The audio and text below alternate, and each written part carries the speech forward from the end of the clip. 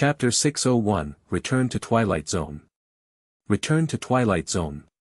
A tremendous volcano thundered and bellowed, as if a giant from the legends launching a flaming iron fist into the skies.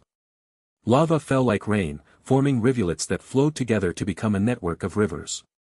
The black volcano towered high into the sky, looming over the region just like the clouds and causing the skies and the ground to turn dark.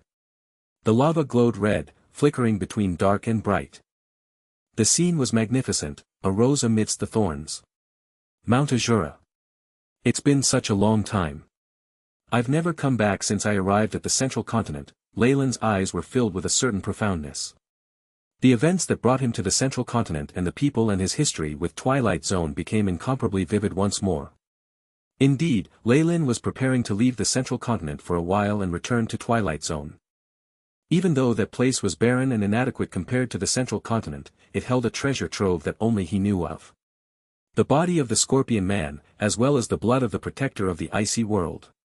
Leyland's thoughts drifted to the contents of the icy Jade Scorpion Emperor's memories that he had acquired from its bloodline when he explored the icy cave. That terrifying ancient battle still brought shivers to his spine to this day. Even morning stars barely met the requirements to participate in it. The remains of a morning star-level bloodline creature were only a small treasure to Leyland, and didn't mean much, but the bloodline of that bronze female giant wasn't so simple. That was a bloodline that crossed rank 7, one that had already begun to touch upon laws. In front of that, the current Leyland was like a moth drawn to the flame. Whether it be refining the ancient bloodline into an imprint or trying to assimilate it, either one of these actions would be extremely helpful to him. Parts of his hopes for advancing to the Radiant Moon realm were placed on this. Furthermore, the protector of such a world would definitely have information about the world's coordinates in its bloodline and genetics.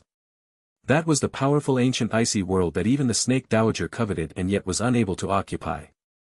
It was an unknown number of levels more important than the lava world, and Leyland would be the sole benefactor of it. It was because he had this that he was confident enough to give away the coordinates to the lava world as a gift. Leyland had other plans for the icy world and the female giant's bloodline. When she had been killed by the Snake Dowager, would her body retain any scent or aura from the purgatory world, which would allow him to deduce the coordinates of that world? Even if it wasn't on her body, the icy world had been invaded by the Snake Dowager who had come from the purgatory world, so how could there not be any traces left behind? With the icy world as a springboard, the difficulty in locating the purgatory world would be reduced by a large amount. Once at the purgatory world, finding the bloodline primogenitor, the Snake Dowager, would make breaking through the bloodline shackles a simple task. Of course, the whole process wouldn't be that simple, but the general idea wasn't bad, and it was the best way to break through the bloodline shackles. Of course, Leyland did not dare confront the Snake Dowager just like that. That was basically sending a lamb into a tiger's den. He didn't believe that he had any way of resisting strength that had surpassed that of breaking dawn and controlled laws. Therefore, ample preparation was necessary, and this method could only be used as a last resort. Unless all his other options were exhausted, Leyland didn't even want to consider this option. He would lie low in the Twilight Zone, and find a way to break through to Radiant Moon. That was Leyland's basic plan. Mount Azura will be dormant for a period of time every 100 years, which makes it the best time to go underground right now. Leyland recalled the time he had come up from the subterranean world. While he had grasped the right timing and prepared well, it had still been very dangerous. He could not help but smile slightly at that. He came to the crater of the volcano, and observed the terrifying lava channel. The volcano is filled with boiling hot lava all year round, and only when it's dormant will a channel show itself. It's still not time yet. Even if a crystallized phase Magus were to charge down there, they would be burnt to smithereens. Of course, that was for rank 3 Magi. After he reached the Morning Star realm, what should have been horrifying and dangerous was as safe and stable as the garden in his backyard. Rumble, a layer of black flames appeared on the surface of Leyland's body, forming an oval layer that wrapped him within. A black bubble parted the lava, quickly disappearing into the depths. The terrifying heat from the lava was absorbed by the black flames, blocking all from Leyland who was contained within. As time passed, the black bubble endured the spurts of lava to head straight down. He was withstanding a natural disaster on his own and going through the lava against the current. Even Mount Azura erupting could do little against him.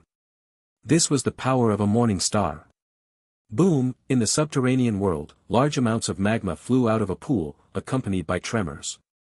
A bubble of black flame burst through the thick, durable rocks at the top and fell to the ground. Leyland's figure appeared once more as he withdrew the flames. Compared to before when he had to rack his brains and look for opportunities, the current Leyland could travel anywhere as and when he wished.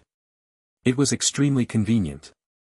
Seeing the dark sky and the stifling rock ceiling, Leyland sighed, "Twilight Zone, I'm back." Feeling the large difference in the concentration between the central continent and this place, Leyland shook his head. It's no wonder that morning stars pay no attention to this, the elemental particle concentration is so low here. Compared to the central continent, this place was like the barren countryside, if even that. The restriction of a low particle concentration would reduce the might of any spells used here by a large amount. Morning stars cared little for this place, and regular magi had no way to pass through the lava channel. Hence, Twilight Zone still retained its own path, and the influence from the external world was minimal up till Leyland's arrival. One sweep of his soul force and the surroundings were displayed in his mind. He had been the master of Twilight Zone in the past, and was somewhat familiar with the general area. He knew where he was instantly. When I left, there wasn't even a rank 3 Magus in Twilight Zone, right? Leyland touched his chin. Here, even rank 2 Magi could be considered the rulers, while rank 3 were the emperors. Morning Star. There hadn't been one in years. Am I like a high-level player in a newbie village, crushing everyone here? Leyland touched his chin, a grin on his face, but I like it. It was a fool's behavior to still try to fight even when the enemy was powerful. Even if one could win for a while, a single failure would leave him with no hope of reprieve. Leyland did not like these methods. Often, he would act only when he was very confident, and all he hoped for was for the Magi in the world to all be at rank 1 and 2, which made it easy for him to manipulate them. It was because he had this stable mindset that he could leave till today. I wonder how Nature's Alliance Academy is doing. Has Celine been able to take care of it? And then there's the dark elves, gnomes and other races. After he determined the direction, Leyland's body turned into a streak of light as it hurried towards the headquarters of the Northern Nature's Alliance Academy. The Northern Region, Nature's Alliance Academy. Eternal light spells brightened up the room, reflecting a black desk with innumerable documents on the surface, as well as ink, quill pens and other stationery. A female magus with a delicate face wearing luxurious upper-class clothing kneaded at her brows with slender fingers, seeming very tired. Director. The door was pushed open, and a female magus hugging a file ran in hastily. Urgent news from the front lines. Pi City has been attacked again. All of our subordinates were killed, and 2 professors were even. All right. The beautiful director nodded her head from behind the desk, giving a drawn-out sigh. Almost 100 years ago, the fall of the northern region also started from Pi City. I just don't know if anyone will come and turn the situation around this time. She stood up and pulled the curtains open. There was a gigantic square of the academy outside the windows. At the middle, the statue of a young magus stood proudly, still having a slight radiance. Leyland, where are you? With your strength, I'm sure you must be doing well wherever you are, right? This beautiful director was naturally Celine. When Leyland had left Twilight Zone, he had left behind a series of tricks, allowing Celine to take control of Nature's Alliance Academy for almost a century. She had also advanced to rank 2. However, the academy was now facing the largest crisis since its establishment. The tide of darkness creatures had come forth once more. And in this wave, there were countless beast emperors that had mutated and reached rank 3. That was not all. The gnomes and elves had now joined hands in rebellion and distanced themselves from the humans. They were now attacking in the north as well. The defensive stronghold of the north, Pi City, had fallen under the cooperation of the 3 races, and 2 rank 2 professors from Nature's Alliance had fallen as well. Director, we need to react to this, or Lord Banker will use this opportunity to create issues. The exchange between academies is about to begin as well, and I'm afraid, concern was evident on this female magus face. After hearing this, the look of helplessness on Celine's face grew more obvious. The immense pressure came not only from the outer world, but also the inner departments. Banker had initially been an ordinary professor of Nature's Alliance, but he'd had a miraculous encounter and gained the inheritance of some ancient magus. His strength had shot up, and had now entered rank 3. With power, he obviously desired the corresponding status. In Banker's eyes, that would be Celine's position. Though he was fearful of Lei Lin, which meant Banker did not dare go too far, there were still countless magi who sided with him. After all, Lei Lin had already disappeared for almost a century. Chapter 602, Changes in the North. Changes in the North. The passing of time could erase everything. More than 100 years passed, and the number of magi who could still remember the mighty Lei Lin were few and far between. If not for the longevity of magi, the situation now would definitely be much more severe. Celine might even have been stripped of her position as director long ago. But even now, things were far from good. Among the magi in the entire Twilight Zone, Banker was the only rank 3, and thus he had a good reputation. He even tried to imitate Lei Lin, and wanted to crown himself as the Radiant Guardian, and even the Emperor of all of mankind. His attempts, however, were futile. Celine could distinctly see the ambition in Banker's eyes, but could not stop him. Most of the academies in the other regions were already relying on Banker's help. There was no doubt that he would exert pressure on Celine during the exchange between the academies, as well as the establishment of the allied armies. How will I get through this one? Celine was at a loss. The tricks that Lei Lin had left her could only deal with rank 2 magi at most. There were clearly limitations if used against a rank 3 Magus. The mere proof of Lei Lin's existence would not be enough to obstruct this Magus' insatiable greed and ambition. Celine was very clear about this. Bang! At this moment, the door of the office suddenly swung open, and a youthful Magus entered. He had wine-red eyes, and his long blue hair was not tied up, but instead cascaded down to his shoulders. There was a frightening power surrounding him. Lord Banker. Another female Magus from before hurriedly rushed to salute him. Director. I bring good news. Doroi Snail Academy and Ray College have acceded to my request, and have agreed to rely mainly on us, Nature's Alliance. They will elect the allied armies as the ruling party. Banker eyed Celine's silhouette greedily. Celine furrowed her brows. Banker. Don't you know that you have to knock before entering my office? Or do you no longer have the most basic of manners? This place will soon undergo a change of hands anyway. Banker seemed absolutely unrestrained. Have you considered my previous suggestion? Impossible. Don't you forget that I am Lei Lin's wife. Celine's face flushed red. Indeed. A woman who has been abandoned in the Twilight Zone for more than 100 years, Banker shrugged his shoulders. He looked at the obsidian statue in the plaza, especially the radiance above it.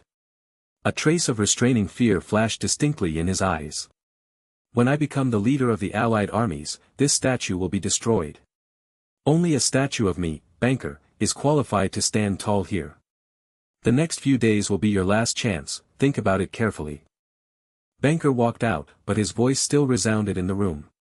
Not only was Celine regarded with tremendous prestige, the Magus that Lei Lin left in her hands was controlled by the spirit. What was more crucial was that Lei Lin himself was still around. Although no one knew where he was still alive, somewhere. Banker was still rather afraid of his senior. If not for these apprehensions, he would have forcefully seized the position long ago. Even so, Banker's patience was rapidly wearing thin. What now, Director? There was a hint of a sob in the female Magus voice. Let me think about it. Worry was written across Celine's face as she gazed at the statue of Lei Lin in the plaza. It might have been an illusion, but when she turned around, she felt as though the radiance above the statue seemed to have turned brighter. As the days passed by, numerous magi rushed into the northern region unceasingly. Due to the underlying reason to deal with the other races, the exchange between the institutions was even more important. The turbulent undercurrents in the subterranean world never stopped flowing. Not only were the human magi plotting conspiracies of their own, the other races also played an extremely important role in the impending chaos. In the vast yet solemn venue, the directors of all the academies were sitting around a long round table. They couldn't help but turn their gaze towards the main seat in the center. The golden chair was adorned with many ornamental gems and appeared incomparably gorgeous. This seat was still vacant at present, but it could be inferred that only today's victor would be able to occupy that spot and cry out his commands. President of Nature's Alliance, Celine, and House Professor, Banker, have arrived. A voice sounded abruptly, making the numerous directors turn their gazes towards the entrance. Celine was there, dressed in a splendid ceremonial robe. She was accompanied by Banker. Banker was even walking in front of her. That's too much. He's not even the director yet. Will, who was seated amongst the spectators, secretly clenched his fist. He was brimming with rage at the thought of the director whom he had always admired being coerced into this. But as a mere official Magus, he had no way to confront a rank 3. This was a lesson he had learnt the hard way, through tears and blood. Director Celine. Director Celine. Director Celine. A few well-acquainted magi profusely greeted her, but even more people gathered around Banker, just like stars revolving around the moon as they grouped around their revered leader. These fellows. Celine was secretly angry. When Leylin was still around, these magi who were now kissing up to Banker, were all itching to kneel at her feet to express their loyalty. Now, they were betraying her without the slightest hesitation. Even though she knew that the society of magi followed the law of the jungle, she couldn't help but feel a tinge of discouragement. Just as she was walking towards the seat in the center, another Magus obstructed her. Wait a minute. What's the matter, Director Barca? Celine recognized him, of course. This Magus was the president of Ray College, and had already been completely subdued by Banker. This is the main seat, only the president of Nature's Alliance institution is qualified to sit here. Don't tell me you're trying to disobey him. Celine raised her eyebrows. A greatly menacing air surrounded her. She was no longer the weak female Magus from before, but a formidable Magus who had undergone the trials of blood and fire, and had been promoted to rank 2. The appearance of such an aura immediately weakened Barca's imposing manner. Indeed. This conference should be hosted by the president of Nature's Alliance institution. Banker walked out, and the first sentence he uttered surprised Celine. Therefore, before the conference begins, I propose to first conduct the election for the president of Nature's Alliance institution. You. Celine was utterly enraged. The director of Nature's Alliance had always been her, and that had never changed. Based on the traditions of Nature's Alliance, only Celine's disciples were qualified to succeed the institution. How could they choose the president based on an election? However, Banker was now making use of this crucial moment, with the support of the other directors, to make Celine step down from office. That's right.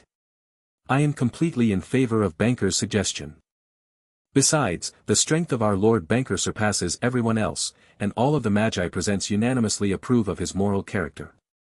Thus, I recommend our Lord, Banker. President Barca raised his point immediately after some thought. That's right. We stand by President Barca. Well said. Many Magi started to cause a din, especially a great many of the rank 2 professors from Nature's Alliance Academy, who all stood behind Banker. Only a handful of students and Magi who used to be controlled by Leylin stayed by Celine's side. All of you, Celine looked at the hostile Magi, and suddenly felt as though she was among a pack of wolves.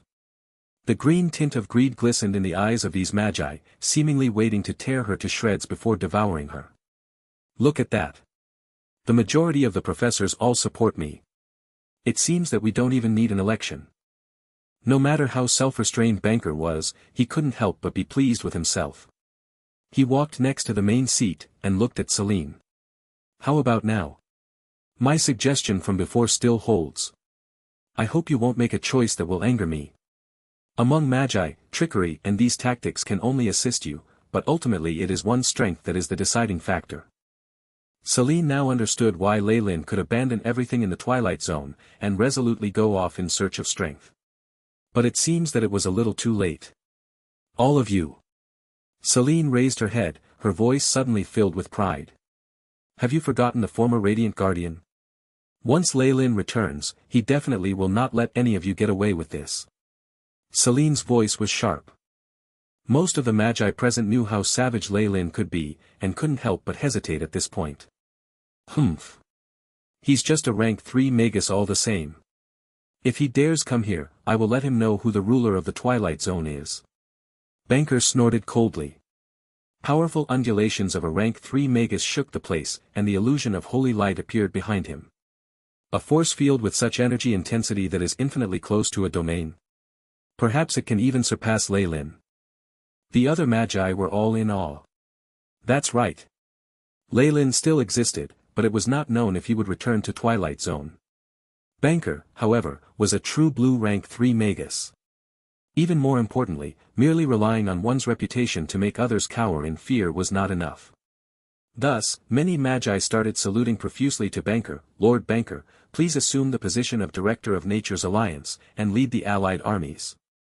The voices rose to a clamor, and Celine, who was sandwiched in between, seemed incomparably pale.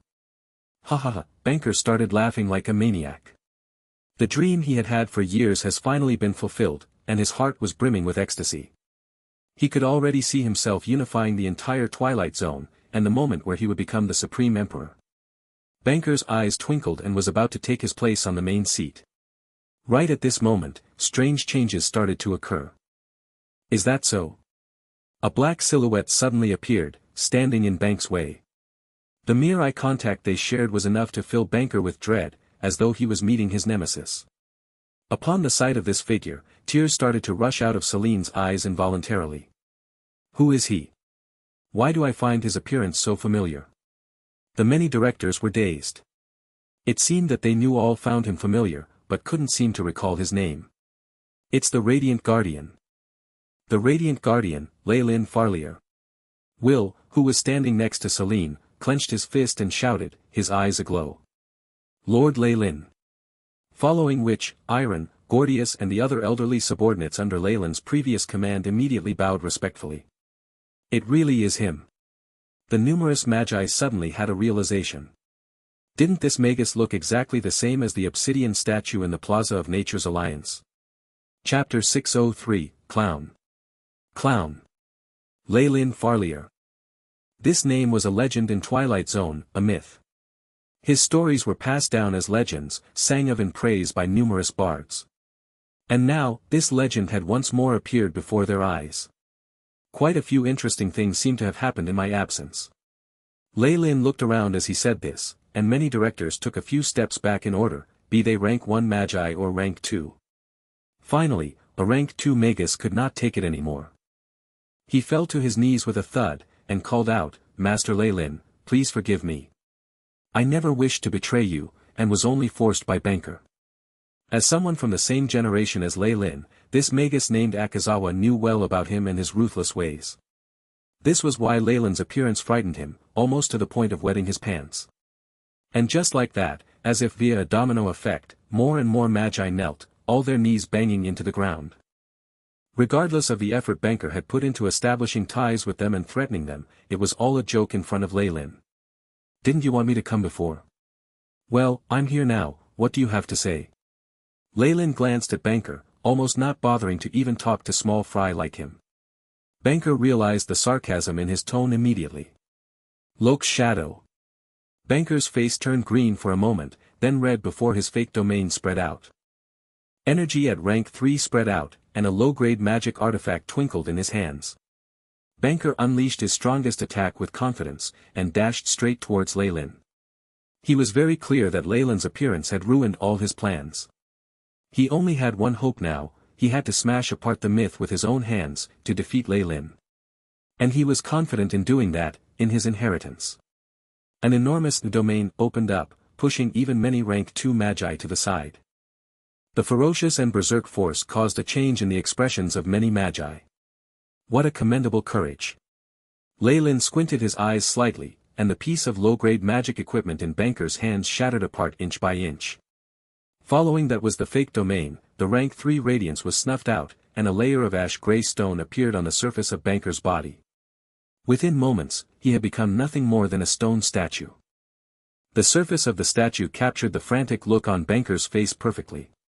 It was like a clown trying to run away, highly comical. Didn't you want to be honored, for your legacy to be passed down? Very well, this statue can be placed at the Plaza of Nature's Alliance, it'll be a good contrast. Lei Lin nodded, and the place fell into a dead silence. Many of the magi present felt like they were dreaming. What had they just seen? The strong rank 3 Banker had attacked Lei Lin at full force, but his opponent simply blinked his eyes and he turned into a statue. Even his soul had been annihilated. This Radiant Guardian was evidently quite a bit more terrifying than in the legends. What? Anyone else wants to interfere in the internal affairs of my Nature's Alliance Academy? Lei Lin looked around.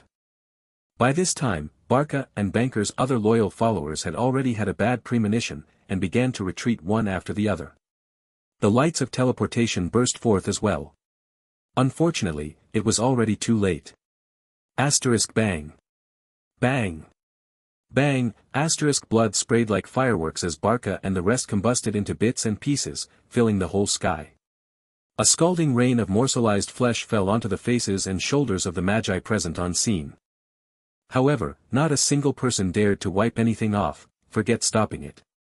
The Radiant Guardian didn't even move his hands, and there were no energy waves from spells at all.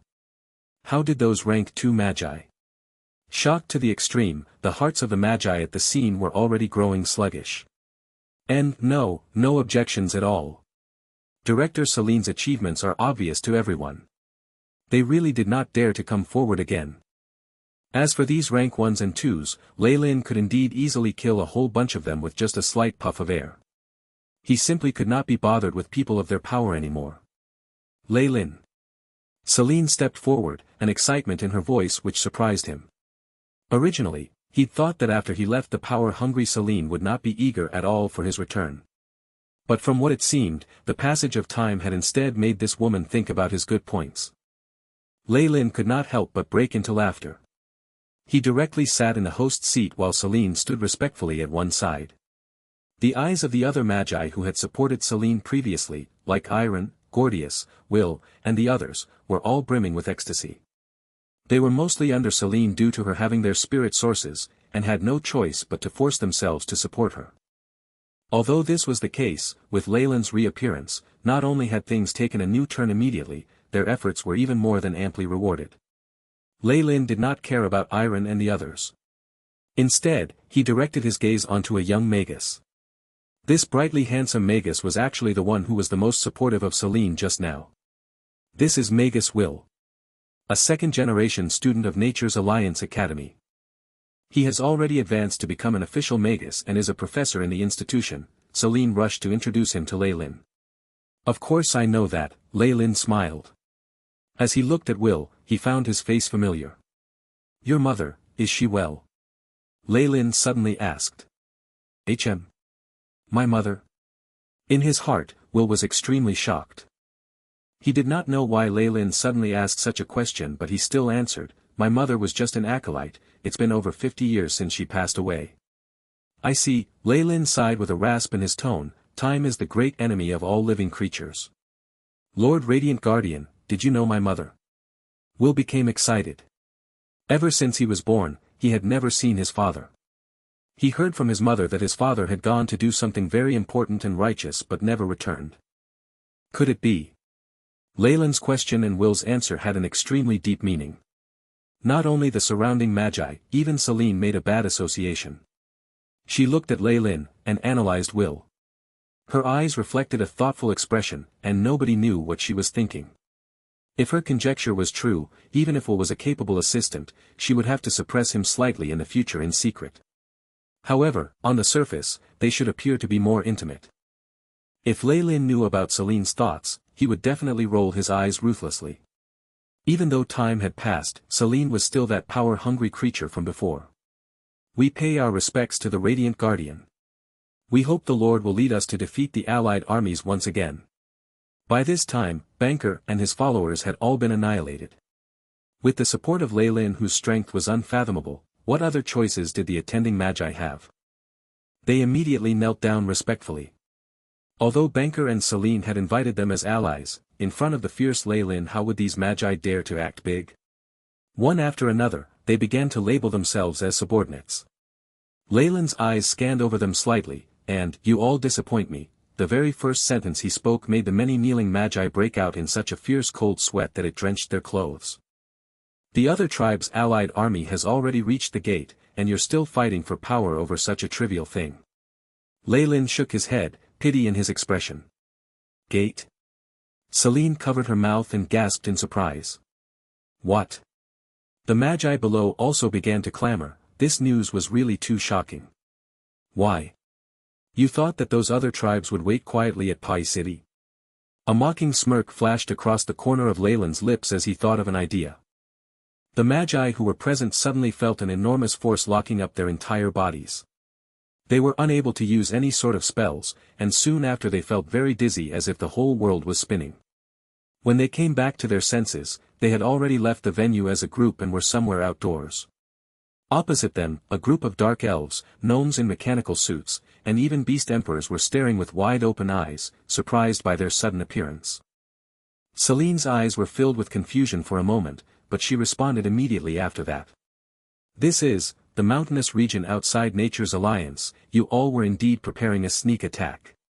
Her limbs could not help but feel ice-cold. In front of them were obviously the elites of the other races. Every one of them had strength at least equivalent to a rank 1 Magus, and there also quite a few rank 3 powerhouses. If they had taken the opportunity to launch an ambush while she was fighting Banker, it would certainly spell a great defeat for the humans of Twilight Zone. Forget the rest, even Nature's Alliance Academy would not be able to protect itself. And after Banker died, the entirety of Twilight Zone.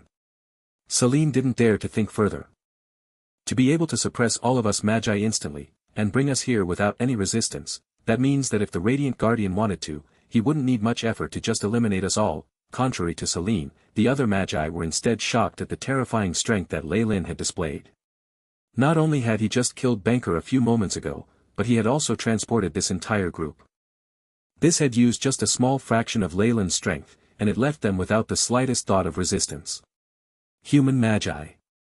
You could actually see past our concealment. A laughing voice spread out as the dark elves separated to expose a queen dressed in a golden robe. This queen had an exquisite face, sharp ears, and the energy waves emitted from her body had impressively reached the rank 3 level. After she came out, a sturdy dwarf as well as a gnome steering a large machine walked out as well. Beside them, a few beast emperors that let loose terrifying howls. Rank 3. All rank 3 powerhouses. Numerous Magi murmured despondently. Leave aside the legendary queen of the Dark Elves for now. It was unexpected for the tribes such as the dwarves and gnomes to produce rank 3s after a long period of suppression. Including the beast emperors, there were a total of 6 rank 3 powerhouses gathered here. Chapter 604, Invincible. Invincible. Since when has the strength of other tribes and the darkness creatures grown to such a point? Celine bit her lips, blaming herself slightly and feeling a little remorseful. Leyland's rule had forced the other races in Twilight Zone to slavery, only to be exploited by human Magi. It was unexpected that in just 100 years' time, they had actually gotten powerful again. If not for Leyland's appearance today, even if the opponent hadn't launched a sneak attack, they could have won just based on this army that infiltrated their borders. It could practically wipe out all the human Magi. After all, before this the humans had only one rank 3 Magus, Banker. Luckily, there's still him. Celine looked at Leyland's silhouette, eyes filled with an unconcealable pride. As Leylin looked at the beautiful ruler of Dark Elves, he could not help but let out a chuckle. Alicia. I didn't expect to see another familiar face. Not only have you advanced to rank 3, you've also become the queen of the Dark Elves. It's truly worth congratulating. However, as this laughter echoed in the opposing queen's ears, her entire body grew rigid. It was as if she had been struck by lightning. The many humiliations that the owner of this voice had brought to the Dark Elves immediately appeared in her mind, something that Alicia would never forget. Yes, this new ruler of the Dark Elves was impressively Leyland's old friend, the matriarch of Dark Elves, Alicia. Even that time, it was her who had surrendered to Leylin outside Pai City, personally offering the high-grade meditation technique of the Dark Elves and their piece of magic equipment. You're Leylin. Leylin Farlier. The opposing queen directed her gaze that was on Celine towards Leylin, gritting her teeth. When Leylin restrained himself, he seemed just like an ordinary person, and it made the other rank 3s overlook him. But with Leylin speaking, a sort of confidence that came from a control of the overall situation emerged from him, making him seem outstanding and superior. It's him. The human's radiant guardian. I've seen his portrait before, I'm definitely not wrong. One after another, the other races exploded with rage. The fear that Leylin instilled in them was etched deeply. Mass murderer. Butcher. Leylin Farlier, repay my father's and the other tribes' hatred with your blood. The sturdy dwarf ruler jumped out, a hammer in hand which seemed to be made of thunder. "Oh. I remember now, you're that lucky survivor from the dwarf royal family, right?" The little rascal who hid in the corner of the palace, not daring to move at that time, Lei Lin patted his head with an amiable sense of familiarity. Yet, this expression and his words had instead caused the dwarf to instantly fly into a rage. Lei Lin was not bothered by him. He turned his attention to the gnome steering the large robot, a mechanical colossus. "You gnomes have managed to create another one. The craftsmanship has improved as well, and the problem of low battery has been solved as well. Sir Leyland's knowledge really leaves me in awe for life. Furthermore, if you hadn't seized our most precious gnome's book at that time, I believe we could still have sat down happily for a chat." The one controlling the frightening colossus was an old, senile gnome whose hands were covered with all sorts of scars and burns. "Oh, there's also rank 3 beast emperors." Lei Lin looked at the 3 mountainous darkness creatures at the side. "This is great." "What's great? Is he mad? Even if he is the former Radiant Guardian, for a rank 3 to think of fighting us all together is too arrogant of him." Many of the tribes began to clamor. Alicia, on the other hand, was different. People like her had seen how terrifying Lei Lin could be, and they had a bad premonition instead. Even if she had advanced to rank 3, the fear she held towards Lei Lin had once more surfaced from deep in her memories after she saw him in person. On top of that, he had such a confident expression and there was an enigmatic aura on his body. Alicia's expression changed several times, and at last, she kneeled in front of Lei Lin before the widened eyes of the many magi and tribes. "Alicia greets the Lord, the Radiant Guardian. Please forgive my tribe's mistake this time. Grand Matriarch. How can we just let them go like that? Is the humiliation that the humans have already brought us not enough? How can we simply grovel at their feet like that?" Even before Alicia's allies spoke, the matriarch under her caused an uproar. "Enough. I am the Grand Matriarch of the Dark Elves. I will take responsibility for this matter alone." Alicia responded coldly. "Ha. Good. Alicia. I admire your ability to have a clear view of things." Lei Lin clapped and laughed heartily. Roar. Seeing that something seemed amiss, a small black elephant, one of the beast emperors with large fleshy wings on its back, started howling in tandem with a 2-headed leopard. Both of them pounced towards Lei Lin. A terrifying power beyond the normal rank 3 level caused the earth to tremble. At the same time, a beast emperor in the form of a large blue ape secretly slipped away from behind. The movements of a few emperor darkness creatures seemed to trigger some sort of chain reaction. The tribes at the opposite side had joined forces to attack Lei Lin together. Ignoring the indecisive dark elves and Alicia who was still kneeling, the dwarf ruler threw the large hammer in his hands with a howl, and terrifying blue thunderbolts swept across the area. The colossus, too, created a roaring sound that caused many rank 2 magi to retreat with pale faces.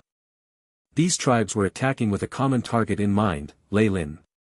4 rank 3 attackers led the charge. On top of that were a whole group of fighters that were as strong as rank 1 and 2 magi, many of them using treasures. Such an attack would leave even crystal phase magi seriously injured as they fled. In the face of this earth-shattering attack, Lei Lin's kept an unchanging expression, chuckling as he spoke. "Do you know why I said this is great just now?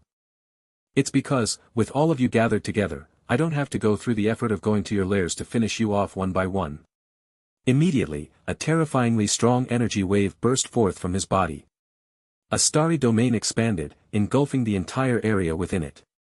Many energies were snuffed out in an instant, and all of the energy attacks within the Morning Star domain had completely dissipated, exposing the silhouettes of the foreign races, all of them at a loss. All Lei Lin had done was release the power of his domain, and the joint attack of the many tribes had been nulled completely. Surging waves. Surging waves of disbelief and fear rolled in their hearts. All the magi who had been worried about Lei Lin just now were stunned. Seeing the tribe's combined attack, they'd thought nothing could surpass that amount of power. However, the moment Lei Lin made his move was the moment they realized that what they'd been looking at was like the glow of a firefly in the night. Although such a glow was visible in the dark, once the sun came up, they would disappear without a trace. The frightening aura being emitted from Lei Lin's body was so powerful that these magi could not help but kneel down, not daring to harbor any other thoughts at all. Such strength. Will stood behind Lei Lin, but he could not help but kneel either. He only felt that the Lei Lin now was entirely different from before. He was like the sun, moon and stars in the sky, up high and eternal. This is the domain that belongs to a morning star. Celine murmured, her tears spilling out helplessly. She finally understood the magnitude of the opportunity she had lost at that time, and that she could never get it back. Ka-cha. As if hitting emergency brakes, the elephant and the two-headed leopard suddenly stopped. They retreated with even greater speed, their bodies bursting forth with blood-red light. Their massive bodies rapidly grew emaciated, making it obvious that they had utilized some secret technique which exhausted a lot of energy. Still want to escape? Lei Lin shook his head. Two gigantic, yellowish-brown palms extended from the ground with a sudden boom, grasping the two beast emperors within. The sound of bones shattering could be heard, and be it physical attacks or magical attacks, the two could not leave a scratch on the palms. The two beast emperors looked at Lei Lin, an obvious plea in their eyes. You're quite smart, even comparable to ordinary humans. Lei Lin gasped slightly in admiration, but the pair of gigantic hands suddenly exerted a bit of force. Ka-cha. Ka-cha, following two loud sounds, the two rank 3 beast emperors had been pinched so hard they exploded. Rank 4. You've already advanced to rank 4. You're a morning star Magus. A voice like that of a dead man echoed from within the throat of the gnome inside the colossus. Morning star. The crowd was sluggish for a moment, unable to react instantly. Only after a while did they suddenly realize what that meant. Indeed, only a morning star Magus would be able to withstand the attacks of the numerous tribes without changing his expression, and even slaughter two beast emperors with just a light touch. It was just that this happy news for the human magi was a total tragedy for the tribes. What did a morning star represent? In Twilight Zone, such a person was invincible. And with Lei Lin's youth, these tribes would probably have to be enslaved for thousands of years. This was still fortunate. If Lei Lin wanted to hold them responsible for their rebellion, their entire race would probably go extinct. A morning star's anger was exactly that terrifying. The large hammer-shaped magic artifact in the dwarven ruler's hands fell to the ground with a bang, and 2 streaks of blood flowed down from his eyes. Although many of the tribes had been stripped of all their abilities in the morning star field and were lying limp on the ground like dead dogs, he was still barely able to stand. Oh, fate! Why are you so unjust, even allowing that murderer to become a morning star in the sky? And for us of the other tribes, there's only suffering. Pearls of blood flowed down his eyes with each word he spoke. And just as his resentful questions ended, the radiance in the dwarven ruler's eyes dimmed. He was dead. There's still one more. Lei Lin stretched out his hand and grabbed the air, and it was as if a huge hand appeared out of nowhere and a large blue ape was captured. Once the large blue ape fell onto the ground with a bang, it kowtowed to Lei Lin repeatedly, continuously begging for forgiveness. Chapter 605, Entering the Caves Again. Entering the caves again. There were a total of 3 beast emperors who had snuck in to launch the surprise attack. This giant blue ape was obviously a lot more intelligent than its 2 companions, and from the very beginning, it had planned to escape, secretly heading to the edges of the battlefield. Seeing Lei Lin extending his morning star domain, it ran even harder without regard for its life. It was a pity that little ruses like these were akin to jokes in front of a morning star. Blood extraction. Crimson light flashed in Lei Lin's eyes, giving the giant ape a feeling that catastrophe was coming. However, under the suppression of the morning star domain, it could not resist. Blood dripped from its pores, quickly taking form in Lei Lin's hands. With the loss of such large amounts of blood, the ape's aura grew increasingly weak, and its howls of pain gradually turned into whines. Thud, a withered corpse fell to the ground, turning into multiple pieces of dried meat with no nutrition. Beep. The weak aura of an ancient bloodline has been discovered. The source has been determined to be the water monkey. The AI chip quickly prompted. Oh. Not bad. No wonder it's much smarter than the rest of the darkness creatures. Lei Lin glanced at the scarlet and crimson intertwined with a trace of blue, and stowed it away. The terrifying blood extraction was still kept up, but the bloodline crystals being formed weren't nearly worth Lei Lin taking them. He tossed them to Celine, Will, and the others, and they stowed them away like they were treasures. Boom. Boom. Boom, their blood having been drawn out, the beings of the other races fell to the ground, dried out. No matter how powerful they were but ants in the face of a morning star domain. In just a few breaths, most of them had disappeared, and all that was left was a bunch of fragmented corpses. The essence of their bodies had already been taken away with their blood, and their bodies now held less nutrition than even the soil. They would soon crumble apart. After Lei-Lin withdrew his morning star domain, the human magi had realized that besides Alicia and a few other matriarchs who were kneeling, all members of the other races, as well as the indecisive dark elves, had been eliminated. In a single move, countless rank 3 rulers and 100 years of accumulated power had gone up in a wisp. Many magi almost fainted as if they were in a nightmare. In the snow-white passageway, Lei-Lin had his hands behind his back, surveying the surroundings with interest. Celine followed behind him, constantly giving him reports. All the academies have sworn their allegiance to us once more and are willing to listen to the commands of Nature's alliance. The allied armies of the other races have been completely exterminated. Congratulations, the whole of Twilight Zone is now under you once again. Oh.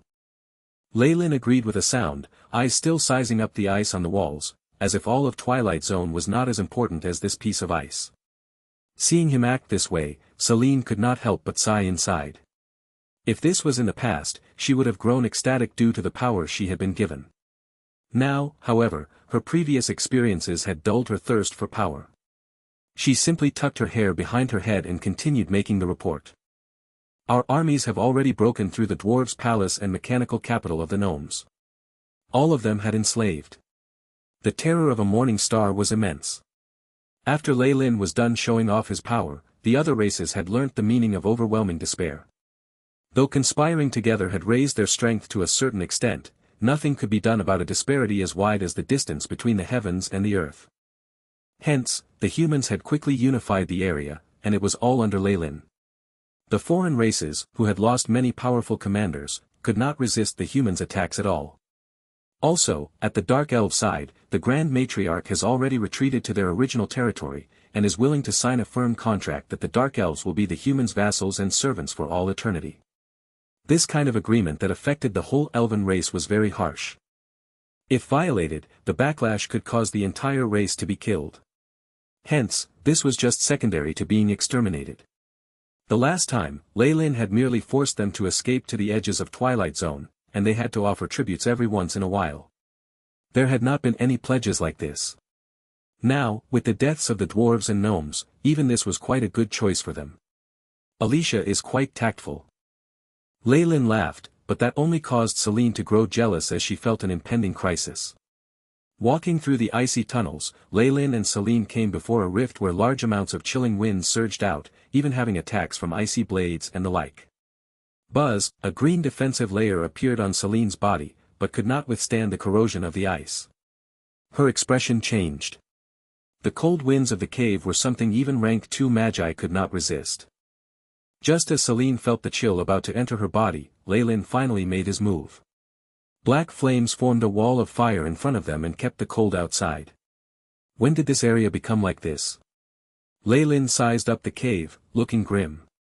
This was the entrance to the icy cave, but its appearance had changed drastically.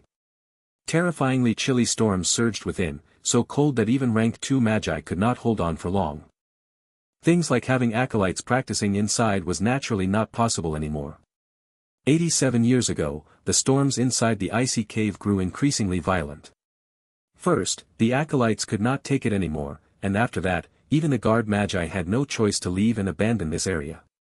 Celine watched the icy cave, feeling as if she was seeing an ancient monster opening its mouth ferociously. She could not help but hide behind Lei-Lin.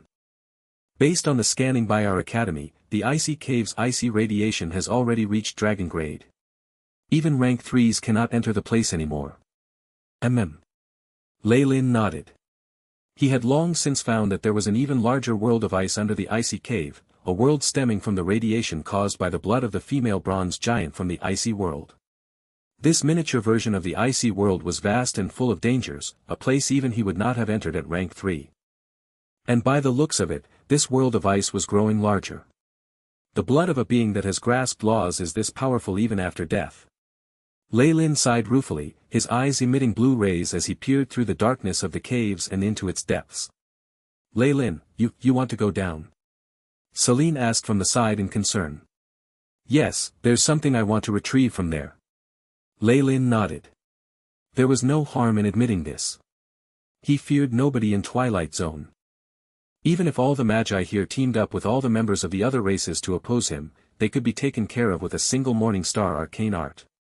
Be careful. Celine bit her lips. Lei Lin had not shown a whit of interest in anything in Twilight Zone after his return. The only thing he'd done was take care of the attack by the other races. She felt like Lei Lin had returned just for the icy cave, and would leave once more soon enough. Even so, what could she do? She watched as his figure disappeared into the icy cave with a complicated expression. She couldn't even handle the chilly gusts, so how was she to catch up to his footsteps? She could only sigh. Is the difference between me and Lei Lin already so huge? In that moment, Celine was disappointed and frustrated. With the howling of the winds from both sides, Lei Lin no longer bothered with Celine. He had only helped out with Twilight Zone because he'd encountered it on his way. If not, even if the entire Twilight Zone was placed in front of him, he probably wouldn't really care. Twilight Zone really was too barren for a Morning Star. It held nothing valuable other than its large lands. Lei Lin had only one goal in coming here, and that was the world of ice. At this moment, the AI chip's robotic voice sounded out. Beep. Ambient temperatures dropping rapidly. Activating real-time detection. Current temperature, 173 Kelvin. 123 Kelvin, the number in the field indicating temperature dropped continuously, eventually even dropping below absolute zero. Terrifying cold covered the area, and even spacetime seemed to freeze over. The place was bathed in blue light. As expected, one can't use common sense from my previous world here. Even the physical constants have changed. Lei Lin's body had been wrapped up in black flames, like being covered in an armor of flames. The ground he was walking on was blue, the rigid ice as glossy as a mirror and yet surpassing even many magic alloys in terms of hardness. The AI chip's prompt sounded again. Beep. Detected icy radiation. 69% similar to radiation in database from the icy jade scorpion. Strength multiplier is 178.6. The world of ice has already expanded to this point. Lei Lin was shocked. In the meanwhile, he looked at the topographic map that had been stored inside the AI chip's database. It was evident that the terrain of the icy cave was similar to before, but the surface now had a much firmer layer of blue ice on top, and many creatures had been affected. Chick chick, not far away, a being called out, and the AI chip immediately sent a reading. Lei Lin's expression changed as he walked over. In front of him now was a creature he was very familiar with, an icy jade scorpion. Compared with the elite icy jade scorpion he had seen before, what appeared in front of Lei Lin was several times larger, and the strength of its energy had reached rank 2. Even the female face on its back seemed more vivid. Has the radiation from the blood of a creature that comprehended laws begun to affect even physical growth? Lei Lin grew serious. Chapter 606, Arctic Underground. Arctic Underground. Asterisk chick chick. Asterisk the foraging icy jade scorpion saw Lei Lin, and immediately lifted its 2 giant claws. The stinger of the large beast swayed as it positioned itself, ready to attack. Good timing.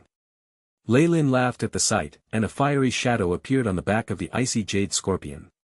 Chick chick, the scorpion tried to struggle, but a palm with a terrifying energy and intent covered its head. The intent in the palm immediately smashed apart all resistance, and the large icy jade scorpion crouched down. From this person's body, it seemed to feel a familiar and amiable energy that belonged to an emperor. Let's go.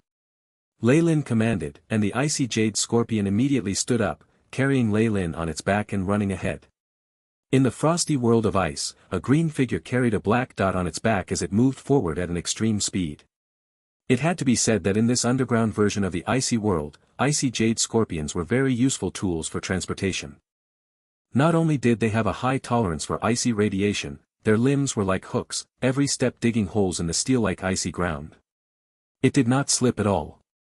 The large icy jade scorpion was intimidating and could avoid a lot of little inconveniences. At the very least, regular beings of the world of ice would not dare provoke it. Here. This is the limits of the map Celine gave me before. Asterisk thud. Asterisk, a large green figure jumped up and fell on the ground, its pincers sweeping across and opening a hole in the wall, revealing deep pathways inside that had obviously been altered with time. Watching them, Leyland's eyes filled with pity. At that time, he had brazenly captured a bunch of icy jade scorpions to treat the emotional instability stemming from his bloodline. The icy radiation has been strengthened, and the icy jade scorpions have mutated. I wonder if there's anything now that can heal the emotional instability at Morning Star. Leyland thought as he touched his skin. Then, he had only used a peak rank 1 icy jade scorpion emperor to suppress his emotional instability until he became a Morning Star. Now, even the regular icy jade scorpions had strength equivalent to a rank 2 Magus, so the icy breath of a rank 3 elite or emperor would definitely be effective at dealing with the emotional instability of giant Kamoyan serpent warlocks at the Morning Star realm. This was especially true for Leyland. The AI chip managed to deduce that the icy breath of an icy jade scorpion was very suitable for his warlock physique, and therefore he would have no more issues in that aspect. After I extract the bloodline of the female bronze giant, the world of ice underground will probably collapse due to losing the icy radiation. I should capture an icy jade scorpion emperor. Of course, things don't need to be so complicated. The bloodline of the icy jade scorpion emperor comes from the scorpion man, and as long as I obtain his remains, the effects will definitely be better than from regular emperors. Perhaps it could solve the issue permanently. Let's go. The laboratory was completely empty. When Leyland left previously, he had brought everything inside with him. Now, he was only here to determine the coordinates. After a brief moment recalling it, Leyland patted the head of the icy jade scorpion under him. Chick chick, the large icy jade scorpion whined as it brought Leyland into the depths of the world of ice. This place was out of the bounds of the map he possessed and had many dead ends filled with unknown mysteries. Of course, there was also danger. Whoosh, the chilly gale howled as it accompanied the icy jade scorpion deeper in, the surrounding temperatures lowering continuously. The ferocious icy radiation became even more violent. A green luster began to form on the shell of the icy jade scorpion, even it was starting to find it difficult to withstand the temperature. The tremendous darkness completely shrouded the region, and only the green light from the icy jade scorpion's body could light up the path ahead. Pairs of large eyes were filled with bloodthirst and greed as they appeared around Leyland like flames hidden in the night. Chick chick, the large icy jade scorpion did not really want to move forward anymore. It was merely a rank 2 creature, and while it was considered powerful in Twilight Zone, it was nothing in the world of ice that was deep within.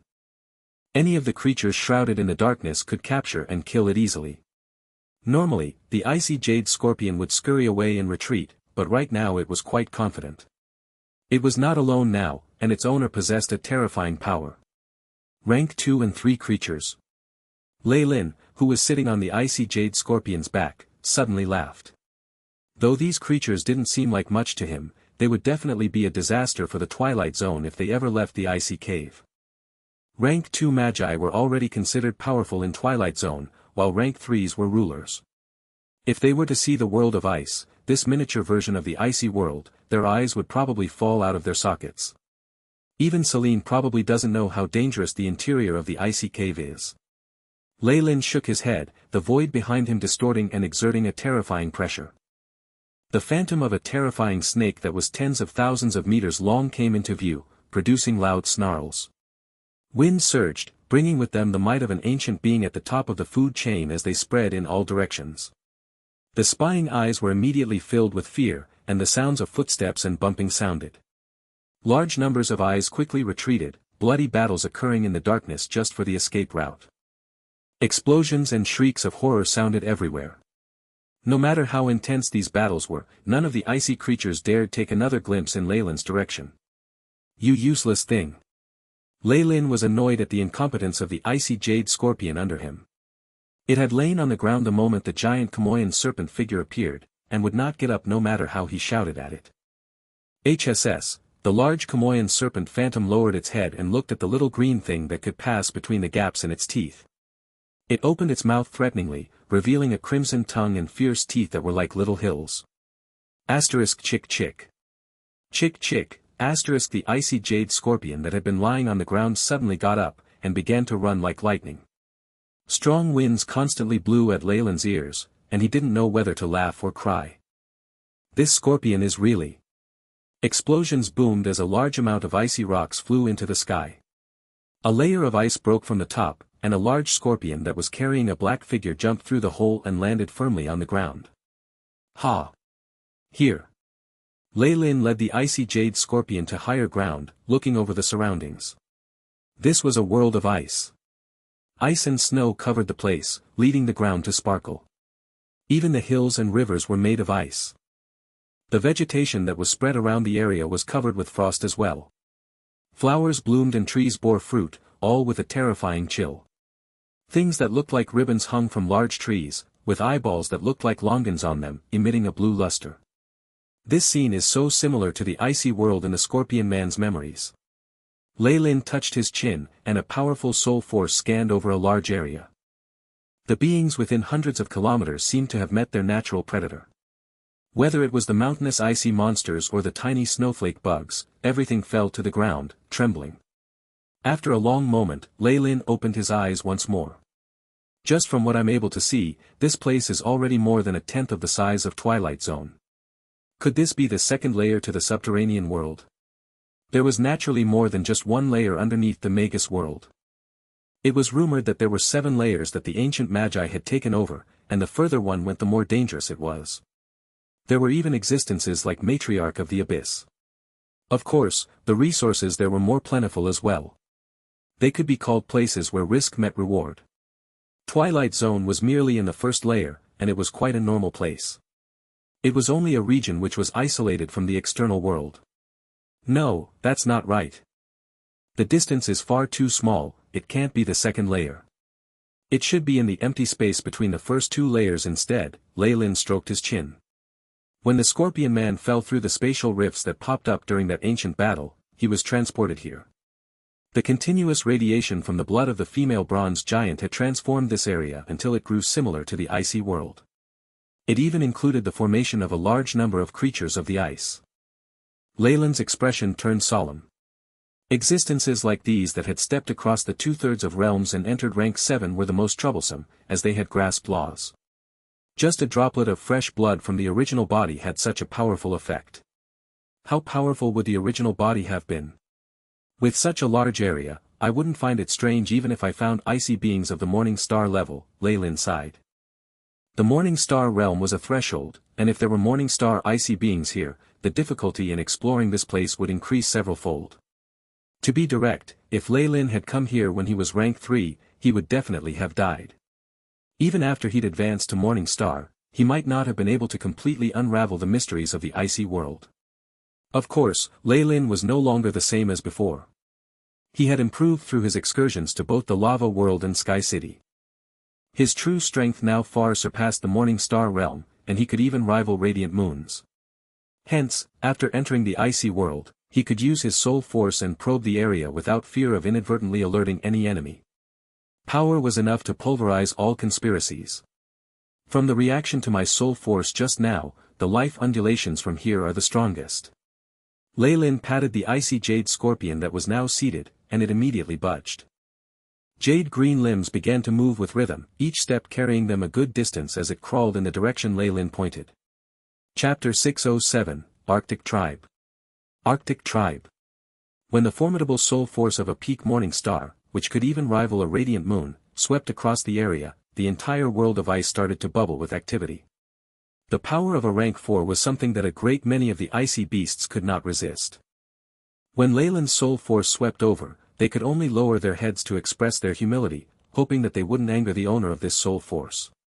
The energy of a Morning Star, however, also awakened other presences. In the depths of a castle constructed completely with ice, the frost radiation was so rich that it had hit its limit. Colorful streams of light could even be seen twinkling continuously in the air. Arwen. A cold voice resonated in thin air. Although there was no radiation of energy, it could make the surrounding space tremble faintly. Your Majesty, your most loyal servant Arwen is here. An elderly man dressed in the clothes of a butler walked out of thin air and kneeled towards the source of the voice. He looked incomparably respectful. This man's hair was combed so neatly that not a single strand was out of place, yet his eyes shone with a strange crimson radiance. His skin was eerily fair, exposing translucent green veins and red arteries. Did you sense it? The female voice asked. Yes. A foreign morning star has arrived in your territory. The old man spoke with respect. He was able to sense that Leyland's soul force was different, which had to be of morning star rank at the very least. A foreign morning star is very important to my evolution. Go. Capture him and bring him to me, the female voice said. Your wish is my command. The old man accepted his orders respectfully and retreated. It was when he got up that an abnormality appeared.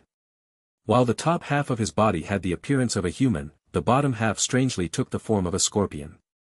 When the butler left, the entire icy castle immediately started to rouse from its slumber like a lion and went into operations. All of you, go. Immediately send out a signal once you discover an unfamiliar strong intruder. The butler, Arwen, stood on top of the tall castle, his voice spreading to every corner below. As he overlooked everything, large amounts of icy giants in armor started to roar, circular icy shields and blue spears in hand. The huge door of the icy castle creaked open, and squadrons of icy giants headed out just like human patrol teams. They disappeared into a flurry of snow as far as the eye could see in minutes. Only Arwen was left standing alone at the highest point of the castle, his thoughts a mystery. Leyland, of course, had no idea about what was happening there. However, he had already mentally prepared himself after displaying his soul force. Thus, with the icy scorpion under his control, he hurried towards the place nearby where the life aura was the most concentrated. The icy cave that Nature's Alliance controlled previously was only a passageway. It was here that the real world of ice lay. The humongous icy scorpion galloped wildly across the ice plains with Leyland on its back. Leyland sat cross-legged, dispatching a few shadow servants in his tracks from time to time to pick a few fruits as well as botanical stems, leaves, and the such. He was now examining a fruit that looked like an apple, his eyes aglow.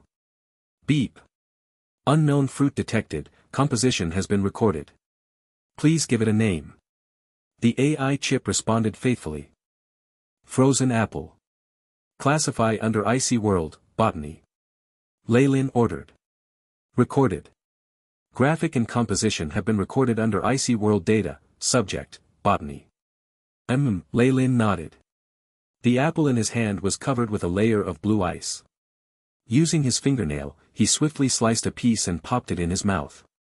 It felt like a piece of ice, no, a sensation even colder than that of ice spread in his mouth. If it was any normal human, a mere touch would perhaps freeze them to death, forget consuming it. Yet, Leyland, who had a vitality of above 100, was already immune to most of the dangers in the world of ice. Hence, to him, it was as cold as ice cream was for an average person. Tastes pretty good, just that it's a little too sweet. Leyland had little interest and threw the frozen apple in his hand to the icy scorpion. Asterisk chick chick. Asterisk the icy scorpion whined excitedly and swallowed the frozen apple in one bite. After arriving here, it seemed to have become more lively. Leyland watched this while lost in thought. Judging by the number of rank 3 spies and guardians at the passageway previously, the icy jade scorpion wouldn't have made it here if it came alone. Leyland raised his head and took a look at the world of ice.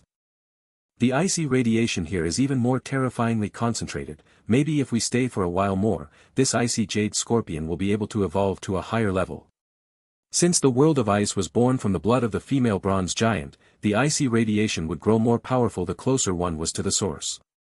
As long as he searched for the place on the basis of this rule, all conspiracies and methods of concealment would be rendered useless. Moreover, Leyland discovered that more icy creatures gathered at the places with more icy radiation. They seemed to serve as a form of all-around protection. The source of the radiation, there's a morning star there, but there's also an even stranger aura. Leyland furrowed his brows. Initially, though the aura was very weak, it felt exceptionally dangerous, hence he did not dare to act rashly. They should have discovered me already. I wonder how they will deal with me. The corners of Leyland's lips curled into a faint smile. At this moment, the huge icy scorpion had broken through an ice tornado, and it arrived opposite an ice canyon. Enormous icicles littered the place, layering on top of each other to form a fortified hill village. There were even a few icy creatures patrolling above. Intelligent icy beings. Leyland exclaimed, and then he urged the icy scorpion to head towards it. Stand still, intruder. If not, you will suffer from the combined attack of the Ofker Canyon. The guards on the fort had long discovered Lei Lin, and hence began to yell at him. With his astonishing vitality came powerful vision. It allowed Lei Lin to clearly spot the creatures in the canyon in a split second. They both belonged to entirely different species. One was a giant more than 3 meters tall with icy blue skin, patterned with ice elemental runes. It was covered in a layer of frost.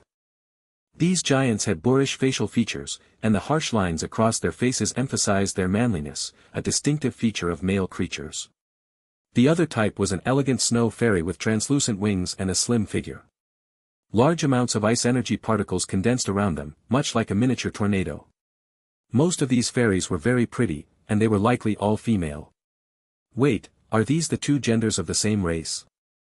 The frost giant males being exceedingly strong in terms of physical strength and defensive capabilities, and the snow fairy females that specialize in ice element spells. Lei Lin noticed one other thing as he made his conjecture. He understood their language, and this was because it was some variant of the ancient Byron language. Seeing that their language was centered around the Byron language, it seemed like the influence that the Magus world had on the icy world was not small. I am a foreign Magus, and I wish to see your leader. Lei Lin made the icy scorpion stop in front of the village, and slowly started to speak. Although his voice was not very loud, it was somehow transmitted far away. There was some movement, and soon after, a few frost giants came running down. Lei Lin seemed to be waiting quietly, but he was actually using the AI chip to scan for information and statistics on these intelligent icy creatures. Frost giant, unnamed, strength, 50. 9, agility, 10.1, vitality, 40.1, spiritual force, 80, innate skill, 1, frost skin. The skin of the frost giant has extremely high resistance towards frost radiation, which may even cause the natural formation of a spell rune. It is an important material in the manufacture of some frost magic weapons. 2. Freeze rebirth. Its astonishing vitality gives the frost giant terrifying recovering powers. In the icy world, if increased by 2 energy levels, such recovering powers may even achieve the effect of regrowth of broken limbs. Snow fairy, unnamed, strength, 10.3, agility, 37.6, vitality, 20.5, spirit, 157.3, magic power, 157, innate skill, 1, frost attraction. Snow fairies have a natural affinity for ice energy particles, and may produce innate ice spells following advancements in rank. 2. Ice tornado. The rich ice energy particles provide extremely strong defense for snow fairies.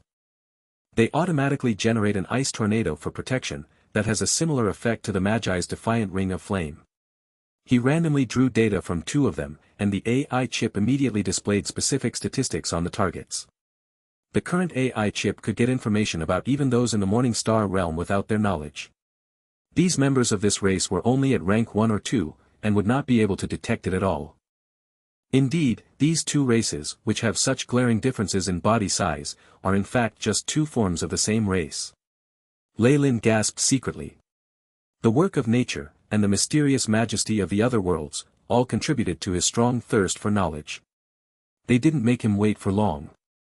In practically a few minutes, the gigantic ice doors opened with a rumble. Squadrons of frost knights riding on huge icy monsters came forth. These riders were all frost giants, and they were seated on all kinds of monsters, all with strange, unique appearances. There were wolves, bears, cheetahs and other forms, but they were all covered in blue frost. It was as though humongous ice sculptures were roaring at Lei Lin with deep voices. In the center of the riders' formation were many snow fairies who had rich concentrations of ice energy particles swirling around them. They stood guard around a double-headed creature. This creature examined Lei Lin, and although its eyes revealed a trace of bewilderment, it still spread open its arms. I am the leader here, Yalmos Andre. Welcome, guest from a foreign place. Lei Lin sized up this leader. He was flabbergasted but instantly restrained himself. Chapter 608, Duchess Rose. Duchess Rose. The leader of the Arctic tribe who had appeared in front of Lei Lin was an impressive double-headed creature. Not only that, its body shared characteristics unique to both the frost giants and snow fairies. A blue radiance flashed in Lei Lin's eyes for a moment, unbeknownst to the leader opposite him. A 3-dimensional hologram formed in Lei Lin's mind, projecting information on this creature. It was almost 3 meters tall and had a sturdy yet well-proportioned body, a pair of beautiful translucent wings on its back. What was special was that above its shoulder were 2 heads, one of a frost giant and another of a snow fairy. They both looked somewhat aged. The AI chip displayed the rest of the statistics at lightning speed. Arctic tribe, fully grown, unnamed, strength, 55.7, agility, 41.9, vitality, 40.1, spiritual force, 261.2, magic power, 261. Innate skills. 1. Twins. A fully grown member of the Arctic tribe integrates the features of both the frost giant and the snow fairy. It has 2 hearts and 2 sets of body organs, and thus they 2 lives. They can recover from any attack that does not completely devastate the body, and also make up for a deficiency in vitality in their other halves. 2. Frost skin. The Arctic tribe's skin has extremely high resistance to icy radiation, and will even cause the natural formation of a spell rune, which is an important material in the manufacture of certain frost magic weapons. 3. Frost affinity. The Arctic tribe possesses an affinity for ice that surpasses that of the snow fairy, and has the ability to produce innate ice spells following advancements in rank. 4. Ice tornado. The rich ice energy particles provide extremely strong defense for the Arctic tribe. They automatically generate an ice tornado for protection, that has a similar effect to the Magi's defiant ring of flame. These stats show that the members of the Arctic tribe are an amalgamation of the snow fairy and frost giant, completely inheriting the advantages of both. It's quite strong for a rank 3. Leyland's pupils glowed. Hee. Does our guest find our tribe's form very astonishing? Yamos Andre discovered Leyland's amazement and started to explain to him, during infancy, a member of our tribe has 2 different forms. Only upon reaching adulthood and finding their other half will they conduct the Arctic blessing ceremony, after which they join together as one body and become a true member of the Arctic tribe. The one who explained was the head belonging to a snow fairy. Its voice was similar to a female's. Oh, my apologies. Leyland hurriedly waved his hands. Peeking into another party's private affairs was considered disrespectful no matter which world one was in. I was just curious for a moment. Ha! Our Arctic tribe members appear somewhat odd indeed. Even the other creatures in the icy world were surprised when they first saw us, so it's understandable for a guest to feel this way. The speaker this time was the frost giant head. His voice seemed to be filled with a bold, heroic air. Since you are a visitor from far away, we would like to invite you to rest in our village. The double-headed chief of the tribe, Yamos Andre, invited him in cordially. At this moment, the low-pitched sound of a bugle horn sounded from the lookout post, following the trembling voice of a frost giant. Chief. Ice troops have been discovered headed our way. What? Both of Yamos' heads cried out together involuntarily. The frost horsemen on the sides even started to fall back one after another, incessant dread written across their faces. Why would they come here? Is it because of you? Doubtful gazes instantly focused on Leyland. Oh. I didn't expect that the morning star here holds a decent amount of power. Leyland stroked his chin. He didn't say it directly, but he'd already admitted it with his words, and there was no more room for doubt. We do not welcome you here. Please leave immediately. Do not bring disaster to our tribe. Yamos immediately became hostile, and the frost horsemen lifted the spears in their hands, angling the points towards Leyland. It seemed like they were ready to attack him at a moment's command. May I know who's coming? Leyland seemed as if he did not care about the Arctic tribe's attacking stance, and instead asked a question while engrossed in thought. You've already provoked the Arctic Queen, and you still pretend to be unaware. The female head of Yamos seemed furious, already about to break down. The Arctic Queen is the dictator here, and the source of all fear. She is the root cause of all calamity and suffering, and everyone who is related to her will suffer from a curse. The female head muttered a few words. Leyland was not sure if it was a prophecy or an ancient expression, but it was evident that its dread towards the Arctic Queen was present. The Arctic Queen. Leyland stroked his chin. I'm actually interested in meeting her. Foreigner, leave at once. Do not bring disaster to our village. The female head of Yamos screeched once more, an ice element storm already formed on her hand.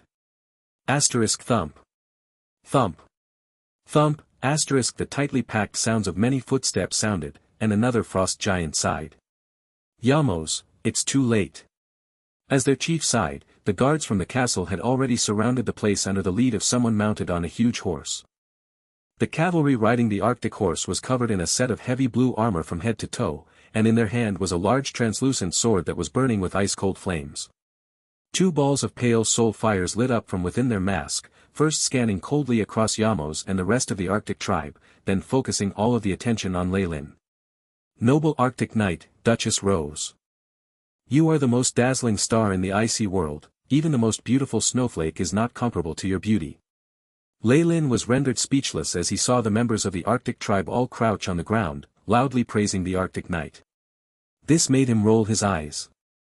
They really speak without thinking. This is a creature who even revealed its soul fire. Perhaps under her mask is nothing but a human skeleton. You're seeking your own death, however, much to Leylin's surprise, the Arctic Knight appeared to enjoy their praise. All of you have committed a crime. You actually dared to interact with this criminal here. But seeing that you did not let him enter the hill village, I will spare you this time. The Arctic Knight brandished her huge sword, but did not take further action. Ah! Duchess Rose, our lord. Your benevolence is just as boundless as all the oceans in the universe. Sparkling teardrops flowed out of both of Yamos Andre's heads, forming something similar to a glass ball before falling to the ground. It made a crisp sound. Hearing their response, Leylin felt goosebumps rise all over his body. As for you, foreigner, return with me to the castle. The Arctic Queen wishes to see you. Swish, the many giant guards turned their spears towards Leylin. With their physique and their resistance towards the cold, an average rank 3 Magus would be unable to handle the all-round attack of this small team. But Leylin didn't seem to mind a single bit, and even asked with interest, was it that Empress order to capture me? It was General Arwen's command. But his word is the same as that of the Empress. The Arctic Knight clearly did not wish to speak much to Leylin. She straddled her giant horse and was about to escort Leylin away. Then. Did he tell you that you have to be careful and immediately send out a signal once you see me, particularly that you should not confront me alone? Leylin laughed lightly, which gave Duchess Rose a bad feeling. Be careful. Almost the moment these words left her mouth, a few black sparks appeared on the bodies of the surrounding troops. Boom, more than 10 black columns of flames burst out in human form. The guards who had an even stronger physique than frost giants were burnt to ashes without a chance to resist. You citizens are to blame. Duchess Rose roared, and the huge ice horse that she was on suddenly leapt up. The Duchess on the horse's back brandished the gigantic translucent sword in her hand. The flames on the sword rose suddenly and ruthlessly came down upon Leylin. Ting. The huge sword with terrifying strength that had advanced without fear was stopped by a single finger, unable to budge an inch. If we were to use the Magus world's classification, you're at least a crystal phase Magus, and you even cultivate pure physical strength. It's quite a rare thing to see, but it's such a pity that all that's useless. Leylin seemed to sigh as his finger slashed out. A crescent of light hummed as it pierced through the Arctic Knight's armor, forming a humongous slit. Her body was flung backwards as fast as an incoming train, leaving a deep gutter trail in the solid ice, which extended far into the distance. Even the huge Arctic horse she'd ridden was smashed and shattered by the tremendous force, splintering apart into a heap of sparkling fragments. Silence. The entire scene had fallen into a deathly silence. Yamos Andre found it hard to even swallow his saliva. He looked at Leylin, unable to believe his eyes. Almighty Arctic Queen, what did I just see? The Duchess Rose, who had been renowned for her strength, the Arctic Knight who struck fear into the hearts of all the denizens of the world of ice, was defeated by this mysterious Magus with just a single finger. It was not just Yamos Andre. The other frost giants and snow fairies had lifeless looks on their faces as well. They felt like they were hallucinating. So. Do you still welcome me now? Leylin turned and smiled at Yamos Andre. Yet, to Yamos it seemed like the smile of a demon. A few timid snow fairies were so intimidated that they hid behind the frost giants, as though Leylin was some ancient fearsome creature. Of course. The frost giant head of Yamos nodded, please forgive my rude behavior earlier. Respected Lord, you are the savior of the world of ice, our new master. Leylin rolled his eyes, dumbfounded. The Arctic tribe was completely hopeless when it came to morals. Chapter 609, Arwen. Arwen. Found it. It's there.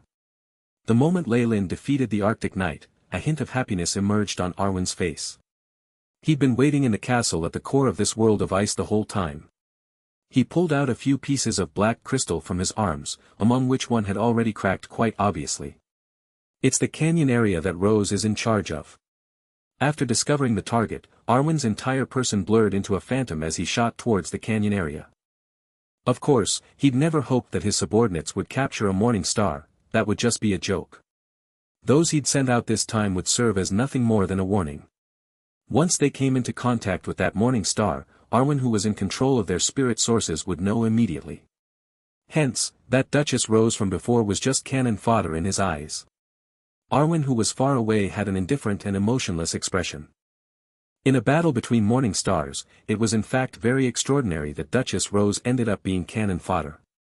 At the same time, in canyon area within the hill village of the Arctic tribe, Lei Lin looked at Yamos speechlessly as the creature crawled and knelt at his feet, both hands clinging to his boots. My lord. The Arctic Queen is the most evil of demons. She greedily exploited our Arctic tribe's resources, and even asked our matured members to become blood sacrifices. She has brought us great suffering and tears of blood. We beg you, sire, must help us with our vengeance. Defeat the Arctic Queen. Yamos was over 2 meters tall, veritably a small giant. For such a creature to kneel before him and cry so hard left Lei Lin at a loss for words. The chief of the Snow Elves, Amos, was also apologizing with tears in his eyes, complaining about the Arctic Queen's evil deeds simultaneously.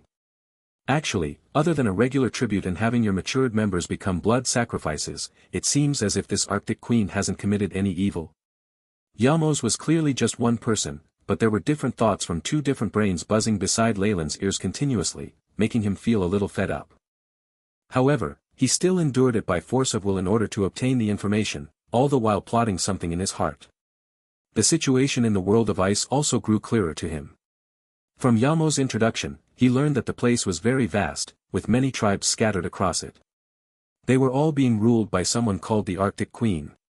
This queen seldom appeared in public, and it could be said that she had almost never shown her face before. All the affairs were handled by her butler, Arwen. The man possessed a formidable strength. The tribes that had been exploited and oppressed had allied together in several crusades but had easily been defeated by him. After a few bloodbaths, there was no one else in this miniature icy world who dared to go against the Arctic Queen's regime. Lei Lin felt like the tribute this Arctic Queen demanded was still quite mild. It was only her demand for blood sacrifices that was terrifyingly huge. There were almost no adults other than the chief in the Arctic tribe. Based on Yamos' accusations, they had either fled or were sent to the castle to be used as blood sacrifices. It seems like the Scorpion Man's remains and the female bronze giant's bloodline are definitely related to the Arctic Queen. They may even be right in her castle. Lei Lin stroked his chin, thinking of something. All these blood sacrifices, could it be? His eyes sparkled, and soon after he suddenly lifted his head and looked into the distant sky. A small black dot grew larger and larger, pressing down like a small mountain. The approaching figure was that of an icy creature who was half human, half scorpion. His upper body was dressed in a butler's suit, the bloodshot eyes leaving a deep impression. It's Arwen.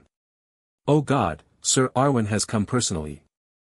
Yamos burst out at a shocking speed, and with a whoosh it arrived at the platform where Yamos had arrived and knelt down. Emotional tears flowed down from all 4 eyes.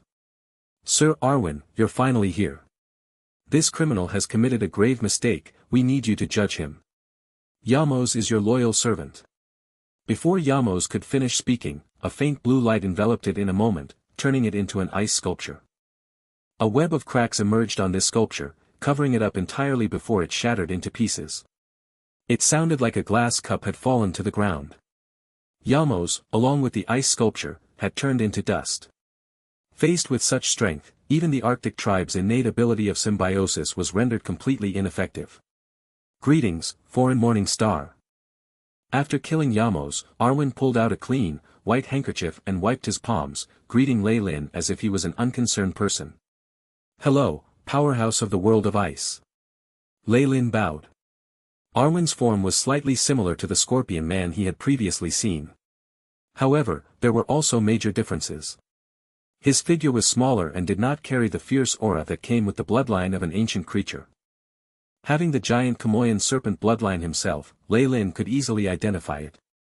But seeing how he had shown up here, and also his appearance, he was related to the Scorpion Man. I represent my master, the Arctic Queen, in inviting you to her castle. I wonder if Sir is willing to accept her invitation. Arwen bowed humbly. I've admired the Arctic Queen for a long time. But what if I refuse? A mocking smile emerged at the corners of Leyland's lips. That would be a great pity. Arwen shook his head, as if he was feeling sorry for Leyland's irrationality. A blood-red light shot out of his eyes in a flash. As if the entire earth was shaken, thunder roared and his entire body jumped into motion from his stationary state, coming before Leyland as if he had broken through the boundaries of time and space.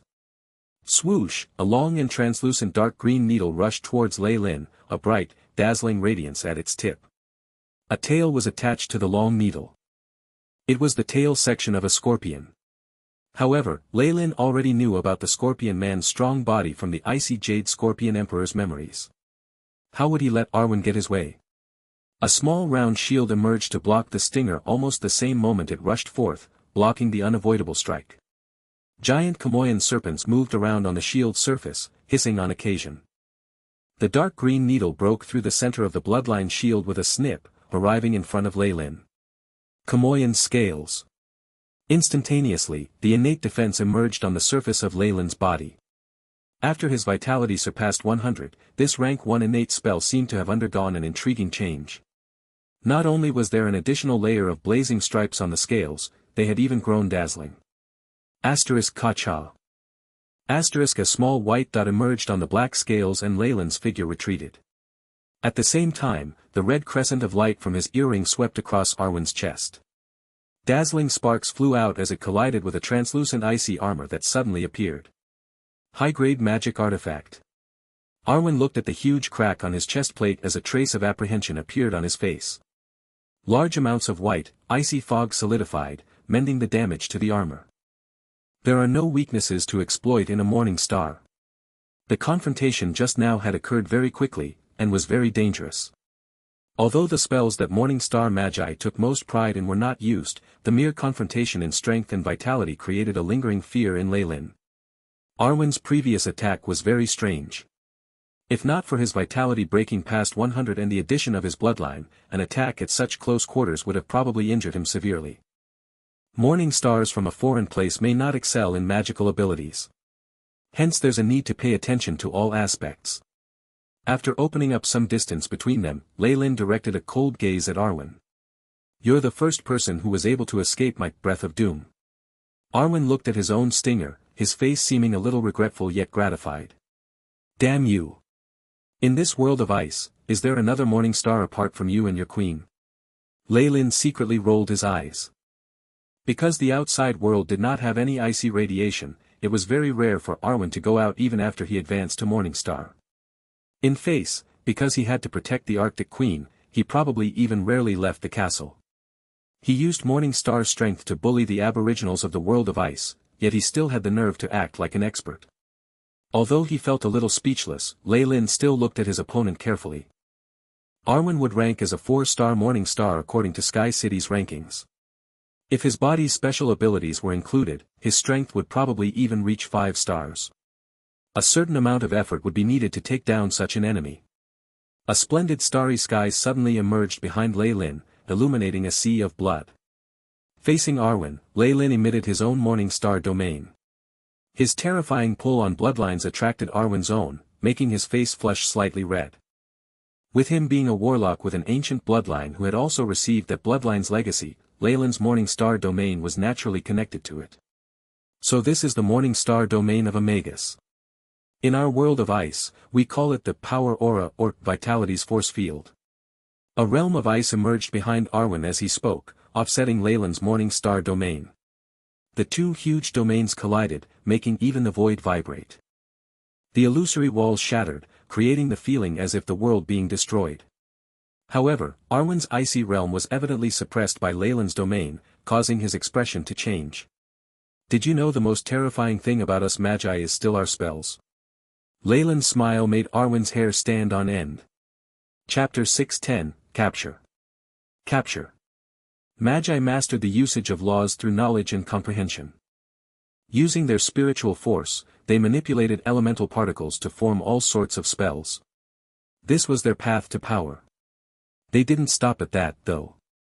Along with comprehending laws, they also integrated other power systems into their own spells. This was what led to the glory of ancient times. Leylin knew from the Scorpion Man's memories that the creatures of the icy world were famed for their strength and vitality. Arwen, who stood opposite him, had evidently inherited these traits. Although Leylin was a bloodline warlock, he still did not measure up in a contest against an actual ancient creature. Hence, as a true Magus should, he tried to shift the battlefield to one in his favor. As in the words from his previous life, one had to match one's strengths to their opponent's weaknesses. After widening the distance between them and using the domain to restrict movement, the efficacy of Arwen's frightening speed and strength, as well as his powerful stinger, had been minimized. In the meanwhile, Leylin could unleash a barrage of spells, obtaining the greatest result at the lowest cost. This was what "knowledge is power" meant. I've experienced the morning star creatures of the icy world. Now, it's your turn to taste the terror that is a bloodline warlock. The enormous phantom of a giant Komoyan serpent emerged behind Leylin. Two starry pupils shot out petrifying rays of light as the huge snake's body coiled up, covering Arwen within. The earth rumbled as terrifying energy ripples were transmitted across the sky, completely annihilating the Arctic tribe in an instant. The frightening energy ripple destroyed the entire fortified hill village to a state beyond recognition, and it happened in a flash. It was like the apocalypse had hit the village. Arctic tribe members who had previously been sluggish due to the death of the chief were now all shrieking, running out of the fortified hill village in hopes of getting far away from this place. To put it bluntly, this place was completely destroyed. Explosions sounded one after another. The competition between the two morning stars even affected the void, causing space to splinter away. What's going on? How is this morning star infiltrator so powerful? Arwen grew more and more shocked. He had a bloodline's legacy and even the guidance of a mysterious presence, which made him think himself a powerhouse in the morning star realm.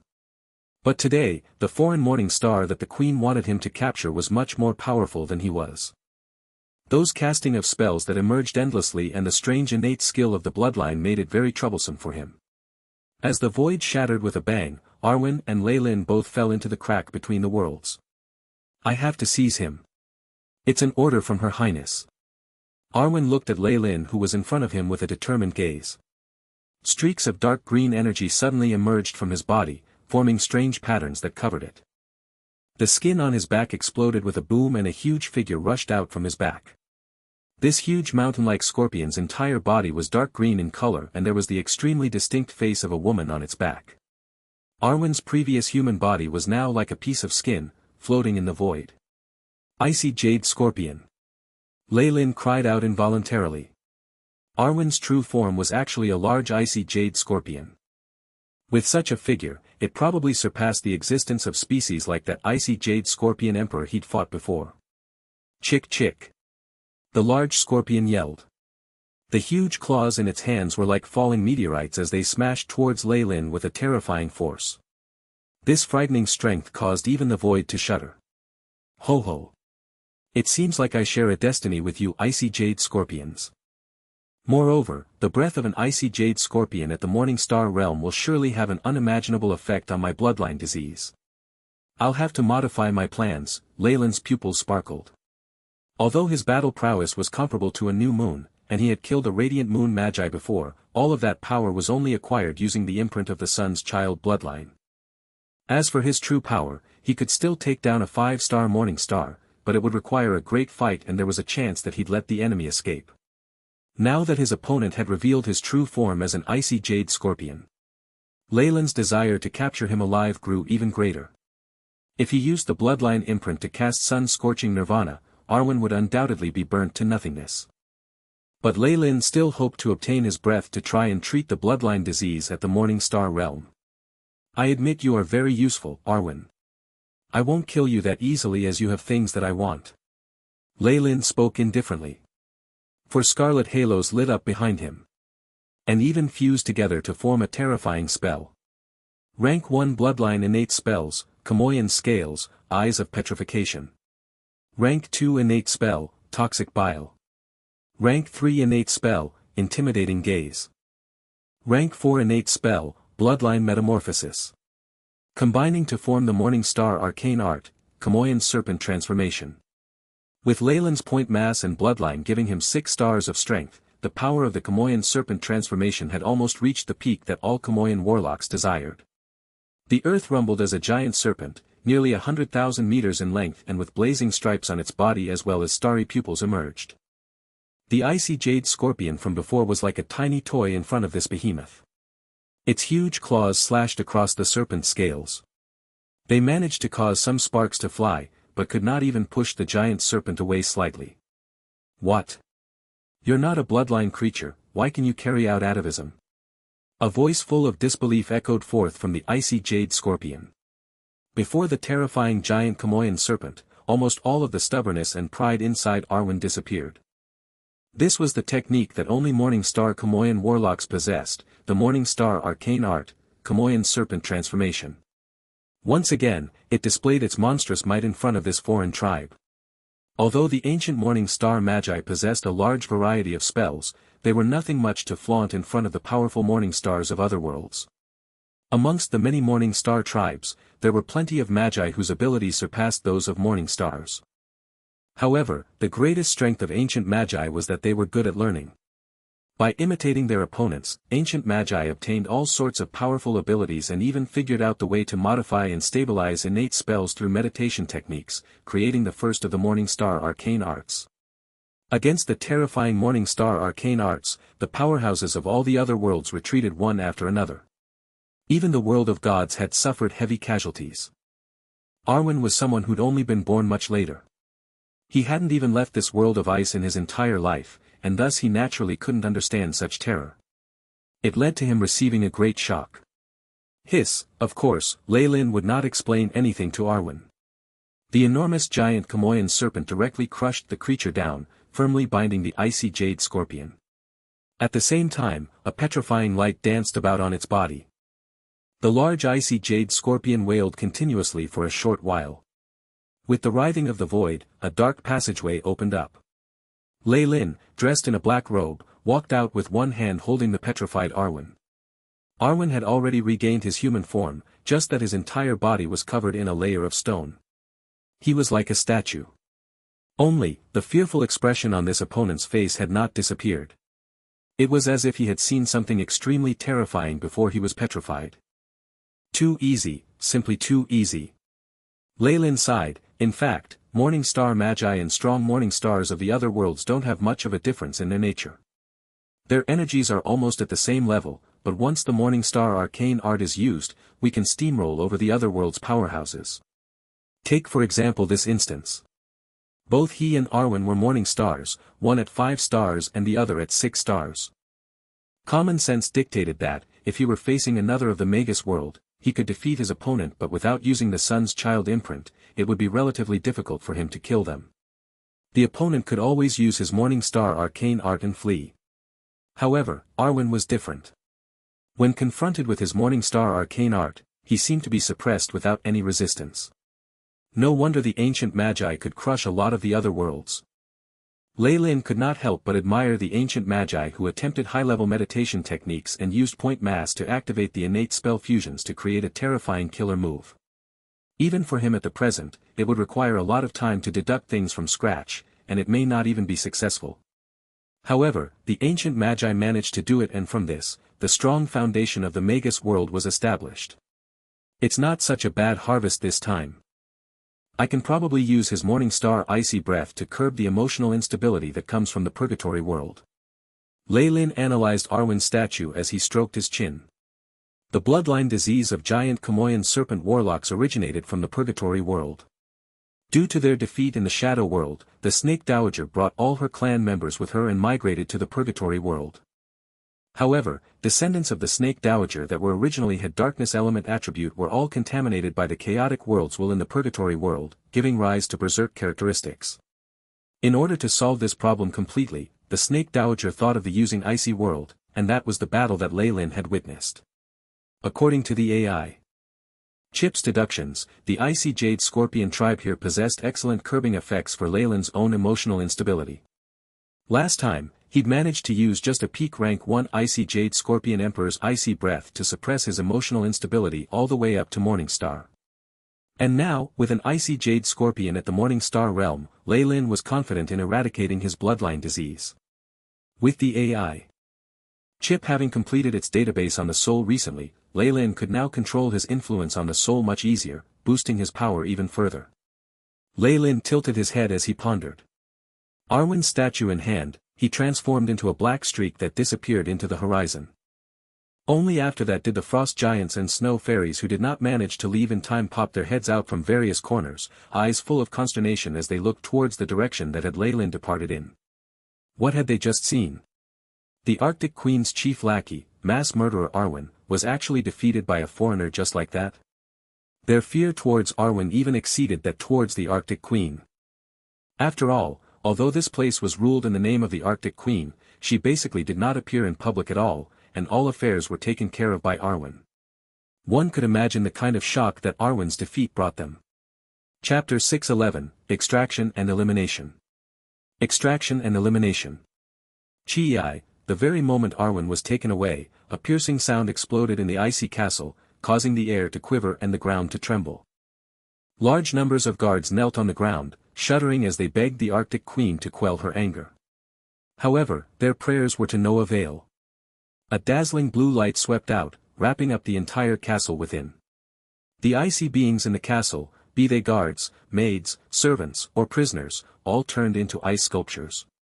Streams of blue light gathered from their bodies, tunneling into the ground like earthworms. Asterisk whoosh. Asterisk when all the blue luster disappeared from the ice sculptures, numerous cracks appeared on them as they crumbled apart to form a snow-white powder. The castle sank into a deathly silence. Meanwhile, in another place deep underground, the steel-like ice opened up automatically, showing a structure similar to a basement. An eternal light spell illuminated the entire area. Many beakers and tools were placed on a translucent tabletop, seemingly in a mess yet possessing some kind of order. Some of the beakers were full of colorful, even smelly fluids. Leyland stood at the simplified laboratory table, watching the stone statue that was once Arwen at the center of the spell formation, a teasing look on his face. This 5-star morning star, someone who was considered the leader of the world of ice, had now been turned into a mere stone statue. Even his soul had been frozen completely, leaving behind a shell that still had life force within. Based on previous experience, he would get the best results when the breath of the icy jade scorpion was used together with icy radiation. And in order to preserve the freshness of the material, Arwen was forced to suffer, becoming Leyland's captive.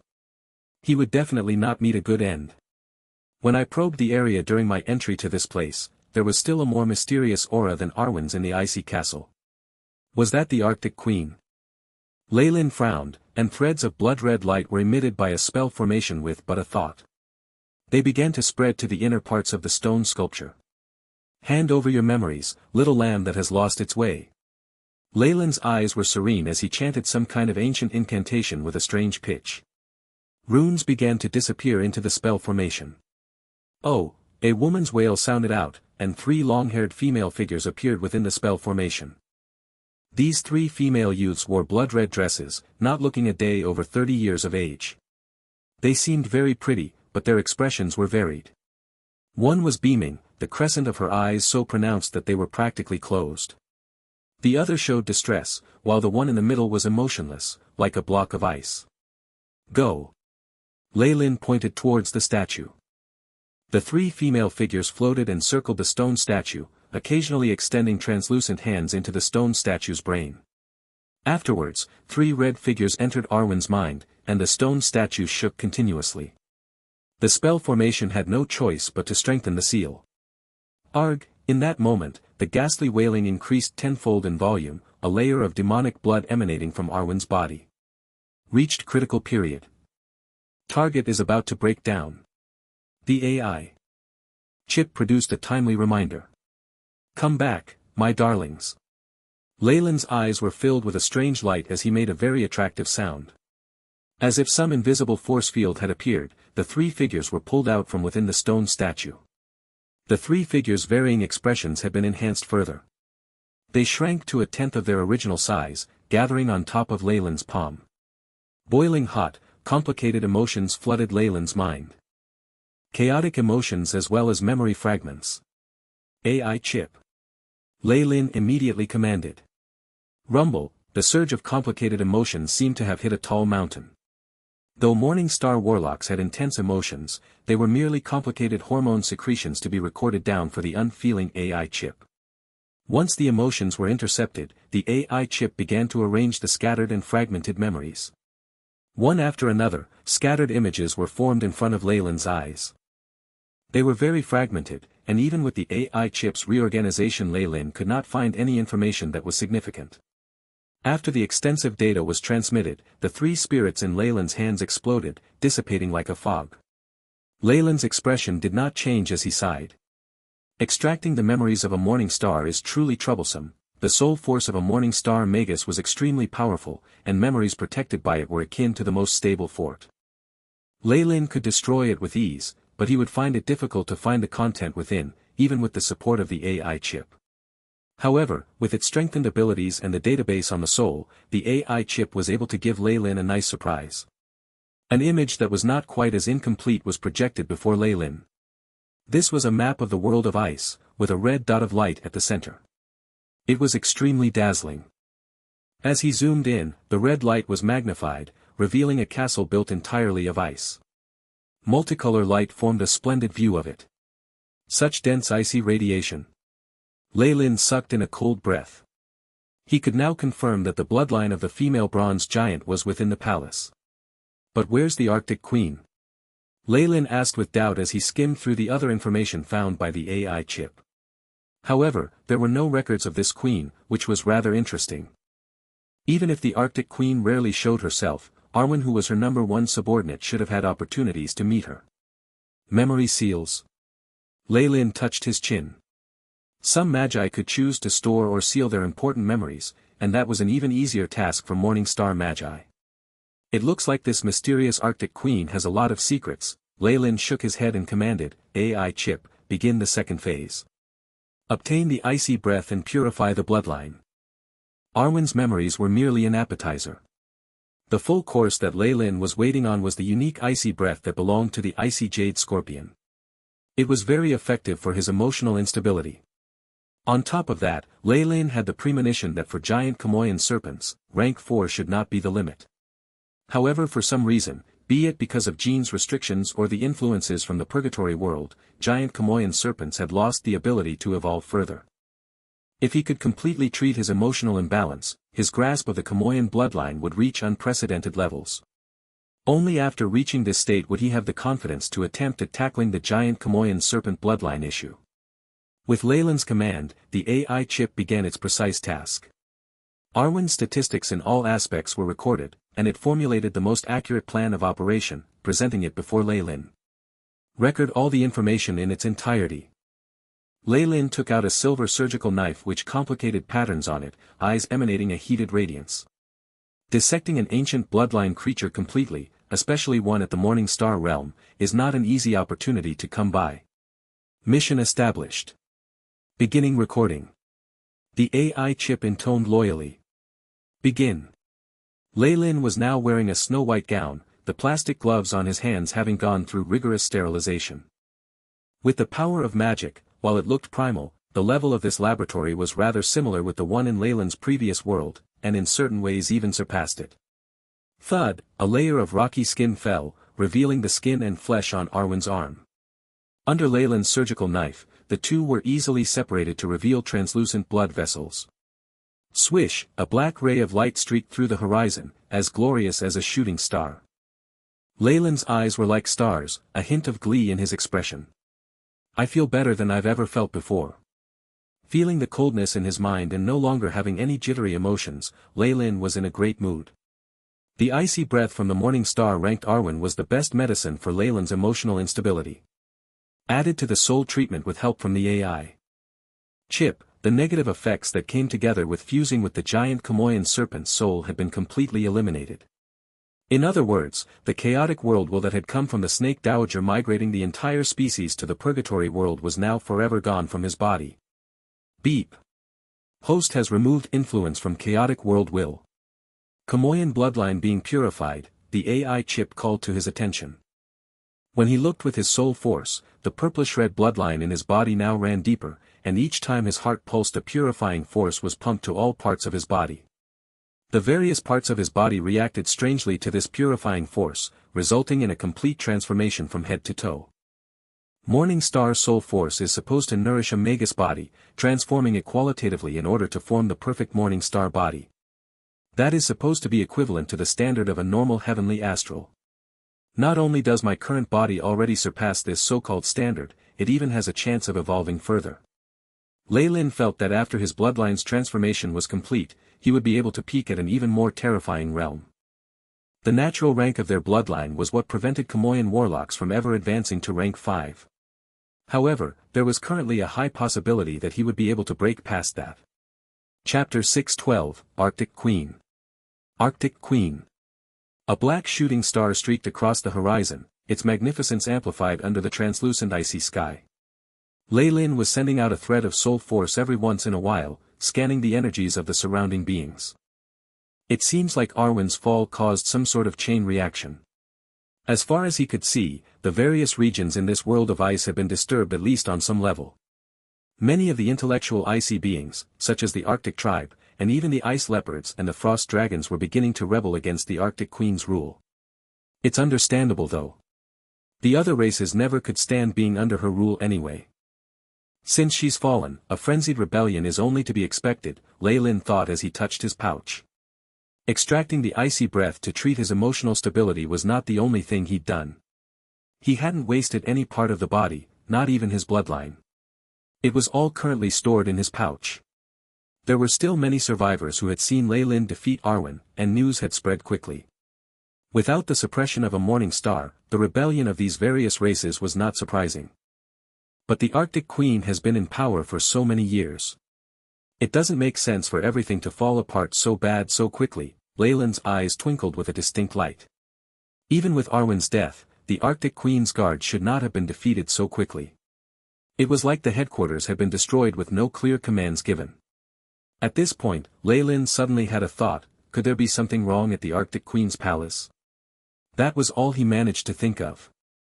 The shooting star that was Lei Lin whizzed faster into the horizon, only leaving behind afterimages in the sky. Even rank 3 creatures could only crouch on the ground, unable to move after seeing Lei Lin hurtling past.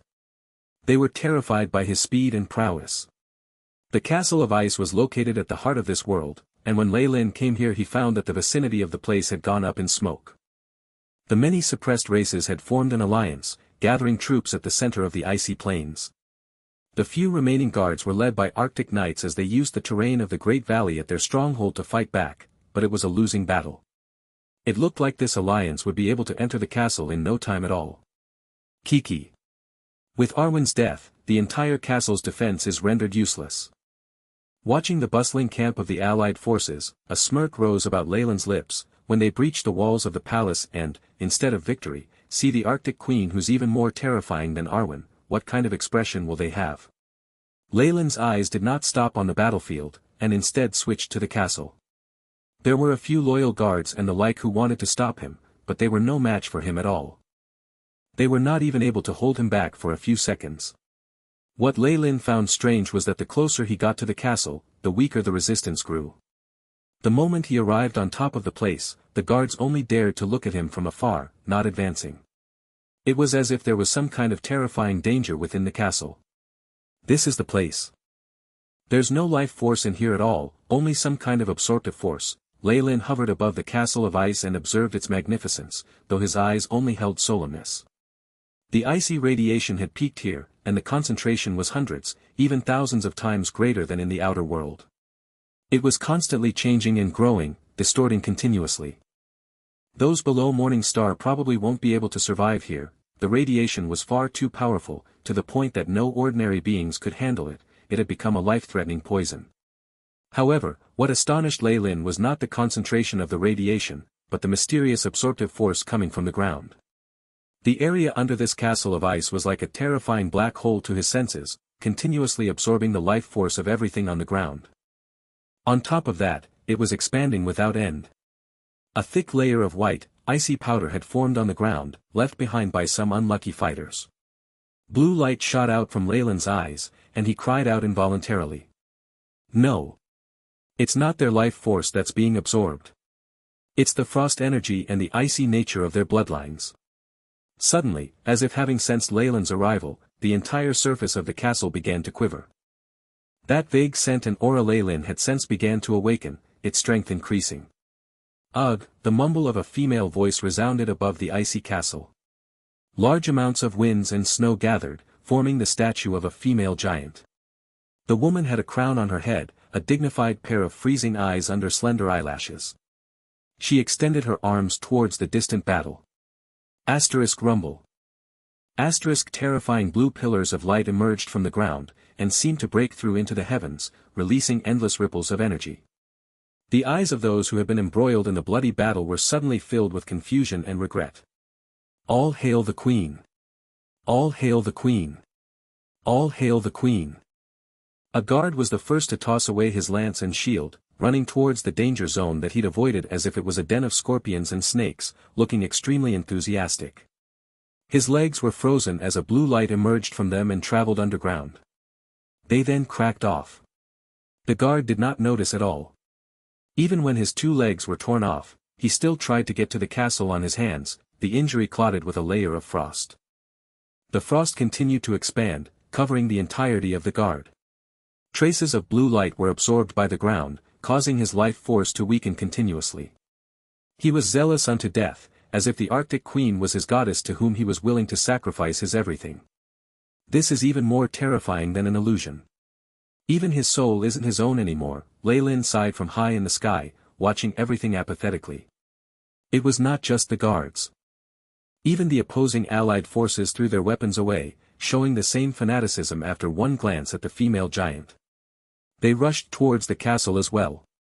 Countless icy statues formed and then broke down, forming a thick layer of white powder on the ground. Yet, even that did not prevent them from surging forth, wave upon wave. Blue light was emitted from Leyland's eyes, and great amounts of information were stored in his database. With the AI chip's collection of statistical data, everything was presented before him. The attraction of the bloodline. The icy radiation too had affected their behavior. Leyland touched his chin. This was not a temporary control from illusory spells, but a terrifying effect that was formed over a long period of time. That was why the effects were so good, such that even rank 3 beings could not escape. Looks like this is a blood sacrifice, Leyland suddenly guessed. Perhaps the Arctic Queen had herded the various races in this world like livestock. Every once in a while, they would be harvested after reaching maturity. If that's so, the Arctic Queen is probably, a flash of determination appeared in Leyland's eyes, morning star radiation engulfing the area. The void itself seemed to tremble, and the world instantly turned black and white.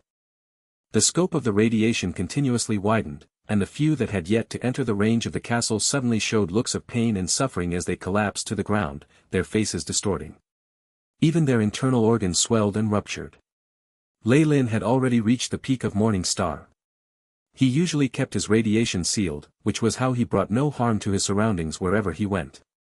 Now, his suddenly unleashing it was difficult for the rank 3 beings to bear. The sufferance was enough for these icy beings to regain their senses. They raised their heads, eyes full of terror as they stared hard at the floating Leyland and the female giant. Making some strange sounds, they escaped without turning back. Even so, they'd come into contact with Leyland's powerful radiation. There were a few rank 2s and 3s at the side who could still use their own strength to rid themselves of the contamination, but those weaker than that would probably die if they were contaminated. It was only a matter of time. Before their lives were completely burnt through, they would still have to deal with bearing the pain from the contamination. The disturbance seemed to spread further and further as more of these tribals regained their sanity. No matter what camp they were in, these life-and-death enemies all escaped pitifully, only wanting to get as far away as possible. The female giant in the air suddenly turned back, her eyes focusing on Leyland. Coldness was laid bare in them, but Leyland met her gaze head-on. He hadn't interfered at first because he needed to collect information and calculate the way the energy was used. Yet, once all was said and done, he wouldn't be so stupid as to let his opponent grow in power. The giant made of ice snarled, and a large icy tornado was formed at her fist, hurtling towards Lei Lin. A gigantic giant Kamoyan serpent appeared at Lei Lin's back. Compared to before, it was now even larger, and its eyes glowed with greater intelligence as it hissed at the giant. Boom, formless sound waves clashed with the tornado, and snow filled the sky.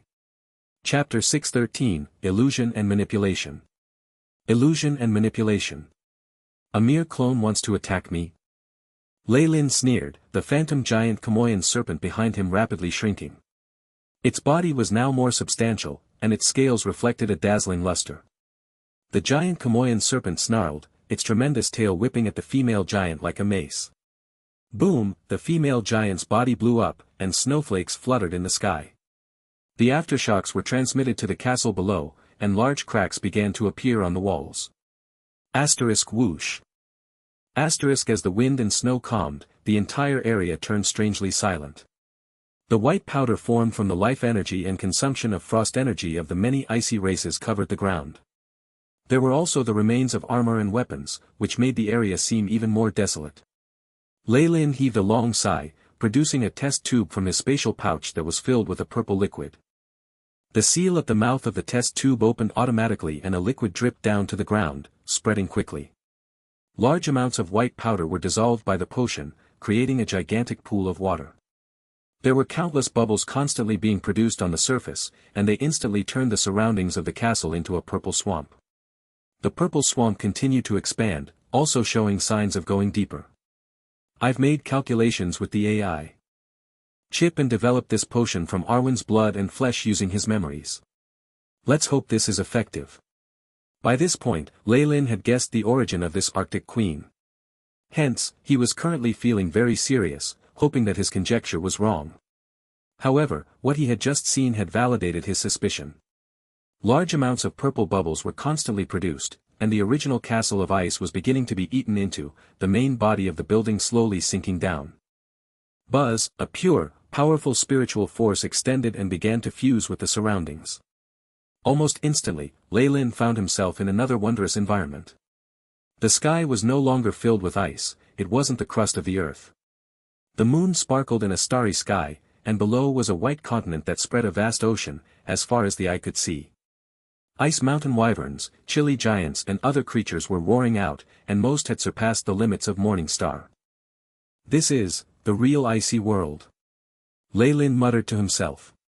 He, who possessed some of the memories of the ancient scorpion man, was naturally somewhat familiar with this place.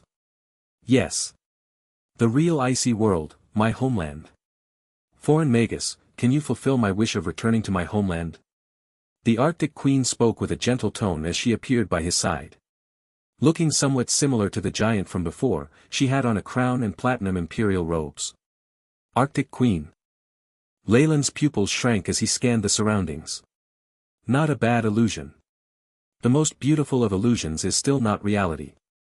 Even the fake world of ice in reality does not measure up to a smidgen of the splendor of the real icy world, the Arctic Queen sighed, her tone so sorrowful Lei Lin couldn't bear it. He wanted to speak up, helping her solve the issue.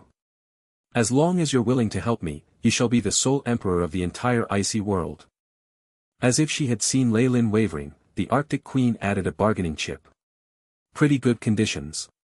It's a pity that I don't see any sincerity in them at all. How can someone who uses illusory magic on potential allies be trusted to abide by their promises? Lei Lin shook his head, his words causing the expression on the Arctic Queen's face to change. Blood-red flames came into being on Lei Lin's hands. They crackled as they were shot to the Arctic Queen's feet without hesitation, starting to burn her. You'll regret this. The Arctic Queen, who was now covered in flames, showed a wavering energy. Yet, she was like an expressionless paper doll as she spoke. If I agree to your conditions, I might regret it even more. Lei Lin was still slightly fearful at this time. He believed that he had a very powerful resistance to illusory magic, and yet he had easily been pulled into the illusion that his opponent had created, and almost lost his senses. If not for the AI chip's timely warning, as well as the many secret techniques of spirit warlocks he'd learned from Paul, he might very well have died here. After all, who would have thought that the ruler of the icy world was proficient in illusory psychological hints? You'll regret this. You'll regret this. An icy female voice resounded in the illusion, causing his hair to stand. Paper dolls that resembled the Arctic Queen sprang up one after another, the icy world collapsing with a rumble. Whether it was the stars in the sky, the continent, or the creatures upon it, everything turned into an Arctic Queen, giving Leyland a terrifying glare. Beep. Host's brain is suffering from an unknown influence. Determined to be illusory magic, the AI chip's voice sounded. That's obvious, damn it, but my connection to the real world hasn't been severed. If I die here, my main body outside will probably die as well. Morning star energy rippled as traces of soul force lingered around the surface of Leyland's body, giving him a few layers of protection. Such a high-level illusion could render a Magus spiritual force useless.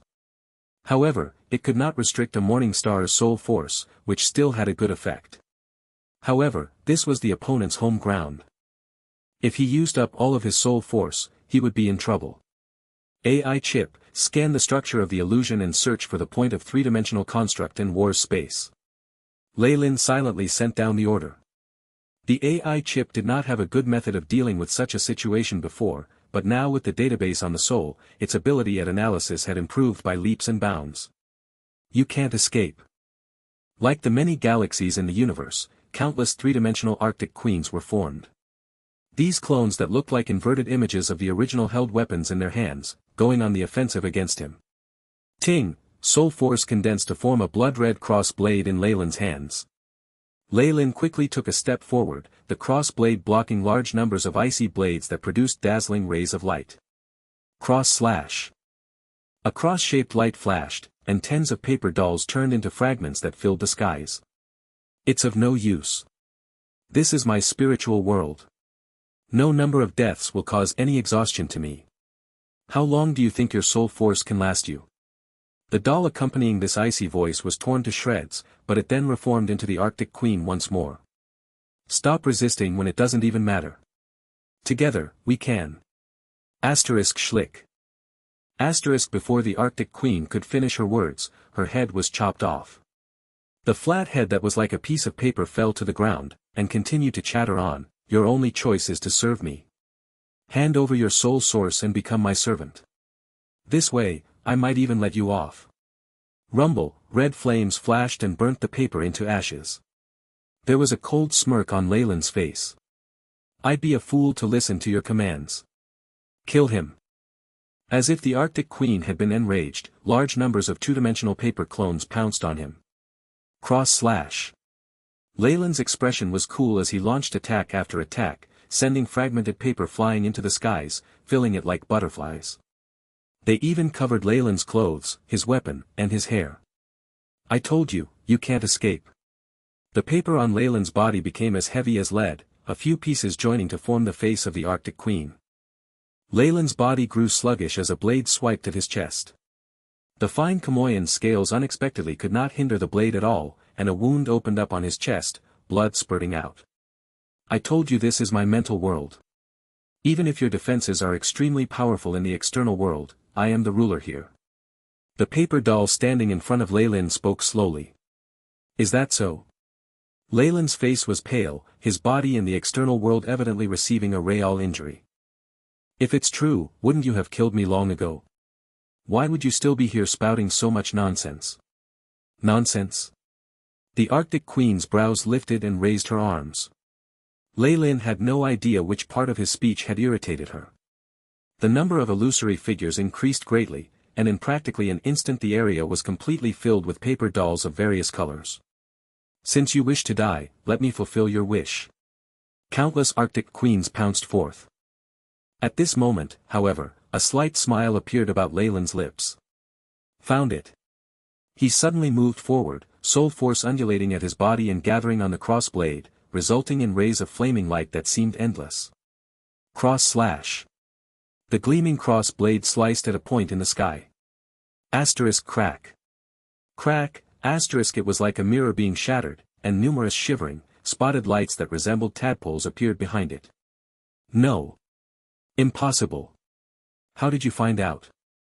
The Arctic Queen's voice became high-pitched and piercing.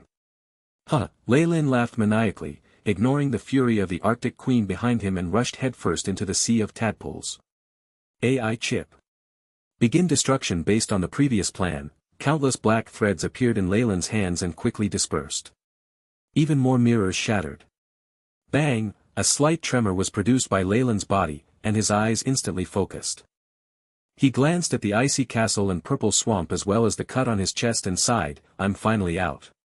Chi-chi, at this moment, a furious, high-pitched sound was emitted from under the castle. The opponent's illusory spells are too powerful. I need to leave for now. Just now, Leyland had lucked out. Depending on the AI chip's ability to find the gaps in the illusion, he'd manage to escape. The next time, the situation would be different. Even if he could find the gaps again, successfully breaking through them was still an issue. Leyland's eyes flashed as he moved a long distance away in an instant. Chapter 614, Deduction and Advancement. Deduction and Advancement. The central region of the icy plains, outside the castle. Dazzling blue pillars emitted bright light, the most radiant of landmarks. Groups of icy race clansmen and even beasts were attracted by the blue rays of light. The appeal was so strong that anyone who barred their paths was considered an enemy to be attacked. Leyland thought the pillars were like terrifying large-scale summoning spell formations. Anyone that possessed a bloodline related to ice and had grown up here could not resist the allure. Currently in front of him was a strange group. Savage icy beasts mingled with snow fairies and other intelligent beings, the only thing they had in common the desire and fervor in their eyes. They crossed land and water, heading in the direction of the palace as if on a pilgrimage. Leyland had seen this many times already. After the illusory fight at the icy castle, the Arctic Queen had not moved to chase him, evidently being limited somehow. Instead, the range of her spell formation extended further, encompassing the entire world of ice. Icy beings flooded into the area day after day, nourishing their queen. Leyland obviously would not just watch on. Looking apathetic, he pressed down with his right arm. Rumble, a gigantic palm print appeared on the surface that was formed of solid ice. The snow fairies, ice leopards, and other creatures all turned to powder. Having taken care of this, Leyland's brows furrowed as he hurried in another direction in which an even larger group had formed. How populous was the world of ice? Even if Leyland did all he could to intercept them, many still managed to break through, turning into powder at the icy castle. Such absolute control. It's a tragedy for the other races. Watching the scene, Leyland sighed a little. It was obvious that the bloodlines of the various races in this world of ice had originated from the Arctic Queen, so when she decided to take them back, they could not resist at all. The same situation would apply with the Snake Dowager. With her might and bloodline control, Leyland would probably be unable to rebel even if he was ordered to die. This was also what Leyland was trying his utmost to avoid. It looks like the Arctic Queen has some sort of restriction on her body, which was why she had to groom Arwen. She also had to groom the many races in this world of ice, and use regular blood sacrifices to obtain strength, life force, and... Lights flashed in Leyland's eyes. The previous incident obviously enraged her. She actually summoned all the races in this miniature icy world to their sacrificial deaths. Her aura is strengthening every day. At this thought, Leyland produced a few test tubes and flicked them out with his fingers. Streaks of purple splashed on the backs of a few gigantic rank 3 beasts, forming strange runes that sank in. Noticing Leyland wasn't blocking them anymore, they roared as they pressed forward towards the castle of ice. Leyland frowned and arrived at a temporary dwelling. He'd been doing such a thing every day, but could not determine the efficacy of such an act. AI chip, how's the simulation of the soul defense coming along? Beep. Soul defense spell pattern deduction at 97.6%. The AI chip loyally intoned. It projected a faint phantom of a spell model that was almost complete. Rank 4 spell, Soul Guard. Summing up the bloodline models of the spirit warlocks, the information from the database on the soul has been used to deduce a spell to defend against soul invasions. Referenced material, Way of the Soul, a primer on spell models. There was a detailed introduction under this model, including the referenced materials which made up a long list. Leyland wanted to deal with the Arctic Queen's invasion into his soul. That she could actually break through his point mass to drag his true soul into an illusion had horrified him. The moment a Morning Star Magus true soul lost the protection of their point mass, it was extremely fragile. He had been lucky enough to escape the last time, or else with the opponent's ability at connecting her illusions with reality, he would have died in the real world if he died in the illusion. This was why he'd had the AI chip simulate a spell model urgently to protect his soul. With the opponent not able to move freely, Lei Lin had a good opportunity. However, with the terrifying summoning currently underway and the vast region within which she could absorb life force, Lei Lin had no choice but to plan his move quickly. He had considered using his Morning Star arcane art to destroy the castle, but he had no idea where the bloodline and remains of the Scorpion Man were. Furthermore, even the giant Kamoyan serpent would be restricted by the opponent's main body, and wouldn't be able to destroy the place in a single move.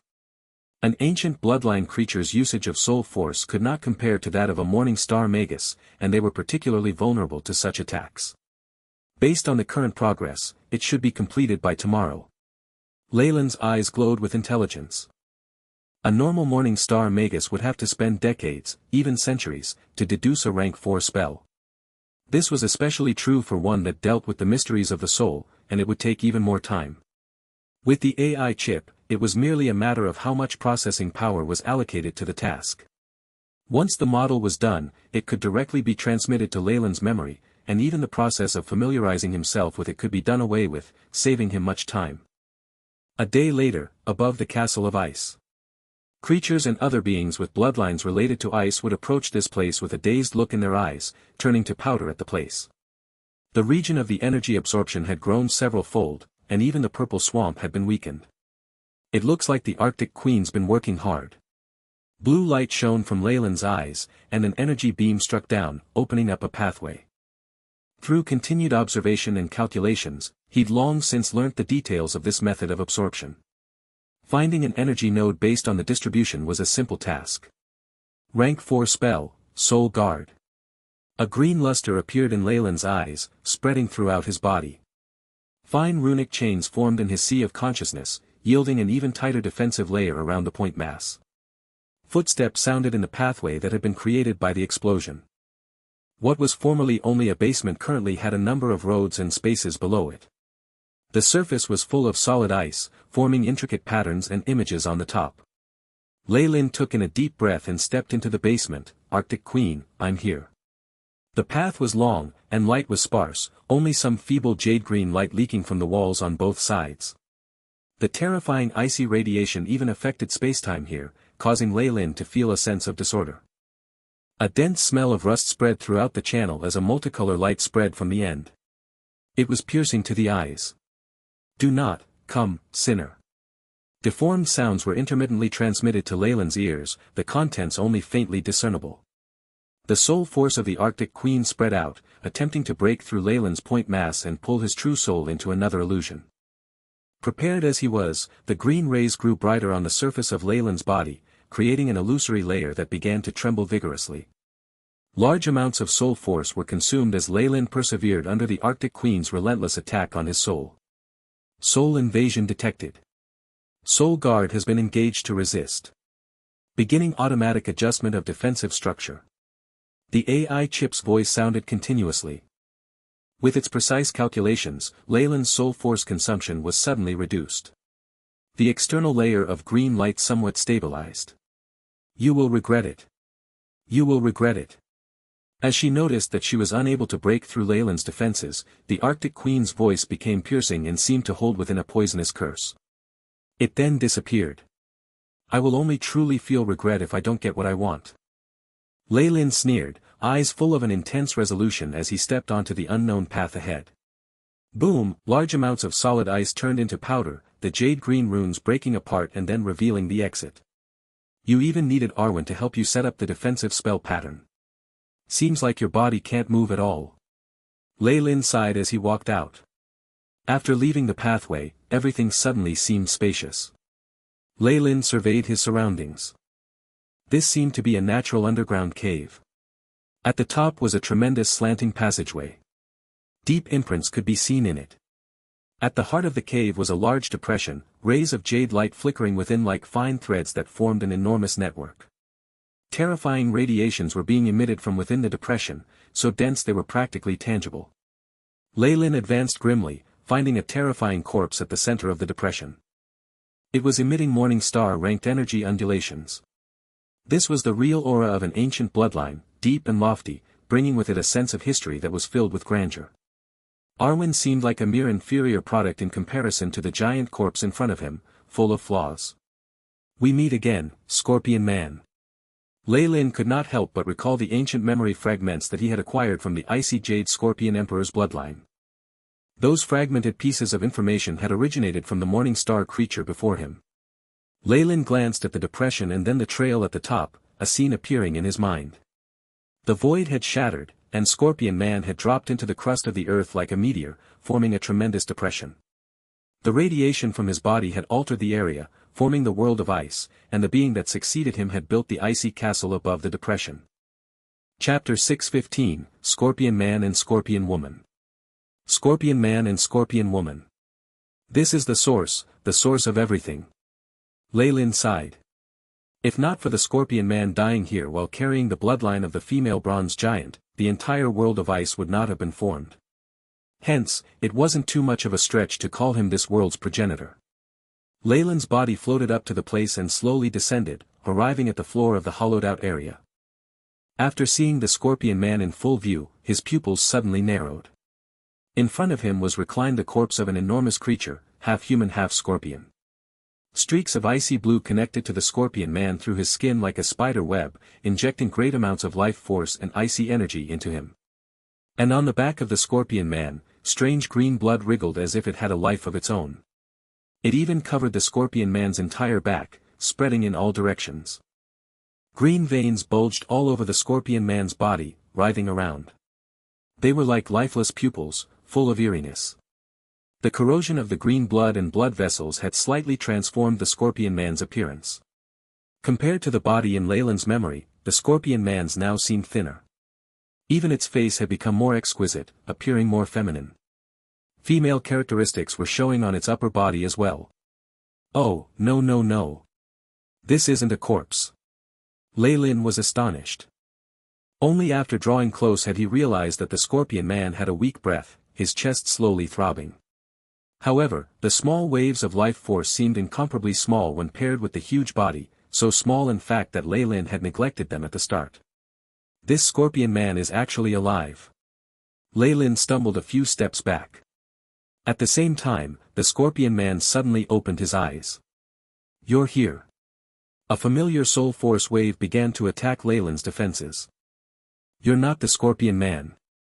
You're the Arctic Queen. No, you're the guardian of the icy world, the female bronze giant." Lei Lin blurted out. Dense black scales covered his entire body, and a few test tubes containing potions exploded out, forming a huge screen of light. His earring was activated, in standby to attack. Even as he was currently, Lei Lin did not dare to take the risk of facing an ancient creature that comprehended laws. Although he had made a rough guess before, the truth coming out still dazed him slightly. As he saw this scene, all the events flashed across Lei Lin's mind rapidly, and he managed to establish a picture of what had happened quite quickly. The Snake Dowager had attacked the icy world, and the female bronze giant had died during the war. A drop of her blood fell on the Scorpion Man's body as he fell into a spatial crack, accompanying him as he arrived here by chance. The Scorpion Man had died on the spot, but the green blood on his back had survived. The female bronze giant was a terrifying creature that had crossed rank 7. She could even control certain laws and can reborn from a single drop of blood. Her bloodline inherited a part of her spiritual imprint. On top of that, even if the Scorpion Man's Morning Star strength faded, his body retained its vitality.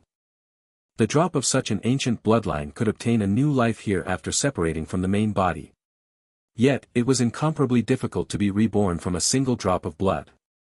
Hence, it acted like a virus, seeking life to live off of, attempting to infect another party and transform it as required. And in Twilight Zone, was there any creature more suitable for this than the Scorpion Man? Without considering other factors, the mere problem of distance was enough to make a decision. Thus, the giant's bloodline began living off the Scorpion Man's corpse, even transforming it. This led to the emergence of female characteristics in his appearance. Such transformations not only required a large amount of time, but also a terrifying amount of life energy. Hence, the imprint of the giant formed a miniature icy world through icy radiation, even producing life in this world of ice. Soon after, she used a portion of the Scorpion Man's flesh to create a guardian for herself, Arwen. A guardian at the Morning Star realm was enough to suppress anything else in Twilight Zone. Hence, the giant hid behind the scenes while Arwen took charge of all the matters on the surface, regularly gathering icy creatures as blood sacrifices.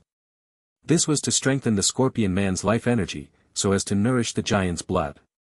Initially, all of this was close to success. Once the transformation was successful, the giant would be reborn from the Scorpion Man's body and become a new life. That is, it would have if Lei Lin hadn't appeared. However, there are no ifs in life. Lei Lin's appearance, and especially Arwen's death, left the giant with no choice but to come forth personally and hasten the collection of flesh and life energy until this point. The Scorpion Man stared at Lei Lin and a calm soul force was transmitted from his body. No. I am only a part of the giant. The current me is a combination of a synthesized memory imprint and this Scorpion Man's body. Thus, I am indeed the Arctic Queen. Upon hearing that, Lei Lin heaved a deep sigh of relief. Even if the opponent had the blood of a creature that controlled laws, its body was still not done with the transformation. It could not be considered a full resurrection yet, only a bloodline imprint struggling at death's door. Hence, the current Scorpion Man could not move at all. Even speaking needed to be accomplished through soul force, never mind anything else. If it's like that, I still have a chance. A brilliant glow burst forth from Lei Lin's eyes. Even if the Scorpion Man was done with its body's transformation, it would only be a peak rank 4 at most, and by relying on the bloodline strength be comparable to a rank 5 Radiant Moon Magus. However, Lei Lin had many cards in his hands and could still put up a fight. The opponent's inability to move even gave him an advantage. Scorpion Man. This is the creature's name? Lei Lin asked. Yes. But I don't like this appearance and need to modify him to draw him closer towards a Scorpion Woman. After all, the Scorpion Woman's illusory ability is well known in the entire icy world. Coincidentally, this innate skill matches with my bloodline as well. It's just that this process and the reincarnation both require a lot of time. The Arctic Queen began answering Lei Lin like she was obliged to, as if she had suddenly become a different person. No wonder, Lei Lin nodded, but his pupils reflected a mocking look. With a bang, the ground shook and something that seemed like a blue root emerged. Branches and leaves merged with the blue antennae on the Scorpion Man's body, forming a cage which sealed Lei Lin in it.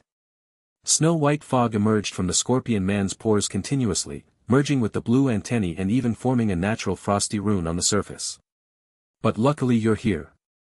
With a human Morning Star's flesh, by using war's sacrificial rites to offer your point mass to the Ice Sovereign, I believe I can speed up the transformation process, even take it till completion. The Arctic Queen's voice was cold. Since you've killed Arwen, use your flesh to pay back your debt. A blood-red light blade emerged on Lei Lin's palms, slashing the cage suddenly and causing a piercing boom. Many snow-white runes flickered, even forming a layer of hard blue ice. It froze the blade on the cage, and many more blue arms stretched towards Lei Lin. A 700-degree attack is also ineffective. Lei Lin dodged and retreated, analyzing the runes on the cage. Mere energy loops cannot have such an effect. Could it be these runes? Frost confinement runes from the ancient icy world, with a record of imprisoning even Radiant Moon Magi. If you won't believe that, you can try it for yourself.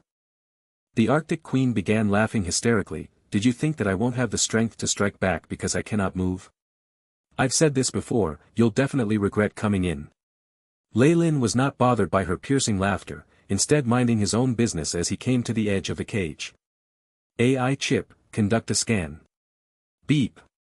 Ancient frost confinement runes discovered. Effect, enhances the firmness of the attached item by 5 levels, and frost resistance by 7. Provides reflective abilities to ice. Estimated strength, 890-1120, the AI chip quickly responded. I'm afraid, with such a level, I could only escape from this place by attacking a few times with full strength, using Kamoyan's serpent transformation. Lei Lin sighed. Only, is there a need to? He stretched out both his hands, revealing a purple radiance. The moment this purple radiance came into contact with the cage, something bizarre happened. Black spots began spreading across the cage, unstoppable even by the ancient confinement runes. The entire cage was like an old wooden frame. It began to corrode rapidly, and thousands of holes appeared on it. Lei Lin only exerted a slight force with his hands, and a huge hole opened up in the cage. He then walked out. Impossible. The Arctic Queen's piercing laughter immediately stopped. Nothing's impossible. You analyzed my potion in detail, even removing the poison, but how can a potion I created be so easy to defeat? Lei Lin laughed as a purple rune on his fingertip flickered irregularly. As if this rune triggered some sort of chain reaction, large amounts of purple dots appeared on the Scorpion Man's body, even sealing off the blood on his back. Through his previous setup at the Castle of Ice and the trick he played on the icy creatures, Lei Lin had turned the tables in an instant, gaining the power to take the initiative. Humph. Mere poison. The Arctic Queen hummed coldly. I know. A bit of poison won't affect an ancient morning star creature, unable to even last a few minutes. However, I only need a few minutes anyway. Lei Lin averted his gaze from the Scorpion Man, watching the green blood on his back. You still don't know, right? I'm actually a warlock, even a bloodline descendant of the Snake Dowager that caused your death. And for us warlocks, separating blood and purifying genes are the simplest things ever. Chapter 6:16, Successful Planning. Successful planning. Lei Lin's voice held no enthusiasm as he mercilessly released thread-like rays of crimson light that pierced into the Scorpion Man's back. The green blood began to squirm as if it had just seen its worst enemy. Unfortunately, it was not just the blood of the female bronze giant that was affected by the poison. Even the voice of the Arctic Queen was turning sluggish. Lei Lin paid no attention to the fervent pleas and offers of the Arctic Queen, instead focusing on refining the bloodline in his hands. With his manipulations, the green blood from the Scorpion Man's back was slowly extracted, veins showing themselves one after the other. Ah! The Snake Dowager. The Snake Dowager again. The Arctic Queen's voice calmed. Even if I'll die right away and be damned for eternity, I won't let the Snake Dowager prevail. The green blood began to boil and rumble, bursting into verdant flames. The toxins were removed ahead of time. As expected, the vitality of an ancient morning star creature is more powerful than that of one from the present. The potion's been counteracted. Lei Lin's brows furrowed, but he did not do anything to indicate he would give up. It was way too rare to acquire the chance to refine the bloodline of an ancient creature, especially one that could comprehend laws. Such a thing was almost never seen. Obviously, Lei Lin didn't want to give up just like this. HSS, a large phantom snake appeared, and space immediately froze. Great power burst forth from Lei Lin's body, locking onto the Scorpion Man and the blood. Plan B then. Lei Lin's voice was cold, his eyes without any emotion. Great amounts of blood-colored threads dug into the Scorpion Man's back, forming forbidden runes after mixing with the poison. It caused the Arctic Queen's movements to grow even more sluggish. Give up. I know everything already, and have come up with a method specifically to deal with you. Lei Lin's voice held no sympathy, he spoke the truth. After a period of external observation, he'd run over 10,000 simulations with the AI chip, preparing many contingency plans for this trip underground. He'd predicted this situation already, and prepared specific countermeasures against it. Lei Lin had stored tens of spell patterns to seal ancient bloodline in the AI chip's database. The Arctic Queen could not move about freely and had not finished her resurrection. In front of Lei Lin, who had made meticulous preparations, her various attacks were destroyed in practically a single blow. Her cries had transformed into mournful wails. Even her sorrowful cries grew softer and softer. Her soul was being suppressed and weakened. If your main body was around, you'd definitely be able to crush me like an ant, but it's a pity that you're only a droplet of her blood. You haven't even revived yourself completely. Lei Lin spoke calmly, eyes flashing with a peculiar light. There was no reply as the soul force from the other side died down, and then began to weaken at a terrifying rate. Large amounts of green blood withdrew and returned to the back of the Scorpion Man, and the green blood vessels rejoined with the blood. Green blood mixed together, decreasing in volume yet becoming brighter and more vibrant. It emitted a dark, bronze light. What's going on? Has she really given up? Suspicion flickered in Lei Lin's mind. He put his guard up, but still retained the same front. With the Arctic Queen's movements, the green blood that had been spread out gathered to form a single droplet of resplendent bronze blood. The original blood of the icy world's guardian. Lei Lin's eyes grew dazed, his voice full of emotion. This was the blood of an existence that controlled laws, an existence with rank 7 strength at the very least. It even held the imprint of its original owner, able to revive the being from this single drop. The effects of Leyland's purification began to show themselves as the blood condensed on the Scorpion Man's body. Yield. Leyland took out a notebook with a slightly yellow cover. He opened it up to reveal a slight luster from the title page. At the center of the page was a round sealing spell formation. Bloodline sealing tome? No. The Arctic Queen's originally feeble energy undulations suddenly reverberated once more, her voice distorting, becoming androgynous as it turned hoarse. The Snake Dowager and her blood, the icy world shall forever be your enemy. Her voice became masculine, awakening some sort of ancient memories and sending a malicious curse Leyland's way. As the Bronze Empress, the guardian of the icy world, I offer a sacrifice, SKMGKL. Leyland did not recognize who exactly she was making a sacrifice to. You may have had the upper hand today, but you could never have thought of laws. That is a strength that surpasses your understanding. I offer up all the laws I possess. Strength of SKMGKL, descend.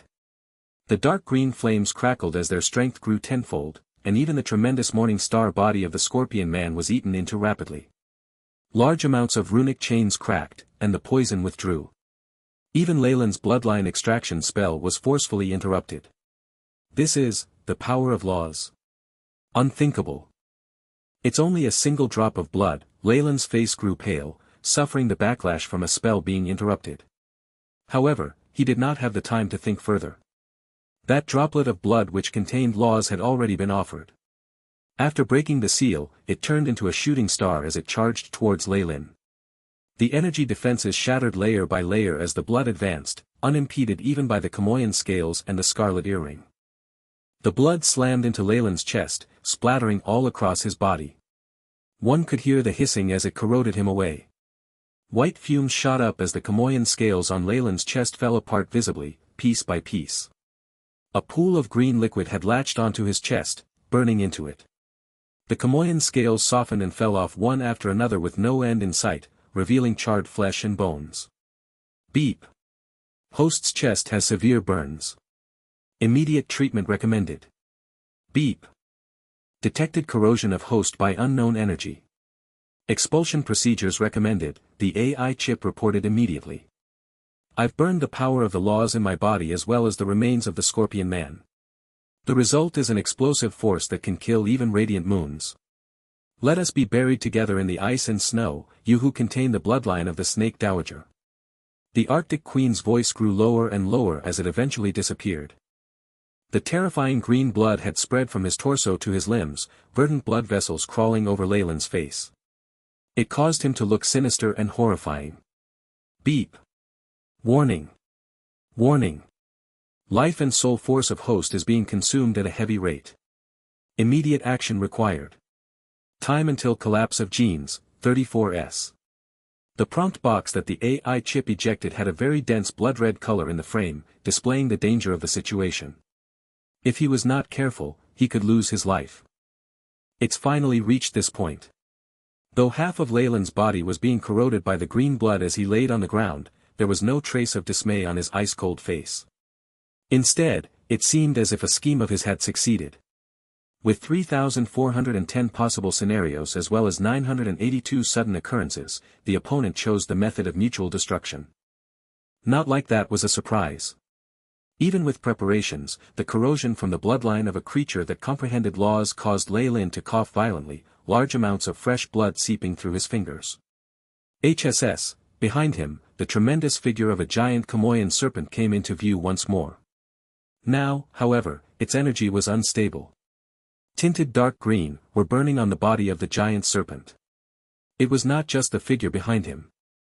Leyland felt even the giant Kamoyan bloodline in his body being eaten into, expelled and even destroyed. Bloodline ignition. Blood-red light surged from Leyland's eyes as the purple blood of the Kamoyan serpent was enriched several-fold, which was now filled with insanity and fury. A large amount of his own blood bubbled up, purple confronting green. Leyland rolled to his side and got up. Though using bloodline ignition to fight was like fixing thirst by drinking poison, he now had control over his own body again, albeit temporarily. The AI chip has already simulated this several times, and the rate of success is as high as at 90%. Lei Lin clenched his fists tightly. A 90% chance is enough for me to take the risk. A resolute look appeared on Lei Lin's face. If I can't climb to the top in this lifetime, I would rather die and rot as sludge. Sun's child imprint. He abruptly took off the white glove on his right hand, the golden-red bloodline imprint emitting dazzling light. Activating plan, thoroughfare. Support and trajectory activated. The AI chip intoned. An enormous blazing light spread in this underground world, as if a sun had risen within. Everywhere the flaming light, be it soil, rocks, or spells of ice, everything was vaporized immediately, causing the underground cave to expand rapidly. The beings still in the world of ice could see a tremendous sun rising from the castle, imparting heat and light to this underground world. The ever-unchanging ice began to melt, mountains collapsing as doomsday seemed to have arrived. Ice melted into flowing water, which quickly evaporated itself. The white vapor spread everywhere, turning into a layer of fog in the surroundings. Quickly, the original dark brown soil was revealed once more. The range of this heat continued to expand, as if ready to transform the entire world of ice. Chapter 617, Snake Emperor. Snake Emperor. Sun-scorching nirvana. Formed from the similarly ranked bloodline of the Sun's child, this was a rank 6 spell that Lei Lin had spent a lot of effort to create. It had finally displayed its terrifying prowess. The last time it was used, not only had this spell caused the fall of a radiant moon Magus, but it also caused near irreparable harm to Sky City. And now, the emergence of the golden sun was about to completely melt this world of ice. Here we go. Lei Lin's right palm was placed on his chest, terrifying rank 6 spell undulations flowing out berserkly like a stormy tide. The rank 6 spell this time was going to be used on himself. Boiling heat caused Lei Lin's body to immediately turn transparent as if turning him into a human-shaped light bulb. If not for his outstanding vitality and fire plume operating at full strength, Lei Lin would probably have turned into ashes in that instant. Perhaps it wouldn't even be ashes, his body and soul might just have been burned to nothingness. However, with his high resistance towards fire, the fact that he had experience using this spell, and fire plume, he could somewhat control the strength of the spell.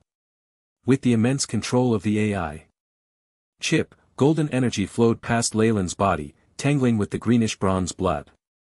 Energy of the sun, destroy the power of laws found in the bronze bloodline. Lei Lin howled maliciously, his facial muscles contorting. Rumble, boiling golden flames vaporized the green blood. In the process, threads of energy that had been purified to the extreme began to emanate from the bronze blood, flowing into Lei Lin's limbs and bones. The giant Kamoyan serpent bloodline that had been bubbling and boiling began to absorb this energy frantically, resulting in a strange transformation. The color of the blood grew deeper, and the phantom serpent grew silent as it was surrounded by a layer of greenish-gold flames. By now, the Kamoyan bloodline was rid of the contamination of the purgatory world's will and its seals were unlocked. It operated and surged madly in Lei Lin's body like the bluster of a gigantic dragon. Beep. Host bloodline absorbing unknown energy. Evolution has begun, the AI chip loyally intoned, at the same time displaying a progress bar that rose quickly with help of that bronze blood. It's a success. Lei Lin's lips twitched, though the tremendous pressure on his body made even such a small action difficult. Indeed, this has been his original plan. Lei Lin had no better options regarding the bloodline shackles, and had been looking for a way to bypass them. Through the database he'd acquired at Sky City as well as the AI chip's terrifying calculation and simulation abilities, he'd acquired 2 methods to do it. One was to try changing his bloodline, though that would cause issues with the soul. With the AI chip as it was now, though, he had some confidence in achieving this. The second method was to dig deeper into the power of his own bloodline. Bloodline shackles restricted warlocks to the upper limit of their base bloodline.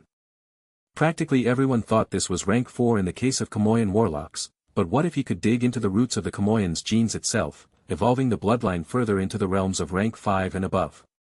That way, he could advance to Radiant Moon successfully. Of course, both these methods still had the same fundamental problem. They could not break the bloodline shackles themselves. Whether it be changing bloodlines or improving his own, it would only push the bar higher. The bloodline shackles would remain, waiting to present themselves at a higher rank. However, Lei Lin still had the method given to him by the wisdom tree. Although it was feasible, it was not something he could accomplish with his current strength. Thus, he was confident that once he possessed more strength, he could execute his other plans. This was why his main objective in this journey to the subterranean world was to strengthen his bloodline. Lei Lin's soul had already fused with that of the giant Chamoyan serpent, so he would not be foolish enough to try and change his bloodline. Even if he could succeed somehow, it would still cause devastating damage to his fragile soul once he did it. Thus, digging deeper into the power of his own bloodline was the only method. Through Arwen's icy breath helping him resolve the problem of his emotional instability, the purity of his bloodline had reached an unprecedented level. Now, it had a chance to advance further. And the bronze giant's bloodline? It was just the kind of powerful force that could push this sort of advancement. With the sun's flame suppressing the world of ice, he had burned away the miscellaneous soul imprints, spirit imprints, and other such things out of the bronze blood, leaving behind only the primal strength of the bloodline itself. This was what allowed him to advance the power of the giant Chamoyan serpent. This was the plan Lei Lin had come up with. For this reason, he had deliberately provoked the Arctic Queen. For this reason, he'd forced her to offer up the laws in her body in an attempt to deal him a fatal blow. Now, with no more free will, the bronze blood could no longer stand the burning of the sun's flames. Not only did it reduce in volume, even the bronze luster on its surface gradually died down. Beep. Host body igniting ancient bloodline. Giant Chamoyan serpent bloodline in process of evolution. Progress, 80%. 95%. 99%, the AI chip loyally intoned. Rumble, at this moment, the bloodline imprint on Lei Lin's right hand completely dissipated, and the sun's flames grew to their greatest intensity. Terrifying golden flames fused with the bronze bloodline and the two suddenly exploded, destroying each other. A bloodline energy that seemed as vast as the starry sky burst forth from that explosion. Lei Lin cried out as this burst of strength pushed it over the edge. The AI chip showed that the progress bar had been completely filled. Beep. Host bloodline evolution complete. Searching for information. Determined to be Chamoyan Serpent Emperor. Chamoyan Serpent Emperor, a rare evolved form of the giant Chamoyan serpent. Possess a great strength and magical ability. Having broken through their original limits to enter a higher level, these creatures rule colonies of Chamoyan serpents. Rank 5. Attributes, Darkness, Fire. Supplementary abilities. 1. Control. The Chamoyan Serpent Emperor possesses sovereignty over all giant Chamoyan serpents and their descendants. 2. Devouring. The Chamoyan Serpent Emperor can digest all energy not supported by laws to supplement its own life force. The AI chip's voice sounded once more, but Lei Lin was unaware of this all. The moment his bloodline evolution had succeeded, he felt dizzy, his body practically floating. Large amounts of images streaked past his eyes. In the boundlessly vast starry skies, numerous giant Chamoyan serpent figures appeared, lowering their gigantic serpent heads to him as if welcoming their ruler. At the same time, a terrifying giant serpent that was over 100,000 meters long appeared behind him. It had beautiful scales and flowing, graceful curves. On the head, a few protruding bones formed something similar to a crown. The whole serpent was filled with an elegance and grandeur typical to a ruler, the original savage and terrifying aura having dulled. However, Lei Lin knew that this ruler of snakes was far more terrifying than before. This graceful demeanor was a facade, concealing the bloodthirst and insanity within. With but a slight though, Lei Lin could sense Freya, Gilbert, Emma, and the other Chamoyan warlocks through their bloodlines. This terrifying control, truly worthy of the Emperor of giant Chamoyan serpents. Lei Lin smiled as he observed his true soul. His soul had gained the most through this evolution. Crimson light expanded rapidly.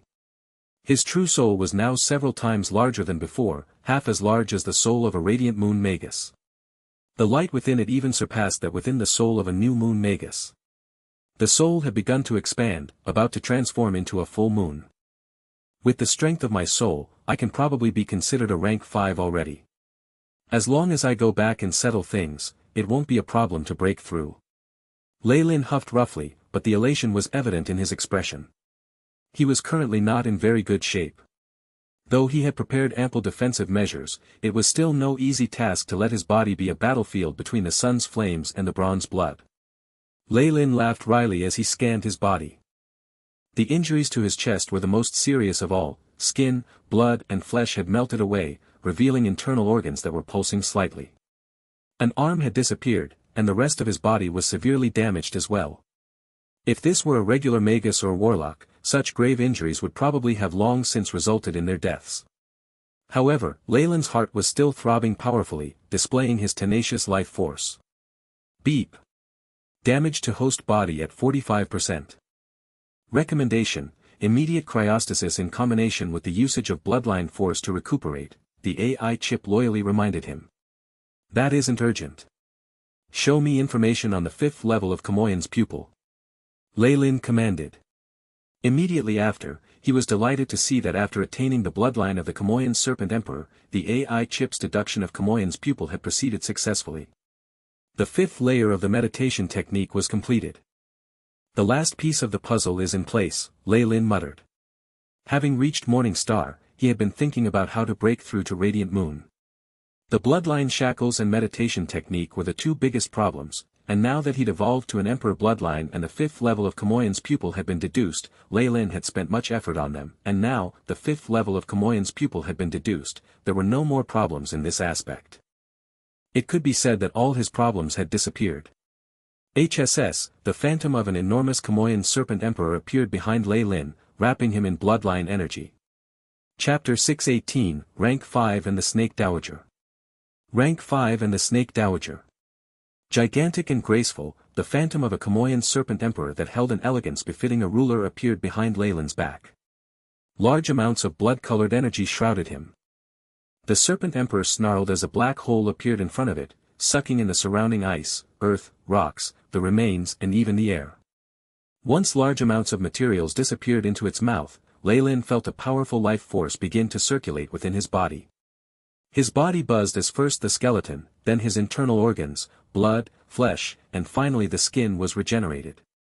With the help of a powerful life force, the injuries on his body recovered at a frightening rate. Could this be the rumored devouring ability of the Kamoyan Serpent Emperor? Lei Lin had a thought. Immediately after, he felt his arm go numb, and the limb that had been broken off began to regenerate. In just 10 or so seconds, the grave injury was completely recovered. This speed left even Lei Lin in shock. With this rate of recovery, I can recover quickly even in a battle against a radiant moon. I could even endure a Morning Star arcane art with just my body, immediately restoring myself afterwards. If the devouring ability is already so terrifying, what about that of control, he wondered. The information about the Kamoyan Serpent Emperor had been lost in ancient times, and a large portion of the information that was gathered had been derived by the AI chip from his bloodline memories. It was rather small, but just looking at the description he could tell that his control over Kamoyan warlocks was great.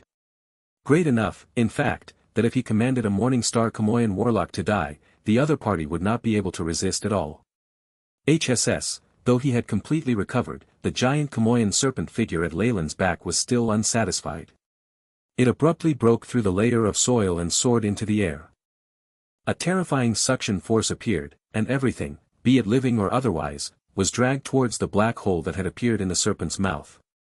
The force spread out farther than even the bounds of the castle, radiating into the surroundings. Lei Lin could see several powerful creatures, many at the crystal phase, dragged from the sky by force as they disappeared into the black hole. Practically every being in this world of ice automatically bowed their heads in respect and fear, trembling bodies paralyzed under the suppression of the Kamoyan Serpent Emperor. The accumulated life force was enormous, eventually forming a cocoon that covered Lei Lin.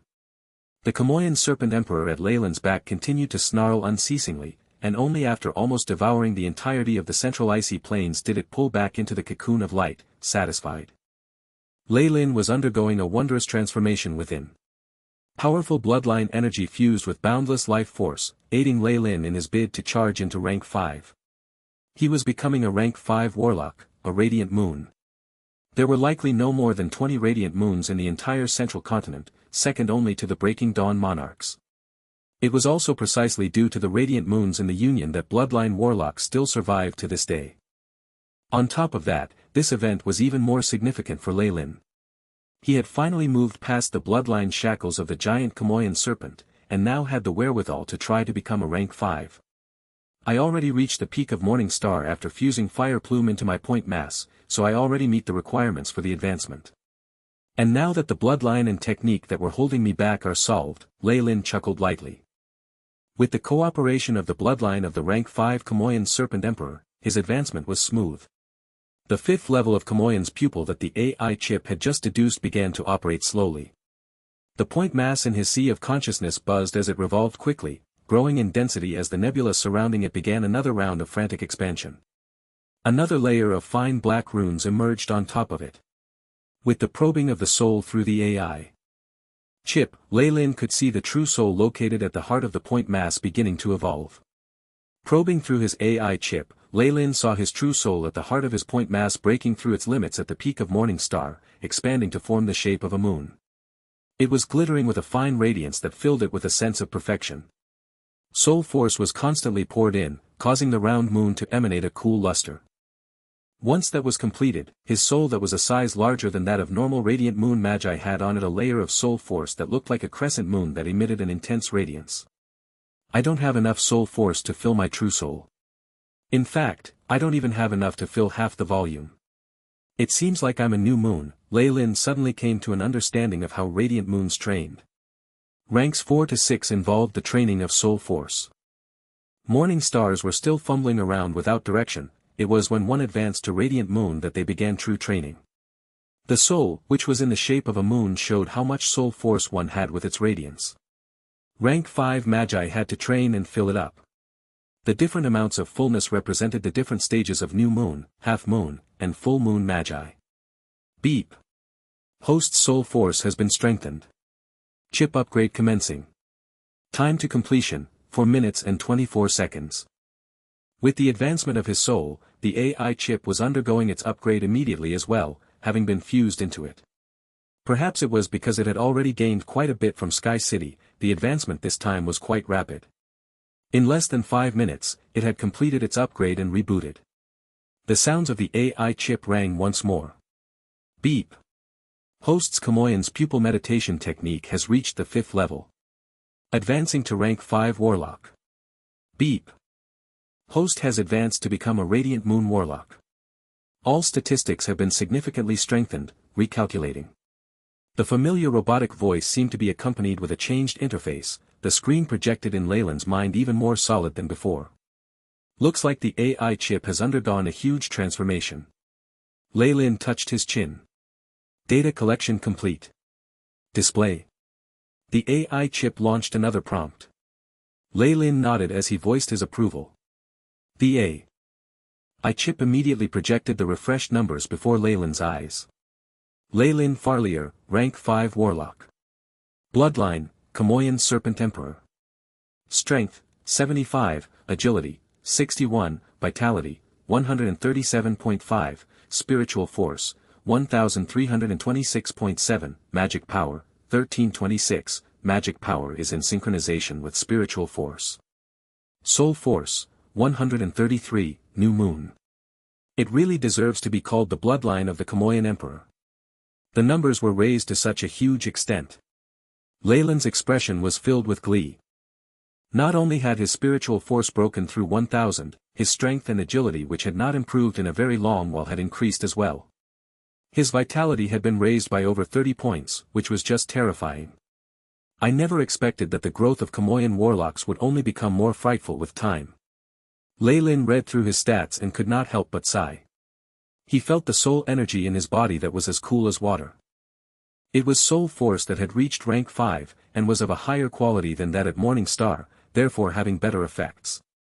However, there was no elation in Lei Lin's expression. The issue of the bloodline shackles still has not been dealt with. I've only pushed it back by a rank, and this time there's no such thing as raising the rank of my bloodline anymore. Lei Lin gazed at the prompt at the bottom of the stats frame and turned grim. Host's Kamoyan bloodline has reached limits of genes. Unable to advance further. The AI chip was plainly telling Lei Lin that after reaching the Kamoyan Serpent Emperor, he had reached the limits of his bloodline. At least Kamoyan serpents had no way to advance to a higher realm. An ominous feeling, like his future path had been cut off, emerged in Lei Lin's mind. Boom, the cocoon of light in the world of ice burst apart, revealing Lei Lin within. Whatever it is, I've finally attained my goal in coming to the subterranean world this time. I just didn't expect the remains of the Scorpion Man to be burnt up along with my opponent. It's slightly regretful that I didn't manage to obtain the coordinates to the icy world, Lei Lin sighed ruefully, turning into a black figure that disappeared into the void. The long majestic river that was the astral plane flowed on, many foreign worlds like the stars in the galaxy. They were a brightly colored array, twinkling with varying lusters. In one such world, full of flames and shadows, a boundless darkness formed a dense fog that completely covered the continent. Numerous ancient, terrifying serpents grew and multiplied in this place, terrifying auras at morning star advancements appearing everywhere. At the heart of the continent, the holy land of all snakes, morning star serpents could be seen everywhere. The closer one got to the center, the more horrifying they became, as rank 5 and even ran 6 snakes flashed by on occasion. In a gigantic spatial crack, a coiled ball of snake the size of a star revealed the alluring figure of the snake dowager. The moment Lei Lin reached rank 5, she opened a pair of misty eyes that seemed like water. I'd never thought that today, after the end of the ancient era, an emperor would awaken among the Kamoyan race. The eyes of the snake dowager seemed to penetrate across multiple worlds and the astral plane, locking onto the Magus world and a young warlock. To her, a morning star was just a basic soldier. Rank 5s and SXS were worthy of attention, and such a thing as the Kamoyan Serpent Emperor that could control the giant Kamoyan serpents was even more worthy of interest. The power of destiny is guiding you here, the life and death of multiple worlds flashed across her beautiful eyes. 2 mandara flowers, one bright and one dark, bloomed in them before dissipating. Destiny, seen through the eyes of the snake dowager. Chapter 619, Tracking and the Statue. Tracking and the Statue. The beautiful eyes of the snake dowager seemed to see into fragments of the future, penetrating the long river of destiny. After her prophecy, the snake dowager coiled back into the ball, seeming to sink back into a deep slumber. What's going on? I feel like somebody's watching me and I have an ominous feeling. The very instant the snake dowager's sight set into the Magus world, Lei Lin, who was in the midst of flying, felt his hair stand on end. An odd mixture of terror and reverence appeared in his mind. The snake dowager, Lei Lin felt a bitterness in his mouth. Never had he expected that once he had advanced into a rank 5 warlock, he would arouse her interest. But this is the Magus world. It isn't that easy for her to come over. Whether this sort of attention was good or bad, Lei Lin had no wish to form any sort of relationship with an existence at such a level. He'd always liked to operate after careful planning, and even if it was the snake dowager, he hoped to seek her out only after making his own preparations. That was better than being passive and letting her find him. A radiant moon's strength shouldn't be enough to arouse the interest of the snake dowager, unless, Lei Lin touched his chin, light flickering in his eyes, could it be that my Kamoyan Serpent Emperor bloodline is making her feel threatened? Lei Lin couldn't help but turn his attention back to the summary the AI chip had given him about his bloodline, specifically the row that detailed his control ability. Kamoyan Serpent Emperors have a total dominance over giant Kamoyan serpents and all their descendants. Could this result in some overlap and conflict with the snake dowager's own rule? Lei Lin suddenly had the urge to try it out. If he and the snake dowager were to give a Kamoyan warlock an order at the same time, what would they do? However, such an insane idea was quickly suppressed. With his current strength, challenging the snake dowager's authority is equivalent to death. The ability of the Kamoyan Serpent Emperor to rule over others was, in fact, a breakthrough for him to resist the snake dowager's control over himself. It was like a seedling that needed to be watered regularly until it bloomed and bore fruit. Before all this, he needed to keep a low profile, silently amassing strength and prepare to soar, waiting till he completely broke through the bloodline shackles and also broke free from the control of the snake dowager. I've found it. This is it, Mount Azura. A few figures robed in black appeared over a volcano. Large amounts of lava spurted into the sky, but it bypassed their bodies without even so much as a ripple. Time recall. One of the black-robed figures looked solemn as he used a spell, dazzling light being generated at his fingertips. The translucent face of a mirror suddenly appeared before him, revealing a blurred scenery. After summoning this mirror, the black-robed figure seemed fatigued as he spoke to another Magus behind him. Carol, it's up to you now, you're the most adept in this aspect. All right. While the Magus behind him was wearing a black robe, her physique was evidently smaller than the others, and her voice was gentle and agreeable. Aura extraction. She stood before the screen, right arm as smooth and bright as jade as it went through the surface, grabbing hold of a black gas. Woo woo, after this stream of gas appeared, the magic equipment on the bodies of these people displayed a dazzling luster and made noises. The nose of the hound has reacted. Looks like he was here before, and not too long ago either. The leading Magus spoke with conviction. A Magus began to gnash his teeth.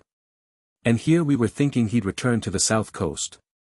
Who'd have thought he'd escape into the underground like a mouse? Leyland's concealing techniques were far too complicated, and even Magi who excelled in prophecies could do nothing against him. Things were even more complicated for these Magi. However, the powerful organization backing them had gathered a lot of information, and through the method of elimination, they'd found a trace of Leyland's whereabouts. The Magus who had spoken before evidently was very hostile towards Leyland, emanating a dangerous air. Warlocks have enhanced bodies, and their skin is the best raw material for art pieces. This Leyland's skin will be a perfect addition to my study room. The female Magus from before shrieked, Eugene, if you don't change that disgusting hobby, I'll break off all relations with you. Enough. Though the target is merely a morning star, it's publicly acknowledged that he possesses battle strength at the Radiant Moon realm. Don't underestimate him. The leader said, putting a stop to their conversation, be more careful. He's taken a Radiant Moon down before. If you don't want your true soul to be thrown back into the astral plane, buck up and don't look down on your opponent. Humph. I alone can take care of 2 Radiant Moons like Stuart. Eugene huffed disdainfully, but did not continue speaking after that. After all, he believed that he could defeat Stuart, but he had no methods that could cause the other party's death. Not even a peak Radiant Moon or Breaking Dawn Monarch dared guarantee that they could eliminate a Radiant Moon Magus without letting their opponent escape. Leyland, who possessed the power to kill a Radiant Moon Magus, was very outstanding. Though he made use of a bloodline imprint to kill Stuart, even I have to admit that he's a genius to be able to push the giant Kamoyan bloodline to the peak of Morning Star until it is comparable to Radiant Moons. He's a real genius. Even in ancient times, he would be one of the most dazzling stars. Carol's voice held a sigh within. A genius amongst warlocks. The leader spoke coldly, causing Carol to fall silent. The more geniuses the enemy has, the weaker we are. Leyland must be erased. His voice was icy cold, and Eugene and Carol nodded solemnly. Boss, I just don't understand. Even if Leyland's amazing now, he has the giant Kamoyan serpent bloodline. Kamoyan's pupil only has up to 4 levels, and the Morning Star realm is his limit. Why are we hunting him down so fervently?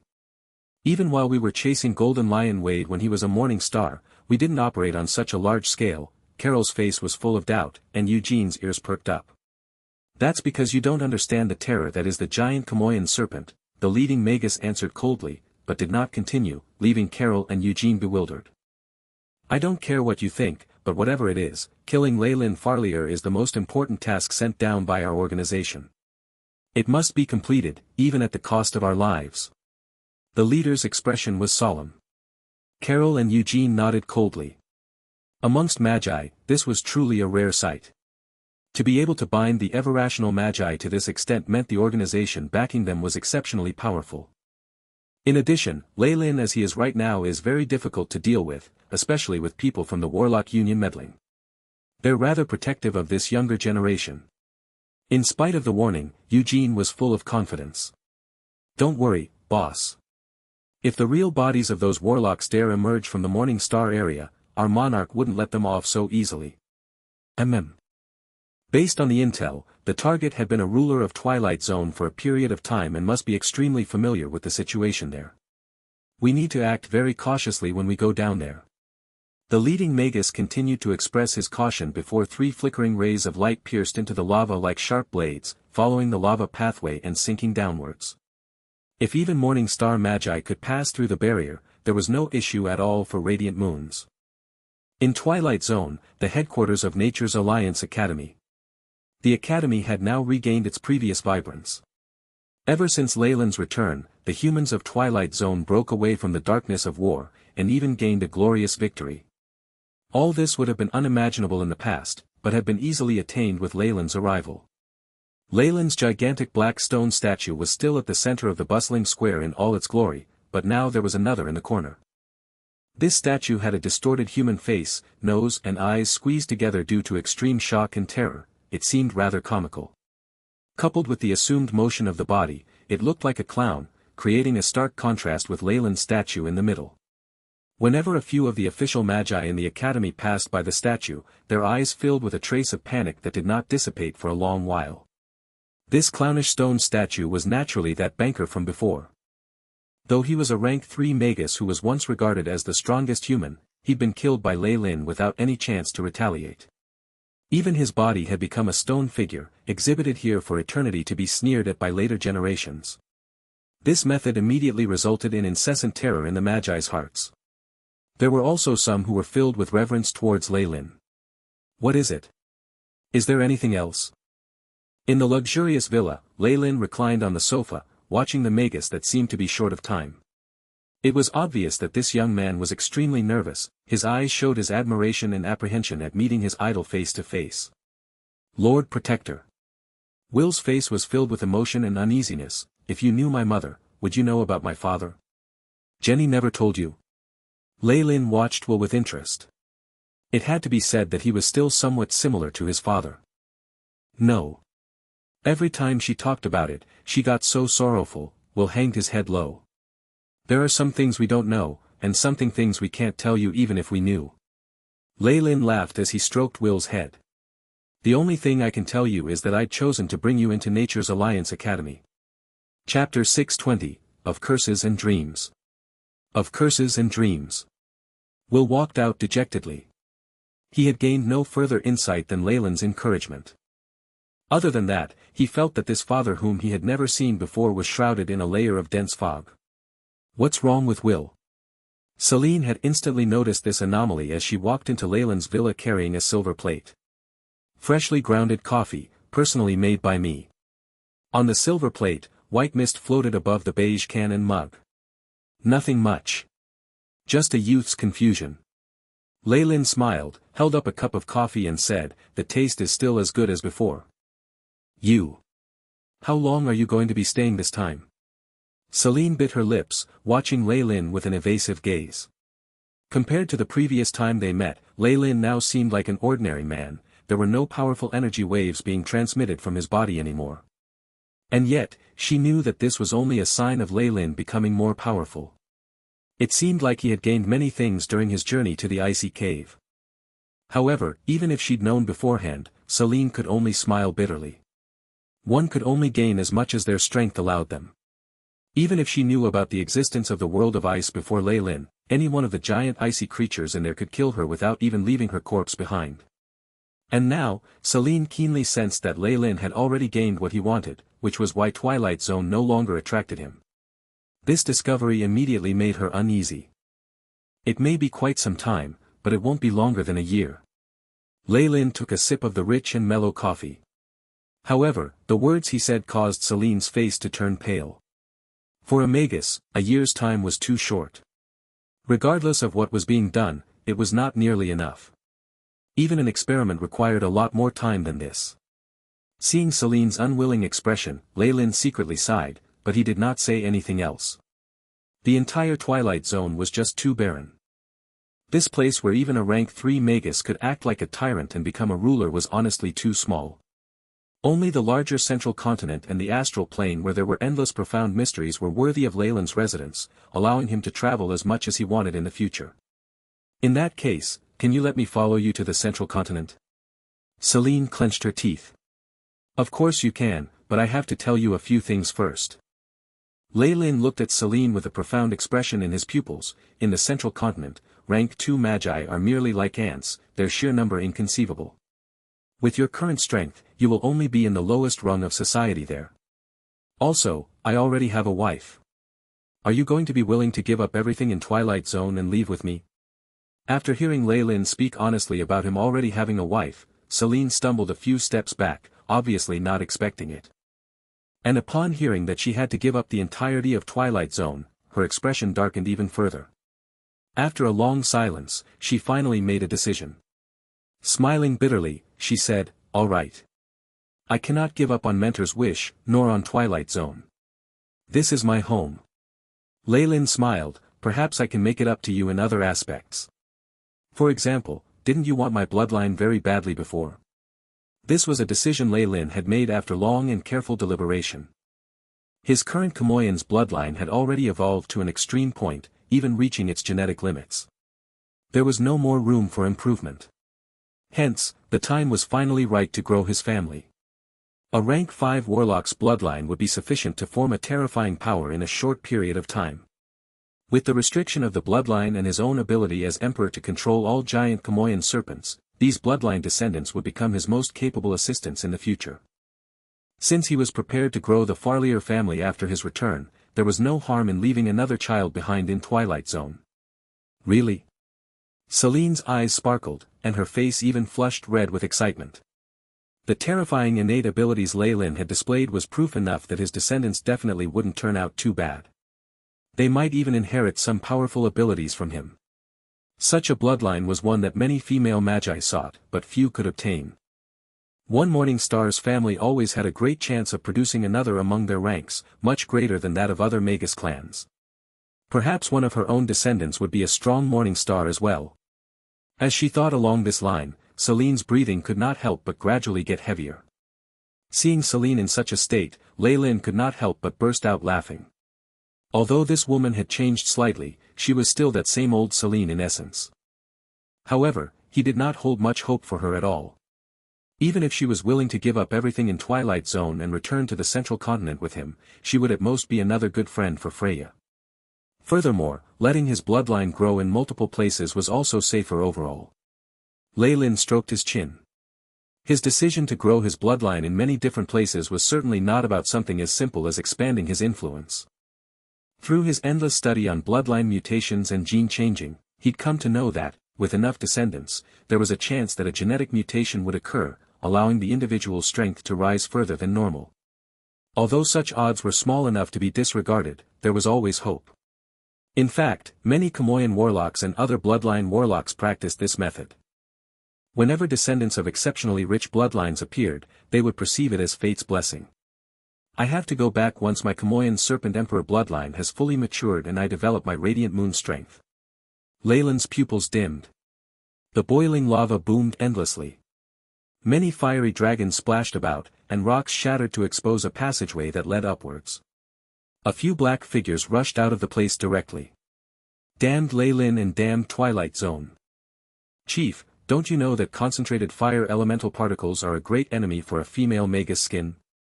My maintenance charges for this mission are going to increase. Carol pouted coquettishly, taking out a mirror and looking her skin over carefully. However, the leader and the Magus called Eugene evidently did not care much. As long as this mission can be completed, no one would care even if you rested for 100 years, the leader snorted coldly. He ignored his subordinates' complaints, much more interested in this territory. TSK. This underground, the elemental particles are already so barren. It's simply a desert for magi. On the other hand, Eugene also sighed while clicking his tongue, showing his disdain towards the barrenness of the Twilight Zone. Compared to the central continent, this place is indeed a desert. However, the darkness and earth elemental particle concentration is still passable, even if barely. Use spells of these two elements as much as possible to conserve your soul force. The chief's head tilted to one side, looking at Carol. Carol, found the opponent yet? Let me see. Carol took out a transparent crystal ball. In the core of this ball was a black wisp of air that swayed back and forth. This was Lei Lin's aura, collected from Mount Azura. Although Lei Lin had covered his traces very carefully, as long as such magi had the correct location and suitable spells, finding his tracks was only a matter of time. A black stream of air emerged on Carol's face. After pondering for a moment with her eyes closed, she pointed towards the north and spoke confidently. He's in that direction, I'm sure of it. Good. Now that we've discovered the opponent's position, won't 3 radiant moons like us be able to deal with a simple morning star? Eugene licked his lips. That rascal made me run about outside for such a long time. I want him. This leader nodded. We can. But the target is still as strong as a radiant moon himself, do not underestimate him. However, I have information that the target still has a weakness. Even if he has fighting strength at the radiant moon realm and powerful bloodline imprints, he is still a morning star at his core. The strength of his true soul is limited to the peak of morning star. If we cast curses or attack the soul, it'll be very safe. Carol nodded. Just nice, there's been some progress in my research on soul curses recently, just leave it to me. The two of us will assist. The leader looked at Eugene, and the latter agreed with a little reluctance, all right. You're the leader. Whatever you say goes. Evidently, he was a little depressed because he was unable to draw blood directly. Lei Lin. Hurry to school, you're going to be late. A foreign yet familiar voice echoed in his ears, making Lei Lin a little confused. Where is this? AI chip? Around him was a road, cherry blossom trees in full bloom on both sides. Blossoms drifted down to the street one after the other. The ground was very clean, without any sorts of paper scraps. Lei Lin looked at his own hands, his skin that was milky white without much musculature was full of youth. There was no response from the AI chip, causing Lei Lin to fall into a deep silence. At this moment, a large chunk of memory entered his brain. I'm Lei Lin. Innocent Saints High School, Year 3 student. I also have an elder sister and a younger sister in my family. I'm supposed to go to the campus festival. Why? Why do I feel like I've forgotten something important, and what is an AI chip? Why did I remember it subconsciously? Looking at the checkered shirt on his body and the student name tag on his chest, Lei Lin became quiet in an instant. Hey Lei Lin, what's wrong with you? A blonde-haired student walked over, pulling Lei Lin's arm along with him. Serway, Lei Lin called out the students once he opened his mouth, which made him fall into greater confusion. I need to calm down. Why do I know his name? Where exactly is this? What are you waiting for? We won't make it in time. Serway stopped a taxi, shoving Lei Lin into it before following closely behind. Driver, Innocent Saints High School. Have you lost your mind?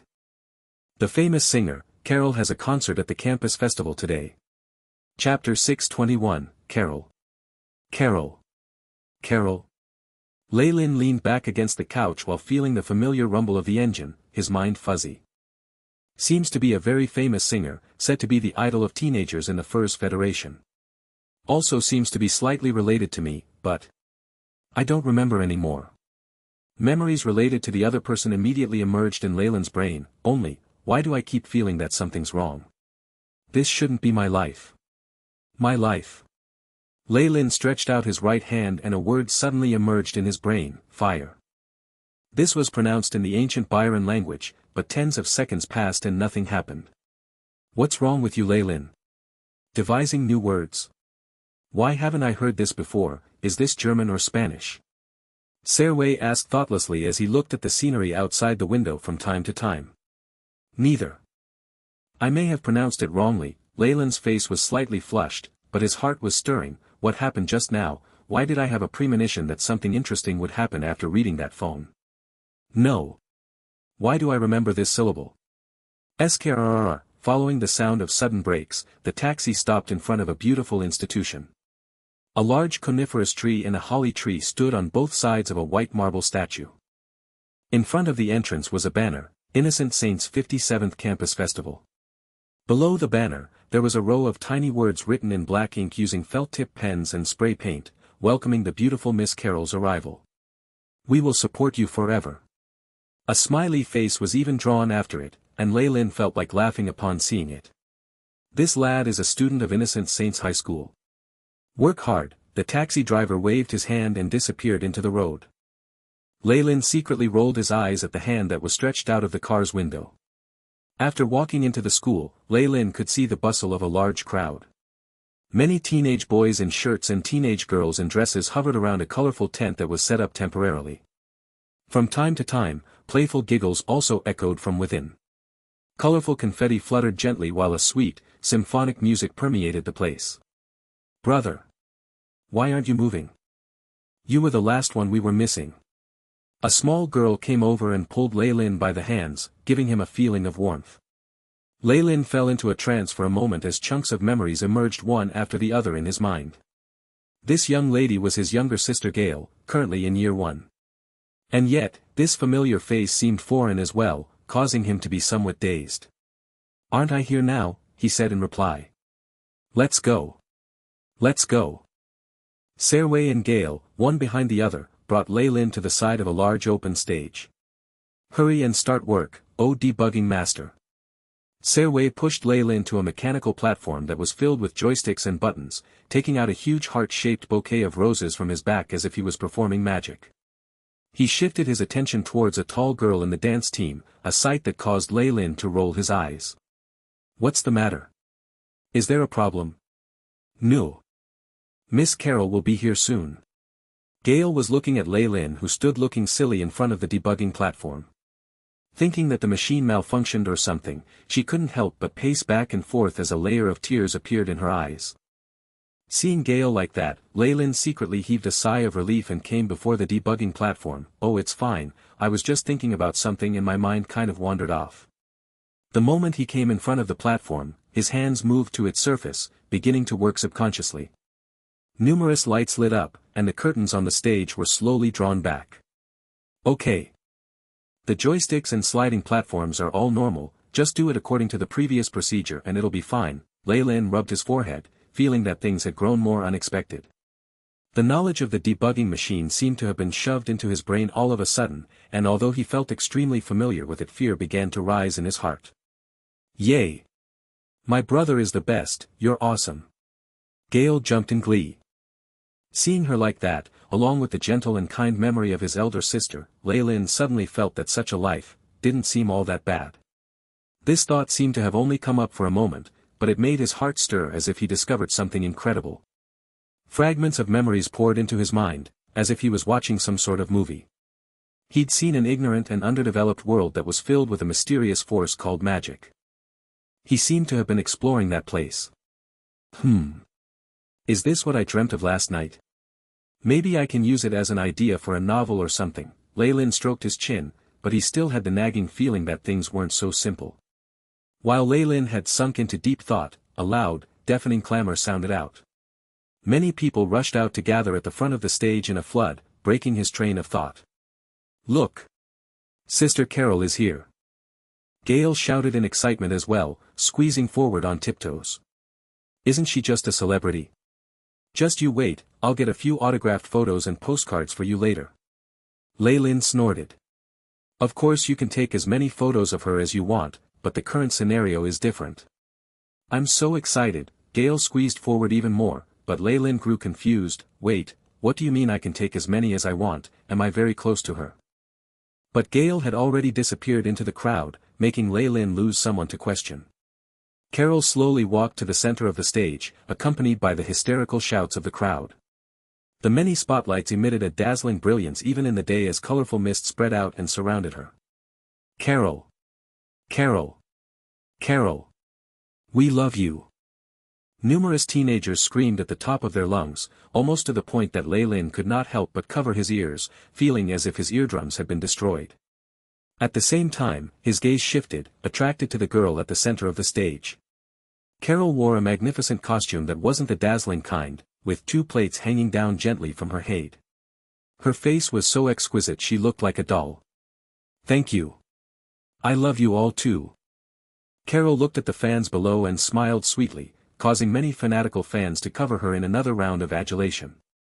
Her voice was very airy, melding well with her personality to form a unique aura. Even a few words from her generated an extraordinary attraction. Next, let's invite Miss Carol to perform her famous song for us, Flight. Because of Carol's presence, the 2 MCs were almost forgotten. Patiently waiting for their chance, they immediately announced the song. Okay. Start the background music. Lei Lin wore his headphones, but Carol, who was on the stage, made a signal to stop. Wait. I have another piece of news here for everyone, Carol smiled, carrying a rare hint of excitement in her voice. My trip to Innocent Saints campus this time was on my boyfriend's invitation. Yes. I'm in love. The place instantly fell into a deathly silence. Carol, who was famous across the entirety of the Furs Federation and had always been lovely idol, was actually in love, and with a high school student. This storm immediately petrified the surrounding audience. Soon after, a howl echoed, livening the atmosphere at the scene. What? No. Carol, you're my goddess, how can you, oh. No. How is that possible? Many teenage boys clenched their chests in pain and collapsed. Lei Lin even felt like he could hear the sound of their glass hearts shattering. But even more of the audience waved the fresh flowers, light sticks and other items in their hands and said, "Carol, we support you." "Thank you." Carol bowed at the audience below with reddened eyes. "I'd like to invite my boyfriend up to sing Flight with me." To commemorate this day, upon hearing this, many of the students looked at one another, as if they were trying to identify Carol's boyfriend. Waha! This Carol's boyfriend is going to get unlucky. Lei Lin thought gloatingly. Then, aren't you going to hurry up there?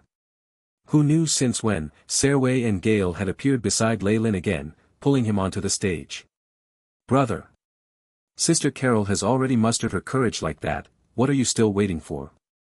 Gale tugged on Lei Lin's sleeve, laughing like a small fox that had successfully stolen a chicken. "Eh? What? It's me." Lei Lin pointed at his own nose. "Carol's boyfriend is me." Suddenly, another memory appeared again. "Lei Lin, remember our promise." Wearing a pretty ribbon on her head, Carol pulled Lei Lin's hand. Only at this moment did Lei Lin recall.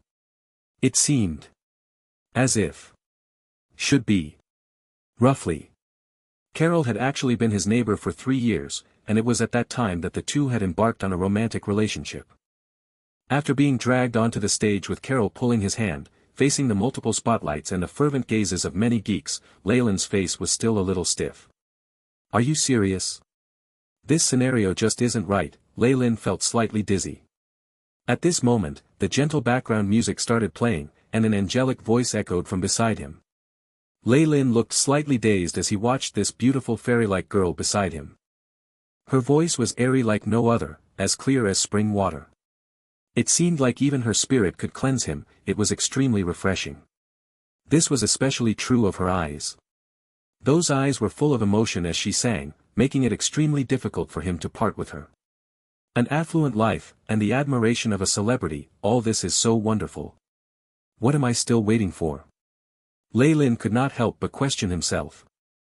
But at the same time, the uneasiness in his heart grew stronger, a feeling that he would regret the wrong decision here for the rest of his life. That's right. My dreams, my goals, my original pursuits, what exactly are they? Lei Lin asked himself repeatedly. Chapter 622, Fleeing and Awakening. Fleeing and awakening. My goal. Lei Lin stood on the stage. Although he was the focus of attention of thousands of people, his mind still wandered off. Is it to live my life ordinarily and peacefully? Yes. With time, money, and a wife who loves you, what's there to hesitate? But why do I still feel a little indignant deep in my heart? Lei Lin touched his chest. If everyone is like that, then fine. But if there is a path leading to eternal life, and I don't try and pursue it, how could I face myself? Eternity. Eternity. Yes, pursuing the ultimate of everything and obtaining eternal life, that is my pursuit. Lei Lin's pupils instantly grew resolute. Grabbing Carol's hand, he gently said, "Sister Carol. Sorry." Right at this moment, an intense rumbling explosion echoed, engulfing the place in crimson flames. The crowd screamed and dispersed as a black, armored car barged recklessly into the campus, stopping at the side of the stage. Numerous figures in steel armor jumped out in an orderly manner. Clearly, they were well trained. External armor. And nuclear-powered laser guns. As Lei Lin looked at the metal skeleton in their appearances and the oddly shaped gun barrels, he could not help but show a shocked expression, his pupils narrowing rapidly. Seize her. These armored men did not even notice the other students running about, as if all of them were ants in their eyes. They lunged towards the center of the stage directly with cold expressions in their eyes. This was the disregard one developed for life through years of bloody warfare. Carol. Their target is Carol. Lei Lin was surprised. Brother Lei Lin. The girl shrieked, holding Lei Lin's hand. Given that she was a celebrity, she naturally had a few bodyguards by her side, but they'd been burnt to ashes by the lasers before they could even pull out their weapons, becoming what seemed like piles of charcoal. In an instant, the screams of the crowd grew more intense. Those armed soldiers looked like steel mountains. All obstructions they encountered on their way, be it furniture or even human life, were ruthlessly destroyed. These people, They're definitely not normal soldiers or mercenaries. Leyland's pupils narrowed and every muscle on his body stiffened. And yet, the moment he looked at the pathetic Carol beside him, her face full of panic as she nearly fell limp to the floor, he suddenly started running. "Go!" he shrieked, pulling her along. Using the obstruction from the crowd, he successfully brought her off stage and headed in the direction of a teaching block. "Seize her, we don't need that boy alive," a person who seemed like the leader of the soldiers commanded. Immediately, Leyland saw many laser guns aimed at him. "Get down!" He suddenly pressed Carol's head down, pinning her to the ground. A dazzling radiance shot out as laser blasts sounded everywhere. When they stopped, the stage behind him had already become flat ground. A broken, burnt arm fell in front of him. "Leyland!" Carol's eyes turned white, her fingernails tearing into Leyland's hand and causing it to bleed. "I know. Go quickly." For some unknown reason, Leyland felt very used to such bloody scenes and did not feel the slightest bit of discomfort. He was still able to think calmly in this situation. The opponent's target is Carol. At a crucial time, if I abandon her it'll give me the chance to survive. He then glanced at Carol. Still, we're neighbors and lovers after all. I'll escape with her for a while, but if we're unable to pull away from the enemy even with our best efforts, I can only give up. Although a bad thought stirred in his heart, a determined look emerged in Leyland's face as he grabbed Carol and ran. At a corner, he glanced at the entrance where many students had gathered in a crowd, no longer daring to look at the figures in black. It was like they were some sort of monsters. He caught a glimpse of Serway's eye-catching blonde hair and the small girl beside him. Serway and Gale are both there, I can't draw fire to the place. Immediately giving up on the entrance where the students were, he brought Carol along as he ran into another crowd. Asterisk bang. Bang.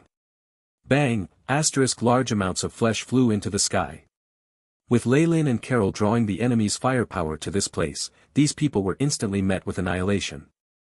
With the bombardment of laser guns, these students grew more panicked in their frantic running. Under the bombardment of the laser guns, these students ran around in an even more panicky way, making it difficult for the enemy to recognize people.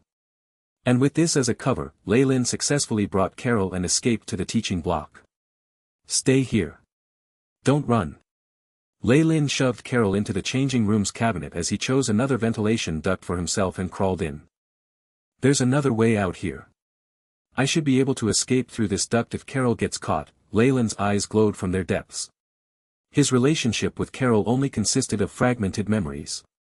Although both Serway and Gale said that Carol was his girlfriend, Leyland still felt a strong sense of disconnect. The weight of these feelings in his heart had dissipated completely during their escape. Or, put in other words, this relationship was only worth so much to him. After this, she would have to rely on her own luck. If she faced the fate of being captured, Leyland would not rescue her, as in doubt as he was right now. Furthermore, the enemy evidently wanted to capture Carol alive and did not care about others' lives. Leyland would certainly not risk so much for her. Carol would still have a chance of survival after falling into the enemy's hands, but for him, it would be game over.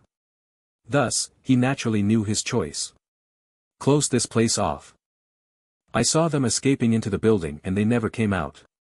A large boom echoed, accompanied by footsteps. They were heavy footsteps, every thud beating right into his heart like the steps of death itself. Search every room. Don't miss even a single corner, the enemy's cold voice echoed over again.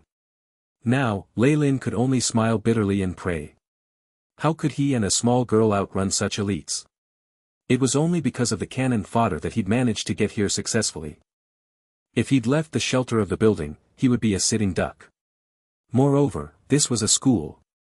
With something like this happening, as long as they waited for a period of time there would definitely be some sort of response from the authorities. As the seconds ticked by, the rummaging sounds coming from the surroundings echoed out without end, drawing closer and closer to the changing room. It made Leyland feel a little suffocated. Damn it. The government is useless in this area, I'll never vote for them again. Leyland scolded hatefully. Right at this moment. The changing room's door was pushed open violently and numerous footsteps invaded the place violently. The rummaging sounds continued for a moment, followed by a girl's alarmed cry. Leyland's heart stopped, knowing that Carol had already been captured by the enemy. His body slowly moved backwards, already prepared to retreat at any time. And the other student? Where has he gone to? A buff man asked. I'm not saying. Carol's stubborn yet airy voice echoed, but it made Lei Lin roll his eyes instead. 2 crisp slaps sounded in reply to it. Not saying instead of not knowing, which means he's nearby. But we don't have any more time. Let's go. That hefty man waved his hand, taking Carol out with him. Through the blinds, Lei Lin saw a member of the troop throw a round metal object on the ground as they left, the thing shining with light. Lei Lin cursed. Damn it. A high-explosive magnetic grenade. His entire body suddenly moved backwards as he began crawling desperately. A blue glow suddenly swept across behind him, followed by many blazing flames. The sound wave caused even Lei Lin's ears and nose to bleed. A blind was kicked open with a bang, and Lei Lin suddenly fell down along with large amounts of dust and rubbish. Finally out. Lei Lin heaved deep breaths and patted his chest.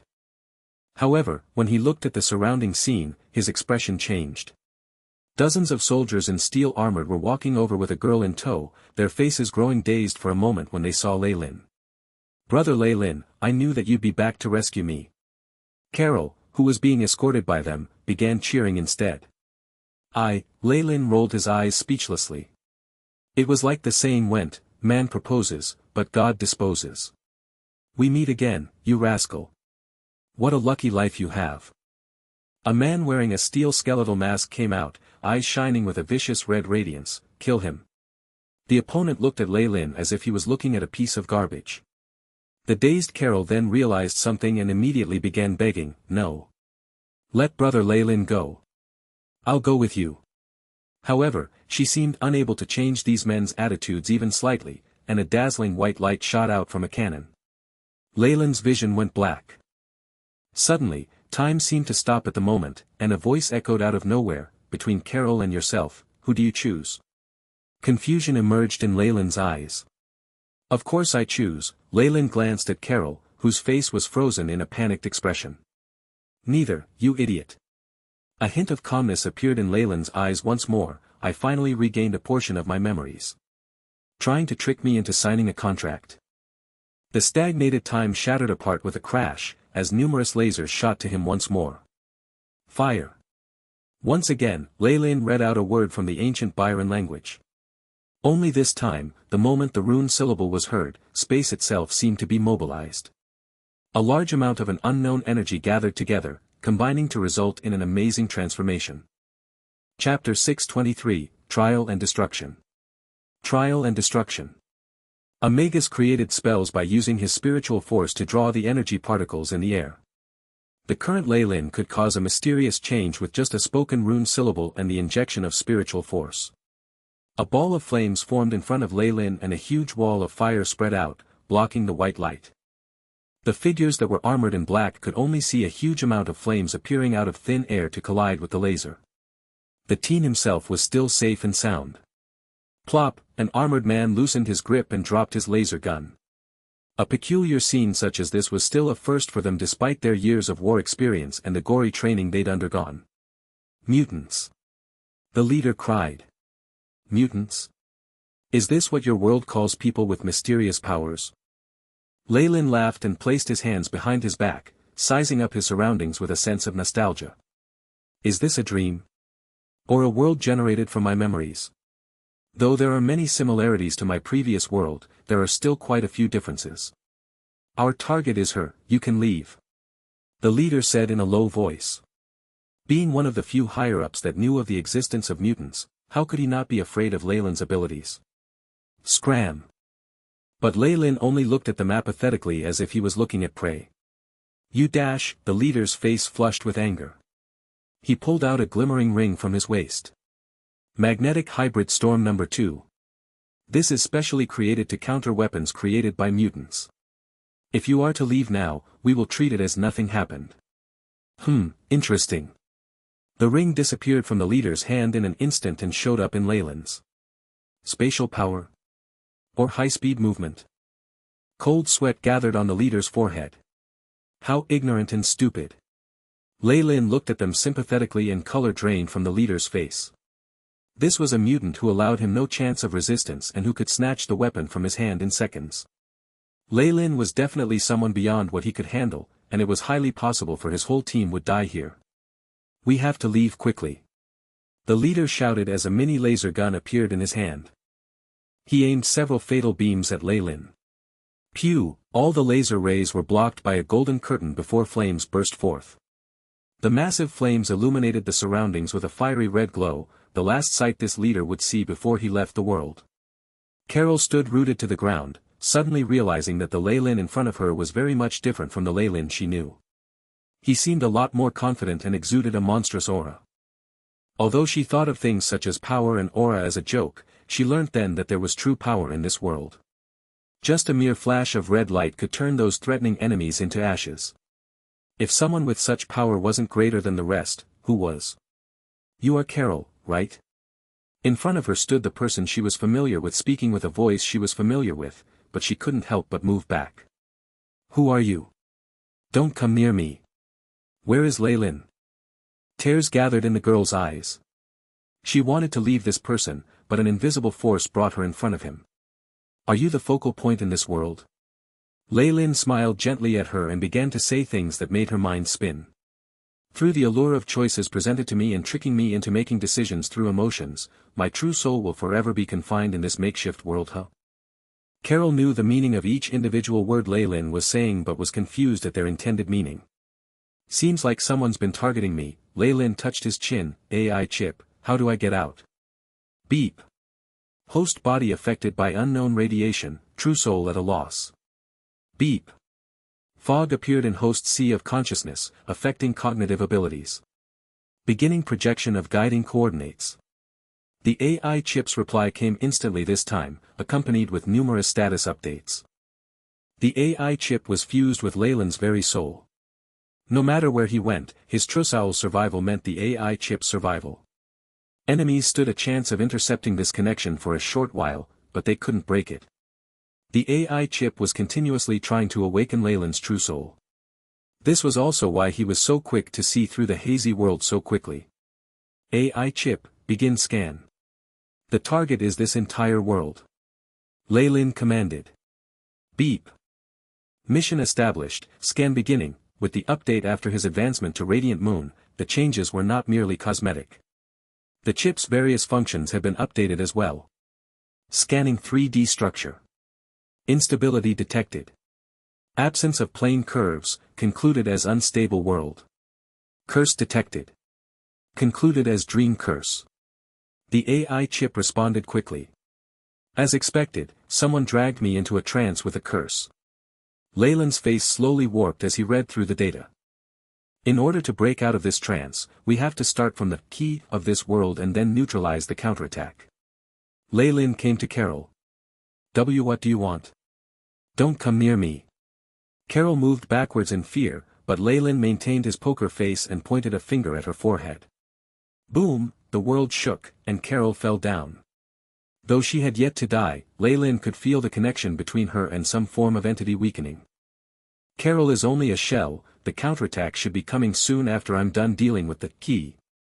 Lei Lin said, floating in mid-air as the very space vibrated. Gale, look. That person over there, he looks like Lei Lin. Surway's jaw dropped. It really is him. Did he become a superhero? Gale ruffled her hair and seemed to be a little dizzy. Had her useless brother been pretending all along, hiding a secret life as a superhero? Was he one of those who secretly guarding the world's peace? A piercing anti-aircraft alarm sounded, and violet light filled the entire city. A large number of UFOs surrounded the area, armored men flying out from within. Complex energy circuits flashed from on their armors, that worn by the troops from before complete trash in comparison. These people with peculiar energy undulations should have been the mutants that the leader of those troops was talking about. They looked pretty advanced. UFOs. Is this the extraterrestrial colonization fleet of the Federation? God! Many students and passers-by started screaming on the ground. The few figures in front especially made them feel like they were suffocating just by looking at them. Delusion and reality, illusion and mystery, things that only existed in conjectures, were all suddenly appearing in front of everyone's eyes, giving them a strong sense of intangibility. A ray of blue light scanned over Leyland's body, and the scanned data flashed across the glasses of the person leading the troop. It was like he instantly knew Leyland's identity. Leyland, Year 3 student of Innocent Saints High School. How dare you use your powers carelessly in public as a mutant? Return with us to the headquarters to receive your punishment. Well, Leyland shook his head and sighed, why weren't you here before when we were being attacked? And now you come over with such speed when everything's solved? I protest. The mocking tone in Leyland's voice caused the person to furrow his brows. He decided to teach a good lesson to the arrogant young man in front of him. Who do you think you are? The headquarters only take actions against our own kind, humans are exempted. Prepare to be tried for your crimes. The troop leader waved his hand, and two figures ran towards Leyland. As expected, weakness is a sin no matter what world you're in. Leyland sighed, and frenzied energy undulations burst forth from his body. Whoosh, huge clouds of smog wrapped around two mutants. The sound of blood dripping was heard, and when the smog cleared, a few damaged bones and metal components fell down. The two people were nowhere to be seen. Boom, the glasses of the leader's eyes exploded, the scratches from the shrapnel forming blood-red lines across his face. Yet, he didn't seem to care at all, only glaring at Leyland as he muttered in disbelief, Sylvan-ranked. He is a Sylvan-ranked mutant. Many of them took a step back, as if realizing they'd been surrounding a monster all this while. Mutant of the Sylvan-ranked is the highest of all the levels as of current times. They only existed in rumors, and were strong enough to cause energy probes to blow up. The thought of going against someone of this standard made many of the troop members shudder. If the situation is as such, Your Grace, shall we? The leader clenched his teeth and walked forward, but Leyland did not want to waste any more time on them. What a group of clowns. The countermeasures of this world are weak, so weak that I'm disappointed. A tiny black orb appeared on his finger, and he flicked it forward. You lot haven't seen real strength. The pitch-black orb absorbed all light, causing space itself to collapse. The terrifying turbulence enveloped all the UFOs and enemies. Chapter 624, Dreamscape Realm. Dreamscape Realm. Storms and turbulence wreaked havoc in the huge space, wiping out the entire troop within seconds. This terrifying scene rendered all onlookers speechless. Leyland is, actually so strong. Gale looked at Leyland's back view, a little confused. Large amounts of light started to leak out from the spatial crack, the scene within seeming like an entirely separate galaxy. First, it was the key, then it was the counterattack. I have to open up a path for myself next. Leyland muttered under his breath as a dazzling moon rose up behind him. Space stabilized as the translucent moonlight scattered and revealed a silver pathway. Come here. Before he left, Leyland waved his hand. Gale, who was on the floor, flew to him. Brother, the little lass called out hoarsely before she kept silent, realizing that Leyland was not the same person she knew. The power of destiny gave us a chance to meet in this world. Although I cannot be sure if this is reality or an illusion, let this be my present to you. Leyland chuckled lightly, and directed a spot of light into Gale's forehead before stepping through into the pathway. Twilight Zone, on top of an altar. The surface of the black altar was filled with runic circuits full of energy, and Carol was seated at the center. Opposite her was the crystal ball that had collected Leyland's aura, streams of black air circulating around it continuously. Eugene and the other Magus could only watch on. Suddenly, the crystal ball cracked and the black air dispersed. Carol screamed at the top of her lungs before fainting. What happened? The curse backfired. The leader of the Magi knitted his brows together, and a bright green weapon flashed before going into Carol's body and awakening her. What's going on? Didn't you say that your soul-body spell has reached the state where you can enter any dreams and fool any morning star Magus? Eugene bellowed. We've been had. He's already reached the radiant moon realm. The true soul of a radiant moon is not something that a low-level dream manipulation could confuse. Carol looked a little out of focus. Furthermore, even though I couldn't perceive everything in the dream, I'm sure that Leyland is hiding a huge secret. That's obvious. How could someone who broke through to the radiant moon realm have no secrets? The leader's voice turned icy. Prepare for battle. He has definitely noticed us.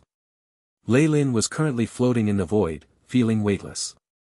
He'd been in this state ever since he escaped from that dream world, only seeing a misty fog in front of him. There seemed to be no end to it. I can't let this continue. I need to get back quickly. Lei Lin pushed ahead, putting in all his strength. His soul exuded a cooling radiance under which the fog dissipated to reveal a small island.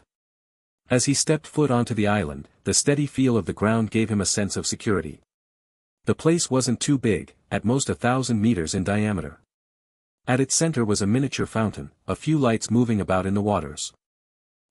Gur. Gur, hi there. On top of a black palm tree, a single-eyed owl greeted Lei Lin happily. Hello, friend. Where am I? Lei Lin waved. Beep. Scan complete. No life force undulations detected. Heat and radiation levels are at 0. The AI chip reported in secret. This is the gap between Dreamscape and the real world. The last time someone visited was 572 years after you, that was a very pretty lass. Lei Lin grew confused by the owl. Wait. Isn't this the dream world from the curse? How could someone from the future arrive before me, he asked. Dreamscape is a dimension created by the dreams of all intelligent creatures. It is everywhere, and unfathomable. Time and space are intangible here. The owl looked at Lei Lin. Your dream is, therefore, a part of Dreamscape. Is it? Lei Lin grew suspicious. He had heard about Dreamscape before. Even in the ancient era, it was a place that caused many magi to tremble. There had even been an invasion from Dreamscape once that caused great harm to the Magus world. There were a lot of demons in Dreamscape that were not weaker than rank 7 magi which wielded laws. Of course, there was a lot of instability in this world. Even the weakest worm could grow into a powerful demon the next day, and the strongest demon could disappear in the next moment. Due to this characteristic, the invasion of Dreamscape dissipated quickly, but to the magi of the ancient era, this was a taboo, not to be spoken of. Many magi from the ancient era have explored Dreamscape. I never thought I'd get this chance as well. Lei Lin touched his chin, not mentioning anything else. What would happen if I found the dream world of powerful magi, or even the dream of the ancient wisdom tree or the dream of the snake dowager? Wouldn't it be too strange? Then sir, how does one return to the real world? And if I wish to come back here afterwards, how can I accomplish that? Lei Lin bowed to the owl on top of the tree.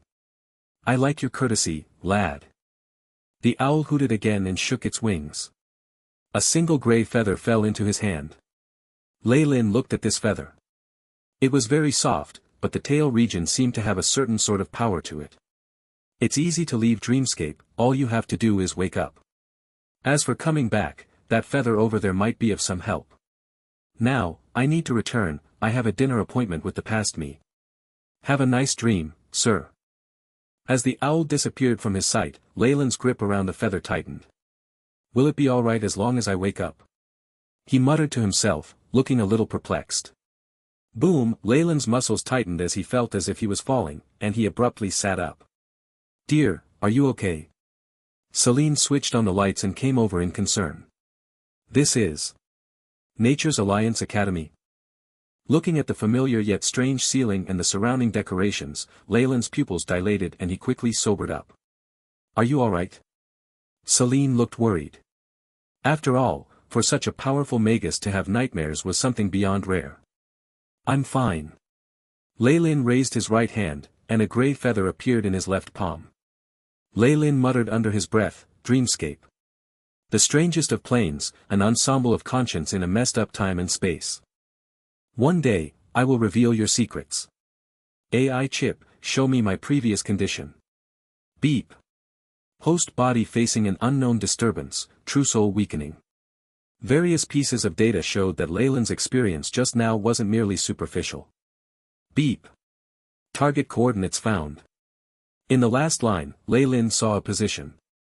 This was the location the AI chip had traced back from the curse. It isn't too far, it looks like this sort of dream curse requires a certain amount of proximity. Lei Lin's face darkened, and he began radiating a murderous aura. Whoever you are that spied on me, die. An explosion sounded out as he turned into a phantom, disappearing from the room. Celine could only look into the space Lei Lin disappeared to, uncertainty filling her face. Quick! The curse has been countered, Lei Lin will find us. Carol seemed to wake up from her trance upon hearing the leader's reminder. What should we be scared of? He's just a newly advanced radiant moon.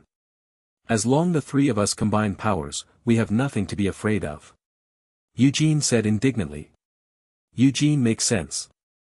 Prepare for battle. The leader sighed. Leader, why are you? Carol looked anxious at first, before growing shocked as she glanced at the sky not far away. A black tornado was whirring with energy as it headed for them in full force. It's not that we're choosing not to leave. He's already found us, the leader said bitterly. HSS, the person heading towards them at full speed was obviously angered by their provocation. The horrifying phantom of a Kamoyan serpent emperor appeared behind his back. Concentrated black gases engulfed everything in their path, sweeping in their direction. Asterisk whoosh. Asterisk the obstructions on the way, be they stones, mud or anything else, turned into nothing in a split second. Eugene's pupils constricted as he stared at the person charging at them with the speed of light. Is that the giant Kamoyan serpent? Why do I feel so repressed? It looks so different from the phantom in the data, and, his hand trembled, why does a newly advanced radiant moon have such a powerful aura? All of you. Die. The phantom behind Lei Lin devoured everything even as he was shouting. Shit. We have to leave. Sparks of black fire flashed, and it seemed as though the serpent took a big bite of every place Lei Lin passed, loud snaps echoing again and again. This is not the giant Kamoyan serpent. It's their ruler. It's the Kamoyan serpent emperor. The leader seemed to have thought of something as he exclaimed, that rumor is actually real. Chapter 625, Discovery and Battle. Discovery and Battle. Legend? What legend? Carol wiped off the blood at the corner of her lips. Her true soul had been injured by the curse in the dream, and she was no longer in the best shape. I've heard the monarch mention that giant Kamoyan serpent warlocks carry the bloodline of the snake dowager. Although very low, there is a chance of a rank 5 emperor appearing amongst them. The leader's voice was very low, and Carol and Eugene could even hear a tremble in it, and after the appearance of the Kamoyan emperor, the entire Kamoyan race will unify under them to regain the glory of the bloodline warlocks. That's obviously just a prophecy. Who's going to believe that? Eugene pursed his lips in disdain. If it were merely another prophecy, nobody would believe it, but what if the person who had made it was the great astrologer, Magus Derek? And what if I told you he sacrificed his life to do it? The leader glanced at Eugene. Derek? That legendary radiant moon Magus who was the most likely prophet to reach breaking dawn. Carol exclaimed, her eyes now full of fear towards Lei Lin. That's why, even as we suppressed the bloodline warlocks, we've been paying close attention to the Ouroboros clan. If we hadn't been afraid of turbulences of ill destiny appearing, which would cause them to join the dark side, we would long since have eliminated them.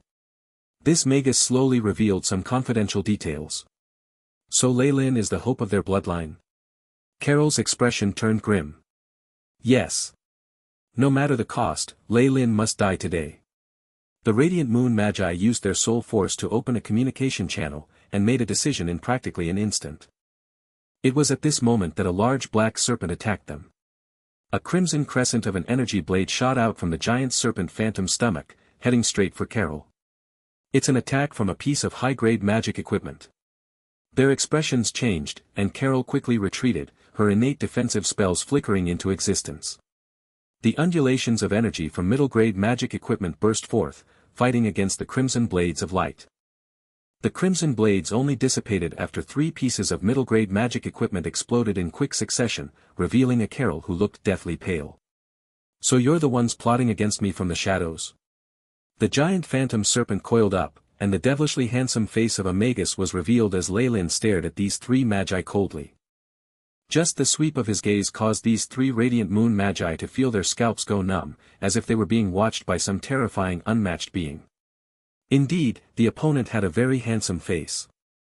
Even if she'd videos and acquired information about him before, Carol had to admit that a high-ranked warlock like Lei Lin was someone who female magi would go crazy over. This unwitting charm he was giving off was very similar to a high-grade illusory attack. Who are you? Lei Lin watched the three magi, the gears in his mind turning. His greatest enemy in the central continent, Jupiter's lightning, only had one radiant moon Magus in Zegna.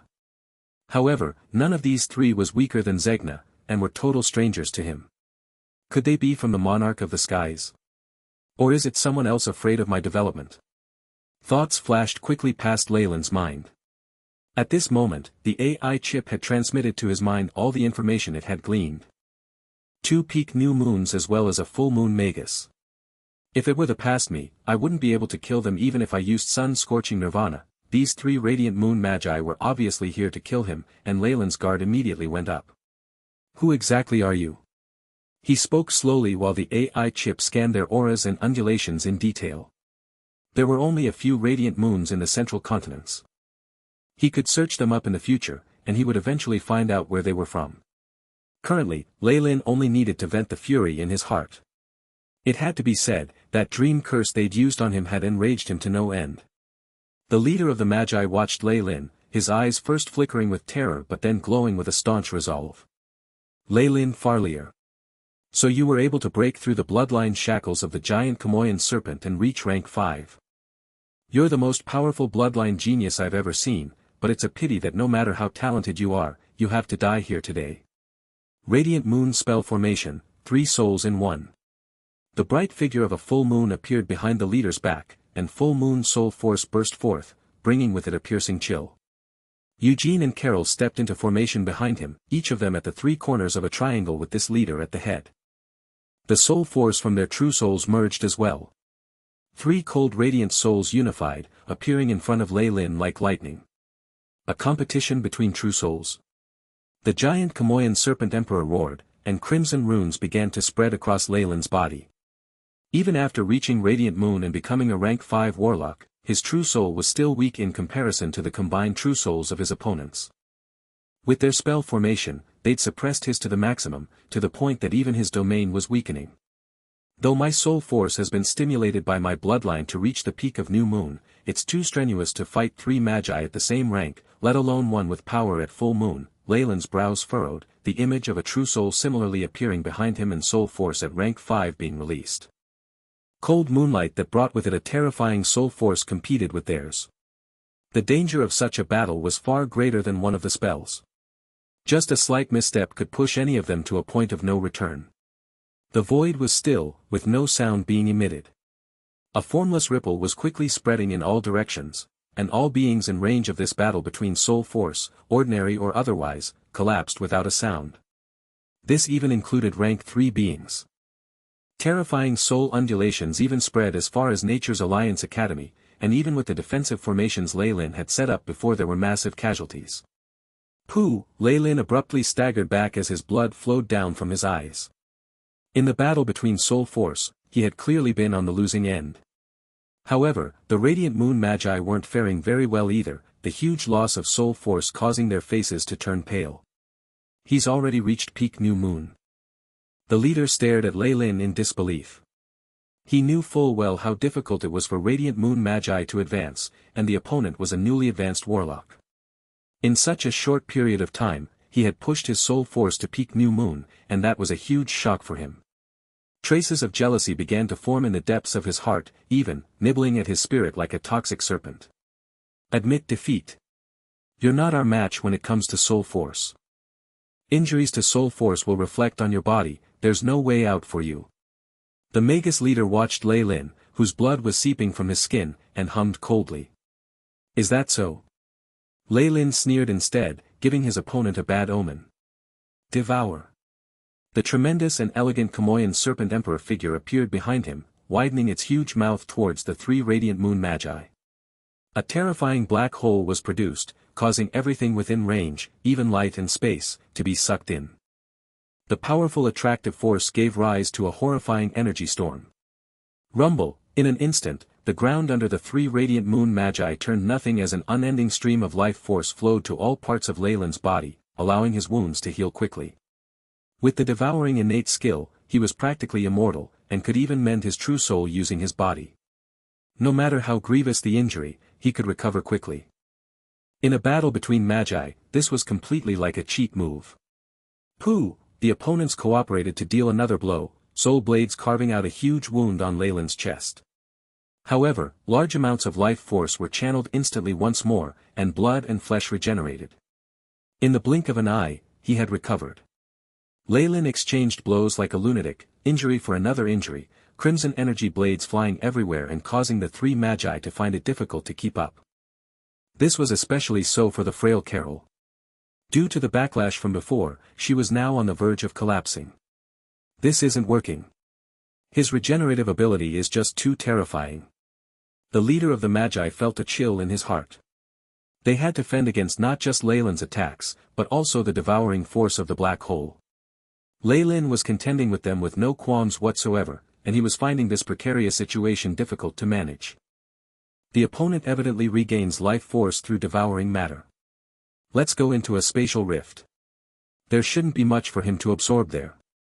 His eyes flickered as he found the way to get around this devouring ability, its weakness. If he were in a void, Leyland's devouring ability would definitely be affected. While he could devour space, the efficiency would definitely decrease, and the amount of life energy generated would be lessened. Trying to leave. Crimson light flashed in Leyland's eyes. HSS, the terrifying amber slits of the Kamoyan Serpent Emperor's eyes fixed onto the weakest member, Carol. A layer of ash-white stone began to emerge on her body. Asterisk boom. Boom, asterisk Leyland let the opponent's attacks land on his back, scales and flesh flying as he charged into the center of their spell formation. Numerous black shadow claws appeared and forcefully grabbed Carol. Chapter 626, Rank 5 Snake Transformation. Rank 5 Snake Transformation. Light burst forth as the spell formation that combined the power of three souls was broken through. Let's go. Eugene and the leader grasped this opportunity and, quickly pulled Leyland into the spatial crack. The tremendous snarling figure of the giant serpent was still devouring the dust and space all around it, but the life energy being generated was obviously reduced.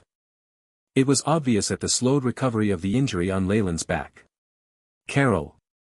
At this moment, the opponents were gazing at Carol, who was in Leyland's control, and a trace of despair appeared on their expressions. Under the gaze of the Eye of Petrification, the female Magus had turned into a limestone statue.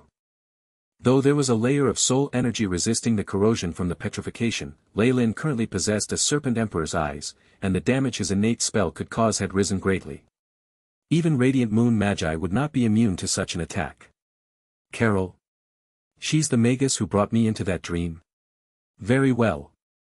Leyland lifted the statue, the scarlet earring emanating dazzling rays of light. What are you going to do? If you dare to attack Carol, our king won't let you off. Eugene exclaimed. Hee. At this stage, there's no need to discuss anything about letting people off.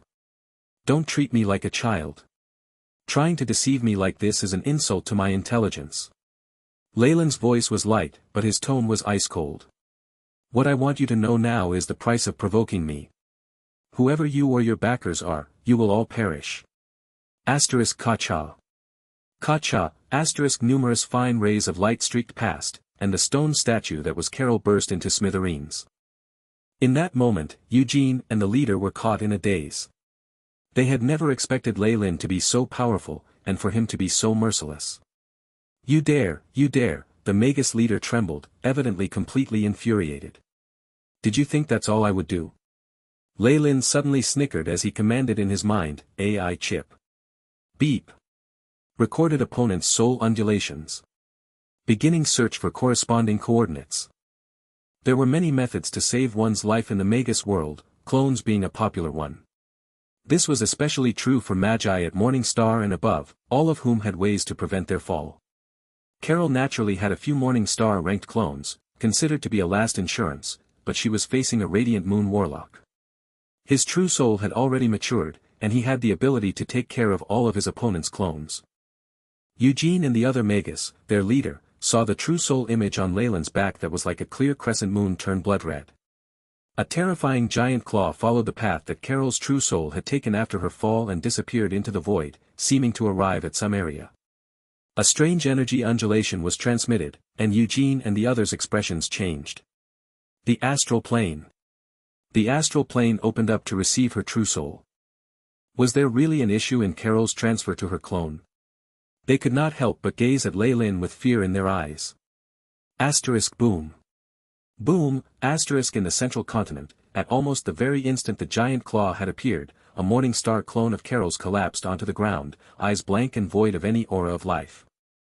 Meanwhile, a spell rune emitting green light mysteriously broke in Carol's Magus tower, and the spirit genie's voice rang out with ear-piercing warnings, suffered unknown attack. Reserve clone has fallen. Magi only have one true soul. Regardless of how many clones there are, all life-preserving methods are useless once the true soul is damaged or sent into the astral universe. Of course, the transfer of true soul was a speedy process. Most Radiant Moon Magi seldom succeeded in killing others even with their soul force. However, given the help of the AI chip, Lei Lin did not find such a thing difficult. A notification wave flashed, and the leader stared at Lei Lin blankly. News from headquarters. Carol's clones and the spirit of the life regeneration pool have all fallen.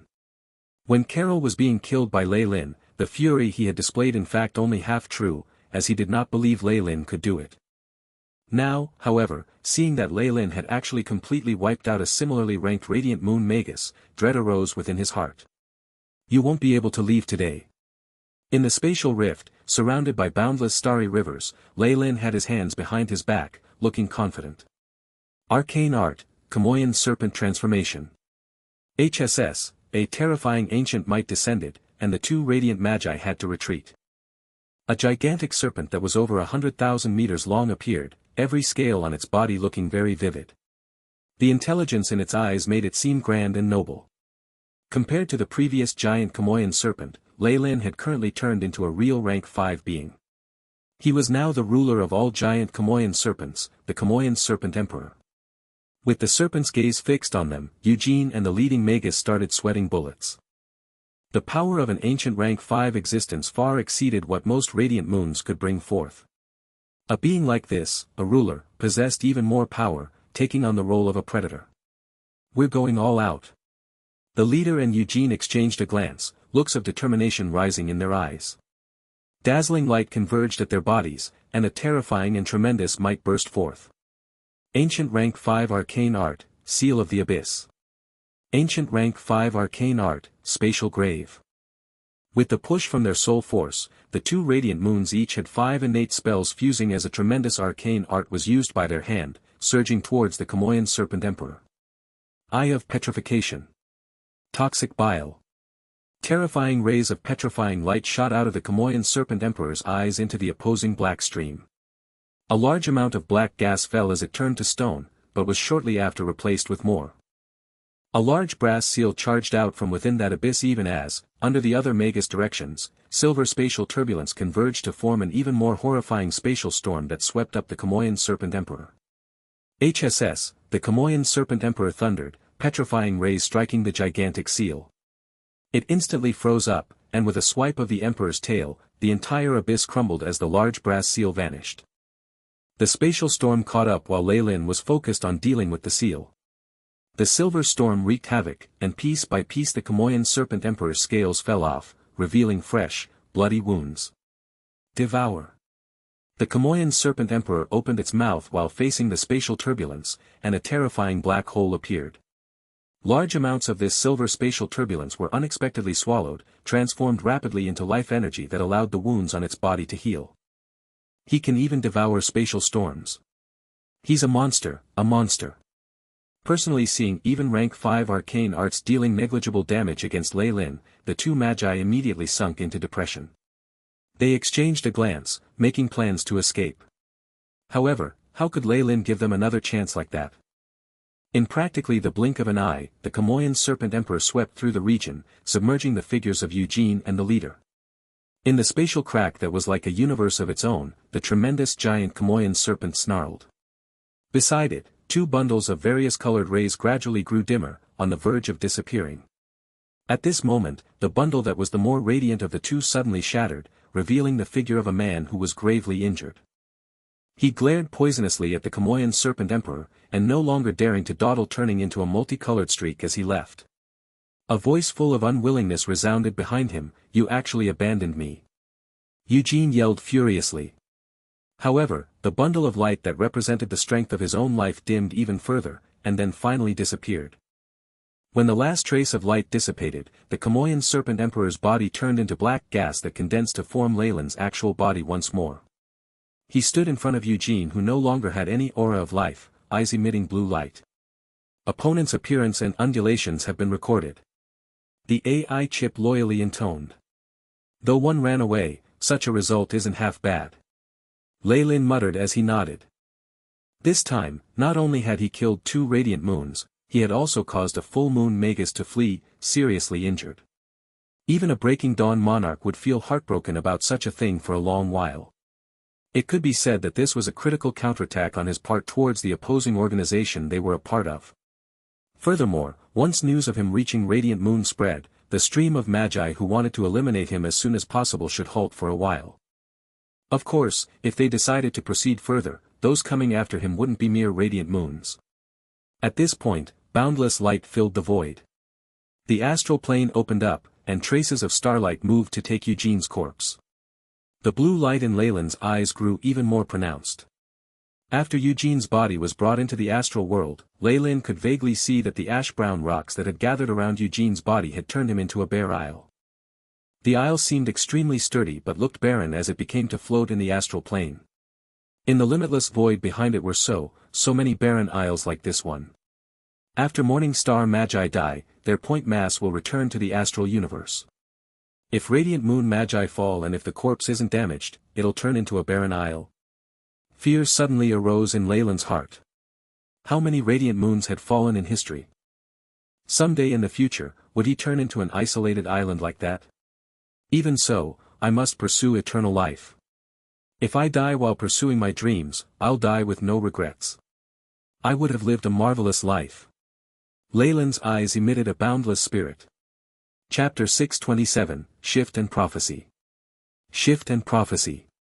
In the air above a region of Twilight Zone, countless distortions combined to form a spatial channel. Leyland, dressed in loose black robes, stepped out from the passageway. The battle between rank 5s had resulted in extensive damage even within a spatial crack. Had it been fought in Twilight Zone, perhaps most of it would have been destroyed. Even so, just the probing attacks from before had led to devastating harm to the land. Even if the affected area was not huge, the radiation and curses that remained would constantly corrode the land, even spreading out further. In a worst-case scenario, there might be the creation of malicious conscience or attracting different worlds' wills to descend here. Whatever may happen, it would result in nothing good for Twilight Zone. A battle amongst radiant moons is far too destructive. It's not just the direct damage, but the indirect pollution as well. Leyland watched the land that was in a terrible state and frowned. If a Magus were to do this in the central continent, they would become a public enemy.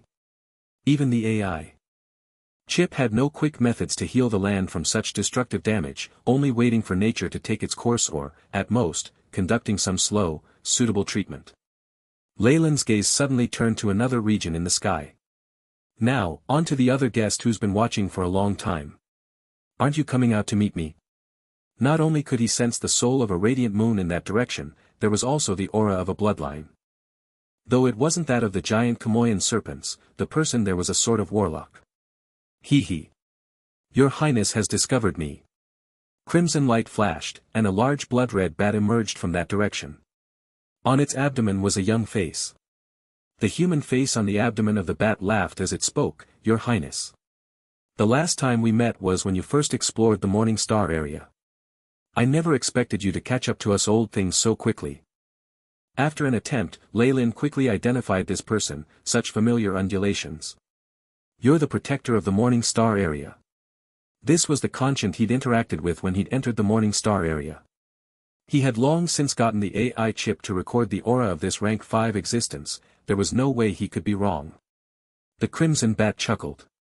Yes, I'm Jeffrey. I was afraid that they would harm your Highness, but it looked like my worries were for naught. Whatever it is, I'm still thankful for your help. How should I address you, Your Highness? Leyland bowed slightly, and a look of puzzlement appeared on his expression. Our Warlock Union uses the same feudal system as your Ouroboros clan. Rank 4s are dukes, and rank 5 warlocks are addressed, Your Highness. We're basically archdukes, the blood-red bat explained. Leyland nodded. I see. Well then, what business do you have coming here, as a fellow Archduke? Oh yes. I hereby extend a solemn invitation to your Highness Leylin. We hope you'll come to the Bloodline Warlock's final fort, the Morning Star area. The human face on the bat's abdomen looked serious. Leylin agreed, indeed, I should go there. There seemed to be some big problems between the warlocks and magi in the central continent.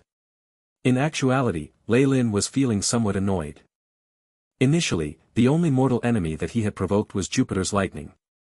Though the organization of Sky City was hostile towards him, they wouldn't go so far as to send people to hunt him down and kill him.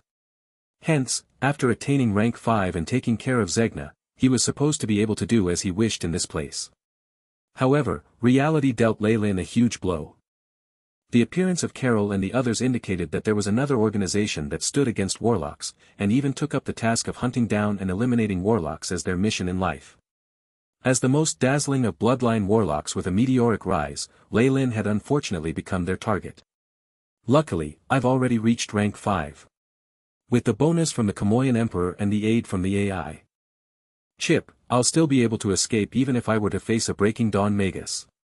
That's enough, a cold glint flickered in Leylin's eyes. This sneak attack against him had thoroughly irked him. I don't care who you are and how large your organization is. Even if you have a Breaking Dawn monarch backing you, there will come a day that I, Leylin Farlier, will completely erase you from the central continent. I swear on it. Leylin was a very clear-cut person. He had little holding him back in Twilight Zone, and after sending Celine a simple message and mentioning what had happened, he immediately followed Jeffrey out and into the Morning Star area. Standing within the Morning Star area that had congealed, Leylin felt extremely emotional as he watched the shattered universe and gigantic stars within the space. Though he'd visited this place numerous times with his soul force, this was the first time he'd entered the place with his real body. Sending his soul force out, the auras of the many bloodline warlocks in the surroundings put Leylin's mind and body at ease. Your Highness, Leylin. It's nice to meet you again. Or should I say it's nice to meet you again? I'm so happy that you're joining us, our warlock union's might has risen once again. A warlock with the same face as that on the abdomen of the bat emerged beside Leylin, his long crimson hair untied, flying in the air. Your Highness, Jeffrey. It was obvious that this young man was a rank 5 warlock. This was the main body of the Morning Star area's protector, Jeffrey. All right. I know you have many questions, but they'll be answered once we reach headquarters. Jeffrey enthusiastically brought Leylin all the way to the Warlock's headquarters in the Morning Star area. In a gigantic receiving room, Leylin saw 2 other rank 5 warlocks. One had a completely golden body, seemingly able to be likened to a god of battle. He was very familiar with this person, rank 5 warlock, Golden Lion Wade. He'd had quite a few transactions with him before. Come, let me introduce you. You already know Wade, the person beside him is Offa. Jeffrey smiled as he pointed to the warlock beside Wade. Leylin took the initiative and bowed, Your Highnesses. Leylin Farlier. Once a Kamoyan Duke and now an Archduke. We've talked through imprints many times, but this is the first time we're meeting face to face. Wade's smile seemed to be bathed in sunshine, his body emanating a charismatic aura. Your Highness is truly a talent. With you joining us, I can be at ease. Cough cough, Offa who was beside Wade was like an old man approaching death, his aura full of decay. It seemed like he was but a step from the grace, and yet Leylin wouldn't dare belittle him. From this coughing old man's body, he could feel soul force at the peak of radiant moon.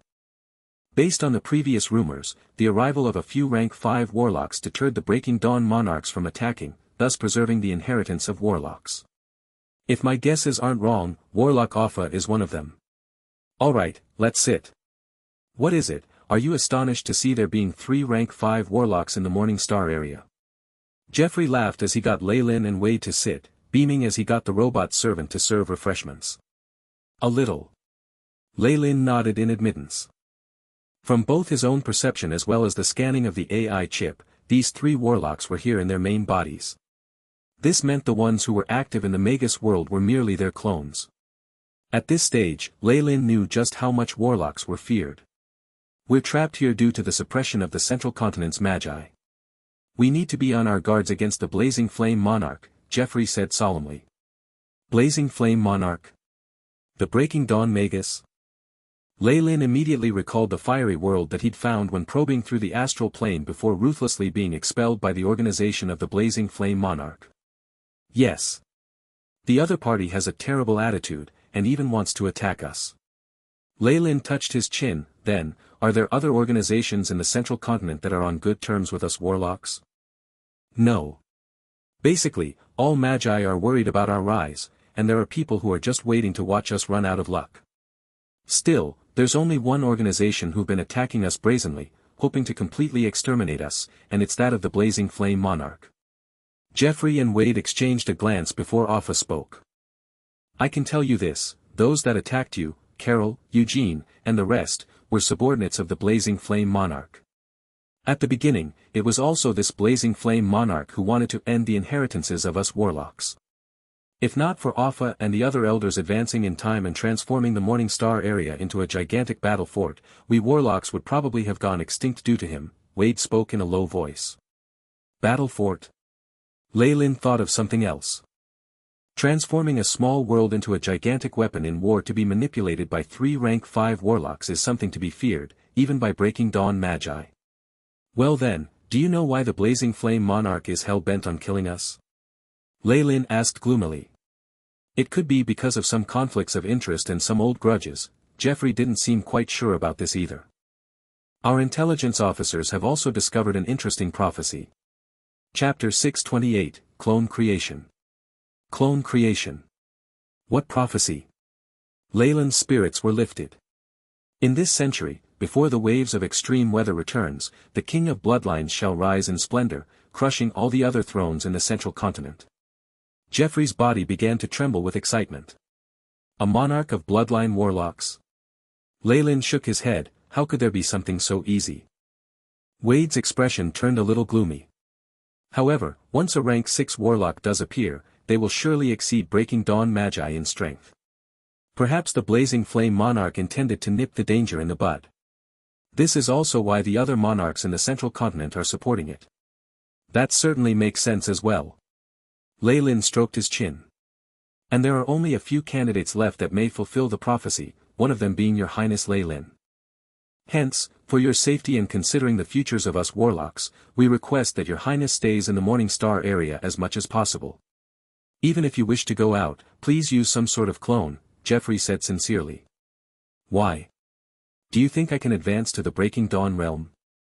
Lei Lin's heart stirred, but his facial expression was that of stupefaction. Even if my bloodline evolved to become that of a Kamoyan emperor, I am still limited to rank 5. Of course, we are aware of the difficulty of bloodline shackles, but even a rank 5 Kamoyan emperor will be one of our greatest military strengths, Wade pointed out meaningfully.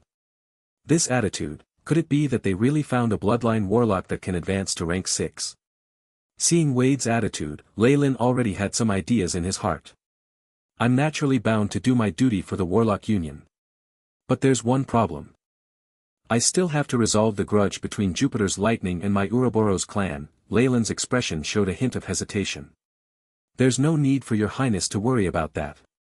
Regarding this, there's no need for Your Highness to worry at all. According to our intelligence, the chief of Jupiter's Lightning, Knight Phantom Zegna, is already dead. Jeffrey sneaked a glance at Offa, before he made the report to Lei Lin. What? Zegna has fallen? This news immediately caused Lei Lin's eyes to widen into full circles. He'd never expected that this enemy who'd caused him such tremendous stress before would just die so quietly. Although he was confident in killing the man on the spot with his current strength, his opponent meeting an end still left Lei Lin depressed. It was like he'd punched out with all his might just to hit cotton. How did he die? Morning stars normally had lifespans of over 1,000 years, and radiant moons usually lived to several thousand years old. Given how young Zegna was, his death was definitely not due to old age. We don't have any news about that, sadly. But we did receive information that Jupiter's Lightning was taken over by a female radiant moon Magus after Zegna's death. On top of that, they announced the end of all current diplomatic and military movements. This means your Ouroboros clan's emergency has been solved. Female radiant moon Magus? For some unknown reason, Lei Lin immediately thought of the power hiding behind Zegna. During their previous fights, he had faintly sensed that Zegna certainly had assistance from a Magus who was more knowledgeable than him. This turn of events led to his instincts saying so even more. Was it really an accidental death, or was it man-made? Leyland's pupils twinkled in a myriad of colors. As for the two dukes, your wife, and any others, we can totally arrange for them to stay here to ensure their safety.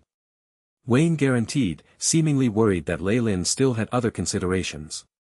Thank you so much, Your Highness, but let's wait until I finish everything on hand before visiting Freya and the others.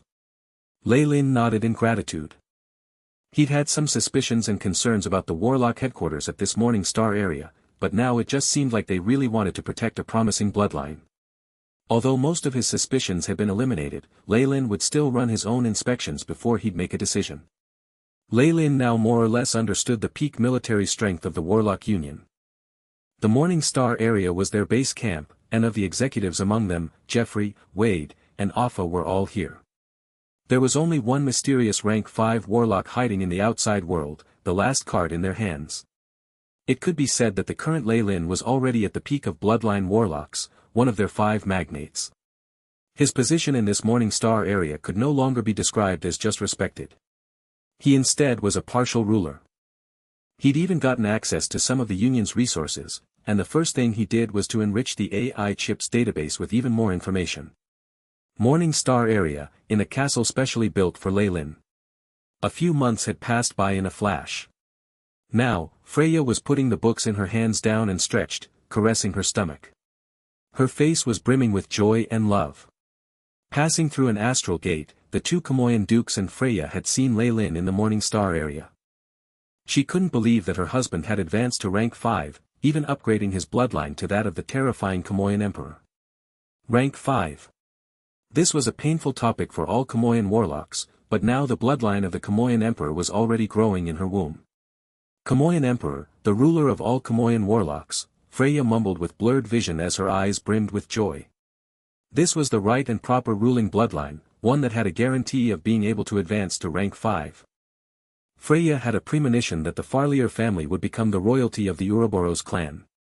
All of the female Kamoyan warlocks would go crazy in order to obtain Leyland's bloodline, even resorting to unscrupulous ways. With the injection of a rank 5 bloodline also has so many benefits for my blood serpent family. Forget falling, our bloodline will definitely rise in rank now. Thinking about how she'd successfully gained hold of these things that she wouldn't have even been able to beg for before, Freya was filled with rejoicement. And with that admiration came a further increase in her admiration and trust towards her husband. Thinking up to this point, Freya couldn't help but tilt her head to look in another direction.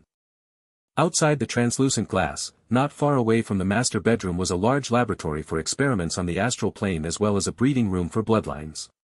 The two buildings stood tall like large monsters, even engulfing all the light in their surroundings as they made one feel stifled.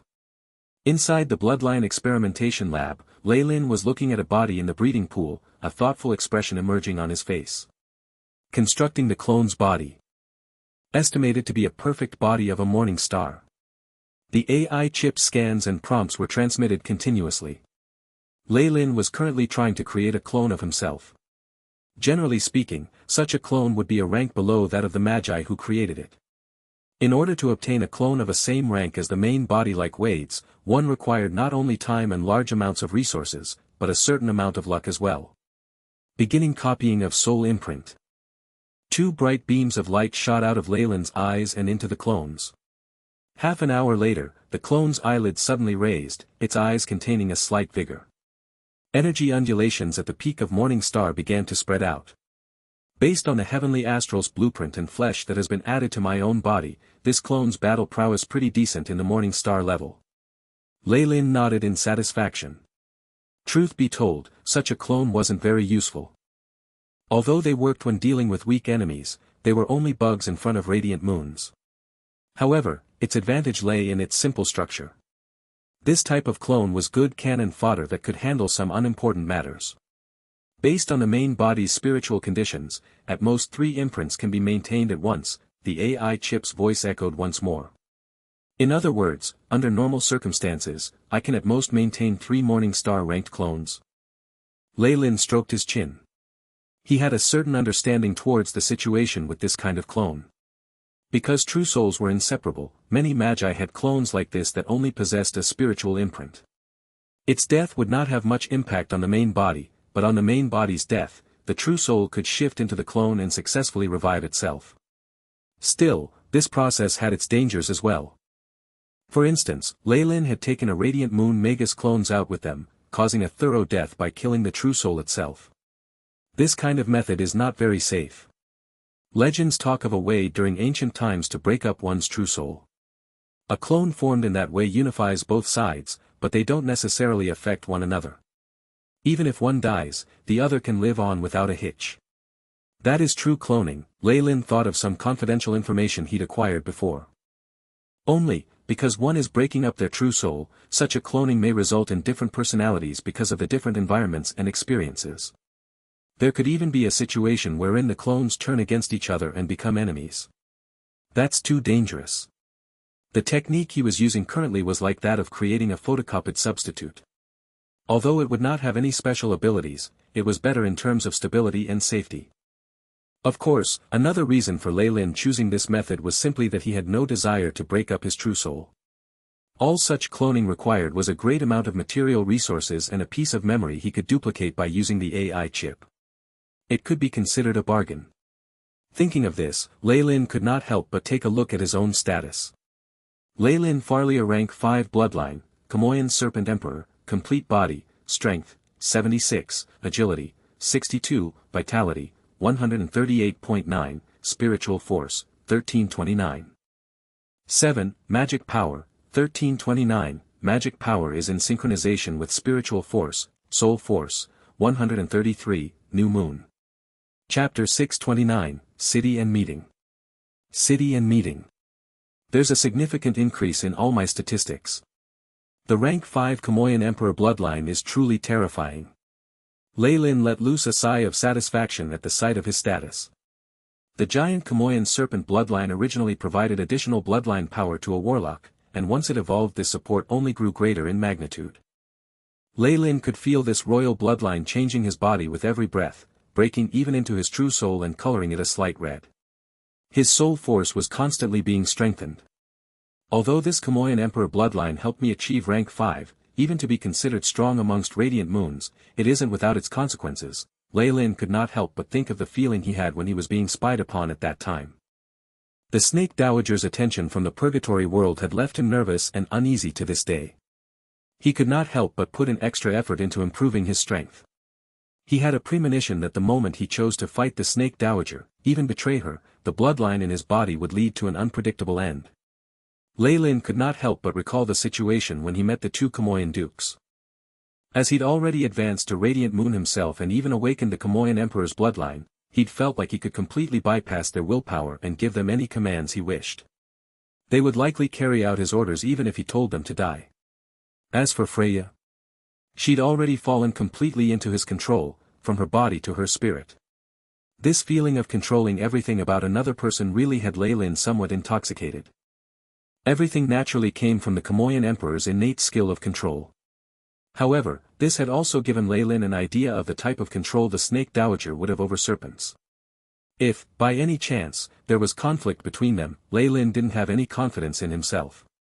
The laboratory door opened with a bang and Freya stood up with a pleasant surprise. Lei Lin, is the experiment proceeding smoothly? Shortly after, she sharply noticed that this Lei Lin was a little different from usual. After being in a daze for a while, Freya then pursed her lips in astonishment. Your body's aura, why has it fallen back to Morning Star? Very smoothly. Lei Lin smiled. Behind him, another Lei Lin with a deeper aura walked out. Even you didn't notice the anomaly at first. It seems like the spiritual imprint was also very successful. This is your Morning Star clone. Freya looked at the Lei Lin who came out first and her eyes sparkled. Yes. Although my main body will remain in the Morning Star area, there are still matters that I have to resolve in the outside world. The Morning Star clone nodded before turning around and walking out. In its stead, the real Lei Lin walked up, looking at Freya's slightly bulging stomach with a smile. Through the bloodline's reaction and the ability of the Kamoyan Emperor, he could clearly sense a tiny life growing sturdily in there. It wasn't just the child. Freya was growing as well, although in another sense. Her strength had skyrocketed from one who just stepped into the crystal phase, and at some point, she'd unknowingly broken through to the limits of rank 3. With how her bloodline was constantly being purified, there was a chance she'd break through to Morning Star. All of this was, of course, due to Leyland's imperceptible influence. The two dukes hadn't gained much, but with Freya, there was an obvious increase in power. Scary. Is this also the ability of the royal bloodline? Subtly influencing and transforming one's own kind, evolving them to become more powerful. The power of a royal bloodline is truly frightening. To subtly influence and transform one's kin, evolving them into a more powerful state, Leyland's pupils sparkled. He had finally experienced the true terror of a royal bloodline. Not only could it amplify his individual military might, but it could also upgrade his entire clan. If he stayed at the Ouroboros clan for 100 years, most of the rank 1 Manchester bloodlines would probably evolve to rank 3, becoming Black Horal Snake bloodlines. As for Black Horal Snake warlocks themselves, they stood a chance of becoming pure-blood Kamoyan warlocks. The bloodlines of many of the royal families would grow even purer due to Leyland's existence. Of course, all of this was also related to the distance between them and Leyland. For example, Freya, who was closest to him, experienced the deepest influence from his radiation and aura, showing results in just a few months' time. AI chip.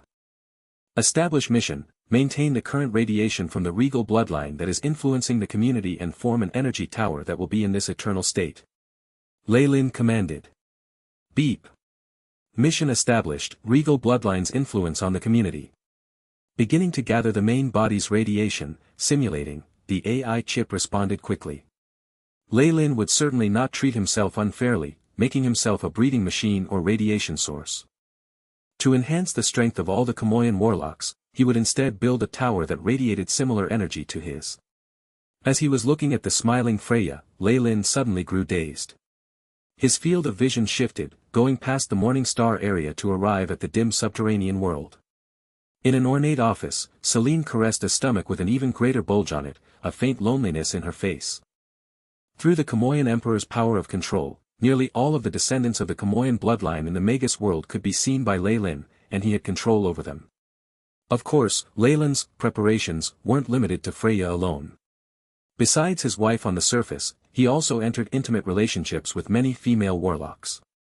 It was obviously voluntary, they'd done it to obtain his bloodline. In fact, there were even a few duels that had broken out in private as many of them fought for such a place. The growth of my bloodline has begun. Leyland himself was also unclear about how he felt in his heart, and ended up just sighing. An astral gate flashed with brilliant light, and Leyland's Morning Star clone stepped through the curtain of light and onto the floor of his Magus tower. Welcome back, Master. To the tower's spirit genie, this clone who had the same energy waves as the main body and was familiar with all the traps and passwords would be a master as well. Okay, time to see the two dukes. The current Leyland could be said to be the backbone of the Ouroboros clan, and all major decisions needed his permission. Although it was still possible to contact him through secret imprints, there was still a large amount of information and even documents to sign and the like. A physical body was still required to resolve that type of thing. Ever since Leyland had purified his bloodline into that of a Kamoyan emperor, Gilbert and Emma no longer treated him like a junior. Instead they gave him the sort of respect one would their liege. Perhaps strength was a part of the reason why, but the main cause was probably the royal bloodline's natural coercion and secret influence. With regards to this, Leyland could only shake his head. After meeting the two dukes who were evidently slightly trembling with fear, Leyland plunged into a sea of documents.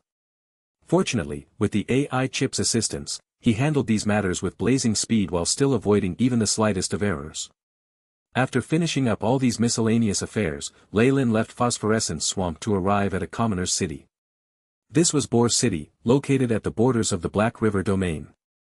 It had constantly suffered the tragedies of war for decades as it bordered the warlocks' territory. Although it seemed desolate, humans had a natural knack for survival. By the time Jupiter's lightning changed chiefs and the war ceased, this place had regained its prosperity once more. Many horses, mules and scooters pushed their way through on the streets that were filled with the pungent smell of feces. Mercenaries in leather armor, businessmen with accounting books, clowns with colorful faces, there were all sorts of scenes in this bustling city. All sorts of bars and hotels were open round the clock, and some drunkards could be seen lying limp at the corners of the streets. These people were ultimately dragged away by patrols and thrown in jail without any regard for propriety. Unless someone bailed them out, they could only be forced into labor. Due to the war, ordinary people in the Ouroboros clan's territory will have to rebuild their homes. Furthermore, many new settlers are moving in here. Thus the marketplace is born. Watching the flourishing and booming scene, Leylin thought of a reason instantly. Without stopping his footsteps, he directly came to the downtown commercial street, entering the most luxurious and beautiful cold beverage store. Leylin was currently wearing a gold-rimmed tuxedo restricted to nobles. With the enchanting face resulting from his being a warlock, unknown numbers of waitresses blushed as they looked at him. However, he was already immune to such scenes. Minding his own business, he came before a seat. "Can I sit here?" The girl sitting opposite him had a freckled face with vestiges of baby fat still on it. She could not be considered very pretty, and could likely disappear within a crowd. Yet, if one paid close attention, they would realize she had a special temperament to her. This special girl currently had her face stuffed with desserts, one hand holding tightly onto a cone of ice cream while the other constantly sent fries dipped in ketchup to her mouth. There were also many discarded food boxes piled up into a small, thick mountain at the side. It was unknown how she'd managed to digest that much food. "You're finally here. I've been waiting for you here for 2 days." The girl mumbled with a full mouth. Her speech was blurry with all the food in it. She casually swept away the messy snacks that were in front of Leylin and made an inviting gesture. Leylin sat down without any restraint. Right at this moment, he seemed to hear the sound of many hearts shattering, and many jealous gazes were directed onto the girl. Leylin looked at the girl pigging out opposite him with a bizarre look in his pupils. If people knew that the person they were being hostile to was a female Magus, and even a rank 5 radiant moon Magus, what would their expressions be like? That would certainly be very interesting. "You have to understand my problem. I've been a soul for 3,572 years, and have never been able to enjoy these," the girl said resentfully. Chapter 630, The Glutton and Deduction. The Glutton and Deduction. On the commercial street, a handsome guy and a girl who was a glutton sat face to face inside a dessert and drink store. They appeared to be a common couple just like any other, but their conversation would have terrified anyone who heard it. And yet, due to some unknown reason, the surrounding customers and waiters in the vicinity acted like they did not hear a word of their conversation, preoccupied with their own things. The only thing was that a few beautiful girls and waitresses stared daggers at the girl seated opposite Leylin. If looks could kill, the girl would have been killed 1,000,000 times over. This is such a great feeling. The jealousy of others is so amazing, perfect. I feel so blessed. The female Magus was full of joy, twinkling little stars ready to burst out of her eyes. Yet, Leylin was not easily fooled by such fake displays of emotion. He was very clear on how cunning the freak sitting opposite him was. After all, even Zegna had fallen into her trap. Stop beating around the bush. "So, rank 5 Magus, ruler of Jupiter's lightning, what is it that you want from me?" Leylin asked in a low tone, his arms crossed with his elbows on the table, covering his face. This female Magus opposite him was the current leader of Jupiter's lightning, and there was a high possibility that she'd taken care of Zegna to usurp his throne. Just a while ago, she'd contacted Leylin and requested a meeting here. Needing more information, Leylin had made the trip. "Wait till I finish this ice cream strawberry pie, I've wanted it for quite a while. These things weren't even there in my era. Whichever Magus created this is truly a genius." The girl was still trying hard to stuff a strawberry pie topped with ample cream pudding into her mouth, her fingers fully occupied by the white ice cream. "Let me introduce myself.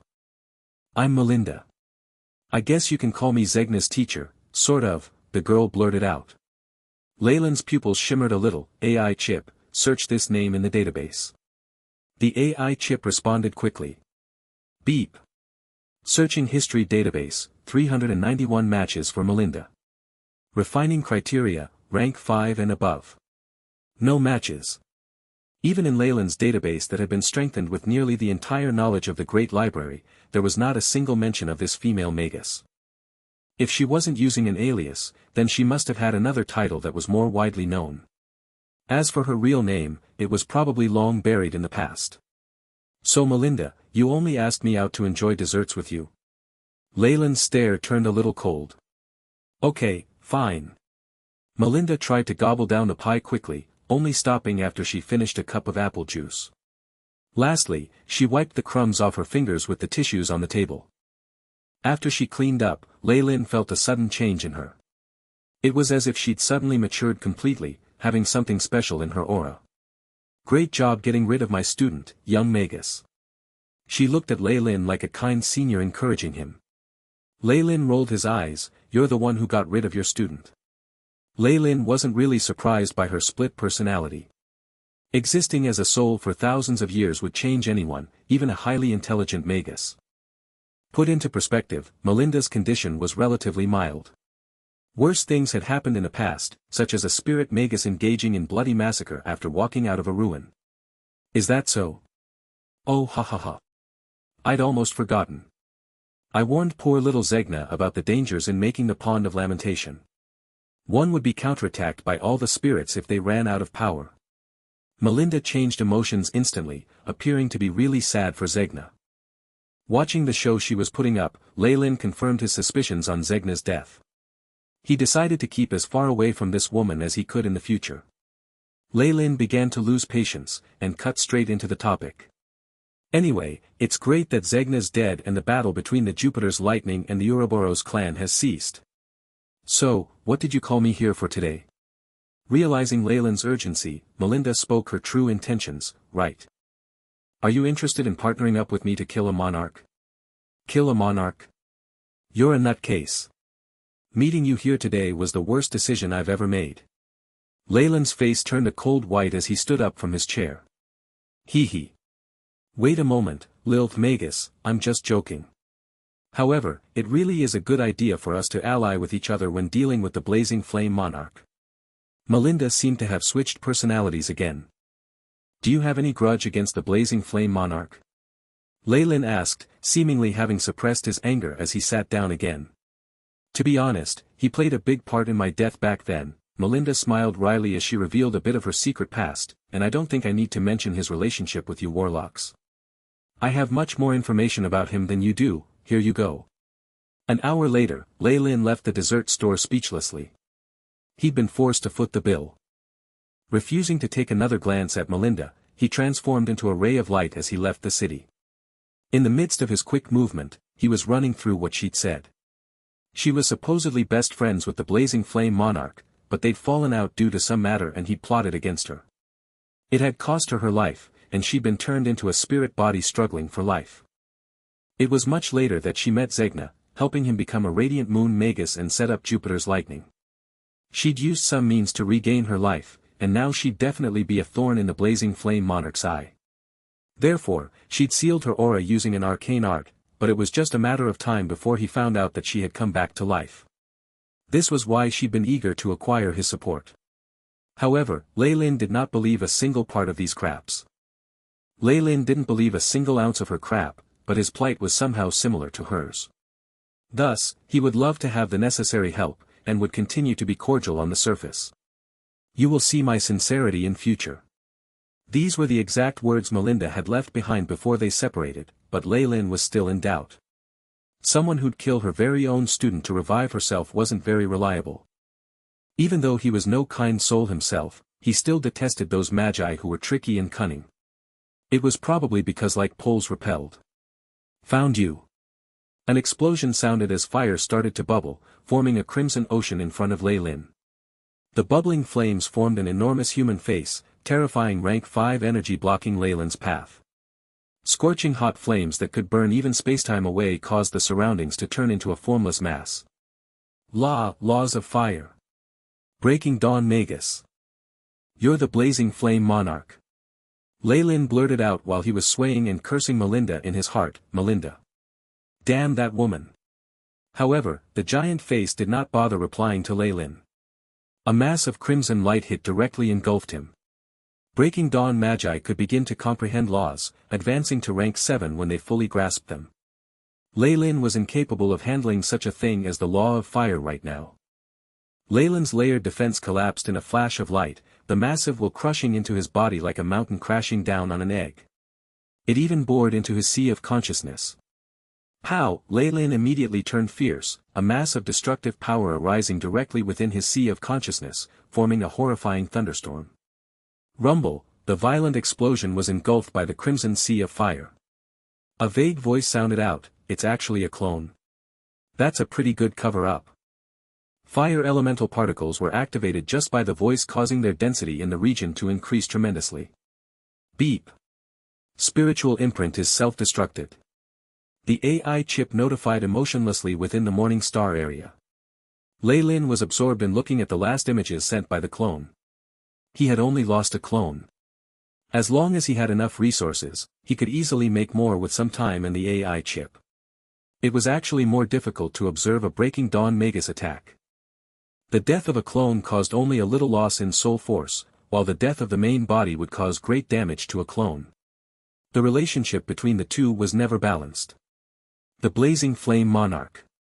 Someone who can control the laws of fire, Ley-Lin murmured, data and equations flashing past his eyes as the AI chip slowly deduced data on the battle might of the monarch.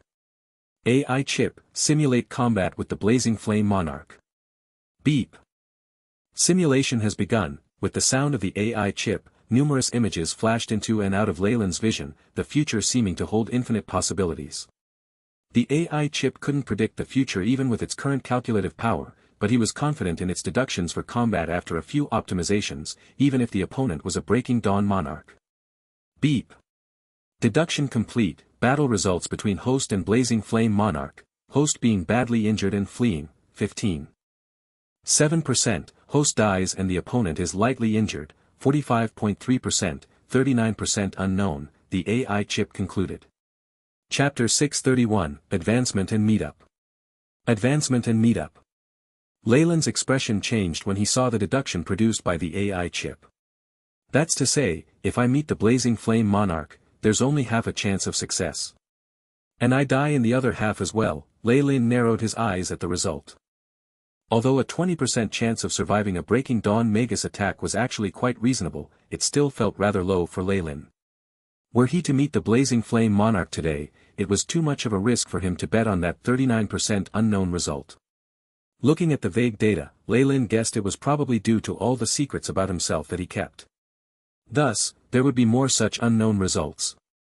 He didn't dare to bet on his luck. Is the Blazing Flame Monarch really that powerful? Or is it that all Breaking Dawn Magi are just that strong? Ley-Lin stroked his chin. He felt like there was a huge gap among Breaking Dawn Magi, entirely dependent on their ability to comprehend laws. No matter what, the most important thing is to increase my power. Ley-Lin flipped his palm over to reveal a piece of flaming red ruby, releasing waves of mysterious energy. This was the Phoenix Egg, something that was great for the soul. Ley-Lin had used it previously to increase his soul force to the peak of Morning Star, unable to extract more afterwards. At that point in time, his true soul had already reached its maximum capacity, unable to store any more soul force. Now that he'd advanced to Radiant Moon, the true soul was like a vase that had grown bigger, now able to store a greater amount. The Phoenix Egg was currently a great cure for the soul damage from the death of his clone. The lava world is currently in the hands of Wade and Melinda. I can use our alliance to get a chance to enter it, collecting the remaining scattered pieces of the Phoenix Egg. Ley-Lin rugged his chin. The mysterious creature called the Phoenix had been of great help to Ley-Lin. Wade and Melinda would have acquired all the easily obtainable pieces, but he still wanted to give it a shot. This current fragment is good enough to last me a long while, though. A miniature phantom of the Kamoyan Emperor appeared behind Ley-Lin's back.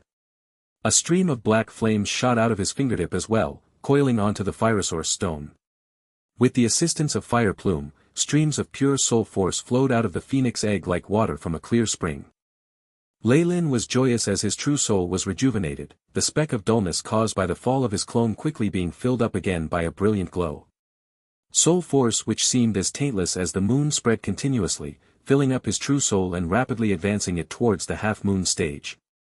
Awesome yet terrifying, what a unique soul force.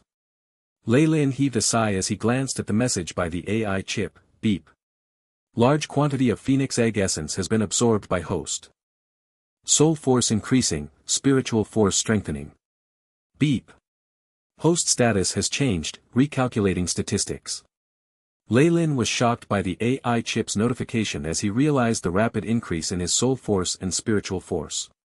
His soul force had reached 161 units in just a few short seconds. The moon that was his true soul shone brightly, almost at the half-moon stage. His spiritual force was stimulated by the abundant soul force as well, so much so that the sharp increase even burdened his body. Lei Lin stopped extracting essence from the fragments once he realized something was wrong. His statistics had changed drastically once more. The AI chip finished its recalculation. Lei Lin Farlier, Rank 5 Warlock.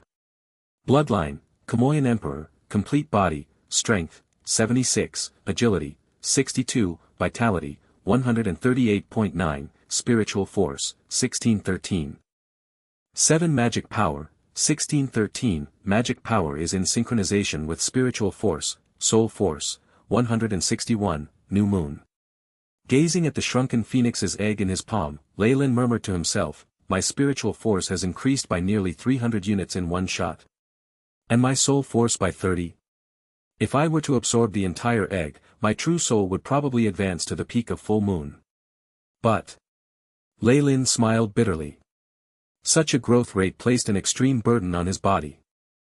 Unlike the Kamoyan Emperor's bloodline, the phoenix egg would only support the advancement of his soul force, rather than give him holistic development over a period of time. Such an increase in a single element was troubling Lei Lin greatly. It was the main reason why he couldn't just use the entire egg. The new plans to increase vitality need to be brought forward. Thankfully my Kamoyan Emperor bloodline is still growing, and it still has room to improve my vitality. Bloodlines greatly improved Warlock's physiques. Why do I feel like using my devouring ability to absorb the egg should yield a better result? Lei Lin's eyes brightened, and he ordered the AI chip to start simulations comparing it with his current method. It was a blessing for a Magus to find any method to utilize such a rare object, but Lei Lin felt like he was being wasteful. Such rare objects could never be found normally, so he could not let even a tiny bit of it go to waste. Beep. Trial completed. Efficiency of absorption, Fire Plume, 87.8%, Devour, 92.6%. Devour also has a certain chance of inheriting the bloodline power of the ancient phoenix. Inheriting the bloodline power? Lei Lin shook his head. If even the AI chip was vague about the result, it showed that not only was such a thing very troublesome, it really depended on luck. He was not very confident in his luck. It's not like it wasn't good, in fact, he was just like any other normal person, his luck good at times and bad at others. It's just that he would never rely on luck in such matters. If the efficiency of absorbing the soul force was higher while devouring it, Lei Lin would definitely use this method. However, he would not harbor hope for anything else. After all, the higher the cliff of expectation, the greater the fall. It seems like I'll be able to build up a foundation of soul force for the breakthrough to breaking dawn soon. Lei Lin could not help the tinge of excitement that was growing in his heart. This was Rank 6. The Realm of Monarchs. Rank 6 Magi were the elites among the Magi of the Central Continent, its rulers. They even had the power to control and direct the continent's development. To be exact, once Lei Lin advanced to Rank 6, he would hold his fate in his own hands in the Magus world. However, there was a huge problem at the moment.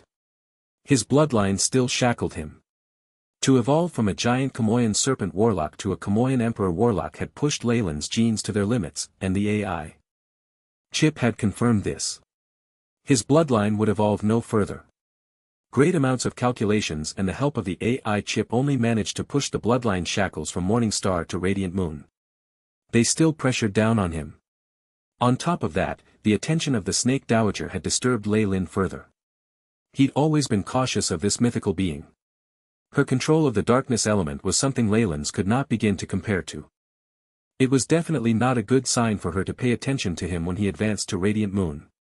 Lei Lin didn't like putting his safety in the hands of someone more powerful than him, viewing it as extremely pathetic.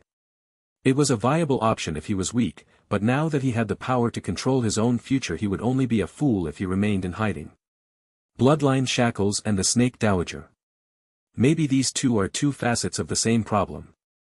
Lei Lin's eyes twinkled with rays of hope, as numerous possible methods were brought up in his mind only to be denied quickly.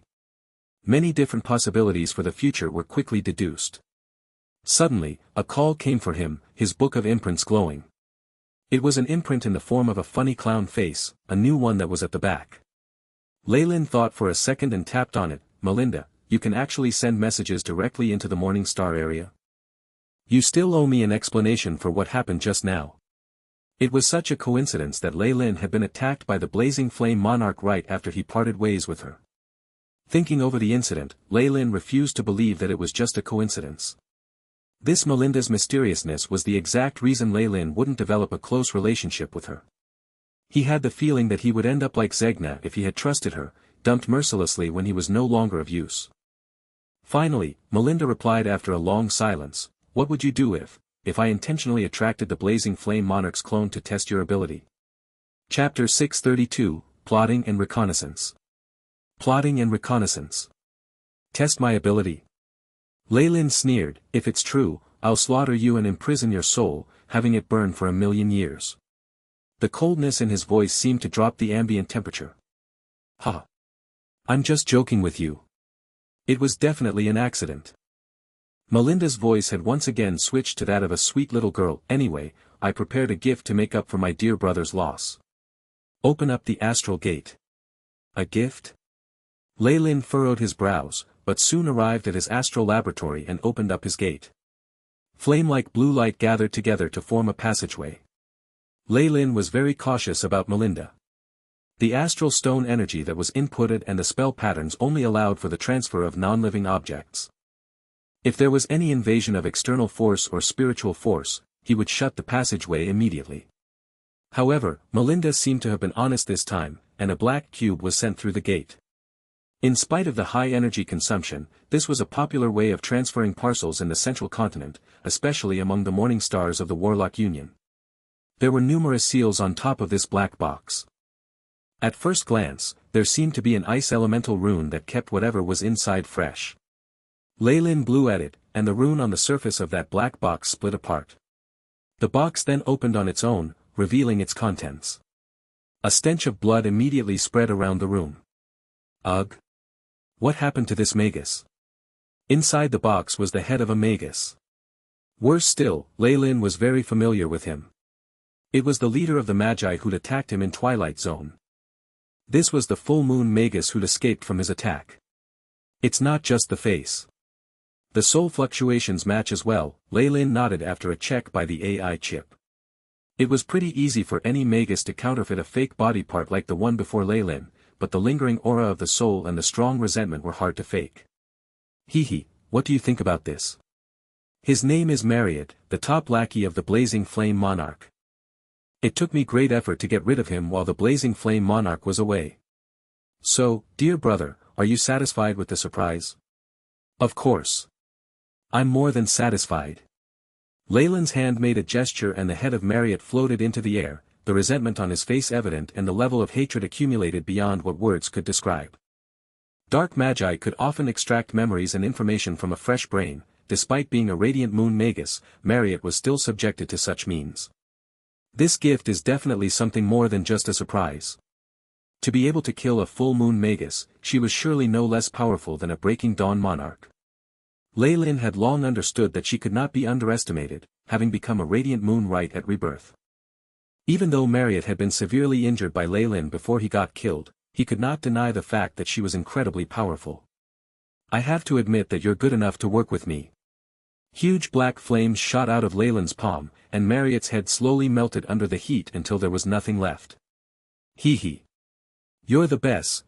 Hold on for a sec, she's coming out. The little girl's voice turned mature once more. Hello there, young Magus. We meet again. You freak. Here's another one with a split personality. Leyland rolled his eyes in secret. Let's get straight to the topic. Why do you want me? To get rid of the Blazing Flame Monarch.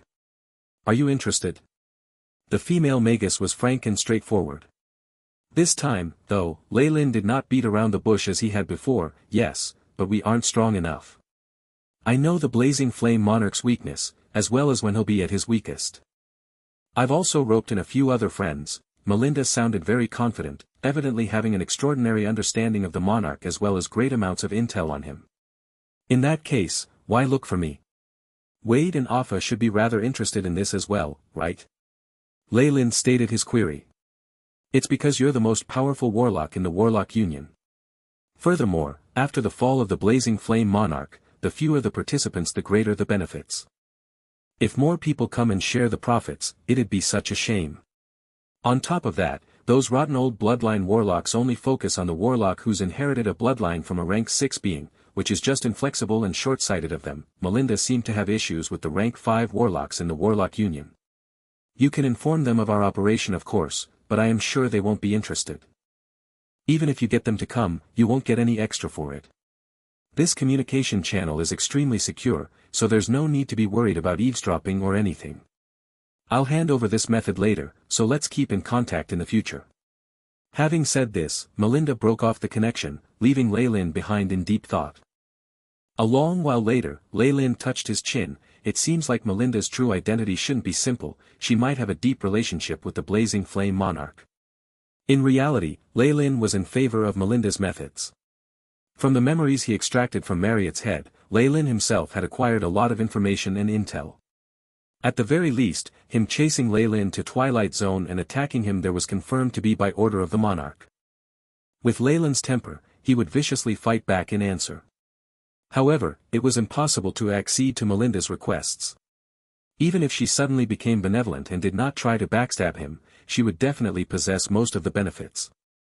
Leyland had no desire to tussle with a Breaking Dawn only to end up with nothing. It was very important to first conduct a few probes and rope in many people. Other Magi might think Leyland and Melinda were lunatics, lacking the calm and rational judgment typical to Magi.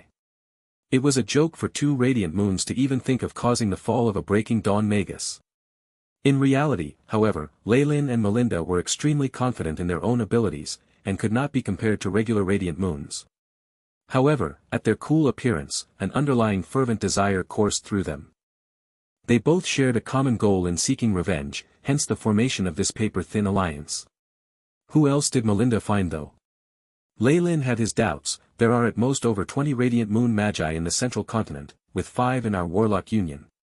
Those who came up by themselves like Zegna are extremely rare, and most are subservient to other monarchs. Could Melinda be thinking of convincing some other monarchs? There weren't that many Radiant Moon Magi in the Central Continent, and even if there were hidden Magi in large organizations, Leyland estimated that there definitely wouldn't be more than 30.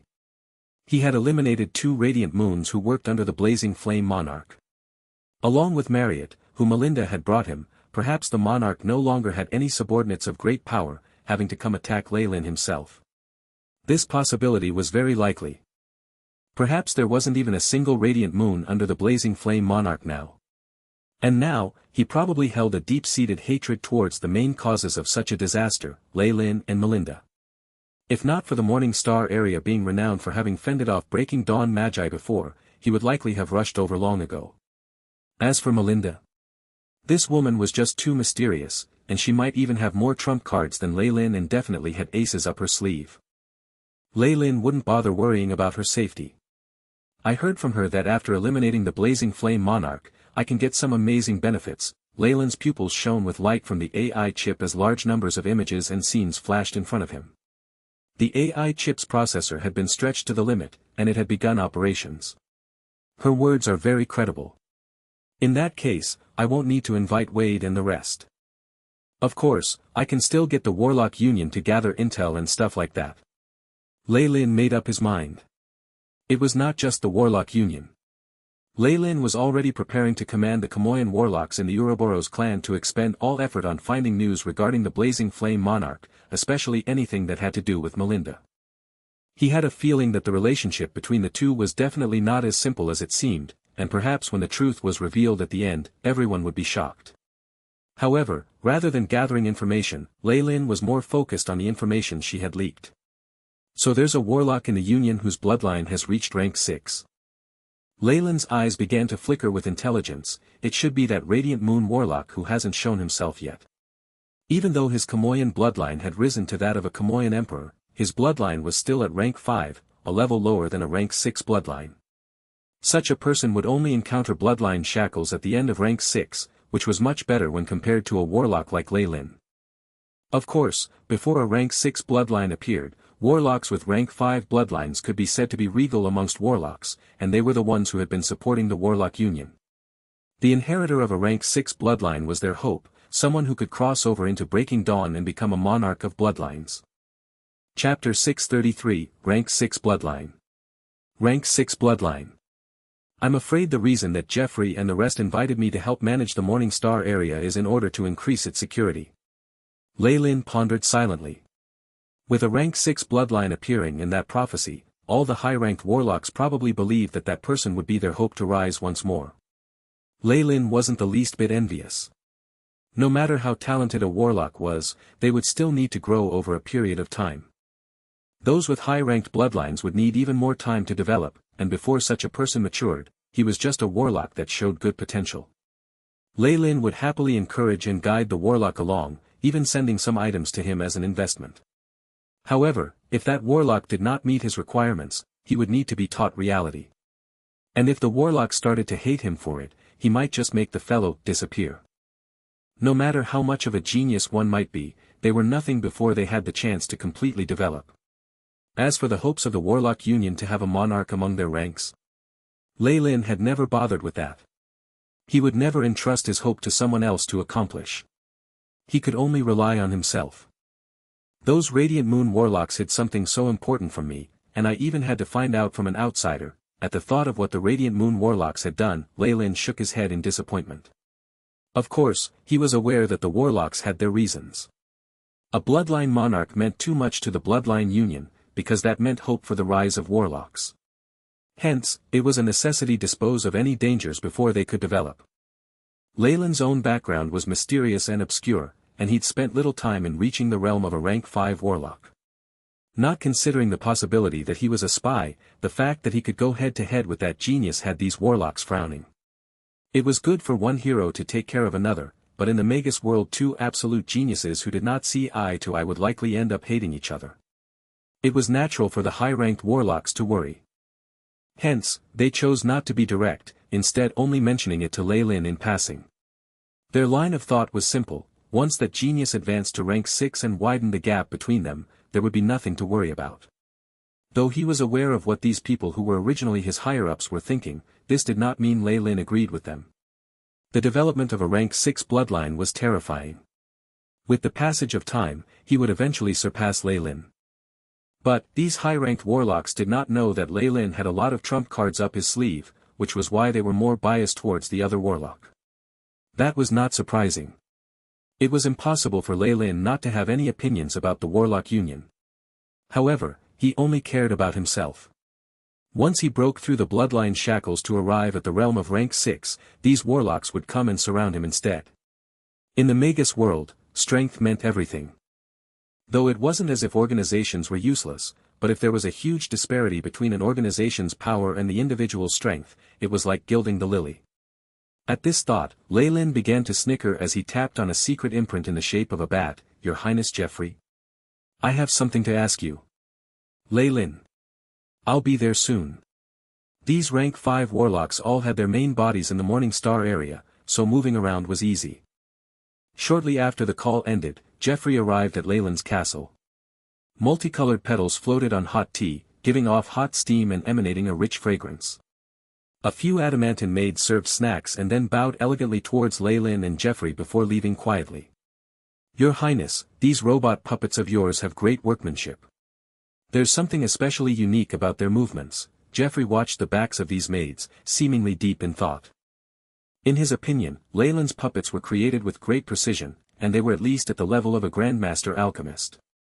This was rare, and even Radiant Moons would have to expend some effort for it. The programming of these puppets was such that their movements carried a unique air.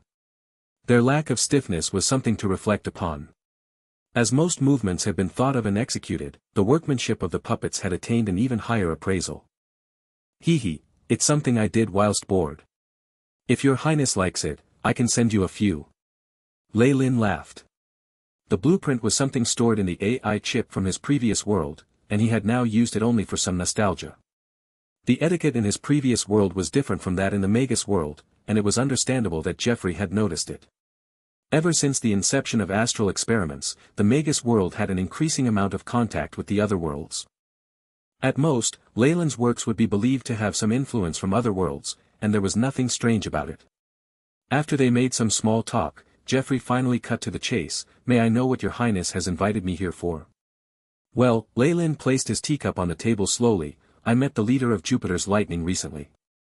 This female Magus, Melinda, invited me to attack the Flame Monarch's organization." Leyland summarized his experiences and, of course, omitted the content about Melinda inviting him to deal with the Flame Monarch himself together. That was just too crazy, which was why he merely mentioned attacking the other party's organization. Even so, that caused Geoffrey to turn pale with fright. What? You're laying your hand on a rank 6 Magus organization? Is she crazy?" Geoffrey shot to his feet, a trace of suspicion on his face. "Melinda? I seem to have heard this name somewhere, but it's been too long and I can't remember. Based on what she said, she's confident she'll be able to keep this under control. When the time comes, she'll split the benefits with us." "What do you think?" Seeing how he had reacted, Leyland shook his head inside, but still said the words that he prepared beforehand. "I don't agree." This suggestion was rejected without hesitation. "A monarch is not an existence we can provoke at the moment. Though you'll be working alone, you're still representing the Warlock Union. I don't want you to do this." Geoffrey watched Leyland, eyes showing his sincerity. "I know you must be feeling indignant, but what we need to do now is wait. With another 150 years. Will the new bloodline monarch have risen by then?" Leyland continued coldly. How did you know about that?" Learning that Leyland was aware of this earth-shattering news, Geoffrey's eyes went as wide as saucers, and he almost spit out a mouthful of tea. "Melinda told me." Leyland betrayed his teammate bluntly. Seeing Geoffrey's fearful look, he knew that Geoffrey would definitely use all his sources and strength to check up on her.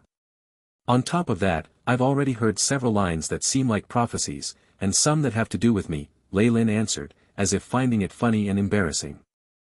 From Geoffrey's point of view, this was Leyland mocking his own bloodline.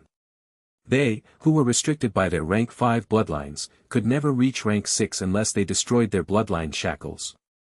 However, this was an issue that had plagued countless warlocks since ancient times.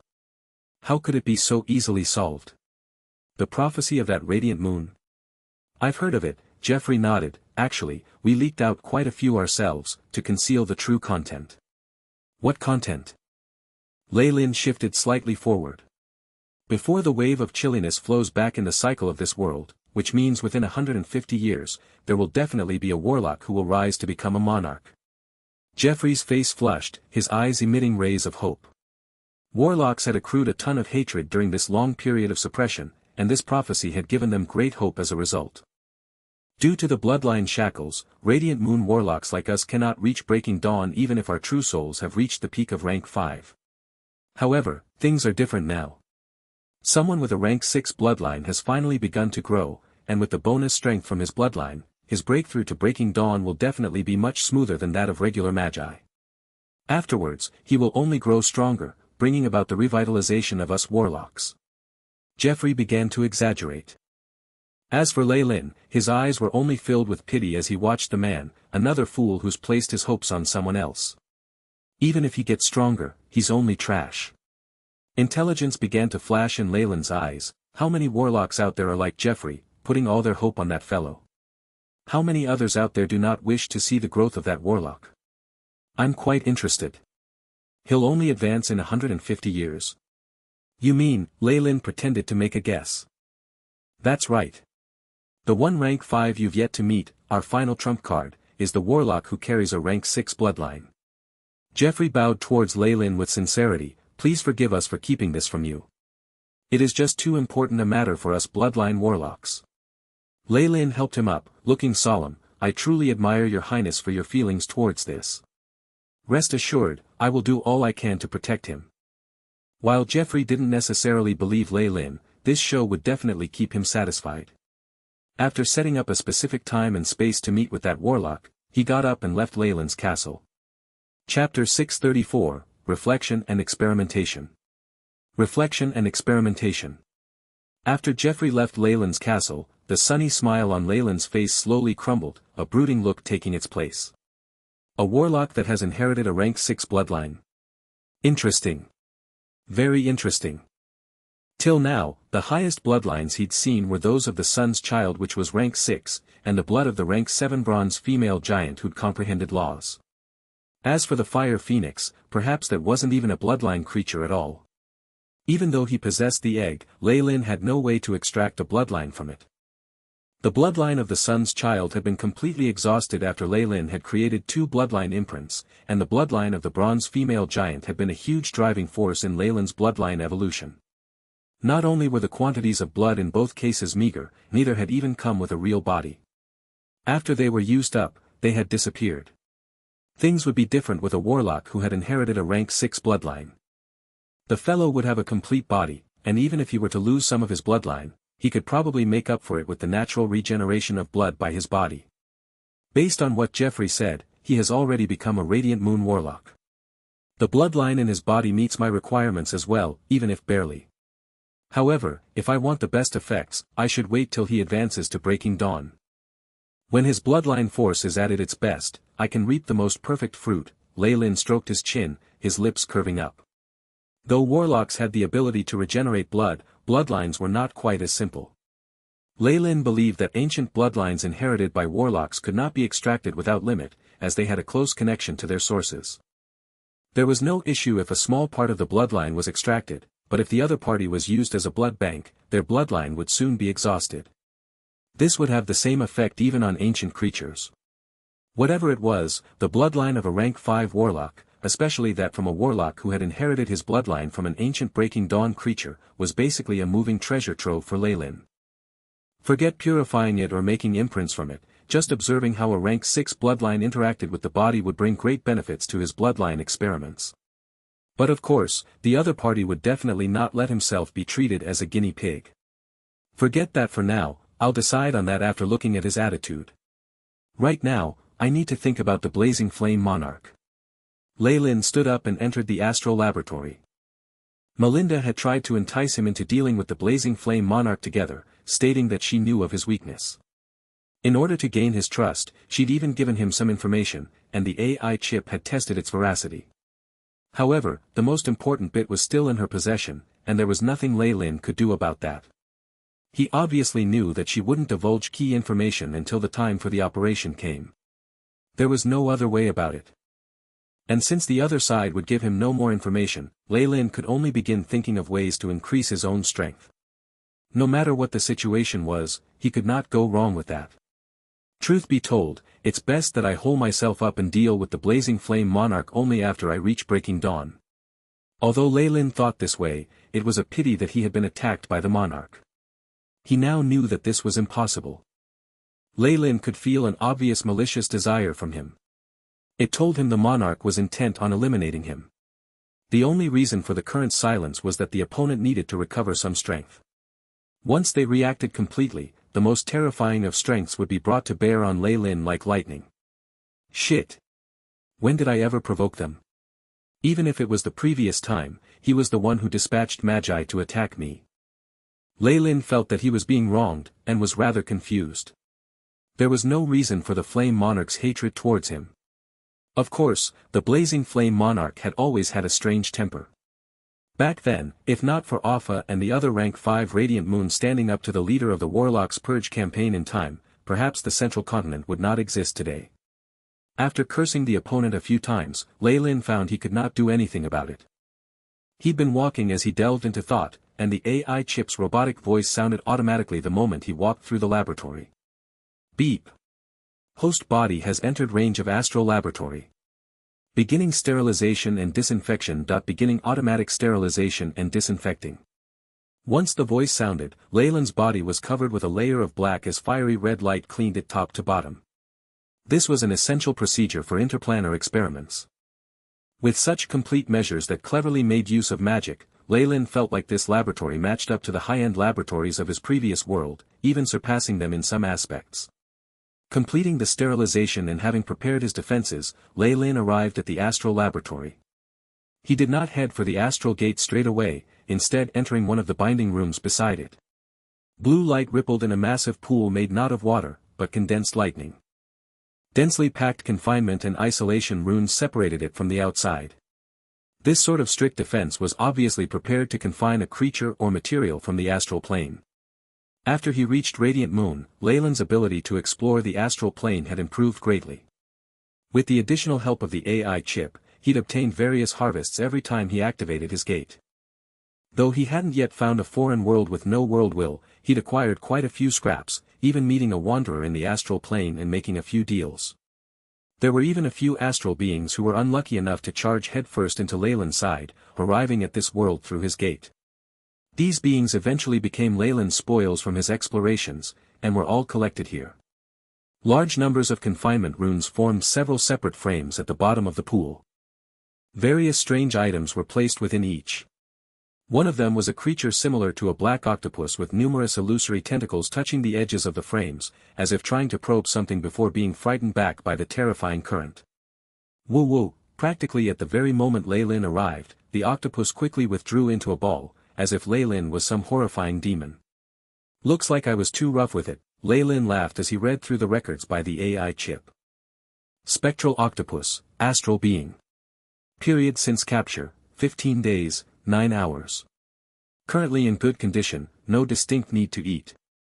The image that the AI chip provided had numbers all over the different parts of the octopus, with some conjectures included.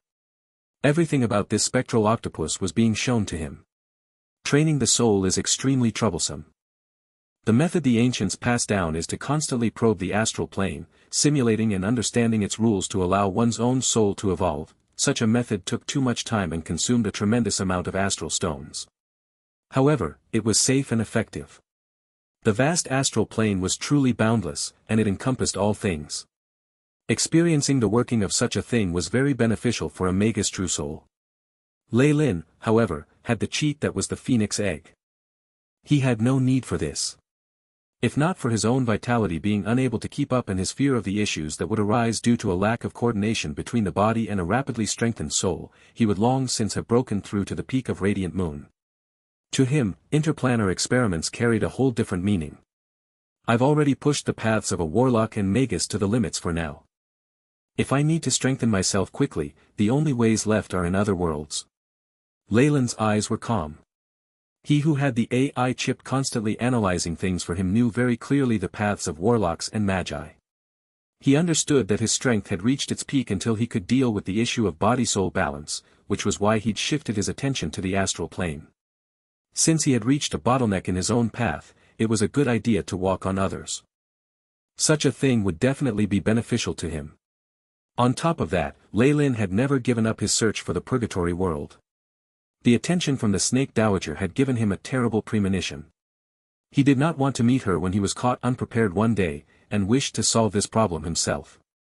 Finding the coordinates to the purgatory world was therefore of extreme importance. The coordinates to the purgatory world were something the warlocks of the Ouroboros clan yearned for, which was why after obtaining the information left behind by those Kamoyan warlocks, Leyland's progress in this area had increased rapidly. Leyland, who had the innate ability of control due to his Kamoyan Serpent Emperor bloodline, naturally knew how terrifying a creature like the Snake Dowager was. If possible, he obviously did not want to meet her now, but it was necessary to make some preparations for the future. I've been using so many astral stones without care, and I only got so much. Leyland gazed at the items in the restraining lightning pool, speechless. It's no wonder that Morning Star Magi spend so many resources to no avail. Things like this that rely on luck are too scary. This is my result with the aid of the AI chip. Other Magi won't even have this much. Leyland's astral stone consumption had reached a terrifying stage, and he'd even used up all the astral stones belonging to the Ouroboros clan. If not for the Warlock Union replenishing his supply, he would have faced a problem with the energy for his future experiments. Even then, he wasn't lucky enough to have gathered many resources, and he was facing a net loss. Chapter 635, Feather and Dream. Feather and Dream. A trip to the astral plane is like a sea voyage during the era of exploration. Few people successfully found new continents, returning with gold. Most just ended up as skeletons buried deep under the sea. Leyland sighed. He left the binding room and came before the astral gate, a grey feather appearing in his palm.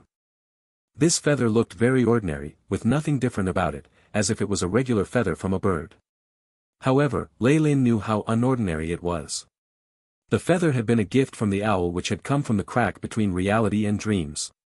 Dreamscape is in actuality another world of dreams. I wonder if I can make contact with it using the astral gate. Before this day, Leylin had already used the AI chip to scan the feather multiple times, performing many experiments. However, he'd had no results. The results showed that this was the most ordinary of feathers. Now, with no other ideas, he decided to use it in an interplanar experiment, hoping to link to Dreamscape. In the boundless astral plane, the two most powerful worlds he knew of were the Magus world and the world of gods.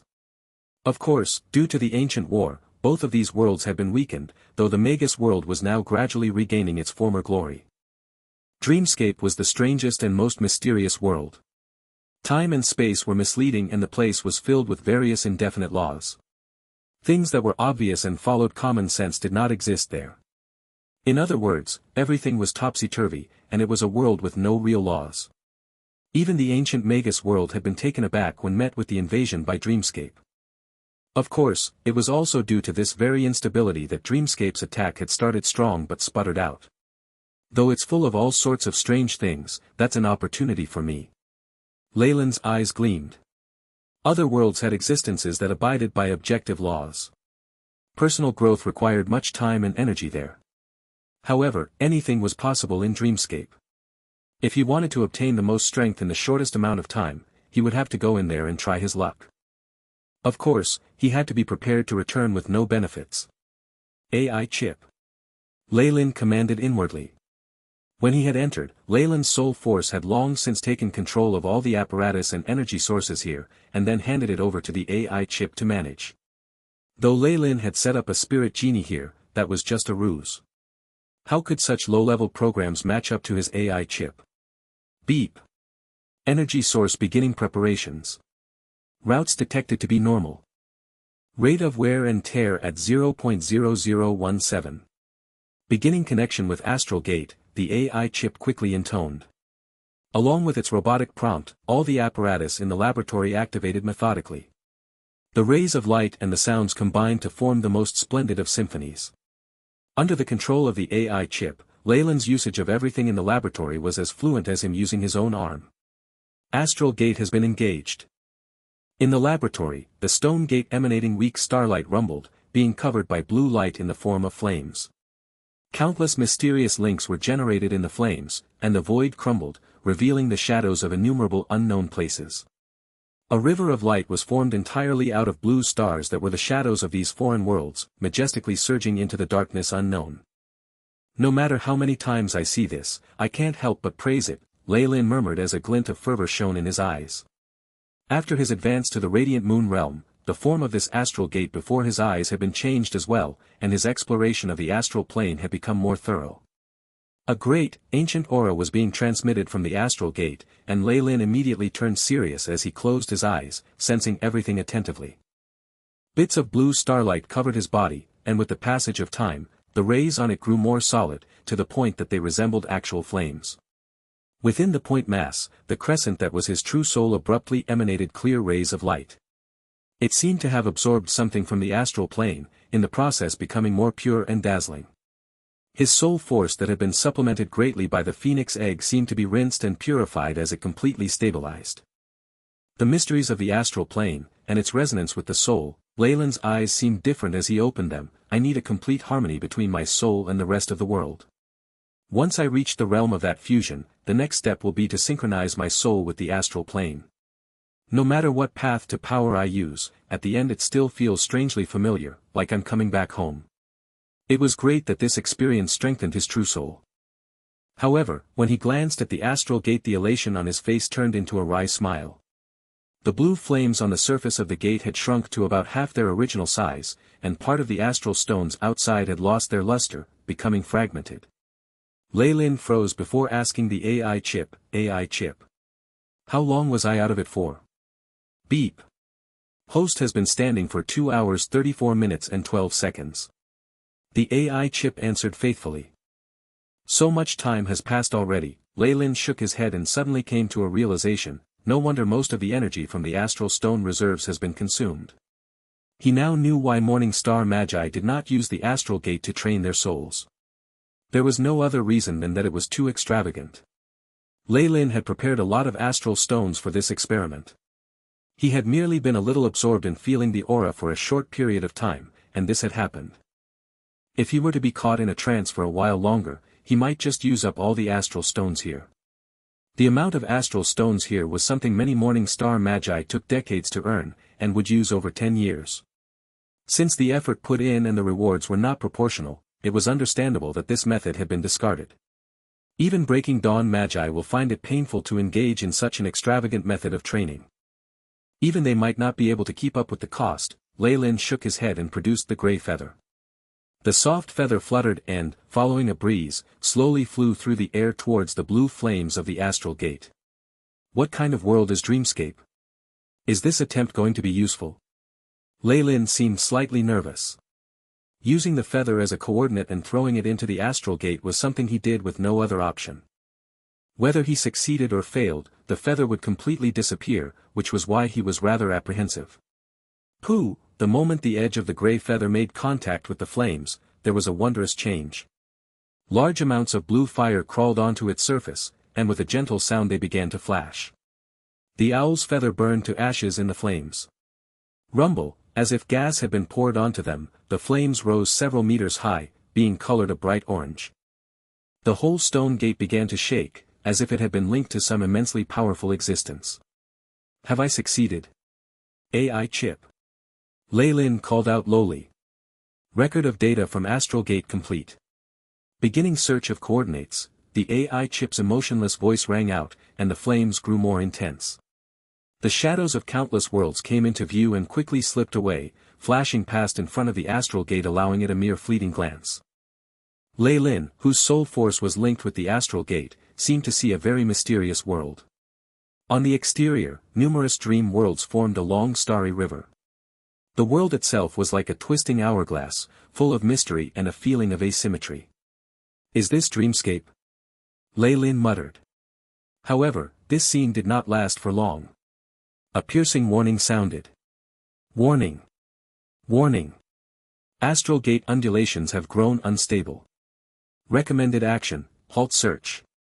Are you kidding? I've only just seen the edges of Dreamscape, and haven't been able to deduce the coordinates. Lei Lin's eyes were fixed on the scene in the Astral Gate as he muttered, faster.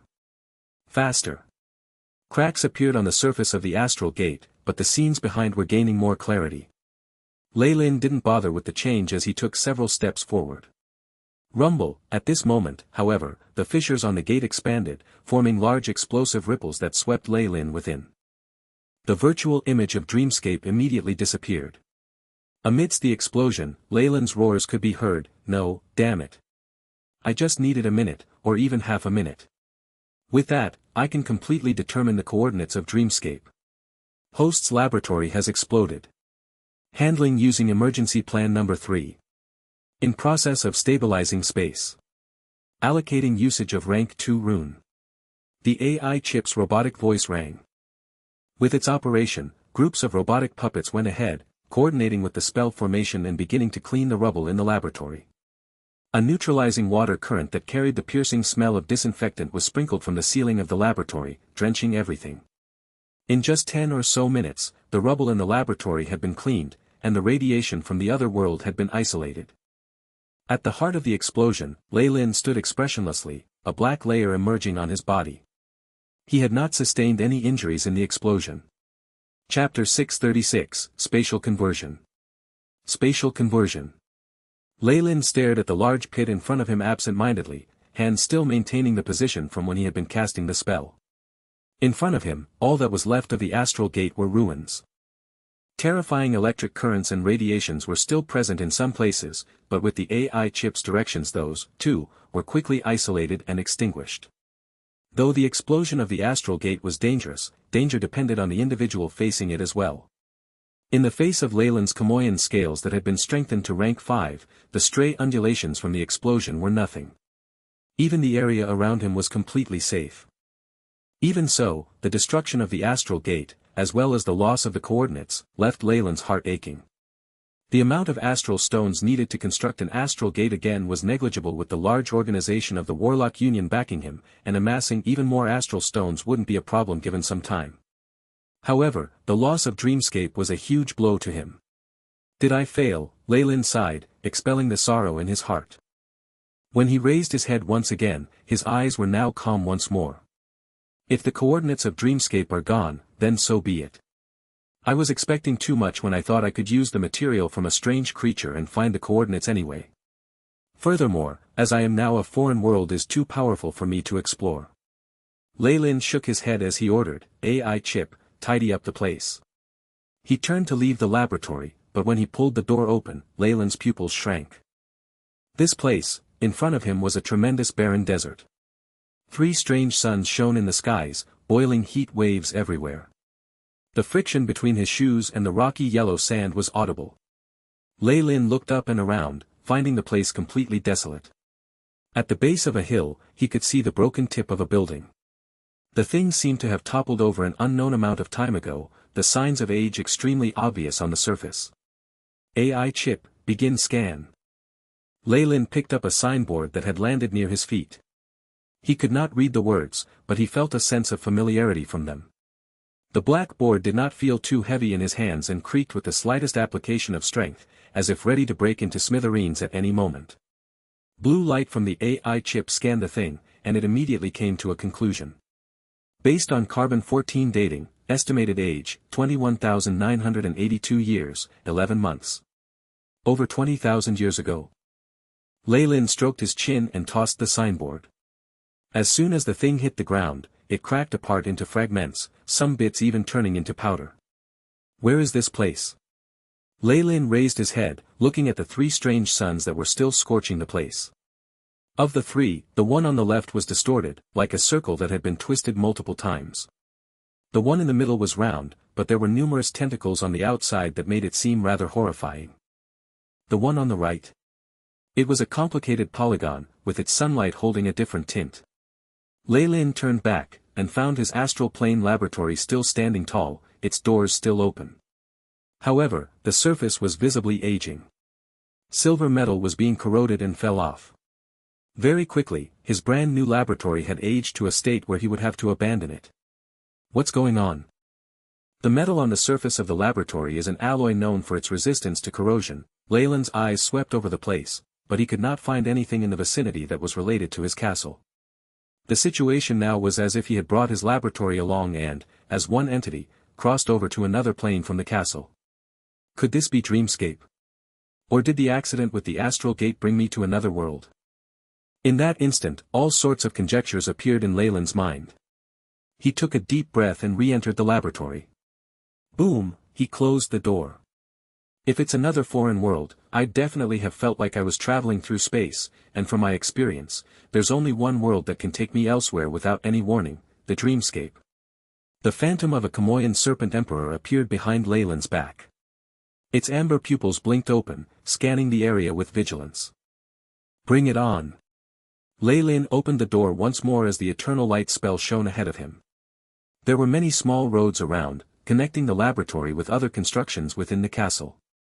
Leyland raised his head, the shattered sky unique to the morning star area entering his line of sight. He glanced at the surface of the laboratory. The signs of aging had long since disappeared, as if all he had witnessed was a mere illusion. Master. With Leyland's will, a few metallic puppets arrived before him. The AI chip confirmed their identities, leading Leyland to ascertain that he was truly in the castle in the morning star area. Interesting. Leyland's eyes flashed with curiosity. He pondered over it for a moment and returned to the laboratory. When the door was opened once more, the barren land and oddly shaped suns appeared before him again. Compared to before, however, there were some changes in the surroundings.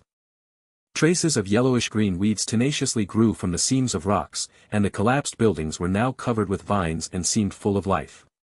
There were even some small shrubs in the distance, growing with vigor. The life force here has grown richer, as if tens of millennia have passed. Leyland narrowed his eyes. The 3 strange suns now shone with a green hue which he could not get used to. Arriving back at where he'd tossed the signboard, Leyland found that the thing wasn't in pieces anymore, and was instead at its original place. The cracks from before seemed to have faded to an extent. AI chip, test age. Beep. Based on carbon-14 test, estimated age, 1,328 years, 7 months, the chip quickly replied. The last test showed it was over 20,000 years old, and it even broke apart on the spot. Ley-Lin stroked his chin. Time is behaving strangely here. Only an unbelievable world like Dreamscape could be in such a situation. But the last time I came here, my soul had been caught in a trap, and this time I managed to enter with my body as well. Am I in someone else's dream? What is the boundary between dream and reality? The further he pondered, the more Ley-Lin found that the secrets of Dreamscape were terrifying. However, there was not one riddle he could solve. There are even such strange changes. Is it a space-time wormhole? Or perhaps some sort of garbled effect from Murphy's Law? Seeing the vines climbing all over the laboratory, Ley-Lin walked in and closed the door. Opening it once more, he found himself in the Morning Star area. Ley-Lin immediately ordered, categorize this area as a special first-rank region. Seal the whole region, and move away all nearby constructions. Carve runes to protect it from radiation and contamination. The metallic puppets immediately got to work, startling Freya. What's going on, darling? Freya was currently in a loose nightgown, looking dazed. Ley-Lin went forward and pulled at Freya's hand while consoling her. Nothing, something just went wrong with an experiment, and the contamination from the radiation is growing more intense. It's best you move out for a while, staying far away from the castle. While he didn't really understand the current situation, that explosion in his astral laboratory had resulted in an even more mysterious change. It had now become a bridge between this place and Dreamscape. One needed only enter to change what space it was connected to, something that immediately piqued Leyland's curiosity. He could now move between worlds without consuming any energy. If any Magus were to find out about this, they would go insane. Hence, using the excuse that an experiment had gone wrong and he was afraid that the contamination would leak, he was taking necessary emergency measures. However, the reason for this situation still had Ley-Lin befuddled. Is it because of that owl feather? Or was it the explosion of the astral gate? Or did both those events somehow affect each other, causing this mysterious change, he thought as he stroked his chin. Whatever it was, this accident was a good thing. Not only had he obtained the coordinates to Dreamscape, but he'd also acquired a bridge between the two worlds. However, this can't last forever. Ley-Lin recalled some spatial theory. The Magus world and Dreamscape were like two parallel sheets of paper, and his astral laboratory was a point between the two, the only link between them. However, with how space worked, this point would eventually break. In other words, his laboratory would eventually lose its connection to Dreamscape. I need to speed up my exploration. Leyland's heart was burning. Dreamscape was the most mysterious of worlds, one that had even invaded the ancient Magus world. It was an extraordinary place whose inhabitants lacked true bodies. Formed of the dreams of intellectual beings, it had a mystical strength. If he could find the dreams of some ancient Magus that had comprehended laws and obtain his understanding, he would reap huge benefits. Basically, in front of Ley-Lin was a gigantic treasure trove. Chapter 637, Dreamforce. Dreamforce. Dreamscape is a huge treasure trove, but it holds perilous dangers within. Ley-Lin pondered deeply over this. Unlike the Magus world, Dreamscape hadn't suffered any damage, and was still a terrifying world that retained its ancient splendor. The demons inside this place were beings even ancient magi had been fearful of. On top of that, Dreamscape was even more dangerous than the real world. The slightest of mistakes in there would result in the loss of one's true soul. Whether it was an encounter with a demon or some other danger from the environment itself, everything would be extremely terrifying for him. What if they found his laboratory and used it as a springboard to get to the Magus world? Just the thought of it left Leyland's scalp numb. While he didn't mind being treated as a traitor to humanity, he wasn't going to do anything that would not benefit him. Besides, Ley-Lin had long since begun treating the central continent as his own. He did not want an even stronger organization to occupy it. With the consolidated might of the central continent as it was, just a random demon would cause the Magus world to tremble in fear. There would be nothing for him in that situation. It's better to keep a low profile and focus on exploration. Ley-Lin consoled Freya and immediately made the decision to move the castle. He'd completely sealed off this area, turning it into an observation zone. Freya was very considerate, leaving quickly. It was quite normal for there to be issues during high-ranking experiments. Ley-Lin was the most serious she'd ever seen him, which meant that this particular incident was extremely dangerous. Reasonable as she was, she immediately supported his decision. Truth be told, she had no other choice.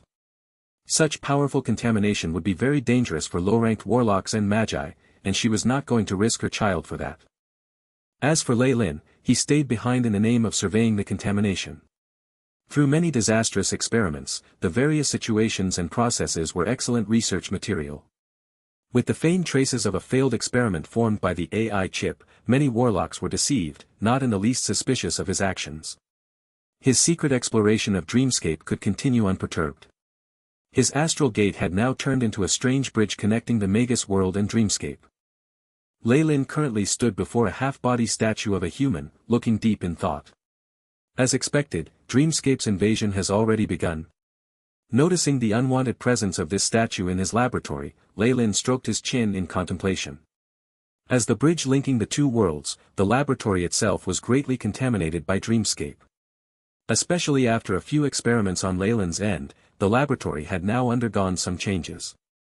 Ley-Lin could sense that the invasion from Dreamscape hadn't ceased for even a moment, constantly modifying the materials and other things in the lab. If not for Ley-Lin having moved everyone away from the castle, something big might have happened. The laboratory now seemed extremely dangerous even by the standards of the radiant moon Ley-Lin.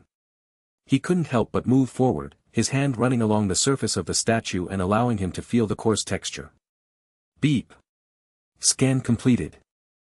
Target has no obvious signs of radiation. Style is from the Eiffel era. Determined to be constructed 6,231 years ago. The AI chip projected some densely packed data before Ley-Lin's eyes, but it did not contain what he wanted to see the most. From my past observations, this should be the time when the invasion from Dreamscape peaks. Afterwards, the space between it and the lab will widen until the link to Dreamscape is lost. Dreamscape and Magus world were two completely different large worlds. They were like two parallel lines, and the laboratory was the point that connected the two together. It might have been because of the owl's feather, or the unique explosion of the astral gate. Whatever it was, the chance of such a thing happening was almost negligible, and it was impossible for Ley-Lin to create it. With the movement of space and the worlds themselves, they would eventually separate and the laboratory would lose its mysterious function. This would not last for a long time. The energy required to connect two separate worlds was massive, and though Ley-Lin did not understand the specific principle of how this connection worked, he was quite sure it would break. Through the tests of the AI chip, it was made known that the concentration of dream force within the laboratory had reached its peak. Given how high the rate of corrosion is, demons might be able to come over as well. Looking through the graphic the AI chip had given him representing the corrosion, as well as the graph showing the density of dream force, cold sweat appeared on Ley-Lin's forehead. The connection between his laboratory and Dreamscape had reached a peak, and it would weaken past now. However, this peak was enough for even someone at rank 7 and above to pass through. In other words, if a demon in Dreamscape found the laboratory, it could very well make use of it to enter the Magus world. This was a convenient path, not requiring all the blood rites and soul sacrifices that were currently obstructing the demon's invasion. Thankfully, there aren't any demons on the other side, and this peak period will last a few days at most. An expression of relief flashed on Ley-Lin's face. In this short period of time, the chances of demons finding the laboratory were extremely low, and his luck would have to be very poor for it to happen. Because of that, he could be at ease and use this time to explore Dreamscape. At this thought, Ley-Lin surveyed the items in the laboratory. Besides the statue, there was now another experimentation table where the astral gate had been, with large amounts of plants and/or samples gathered atop it. Many items from the dilapidated buildings, such as abandoned coats and hats, were placed in a messy pile. Around it were powerful binding runes, isolating their auras and radiation. Dreamscape is an illusory world. How is it that these things can continue to exist even after they enter the Magus world? This question had vexed Ley-Lin greatly. The owl had told him that Dreamscape was created out of the dreams of all intellectual beings, so all things there should have been virtual.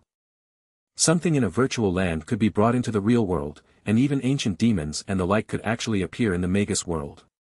There were too many mysteries surrounding Dreamscape. Could the main culprit of all this be Dream Force? Dreamscape and the Magus world were different. Even the concept of air might be absent there, and regular humans could suffocate the moment they entered. However, the flora and fauna was still abundant, which confused Lei Lin further. Dreamscape was permeated by an unusual energy, a power that Lei Lin had named Dream Force. He believed that it was this very power that resulted in Dreamscape being so strange and not following any rules. AI chip. Engage astral vision and set up the multicolored graphics. Begin automatic filter, Lei Lin ordered. Beep. Launching astral vision, the AI chip loyally intoned. Astral vision was the unique visual ability of the heavenly astral race. As they were beings of the astral plane, their eyes could see things that Magi could not. Having gathered information about them from Sky City, Lei Lin had tried to imitate the structure of their eyes. With the ability warlocks had at working with bloodlines, he'd managed to create a strange effect. With the robotic voice of the AI chip, Lei Lin's eyes were wrapped up in a sparkling blue light, as if having turned into sapphires. Colors were filtered out of his vision layer by layer, leaving behind only a dark red. Unlike the crimson of bloodline force, this red was filled with a certain darkness, as if containing the malicious intent of the world. It made Lei Lin feel incredibly uncomfortable. The dream force wasn't this dense yesterday. Lei Lin watched the dark color grow increasingly deep scarlet and shook his head, feeling anxious. He came before the experimentation table, sweeping away the miscellaneous items atop it away to reveal a fine petri dish that seemed to be formed entirely out of crystal. One could even see its contents from the outside in spite of it being covered. Inside was a tiny organism, what looked like a black bug with massive compound eyes and 6 limbs with reverse hooks on them. It was squirming around. Lei Lin could see large amounts of dream force amassing in his sight, entering the bug as if supplementing it. Dream force. A muddled mix of illusion and reality, a power that exists to transcend laws. Lei Lin mumbled to himself, hands emitting a layer of sparkling white light. Whoosh, dark red streams of air were caught in his hand and quickly dissipated. The sole force of a rank 5 warlock that he was proud of could actually do little to this dream force. It's something of a completely different system, Lei Lin laughed bitterly, mulling it over for a moment and then submerging the petri dish in another pool crackling with thunder. Begin experiment number 581. Lei Lin had been performing all sorts of experiments, looking for something capable of interfering with dream force that would allow him to use this strength himself. Chapter 638, Obstruction and Success. Obstruction and Success. Were there treasures in Dreamscape? Yes, and many at that. Dreamscape housed many rank 6 and above beings with various kinds of materials and treasures, they were all enough to drive Radiant Moons and even Breaking Dawn Magi crazy. But the dangers that Dreamscape offered were terrifying as well. The world was ever-changing, and the bug that one stepped on today could grow into a powerful fiend tomorrow, stomping you to death. It was a world full of uncertainties where the real and the virtual, past and future were all mixed up. It was one that Lei Lin did not wish to easily come into contact with. He hadn't even finished exploring the surroundings of his laboratory yet, precisely because he didn't dare to go in too deep. Furthermore, he didn't think treasures and comprehension of the dream force were the most precious things in Dreamscape. No, Dreamscape's biggest offering was precisely the dream force that was everywhere. Dream force was the foundation of Dreamscape. Whether demons or strange treasures, they were all based on it, and if one could control this power not only could they avoid most of the dangers in Dreamscape and explore it freely, there would also be a great benefit to their body. Dream force. I'm afraid it's slightly more powerful than even soul force and bloodline energy, a higher form. Lei Lin's pupil sparkled with desire. If I can completely control this power, not only will I be free of obstructions in Dreamscape, I can even just abandon the laboratory and try to form a connection to Dreamscape by myself. The connection between this laboratory and Dreamscape was definitely going to break one day. Lei Lin wished to take precautions, finding a way to communicate with Dreamscape himself. Activate the isolation layer. Enable circuit number 52, adjust power level to 5. With Lei Lin's command, terrifying thunderbolts suddenly gathered together in the pool as it rippled endlessly. A few plates made of silver slowly rose, forming a metal box that completely isolated the petri dish within. Large amounts of lightning adhered to the top of the plates, forming a blue surface. It was as if there was a layer of blue at the top. Enter observation mode.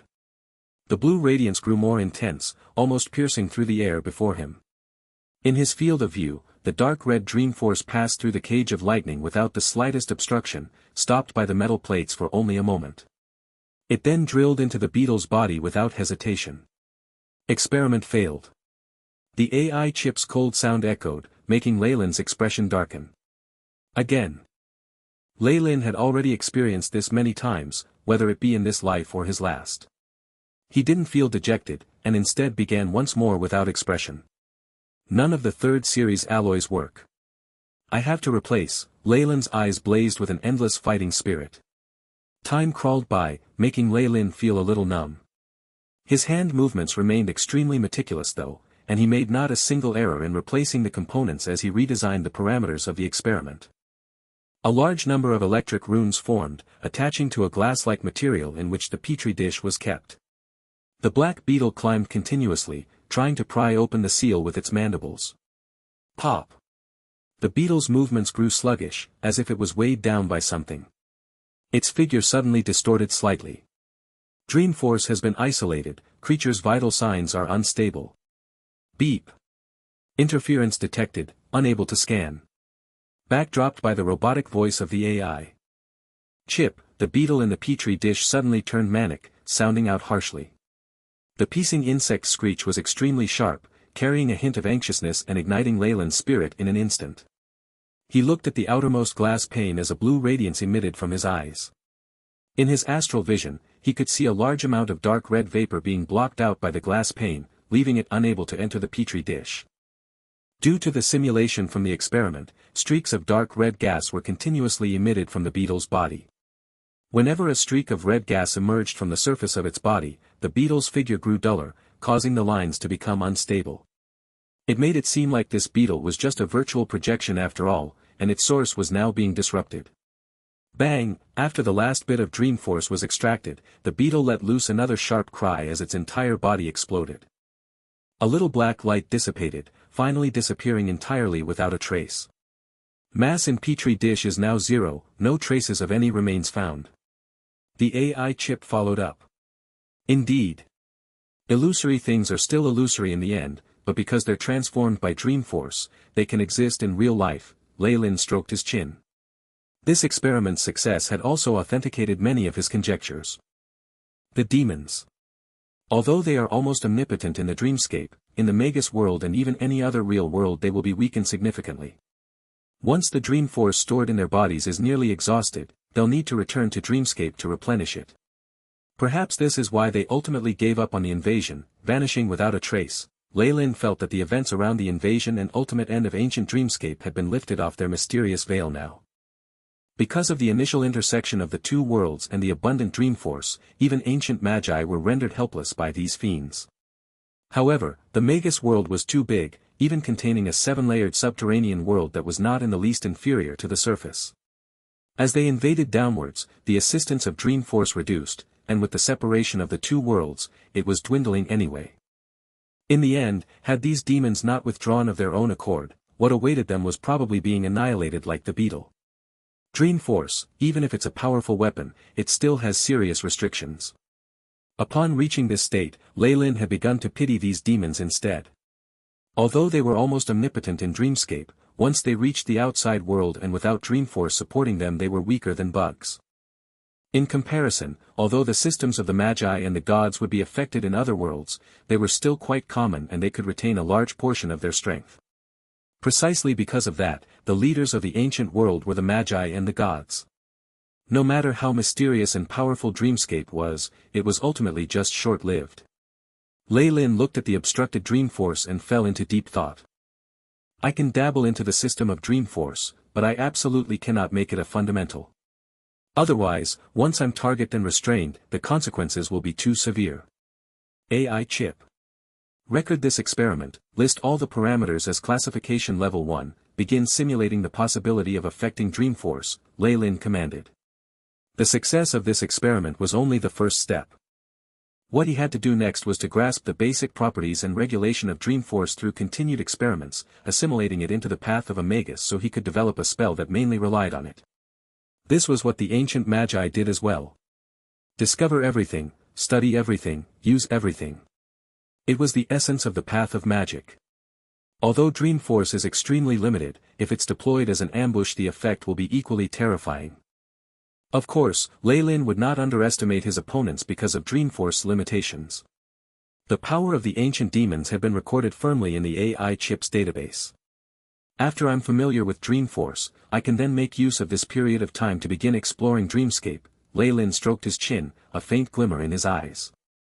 He had lost a great opportunity to explore Dreamscape because of this research. Now, the two worlds were almost separated from each other already. Still, for Lei Lin this contribution was definitely worth it. Compared to the mere coordinates of a world, his control would now be a guarantee for him in Dreamscape from now. Furthermore, his expectations were different from that of the owl. If he successfully gained control over Dreamforce he could then enter and exit Dreamscape freely from anywhere. After all, Dreamscape was different from other worlds. It was existing everywhere, and in theory communicating with the dreams of all intellectual creatures was even more boundless than the astral realm. One had to transcend the worlds and dimensions connected. Of course, this was only the best assumption, but Lei Lin had seen unlimited possibilities in it. One day, all the profound mysteries of Dreamscape will unravel before my eyes. A smile emerged in Lei Lin's blue pupils. Ka-cha. Ka-cha. And at this moment, a fine shattering sound suddenly echoed into Lei Lin's ears. What's the matter? He turned his head over, directing his gaze onto the half-statue that had suddenly appeared today. As the laboratory that connected with Dreamscape was most affected by Dreamforce, some strange things happened almost every day. Lei Lin had almost reached a point where he was inured to these strange things. A great amount of cracks emerged continuously on the statue of half a human. And yet, once he used the AI chip to scan it he saw an undamaged statue instead, without the slightest cracks. What's going on? Is it that I can only see this scene through astral vision? Lei Lin revoked astral vision, and all he saw was an undamaged statue. A profound chill suddenly emerged in his heart. Chapter 639, Accident and Meeting. Accident and Meeting.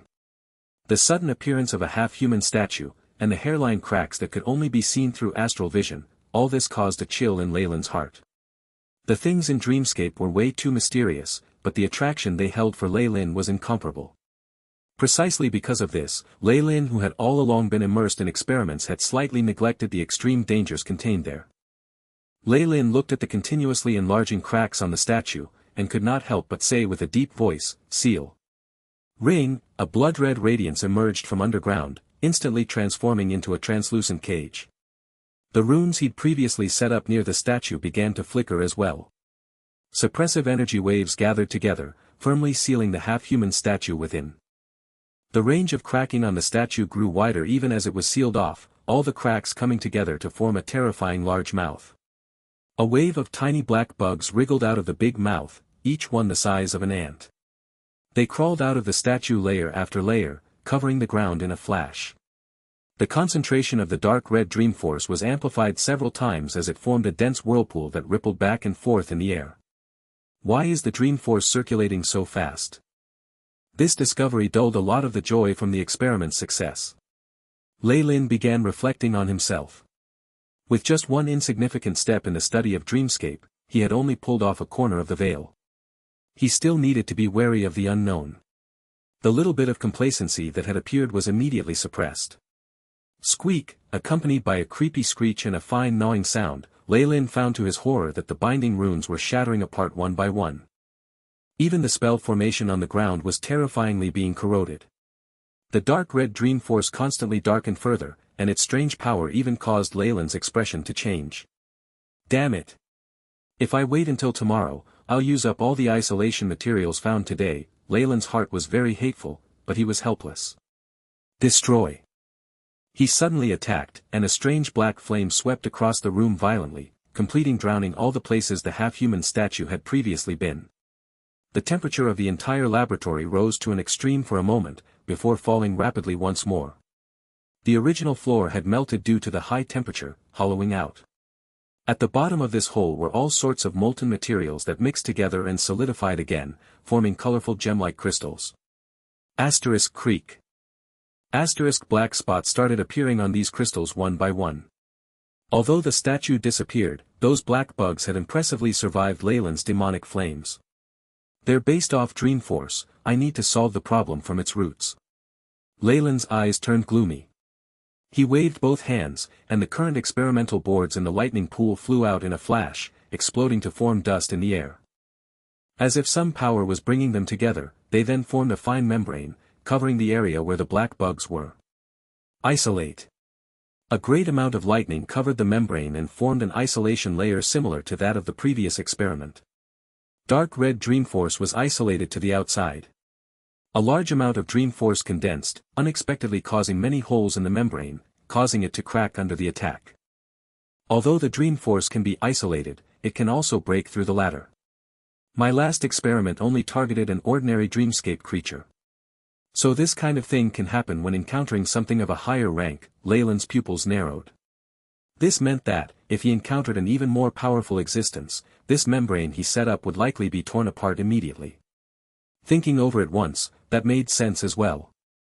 A rope net could catch small fish, but how could it catch a tiger shark in the ocean?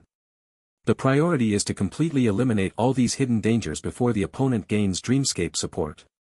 Determination flashed in Leyland's eyes as the demonic flames burned once more. This time, the black ants that lost Dreamforce melted apart very quickly, turning into motes of black light and dissipating.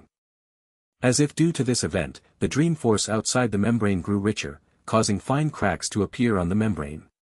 It would rupture at any time. Faster. Make it faster. Leyland shouted deeply. Cold soul force merged, being injected into the flames. The black flames immediately burned tenfold more vigorously, burning all of the black ants into ashes. And the instant when the last ant disappeared, the isolation membrane emitted a saddening cry, unable to bear the heavy load any longer as it shattered. The Dreamforce had lost its target though, and it hovered for a while before dissipating automatically. It caused Leyland to let out a deep breath. He turned around. All of a sudden, it was as if the half-human statue was pasted in front of his eyes, the huge cracked mouth seemingly ridiculing him. A terrifying gloomy breath was constantly emitted from the crack that was the huge mouth. Leyland's pupils narrowed as dense Chamoyan scales emerged in an instant, new moon soul force bursting forth from his true soul to cover his body. Squeak, the terrifying black ants emerged once more, covering Leyland's entire body. His Magus robes, which were a magic artifact, did not even manage to block them for a moment, thousands of holes forming on it instantly. The black ants covered Leyland's body, and even the rank 5 Chamoyan scales could not resist the opponent's fangs. An intense pain was transmitted from his skin as countless nicks appeared on Leyland's body. HSS, behind him, the phantom of a Chamoyan serpent emperor emerged, growling as a layer of black flames burned on Leyland's body. Huff, after the flames stopped burning, Leyland was momentarily taken aback. When he came back to his senses, all the black ants had disappeared. However, fine black wounds were still densely packed on his body, making it seem a little horrifying. Is this the invasion of Dreamscape? Leyland looked at the blue lightning pool, the hollow ground, and the scales that had automatically emerged on his body, heaving a deep sigh. Dreamscape was a world where reality and virtuality were mixed, and all sorts of things could happen in there. I'm afraid that with that sort of influx of Dreamforce, this lab has already become a building of Dreamscape. Even the nature of the materials has changed. Such a situation was very similar to the process of a high-ranked Magus irradiating his castle on his own accord, only at a much deeper and more overbearing level. AI chip, raise the alert level once more. Forbid all entry other than my own. As he walked out of the laboratory, Leyland was slightly gloomy. The feeling of being shrouded in an illusion, as if he had been struck by magic but had not realized it, really left him uncomfortable.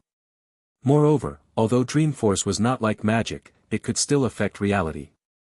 No matter what he experienced in dreams, it would all be reflected on his main body. Dreamscape experiments are indeed full of dangers. Leyland sighed. Even the current him did not dare to live near this laboratory. Your Highness Leyland. You're finally out. Jeffrey's voice was heard as Leyland walked out of the castle.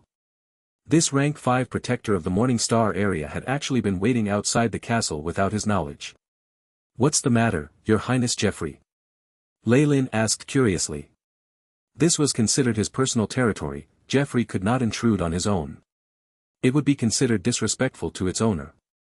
I tried to contact you several times, but there was some hindrance so I could only wait outside. Jeffrey shrugged his shoulders with a bitter smile. I see. Forgive me, I was immersed in an experiment. Lei Lin immediately apologized as an embarrassed look emerged on his face. The effect of the pollution and isolation of Dreamforce was much more terrifying than other spells.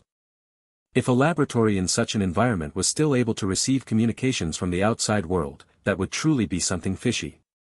What experiment are you performing? I heard that there was even an accident before, and the pollution caused by the leakage is very serious. Jeffrey looked at the tightly guarded castle behind Lei Lin that had no signs of life, seeming curious.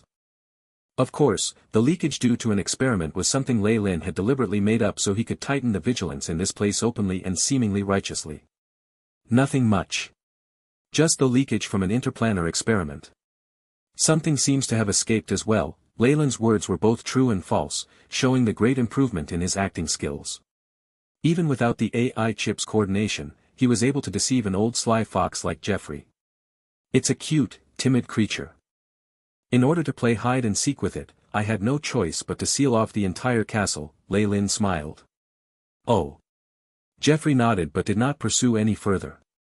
Magi's experimental information was definitely top secret, not to mention that both Lei Lin and himself were rank 5 warlocks of equal ranks.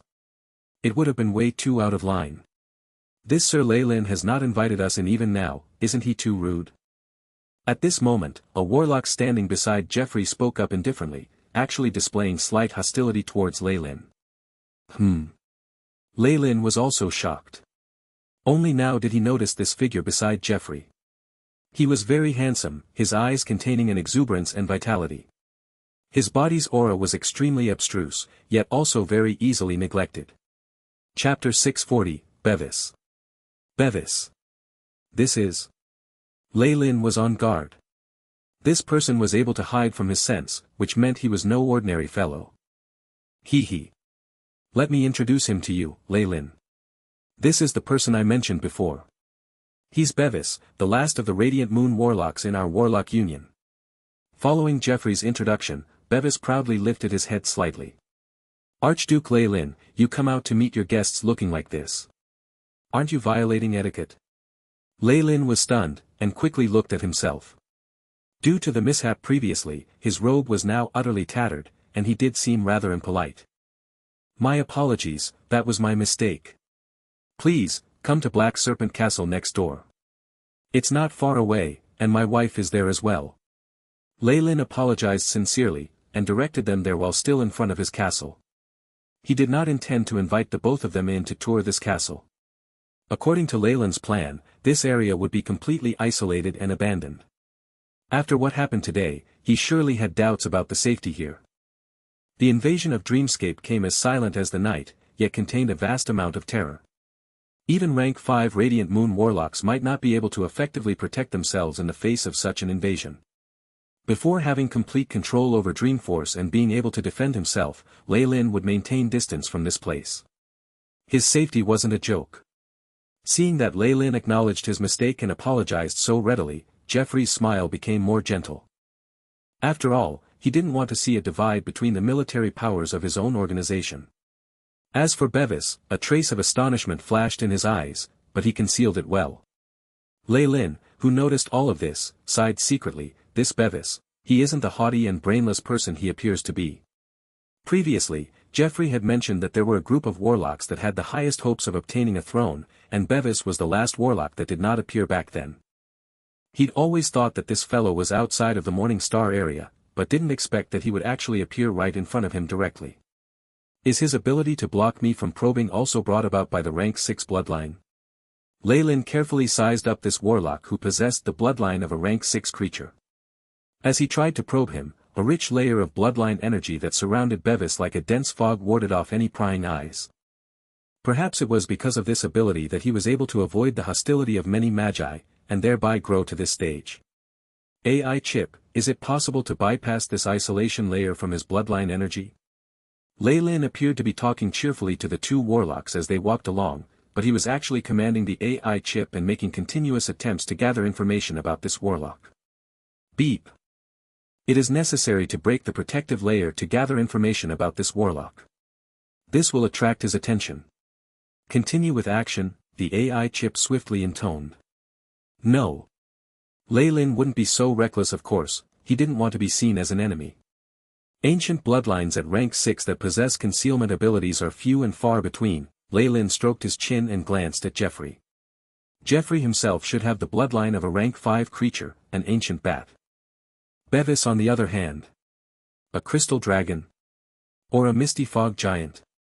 The many possibilities surfaced at the bottom of Lei Lin's heart. After the AI chip made continuous comparisons, it finally narrowed it down to the two most probable bloodlines. Bevis was of course unaware that, within a short span of time, Lei Lin was already close to completely understanding him inside out. He was aloof throughout their journey, standing at the side while Lei Lin and Jeffrey conversed. He only occasionally interjected. After connecting to Dreamscape, Lei Lin had constructed another Black Serpent castle next to his original castle, and shifted Freya and the servants over. The Morning Star area was extraordinary in that the land available was endlessly vast, hence Lei Lin effortlessly obtained ownership over a large amount of land. As for the construction of the castle, it was made simple with the assistance of spells and numerous giant adamantine puppets following his orders. A short moment later, Lei Lin and the guests took their seats in the living room of the new castle. The maid served milk tea and some light refreshments. Freya came out to meet them for a while, but retreated soon after, leaving the space to the three warlocks. Lei Lin fiddled with the cup in his hands, and didn't take the initiative to speak. He hadn't expected Jeffrey to bring Bevis here.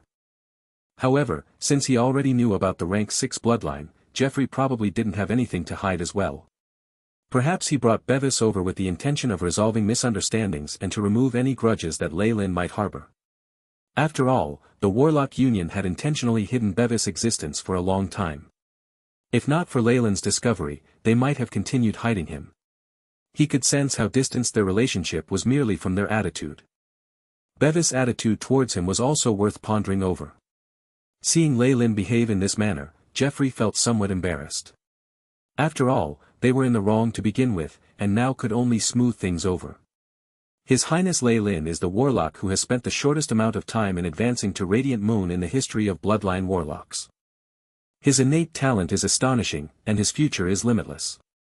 Humph, Bevis spoke coldly. If not the fact that I sealed myself previously in order to conceal my bloodline, I wouldn't have let this achievement go to someone else. Judging by the additional strength of a rank 6 bloodline, Bevis might just have been able to surpass Lei Lin's record. Hence, it was very normal for him to have complaints, but Lei Lin felt that it wasn't that ordinary. Sounds like he seems to be dissatisfied with me. Lei Lin glanced curiously at Bevis. Today should have been the first time they met, yet he was in a hurry to show off. What was he trying to do? Could it be that the prophecy led him to feel like he was about to face some kind of crisis? Or perhaps it is purely because he's a spoilt brat. Or even more likely, is he trying to make the other warlocks declare their position through such an attitude? Lei Lin suddenly had a premonition that his existence would create problems for Bevis. Bevis had always been thought of as the last hope of the warlocks, and one could not imagine the extent to which he was valued. Lei Lin's appearance at this moment was a forceful attack on his position. He advanced to Radiant Moon faster than him, and was even younger than him. Even though there were bloodline shackles to consider, he had a history of creating miracles, and it was not as if there was no hope for him to break through them.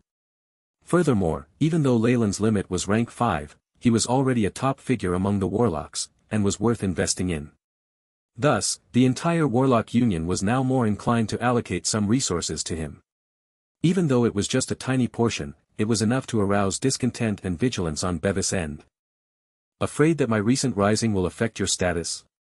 Having had an exceedingly rich experience with power struggles, Lei Lin immediately sniffed out that something was different. Still, this possibility left him speechless. Sometimes it was easy to build animosity. Perhaps it was because of baseless conjectures, or maybe purely because Bevis found Lei Lin an eyesore. Your Highness, Bevis' bloodline is beyond me. Lei Lin paused for a moment, then continued, but as the hope of the Warlock Union, what your Highness should do now is break through the boundaries of rank 6 as soon as possible, and become a monarch so you can acquire a larger space for us warlocks to live in. Since Bevis' attitude was clear to him, there was nothing for Lei Lin to be courteous about, and he directly returned the compliment. Lei Lin was proud of his age and experience, and this attitude instantly made Bevis turn red with anger. Lei Lin was practically instructing him like a child. In fact, Bevis was doing pretty well. Leylin didn't have to break through his barrier to find, with the help of the AI chip, that he was already a half-moon radiant moon. With the amplification of strength by his bloodline, he could probably match even Alpha in battle, albeit with difficulty. He would probably be ranked second in terms of strength within the Warlock Union. Such was the terror of a rank 6 bloodline. Any ranks below rank 6 could be slowly cultivated and broken through with the strength of the bloodline. With such a huge asset on his side, it was perfectly fine for Bevis to have a slightly arrogant personality. Besides, since he had always been taken good care of, he probably didn't have much life experience to speak of. The emotions of rank 6 creatures were far more frightening, and would be a fatal weakness for him. Hence, after hearing Leylin's provocation, Bevis erupted without the slightest hesitation. "I am here today because I have something to say regarding your Highness Leylin's suggestion from before." From before? Leylin looked at Geoffrey, puzzled. "Your Highness Leylin mentioned it previously. It's about taking action against the powers of the Blazing Flame Monarch. Although I think it's better that we do not take part, we should discuss it." Geoffrey explained awkwardly. "Your Highness Leylin, as a radiant moon in our Warlock Alliance, how can you enrage a rank 6 being such as the Blazing Flame Monarch because of your personal hatred, without a care about our interests as a whole? Even if it's done in your name, this cannot do. Can you guarantee he won't take out his anger on the other warlocks?" Bevis' voice was very loud, and he appeared to speak forcefully and with justice. "Personal hatred?" Leylin gave a light laugh. "The recent persecution of warlocks nearly ended our legacy. It was quite recently that he dispatched assassins to end our excellent bloodlines. The numerous offenses he's made are mere personal grudges in your eyes, your Highness. Don't forget that you too are a warlock of the Union." Having never experienced such mincing words before, Bevis was at a loss for words momentarily. Chapter 641, Exploring Dreamscape. Exploring Dreamscape. Seeing Bevis flush red with embarrassment, Leylin spoke slowly and deliberately. "Our alliance nurtured your Highness Bevis in hopes that one day you would be able to lead us to break the Blazing Flame Monarch's seal. If you don't have the courage to even come to terms with his powers, I am greatly disappointed." "When did I?" Bevis' face turned red in a flash, yet he couldn't find the words to retort. Even Geoffrey, who wasn't part of the conversation, seemed to be in deep thought. Just as Leylin said, they had spared no effort in grooming Bevis, and didn't hesitate to put everything on the line just so that they could assist him in being promoted to rank 6 so that he could face the Magus monarchs. However, if Bevis' performance was so weak, then even if he successfully advanced in the end, whether he would fulfill his promise was another question altogether. After all, if he didn't even have the courage to go up against their enemy, what would he defend the interests of the warlocks with? Leylin did this to make the other rank 5 radiant moons plant seeds of distrust in their hearts. What was more crucial was that he was telling the truth, which left no room for Bevis to explain himself. Bevis was gloomy, and practically looked as though he was about to cry because of Leylin's sinister motive. The discussion between the two ended on bad terms. When Bevis left, Leylin inwardly stroked his chin as he looked at his retreating back. It probably wouldn't be a bad idea if he made a few more rank 6 bloodline imprints. Inside Dreamscape. Leylin was clad in an entire set of protective gear. Having successfully built new isolation technology, he could now repel a large amount of dream force. Due to the protective gear he was wearing, Leylin appeared very swollen. He was like a humongous human-like stuffed animal trudging through the lush forest with difficulty.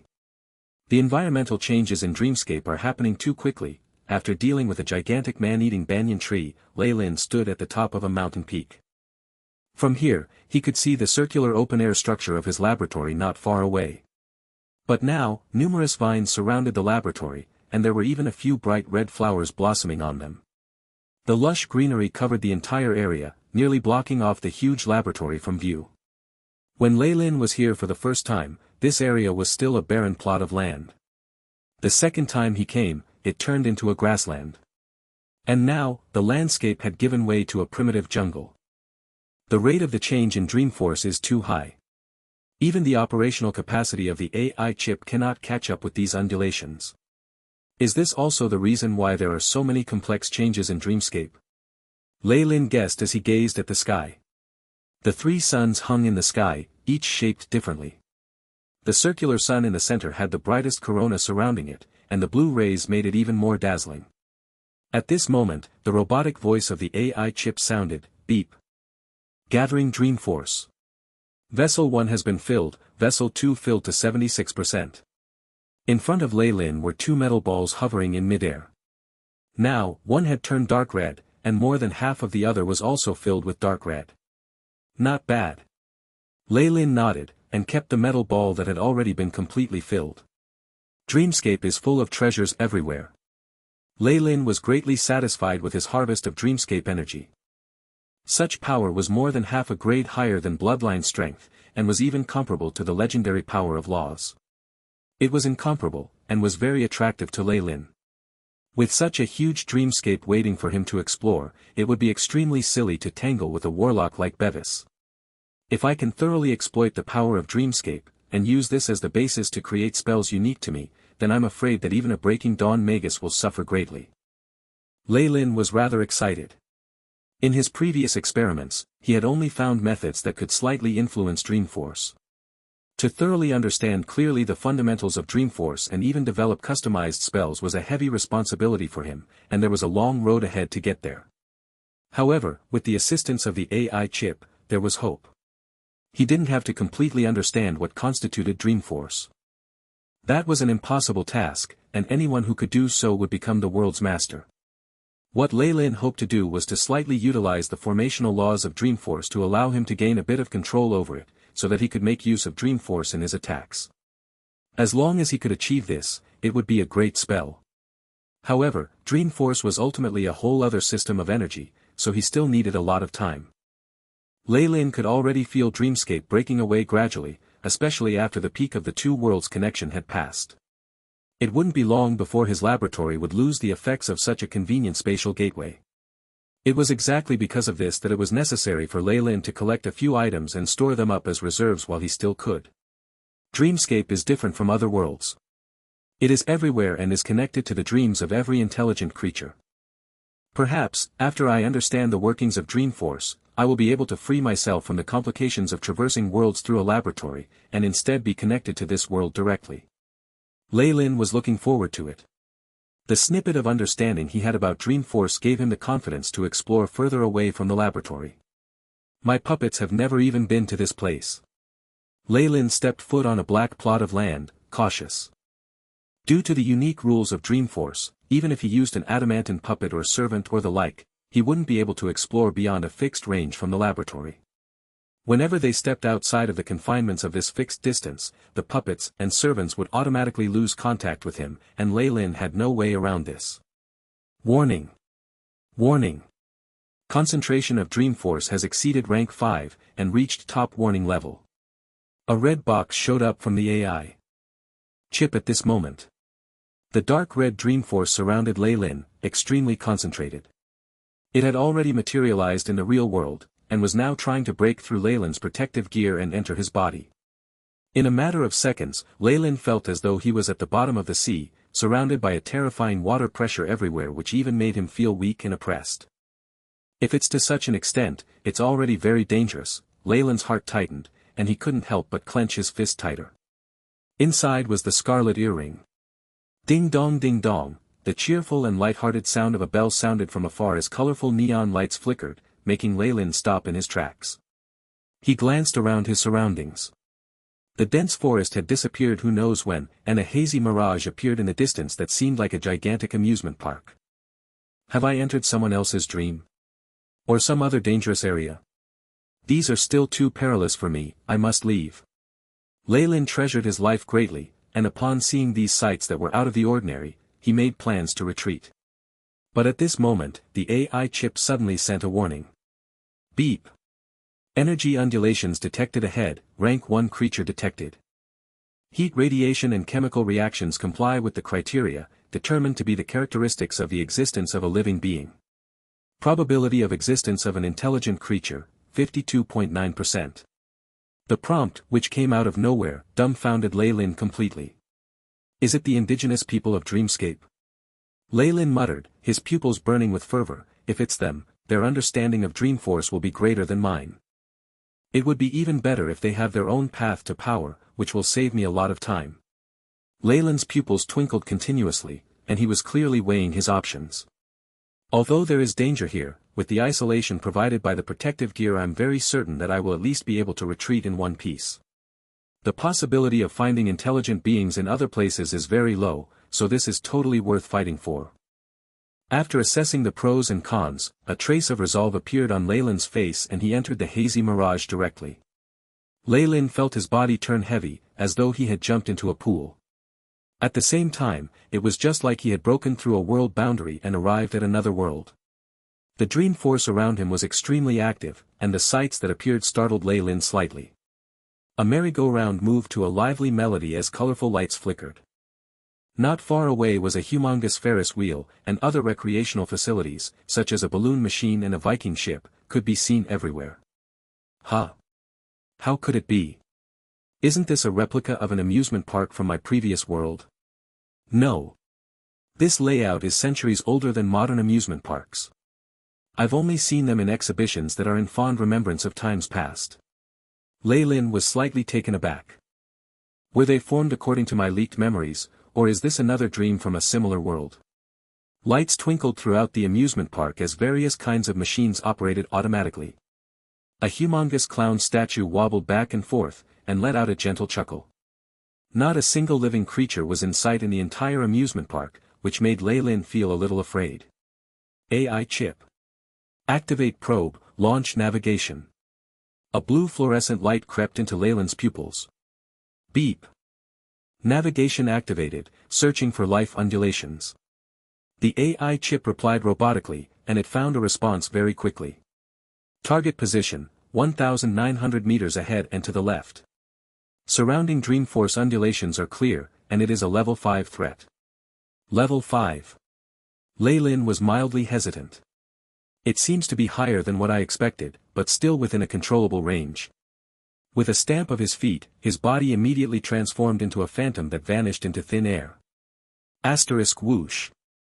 Asterisk a ray of white light surged into the distance, the most splendid brilliance. Regardless of what buildings obstructed its way, be they steel or concrete, they were all cut apart, revealing a sleek incision. The white light seemed to have almost caught up with the fleeing shadow ahead of it in a flash. The shadow grunted and dodged aside, but its arm rubbed against the periphery of the white light. Its sleeve was directly smashed into smithereens, the skin and muscle underneath it cut apart, exposing a violet tissue. Chapter 642, Dreamscape Inhabitants. Dreamscape Inhabitants. BZZT BZZT, the white rays that had lost their energy disappeared into the ground. One end was stuck in the floor, and the body of white light was still trembling, revealing the face of a poker card, the 7 of spades. On the white poker card, some traces of purple, as well as the fresh blood spilt by the fleeing figure ahead, was left behind. Even with a heavily injured arm, the short black shadow seemed exceedingly strong, not stopping for even a second as it bounded into a gigantic pool of colored balls to the side. The balls flew everywhere, some landing outside and bouncing continuously. Countless streaks of white whizzed forth, each holding the face of a poker card within. These thin cards seemed to have been bestowed with a terrifying slicing ability, and whether it was the balls or the buildings, everything was cut evenly into halves. The colored balls fell apart, scattering all over the ground, but there was now no sign of the black figure from before. A pair of black leather shoes rubbed against the floor, producing crisp sounds. The poker cards on the walls seemed to be drawn back by some invisible line, and automatically returned to the hands of a person to form a thick deck. This person wore a well-ironed suit with a hat to complete the ensemble. Their features were obscured by a white mask, and they seemed similar to a dealer in a casino.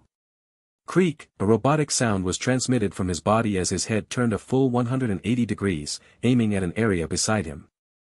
His body swayed wildly as he ran with motions that didn't conform with physics. He collided with a steel railing, bending it out of shape even as the building crumbled down loudly. White streaks were sent forth once more, and the supporting rods of a tremendous Ferris wheel broke down as a gigantic black figure toppled down. Amidst the flying dust, the thin little black figure crawled out pitifully. Turning back to glance at the dealer, fear arose in it as it began to run even faster. Asterisk boom. Asterisk all of a sudden, it crashed into a human body in front. This was someone in white protective attire, with a bloated form. A handsome face could be seen through the transparent glass. Kakmoagmlamgal, The thin black figure said something hastily, but Lei Lin could not understand it at all. However, his soul force picked up a feeling in the general vein of, the thing behind is dangerous. Run. Don't worry, little fellow. Lei Lin gazed at this intelligent being in front of him. It was similar to a human, with 4 slim limbs and a head on top. It looked like a human child, only that its entire being was black, and it was impossible to tell its features apart. It was wearing clothing made of a coarse sackcloth. One other difference between it and humans was the fine purple patterns on its body. They were like tattoos, but emanated a demonic luster. There was a wound on its arm, revealing purple musculature inside. Large amounts of dream force gathered around this wound, allowing it to recover. Lei Lin's pupils shrank as he patted the head of the little creature, the peaceable undulations he emitted allowing it to calm down. Creak, the figure that looked like a casino dealer from Lei Lin's previous world appeared before the two, the white mask still covering its face.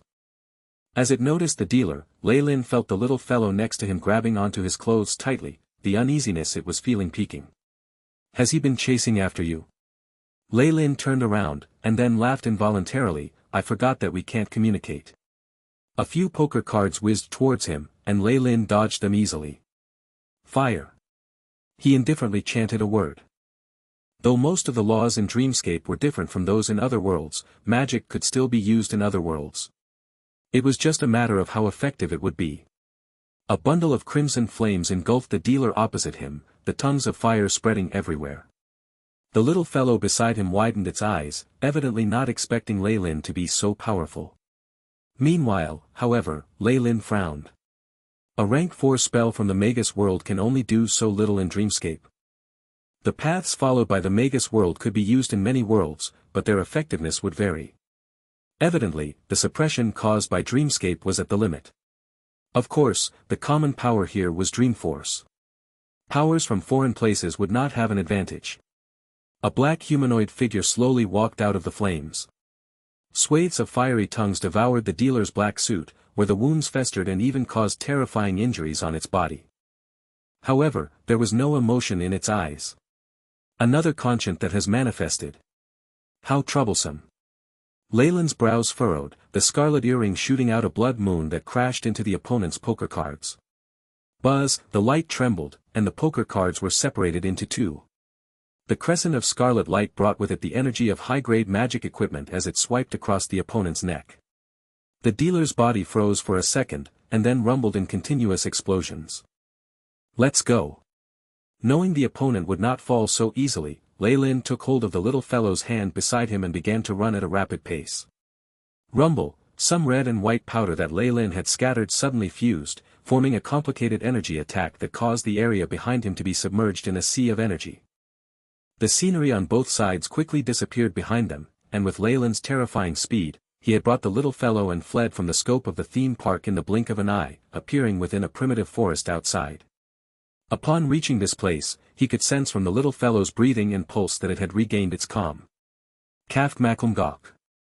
The little fellow struggled and exclaimed. I forgot we can't communicate. Lei Lin laughed, tapping a finger on the little fellow's head and sending a strand of soul force in.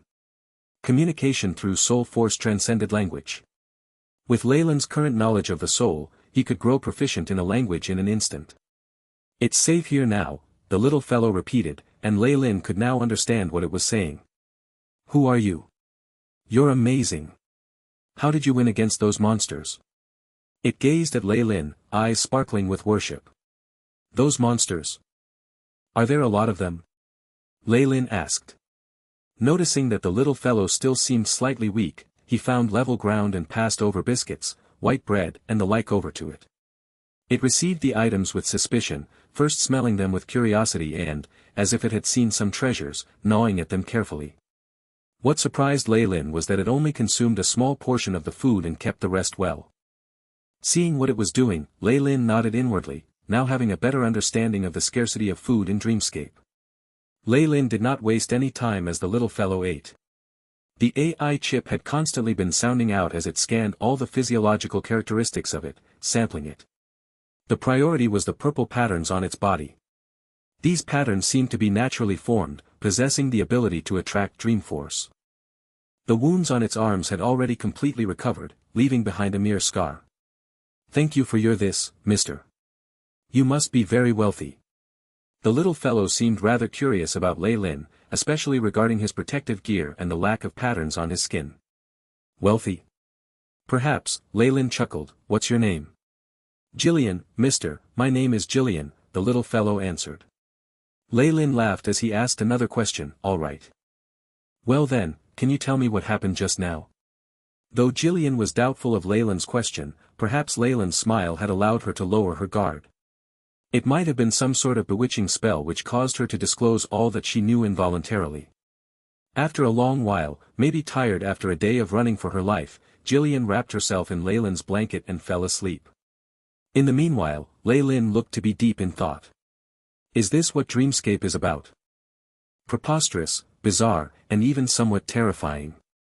Jillian said she was an inhabitant of dreamscape. She'd been fleeing for her life along with her family since birth. It seemed like the area was filled with dangers, and even if they found a place to live in peacefully for a few years, it would still meet the ultimate destiny of being destroyed. This seemed to be a common situation. The land and buildings had been wrecked in a night, and her elders, accustomed to this as they were, continued their journey since they had been forced away from their home. Based on what Jillian said, the theme park from before was at a node. In dreamscape, situations like these were common and nodes could appear at any time, engulfing the surrounding people. The items and buildings within were very strange. There were some they knew of, and some that were odd to the extreme. There might even be all sorts of living creatures. Some of Jillian's elders had gathered immense benefits from the nodes, but others had died within. For them, the nodes in dreamscape were places where risk met reward. A node like this where a terrifying monster appeared was the most terrifying of all, and Jillian had been unlucky enough to be swept in. If not for Lei Lin's help, she probably would have wound up dead. Based on what Jillian said, her race is the bottommost stratum of dreamscape. She hasn't even left this region before. Chapter 643, Help and Discovery. Help and Discovery. Lei Lin was slightly disappointed after listening to Jillian's story. It would be excessive of him to expect any good power system or training method from such a weak race. However, they are the natives after all. There should be some valuable items or information. Lei Lin stroked his chin. Furthermore, dreamscape can't be judged with common sense. Perhaps the next time I come, she'll have turned into a terrifying existence. Of course the chances of that are so meager they're negligible, but even if she's more likely to die instead, there's some hope. No. No. Don't go. Jillian seemed to be restless in her dreams, her hands clutching the blanket and her brows deeply furrowed. Her eyeballs were rolling around under her eyelids, and she looked miserable and pitiful. Don't leave me. Ha. Ha, it was a dream. She suddenly sat up, looking bewildered. It was only after she saw the bonfire blazing constantly that she huffed out a long breath. Nightmares? Lei Lin laughed and pushed a piece of roast meat in front of her. Grease and roast meat combined to present the most tantalizing of scents, one that caused Jillian to swallow. This is, for me. Jillian's stomach growled, much to her embarrassment, but she still questioned in disbelief. Of course. Lei Lin's smile was very gentle. There had not been any unhappiness between them, and was giving her roast meat and bread considered a waste? This bit was nothing at all to Lei Lin, so he obviously wouldn't mind being gentle and kind. Experience told him that such a pretense was very effective in concealing him in an unfamiliar environment. On top of that, Lei Lin didn't mind showing benevolence to stray cats and dogs. Thank you. Jillian spoke in a low voice, and immediately grabbed the meat and began to bite at it ravenously. Halfway through, she suddenly sounded like she was choked with emotion and began to sob. There's no hurry, I still have a lot of food. Finish eating first, then I'll bring you to your companions. Lei Lin understood what she was feeling very well. He comforted her slowly, and the girl eventually calmed down. Gotcha, withered branches snapped when stepped on.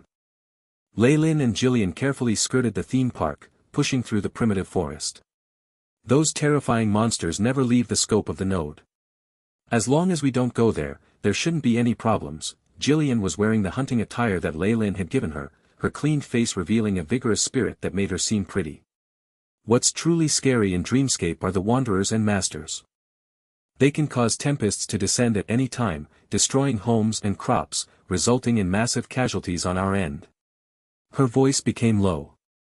If not for them looking down on us and treating us like ants, we would probably have all died long ago.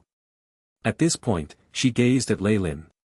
From what she could remember, the methods Lei Lin used were very similar to those employed by the masters. No need to worry, I'm not anything like that. I've only just studied some other methods. Haven't any of you met with other intellectual life forms and interacted with them before? In front of Jillian, Lei Lin did not conceal his identity as a foreigner. Yes. It's not just in the forest, but even in the nodes.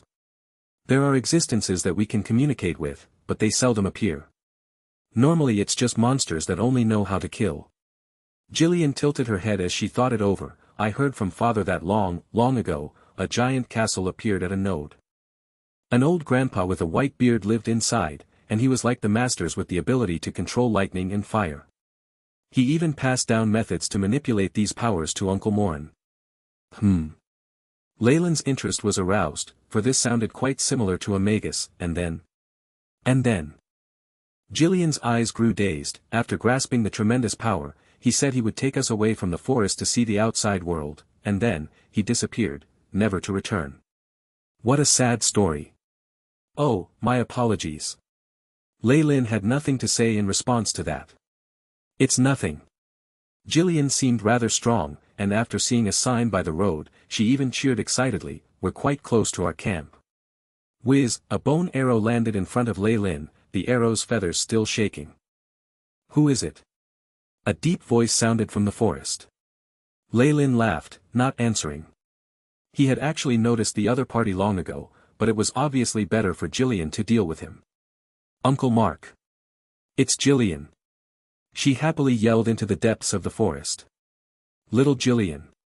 The trees on the opposite end began to shake, revealing a middle-aged burly man with sideburns. This man, who was clothed in animal hide, spoke out. I heard that you'd fallen into a node. I thought you died. Do you know how much I cried for you? Uncle Mark. Jillian went forward and hugged him tightly. I'm sorry for making you worry. Here, let me introduce you. This is Mr. Lei Lin who rescued me from the node. Jillian pulled at Mark's hands and dragged him before Lei Lin. Evidently, the lack of purple patterns on Lei Lin's skin left the man on guard. Lei Lin chuckled, not minding at all. It was fine as long as he found the place. After all, given his abilities, could the natives even block his attacks? Of course, Lei Lin did not dare overstep his boundaries due to the mysteries of Dreamscape. It was best not to use violence when it could interfere with him obtaining any harvests. After all, this was a world filled with the unknown. The warped reality and complexities in here far exceeded his expectations. Perhaps the next time he came here, these natives would have undergone a tremendous change. If he were to invest some effort here and strike up a good relationship with them, it would be worth it in the future. What happened next was obvious. After Lei Lin displayed his kind intent, and with Jillian's vouching for him, Mark brought Lei Lin to their camp. Lei Lin took a look around. This was evidently a temporary base, with many wooden piles that had been cut down and were yet to be tidied up in the surroundings. At the back of the camp were traces of a large fire, as well as a small plot with vegetables and the like. These farming methods are rather ancient. Lei Lin shook his head, but he knew this was inevitable. These natives could find the next time they woke up that their land had lost all fertility, turning into an arid desert, a forest, a river, or even a volcano. There was no need for more effort than this. Such simplicity extended even to the buildings. A wooden house was made with a few trees put together.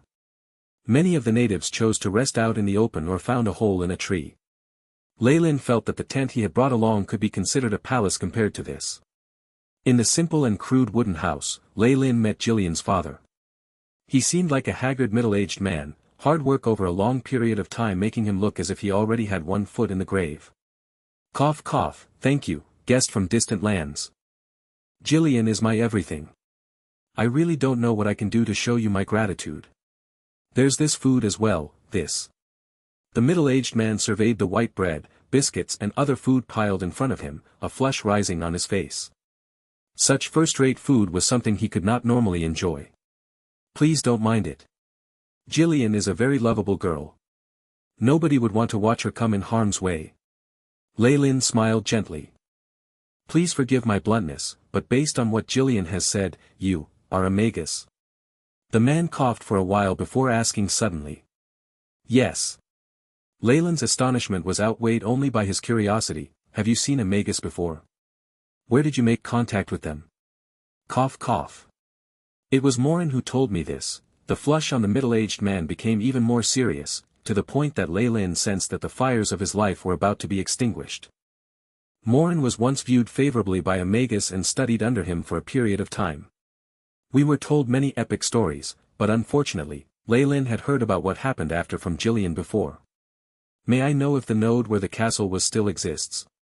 Leyland was rather curious about his kind. No. On a certain day, the entire castle and the node completely disappeared.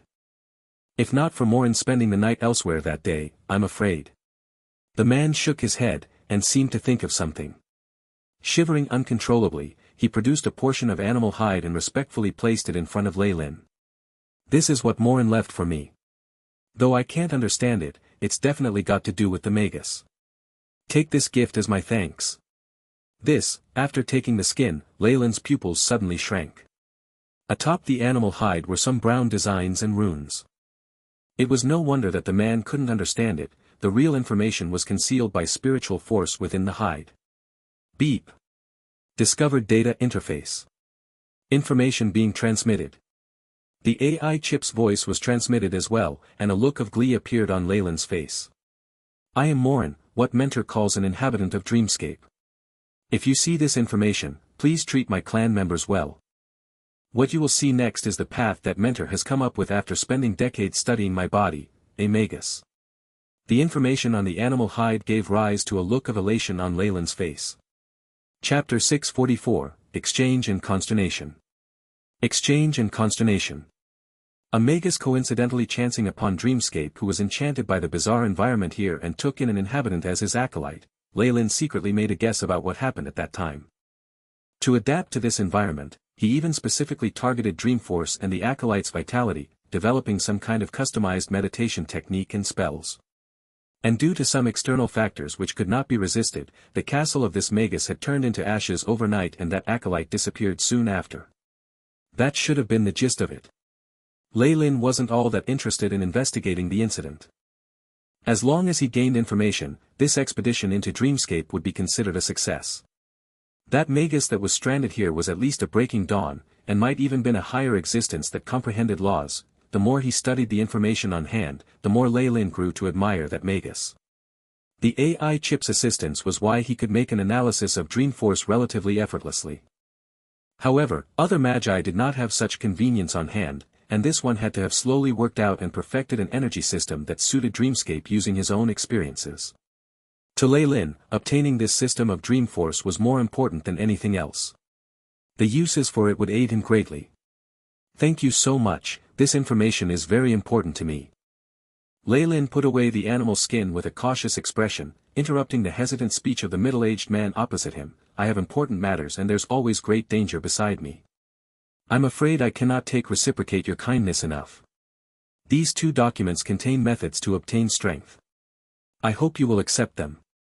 Light shone in Leyland's hands and 2 rolled documents emerged. These were methods for the cultivation of knighthood and magic. Although each only contained a basic portion, that was already enough for these inhabitants. The steps for cultivation were very easy to follow. Leyland even wrote it down in their language so that they could understand it. This, truly, the middle-aged man looked to be taken back by surprise, but he still accepted the 2 gifts. After all, these things Leyland was giving him were way too important for his tribe. This left Leyland slightly doubtful. Why hadn't that Morin spread the power system when he obtained it? Once he mulled over it, he thought it might be because the Magus left him with strict orders at that time. Either way, he had already disappeared, and this would probably remain a riddle. Leyland's eyes sparkled upon seeing his gift being accepted, and he said with a smile. I actually have more diverse types of food as well. I was thinking of a trade, are you interested? Trade? Of what sort? The middle-aged man was a little doubtful. What would this Magus from a world rich with products need? Various kinds of specimens, be they plants or animals. Also anything of unknown purpose. You can sell it all to me, and I'll purchase them with food. Lei Lin spoke without even blinking his eyes. He had many spatial artifacts with him anyway, and he'd grown into the habit of bringing piles of rations with him whenever he went out. As such, his supplies were extremely abundant. Moreover, even if there wasn't enough, he would have to make a trip home at the worst. With the rich resources in the Magus world, who would be afraid of a lack of food? Specimens? That sir from last time asked for the same thing as well. Please rest assured, I will definitely fulfill this request of yours. The middle-aged man patted his chest as he made the guarantee. Then I'll be here waiting for good news. Lei Lin smiled faintly. He was a single person, with only so much time and energy. Matters like gathering ordinary specimens were best left to the inhabitants. Moreover, the animal skin they'd given him had inspired him greatly as well, giving him hope that there were even stranger things on their hands. Food was abundant in the Magus world, but it was scarce here.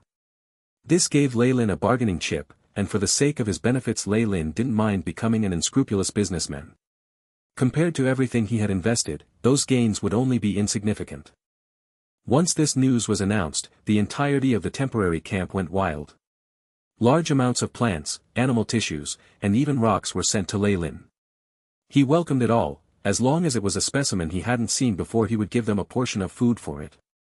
Because they lacked manpower, even Jillian and her father were hired specifically to do this work. To these inhabitants, Lei Lin was a fool who used precious food to exchange for these items. Unfortunately for Lei Lin, this kind of opportunity to make unrestrained purchases was quite rare. Given that the value of all this food added up wasn't even worth a few magic crystals, he was simply making a huge profit. For now, both parties were very satisfied. Uncle Lei Lin, take a look at this. Jillian passed Lei Lin some bizarre flesh that looked like numerous eyeballs bound together. I've never seen this thing before.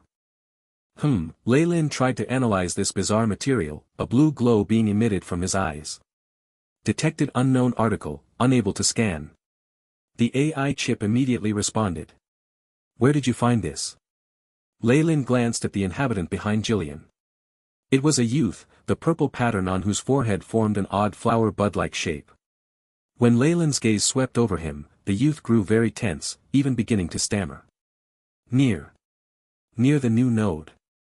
This is pretty good. You can get 3 pounds of black bread for it, or anything else of equal worth. The youth immediately laughed when Lei Lin nodded. Something that he'd casually picked up already had such value, it was simply a giveaway. Lei Lin casually took the item from Jillian's hands and stowed it away. Truth be told, this bit of expense was nothing at all to him. Even if the items they handed over was worth nothing much to him, as long as Lei Lin hadn't seen them before he would basically accept it. With such a high rate of accumulation, it was a short period of time before Lei Lin effectively controlled the surrounding geological and botanical specimens. Plenty of strange, unknown items were now in Lei Lin's possession. Although most of it was junk, as long as even one bit had value he would profit. Uncle Lei Lin, the number of people is much smaller today. Jillian came before Lei Lin, both eyes turning round and round. Her thoughts were indecipherable. That's obvious, of course. I already have the basic specimens with me, and specimens from distant areas require time to collect. On the contrary, Lei Lin had already guessed this long ago. He had the AI chip after all. As long as things were already stored in his database, he wouldn't need a second copy. That. Uncle Lei Lin, Jillian also had a hesitant look. I know what you want to say, little Jillian. Lei Lin stroked Jillian's head, but it's very dangerous beside Uncle, and also very troublesome. If you follow me, it'll be a disturbance. Watching Jillian lower her head, Lei Lin comforted her again with a laugh. Hasn't your father found a batch of youths, preparing to pass down what I've taught him? You can go and learn as well. Also, I'm preparing to make a trip back home. I'll come back in a few days. You can hoard all the items you receive for now, and I'll bring even more food and supplies next time. Lei Lin sent Jillian away and began checking the day's gains. After the botanical and mineral specimens were sterilized, they were numbered by the AI chip and kept away properly under their own categories in his waist pouch. The resources in the Warlock Union were very abundant, and a radiant moon like Lei Lin could deploy some of them as long as he didn't touch the bottom line. He'd found himself a magic equipment pouch, whose capacity greatly exceeded his original storage pouch. Even so, his food reserves were almost all used up. After all, he'd stored it with only himself in mind, and it was already a big thing for it to have lasted all this while. In fact, if not for the restrictions on astral gates, trading with other worlds would be the best. Leyland's eyes sparkled, and he sighed. Trading, then colonization, followed by complete dominance. Although other worlds have differences in power systems and other aspects, they still follow this principle. Of course, Dreamscape is different. This world is too strange, and any investment can cause us to lose everything. The next day, he bid farewell to Jillian and the inhabitants at the temporary camp. Loaded with specimens and strange items, Leyland embarked on a journey back home. Judging from the laboratory's energy waves, this space-time travel can still be supported for a period of time. I'll have just enough time to get a hold of all the surrounding specimens and strange items littered throughout this camp. Leyland stroked his chin. Moreover, that Jillian seemed to be leaning towards me. So long as I tempt her a little more, she will enter the Magus world willingly. At the same time, I could secretly capture some inhabitants, which would guarantee enough specimens in the future.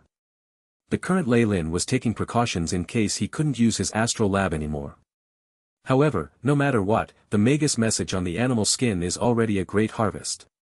Leyland smiled in satisfaction. Warning! Warning! Astral laboratory under attack.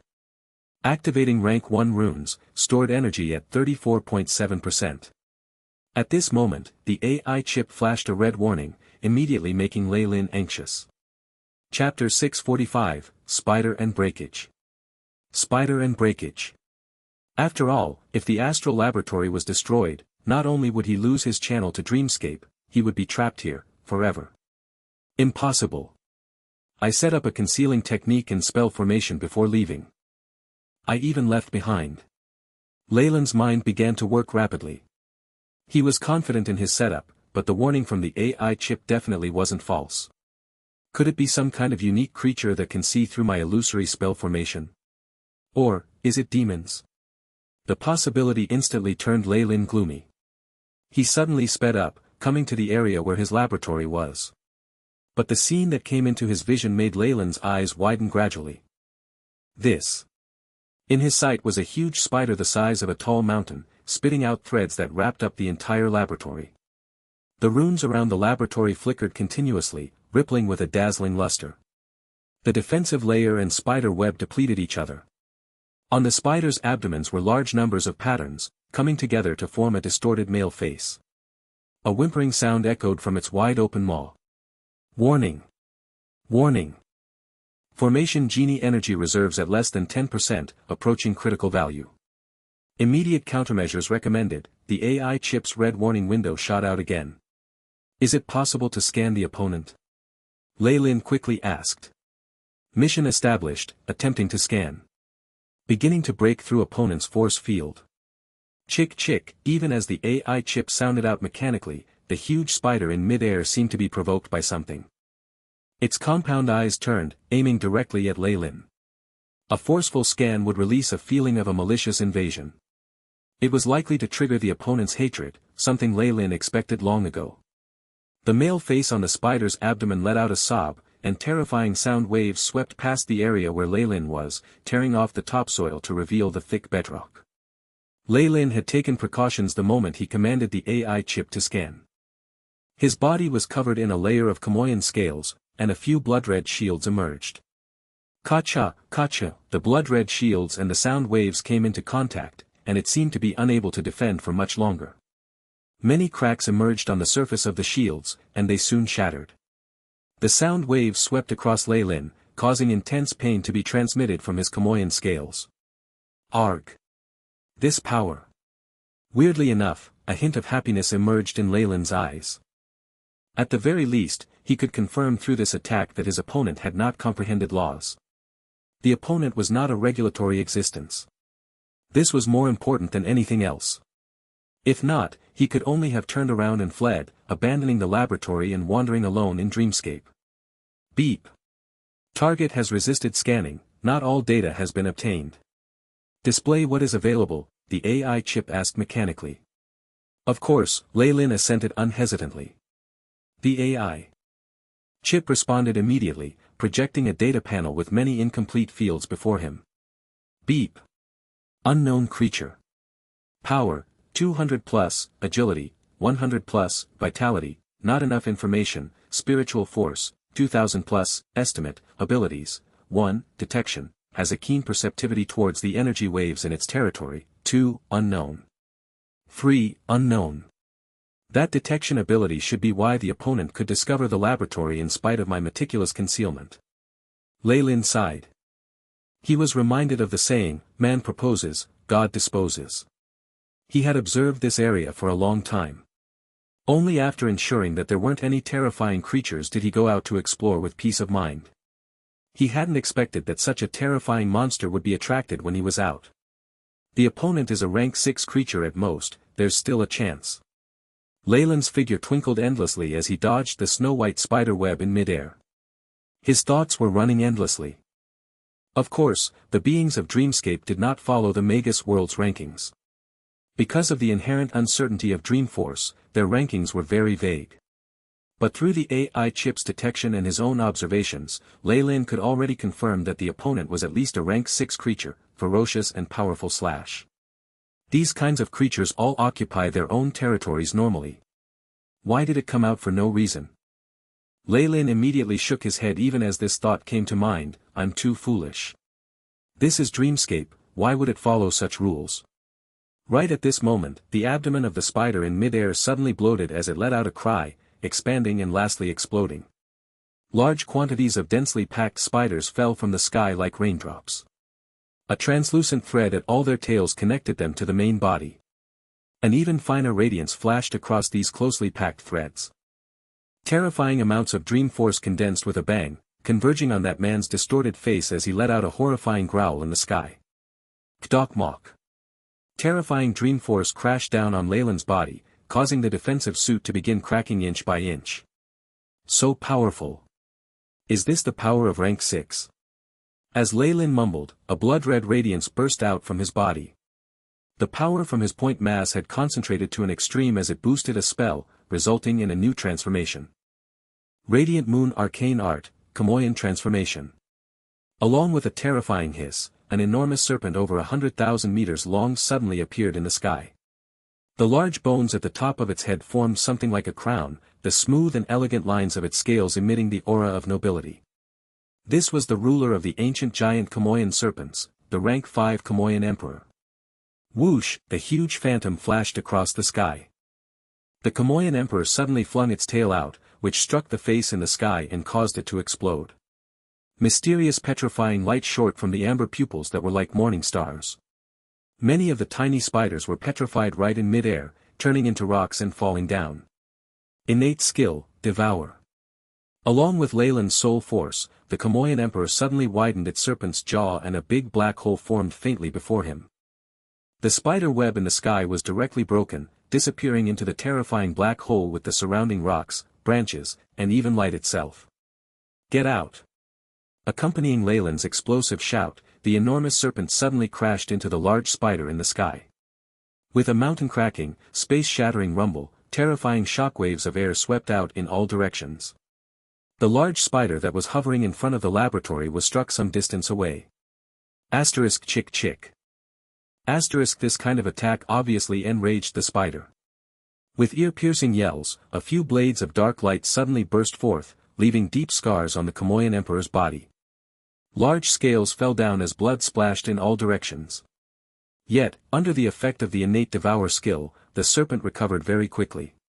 A poof sounded as countless black streams of air gathered together, restoring Leyland's true body. There was an unusual blush on his face as numerous black flames formed on his body, making him resemble a demonic phoenix. Soaring demonic phoenix. Together with an exalted phoenix cry, the black fire phoenix tore open the layers of webbing that had wrapped around the laboratory and Leyland dashed inside. Go! Various potions were thrown out from Leyland's body, forming a terrifying combination spell.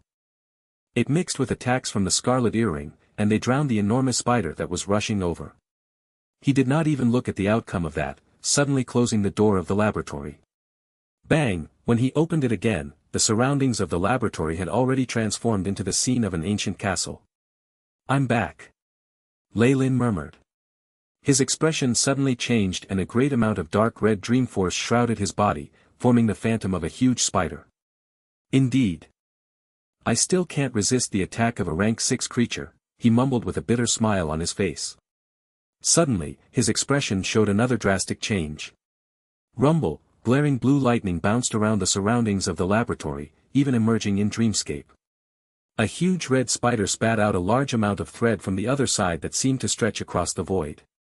With his astral vision, Ley-Lin saw a large amount of thread twisting on top of the laboratory, aiming to drag it back into dreamscape. No. If this goes on, no matter whether the laboratory is dragged over there or that thing gets access to the channel leading here, it isn't going to be something I wish to see.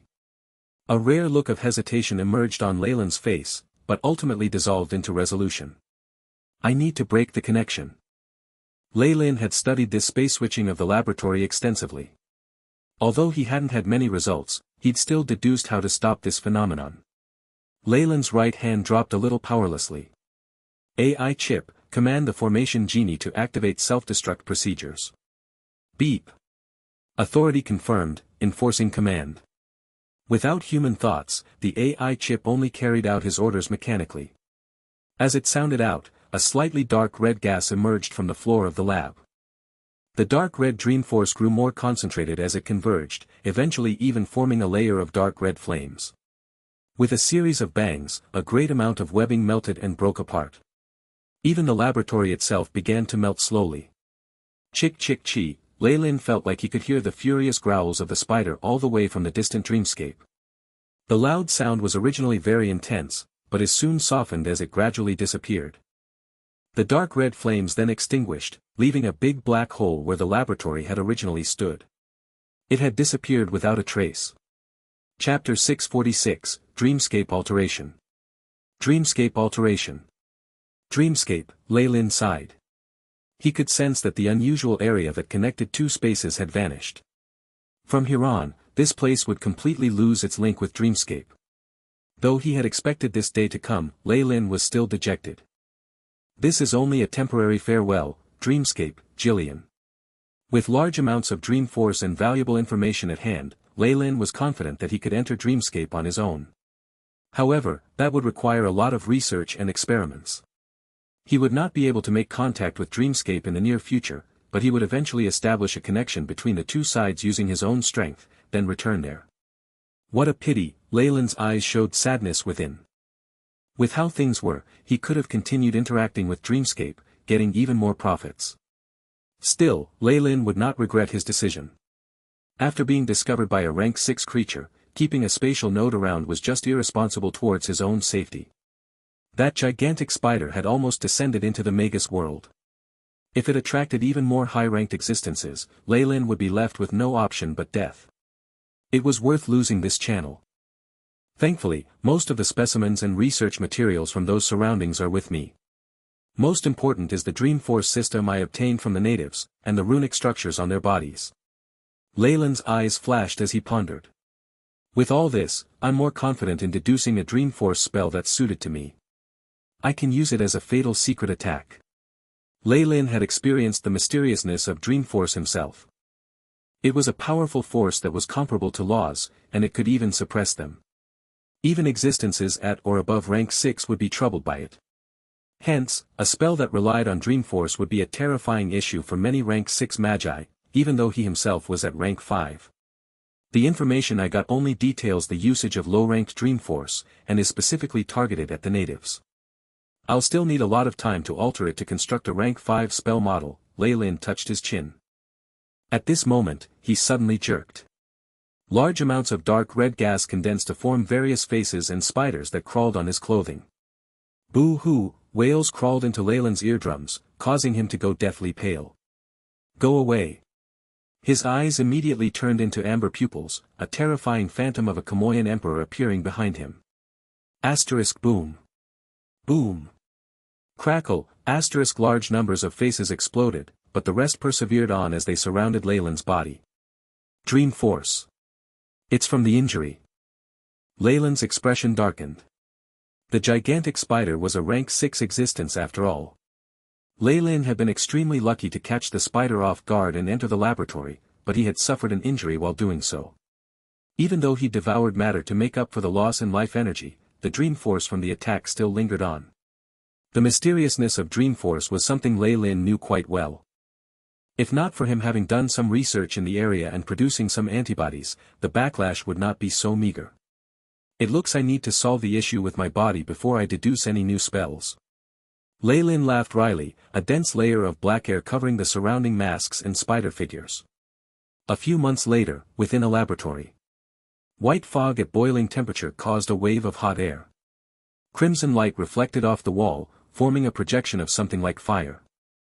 In the middle of the laboratory, Lei Lin sat within a gigantic red pool, his eyes closed as if in thought.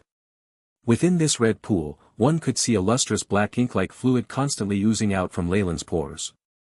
After leaving his body, the black ink quickly dispersed and contaminated a large region. Faint sounds of wails were emitted from it. Scree, a large phoenix phantom appeared above the red pool, spreading its two flaming wings over it as scarlet flames arose.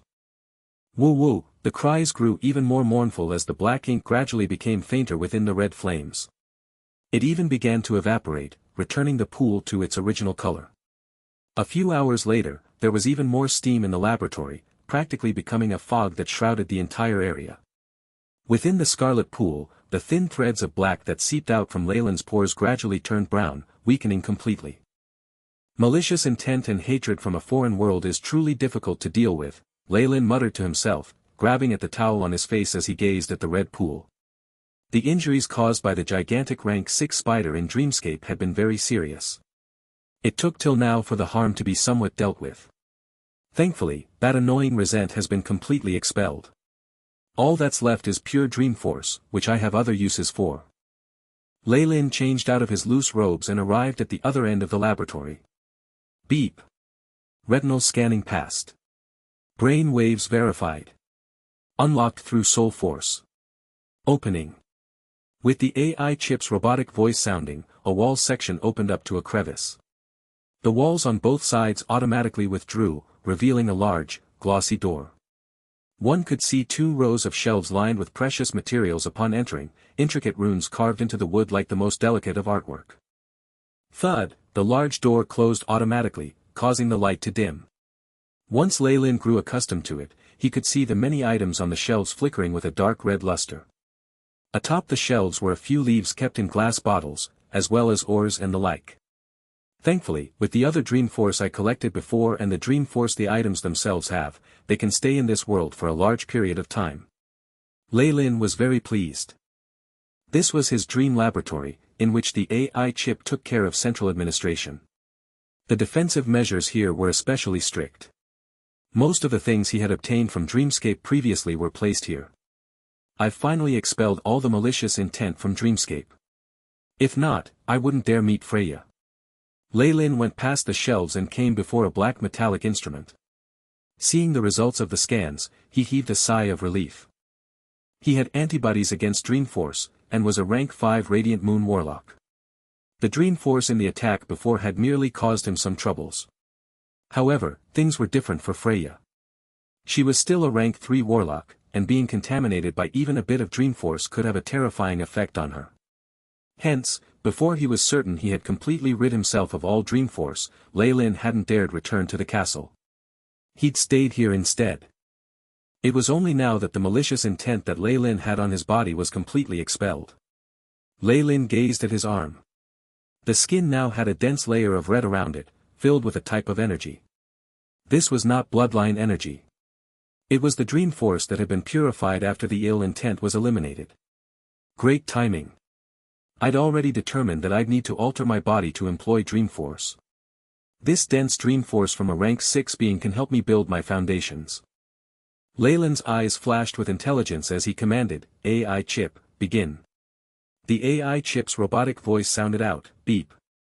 Beginning Dreamscape alterations. Microscopic scanning used, searching database, affirming runes. Meanwhile, the large instrument in front of Lei Lin changed its shape. A few large metallic arms extended forth with crackling noises, all sorts of strange tools on them. Partial adjustment to host's body beginning. With the AI. Chip's voice, the skin on Leyland's arm first experienced some changes. A layer of dark red light appeared, forming fine patterns. These were very similar to those on the body of Jillian from Dreamscape, but even finer. They were more orderly and had a unique feel to them, with a beauty to this smoothness. With the AI chip in charge, and the large arms of the instrument helping, Leyland's body was branded with a layer of red runes. Why does this remind me of branded swordsmen? There really is a certain amount of similarity here. After the modification was completed, Leyland snapped his fingers and a silver mirror immediately appeared in front of him. The image within was that of a human body filled with strange red runes. A demonic lotus pattern was on his forehead, and he looked very similar to the branded swordsman he'd created before. It looks like no matter what kind of path one takes, there's bound to be some similarity somewhere. AI chip. Leyland commanded. Beep. Beginning second procedure. With the AI chip's robotic voice, the demonic red runes abruptly emanated bright rays of light, completely absorbing all the dream force that the rank 6 spider had left on Leyland's body and disappeared into his skin. Leyland called out in a low voice, feeling powerful energy flowing in his body. At this point, with the disappearance of the large amounts of dream runes, he had regained his original appearance. Chapter 647, Dream Spell. Dream Spell. Beep. Host's Dreamscape alteration has been completed. Dream Force adaptability has increased. Host has absorbed the remaining Dream Force. Vitality and Spiritual Force increasing, recalculating data. Following the AI chip's voice, Leyland saw his stats being refreshed. Leyland Farlier, Rank 5 Warlock. Bloodline, Kamoyan Emperor, Complete Form. Strength, 76, Agility, 62, Vitality, 155.7, Spiritual Force, 1821. 5. Magic Power, 1821, Magic Power is in synchronization with Spiritual Force. Soul Force, 182, New Moon, dot. I didn't expect the alterations from Dream Force to have so many benefits.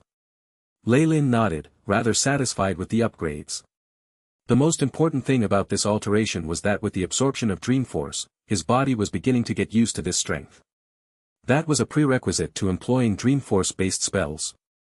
Now, Leyland could see a strange red bar on the histogram that showed his elemental affinities, a third place below darkness and fire but still ahead of even his ice affinity. Affinity with Dream Force? Leyland muttered to himself, knowing what this represented. Elemental affinity, or the attraction of specific forces, was the prerequisite to Magi being able to cast spells. His affinity with Dream Force surpassed his expectations. Beep. Host body's Dreamscape alterations completed. Gained Dream ability, Illusory Dream. Might when casting illusory type spells increased by 50%. Resistance to illusions increased by 35%. Host has a possibility of creating a dream force field around the body, bewitching intellectual creatures. The AI chip called all this to his attention. It seems like this Dreamscape alteration had a lot of benefits. If not for Dream Force being too unstable, it wouldn't have been bad to focus on training it. Leyland stroked his chin. Dream Force was very powerful. If a Magus were to train in this area, the rise of their strength would definitely be very quick. However, Leyland was not going to consider this. There was the aspect of his own affinity to it, but more importantly the instability of Dream Force left Leyland unwilling to gamble on it. Leyland's view was that the Dream Force would have restrictions when being used in a different world, and also had terrifying variance in the power. If other sources of power ranged from 1,000 to 1,500, then that of Dream Force would be from 1 to 10,000. This meant that creatures in dreams might be frail little bugs a day ago, but could turn into a demon god the very next day. Beings that were demons the day before could very well turn into creatures not even comparable to bugs due to the weakening of Dream Force. More importantly, these changes had no pattern. They might never happen, but could also happen continuously, which made it seem like a fraud. Hence, Leyland would at most use Dream Force as a tool, but not train mainly in it.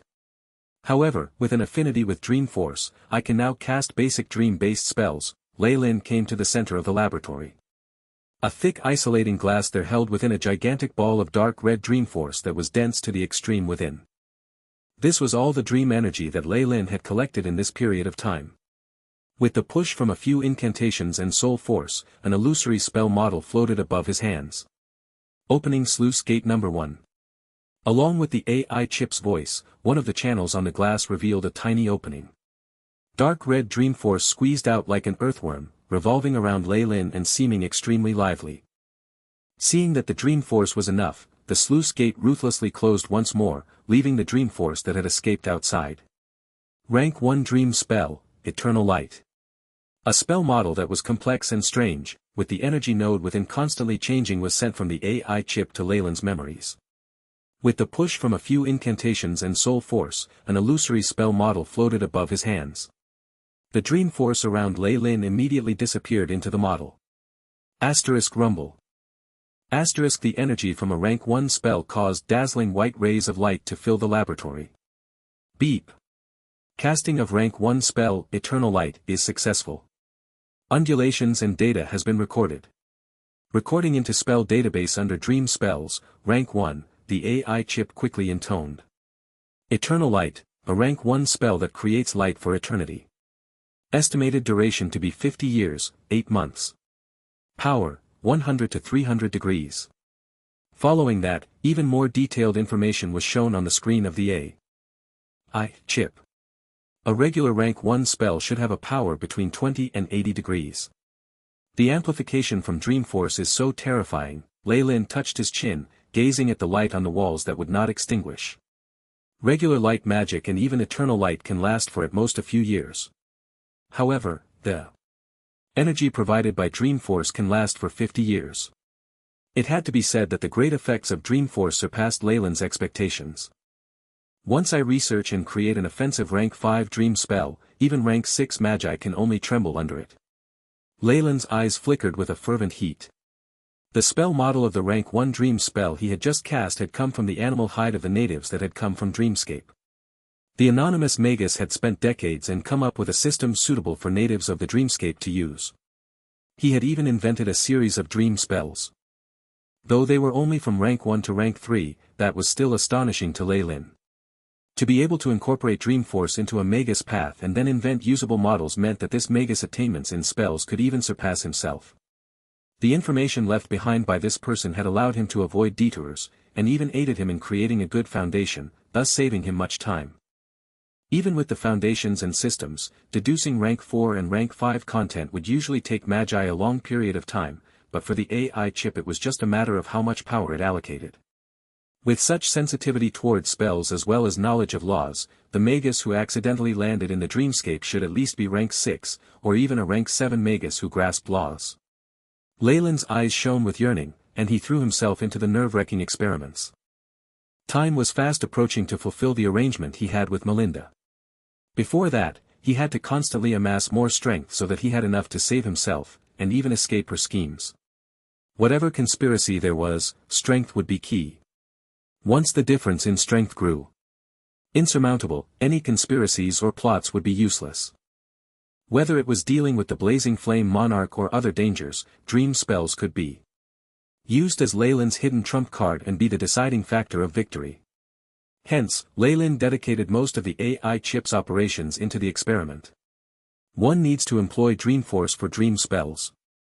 Though I've done all I can to prepare some, I can't use it more than a few times. The energy needed for spells at and above rank 4 is terrifying. Lei Lin donned a large white gown, translucent goggles in front of his eyes. Watching the ball of dark red dream force behind the wall, his eyes twinkled. Dark red dream force constantly drifted from the ball. It was similar to a scarlet python that swept across the wall, but it was forcefully blocked. This was the material that Lei Lin had identified to isolate dream force over many experiments. In a situation where no people rigged it, just the instinctual attacks of the Dream Force could do nothing against the isolating reinforced glass. Based on my estimations and the AI chip's calculations, this dream energy can only be used to cast a rank 4 spell 6 to 10 times, while a rank 5 spell can only be cast 3 times or less. Lei Lin's expression was dark.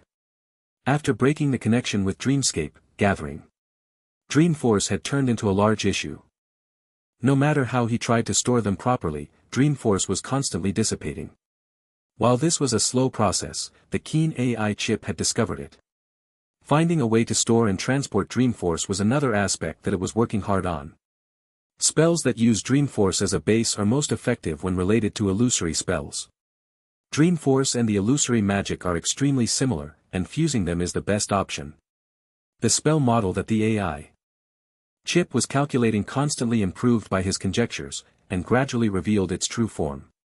A spell model with numerous illusory runes flickering to and fro, emanating multicolored misty brilliance that all seemed like a dream began to take shape in the AI chip simulations.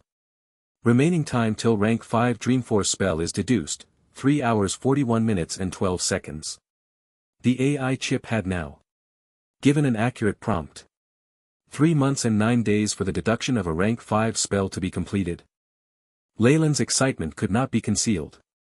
While he had been recuperating and altering his body, the AI chip had not been idle, analyzing and studying this area.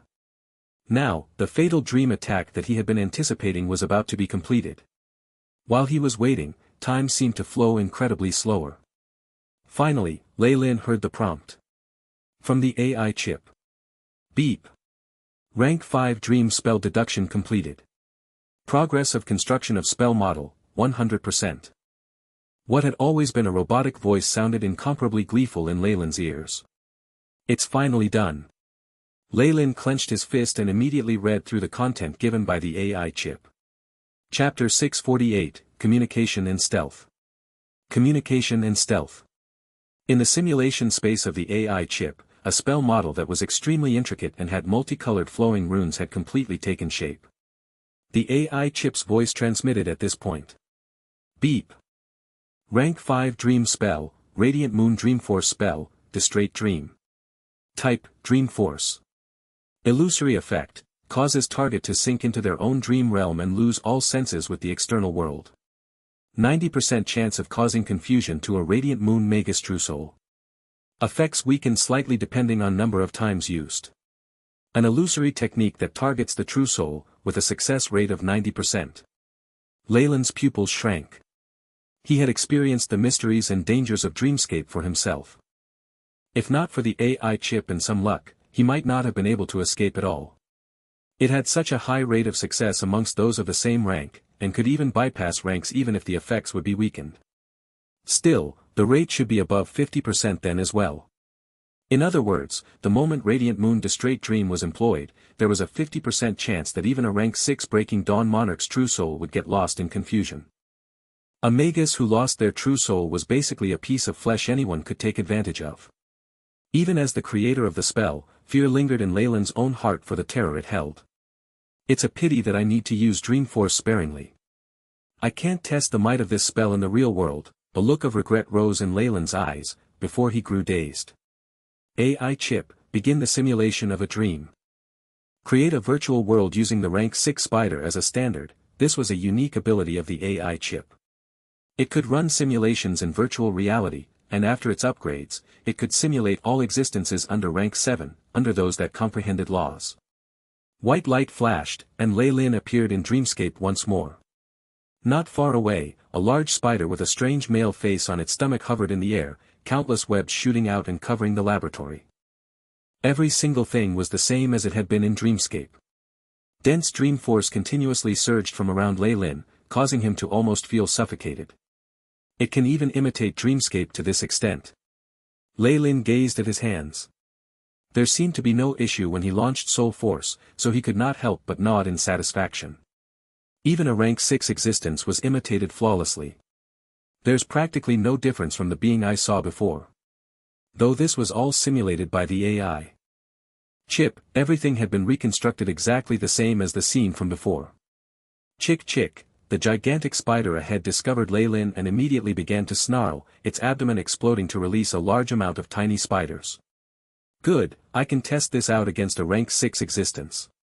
Leyland chuckled and darted forward, terrifying dark red Dreamforce forming a tide around his body. Rank 5 Dreamforce spell, Radiant Moon Distraight Dream. Strange ripples spread with Leyland's voice, swirling around the gigantic spider. In the real world, Leyland's pupils flashed and he regained his consciousness, though the amazement on his face did not decrease. A rank 5 Dreamforce spell has such a frightful effect, it had to be said that even though he'd already had a conjecture about it, the shock that came from watching it in a real test had rendered Lei Lin speechless. Very good. With this spell, there's a much greater chance of me surviving against a monarch, and I'll even have a fatal attack. Lei Lin touched his chin. He had always liked planning ahead, first considering the losses before the victory. With confidence that he could retreat unharmed, he was even more interested in the hunting scheme that Melinda had proposed. After all, the Blazing Flame Monarch had never expressed any interest in letting him off. Even when Lei Lin had been hiding in the Morning Star area, he'd received a lot of intel regarding the Ouroboros clan being spied upon. Even Emma and Gilbert had met with danger several times. If not for the warlocks from the Morning Star area lending a helping hand in time, the two dukes would probably have died already. He evidently wanted to use the two dukes to lure Lei Lin out, but Lei Lin hadn't fallen for that at all, instead holding himself up. This had allowed him several months of peace. Sometimes, compromising in the face of a threat would only cause the other party to become even more aggressive. Only when the enemy knew you didn't care for their blackmailing could the passive side grow active and gain the upper hand. The Blazing Flame Monarch found that Lei Lin had no intentions of making a move, and didn't care for his side's lives. Hence, any plans he had along those lines were dismissed, and the harassment the Ouroboros clan faced was reduced.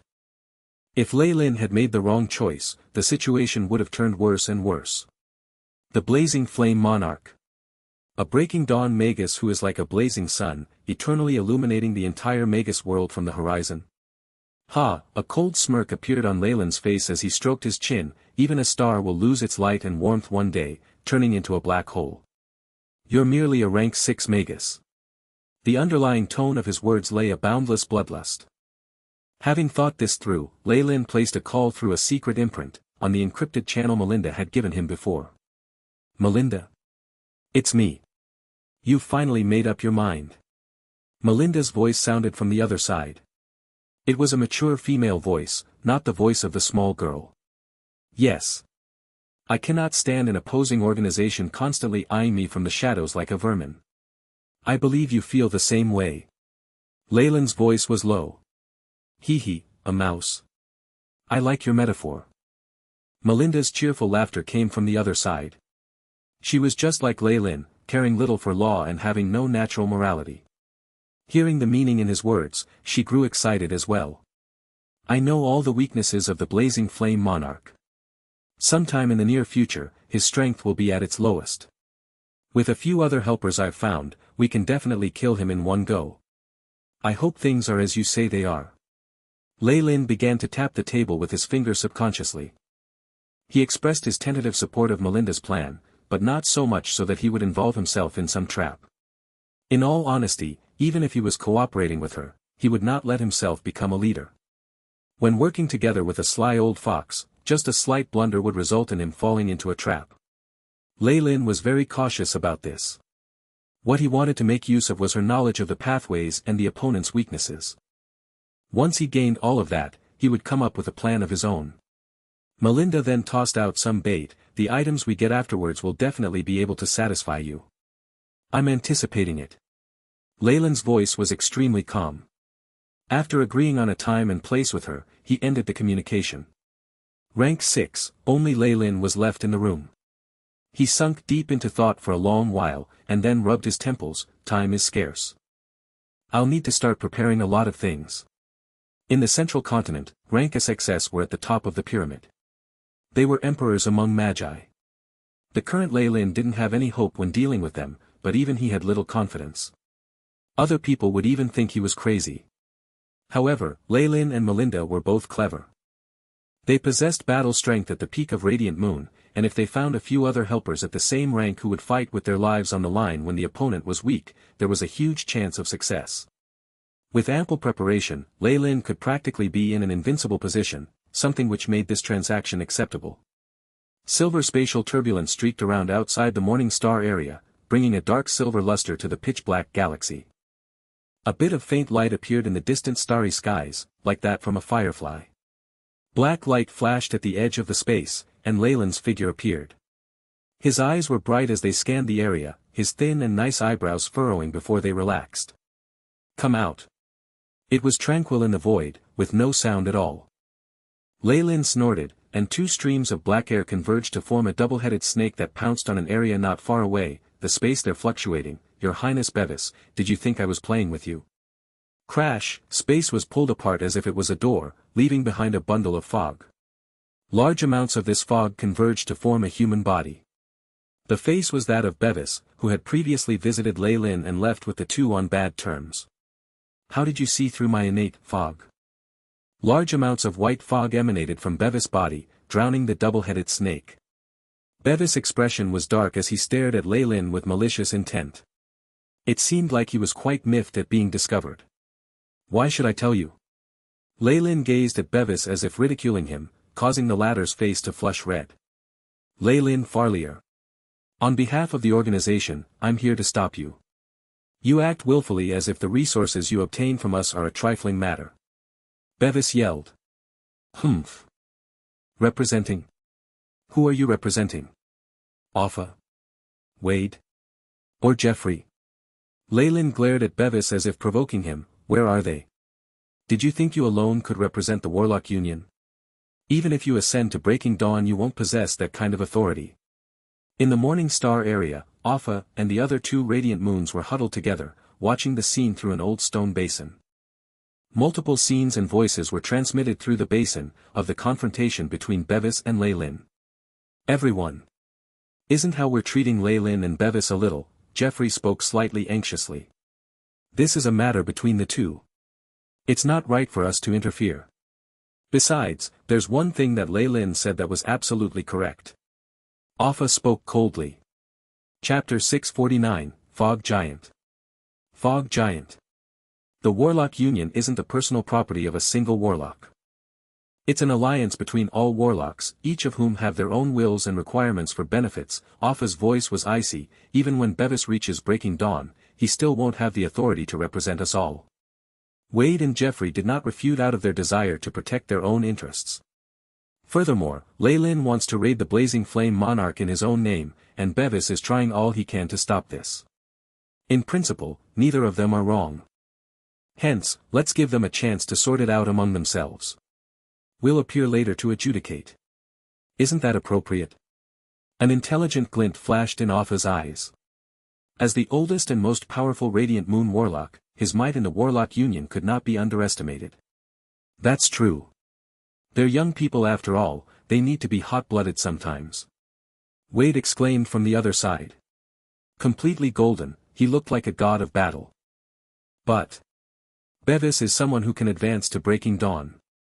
If some enmity arises between the two warlocks because of what happens today, the future of the warlocks of our union, Jeffrey was slightly worried. Bevis has yet to attain Breaking Dawn. Besides, how are you so sure that he will be the one to become a rank 6 warlock? How can I not be sure? He has, Jeffrey instinctively retorted, and then saw Offa's expression that was somewhat like a smile but not quite. He immediately went mute, sinking into deep thought. Though Offa kept saying he wanted to be impartial, one of the two involved was a warlock with a rank 5 bloodline and the other a warlock with a rank 6 bloodline. Letting the two fight out a personal battle was already unfair to some extent.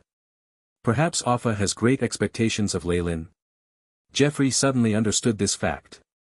Seeing his look of sudden realization, Offa nodded in gratification. The prophecy didn't indicate who it was that would reach Breaking Dawn. Although Bevis being the one is most probable, Lei Lin still had hope as well. Even you and I, as well as all the warlocks limited to Morning Star, have a chance. That's why we need to make some bets when we need to, that is how we can maintain our influence. Although we're putting a lot of our hope on Bevis, we can't reduce our support towards other warlocks. I understand. Jeffrey nodded solemnly. Offa beamed as he spoke. Good. No matter who wins or loses, you just need to express goodwill to the loser and show our kindness. Could it be that your highness thinks Lei Lin has a chance of winning? Jeffrey gaped. Not only has Bevis reached Half Moon, he has a rank 6 bloodline. Hee. Someone who can become a rank 5 warlock with his own abilities isn't a nobody. Offa laughed, as if hinting at something. He pressed in closer, his eyeballs that were glazed over glinting with a strange light. Lei Lin is someone who can create miracles. Nobody can tell the results of this fight, but whatever it is, it's pointless to speculate further. Let's watch.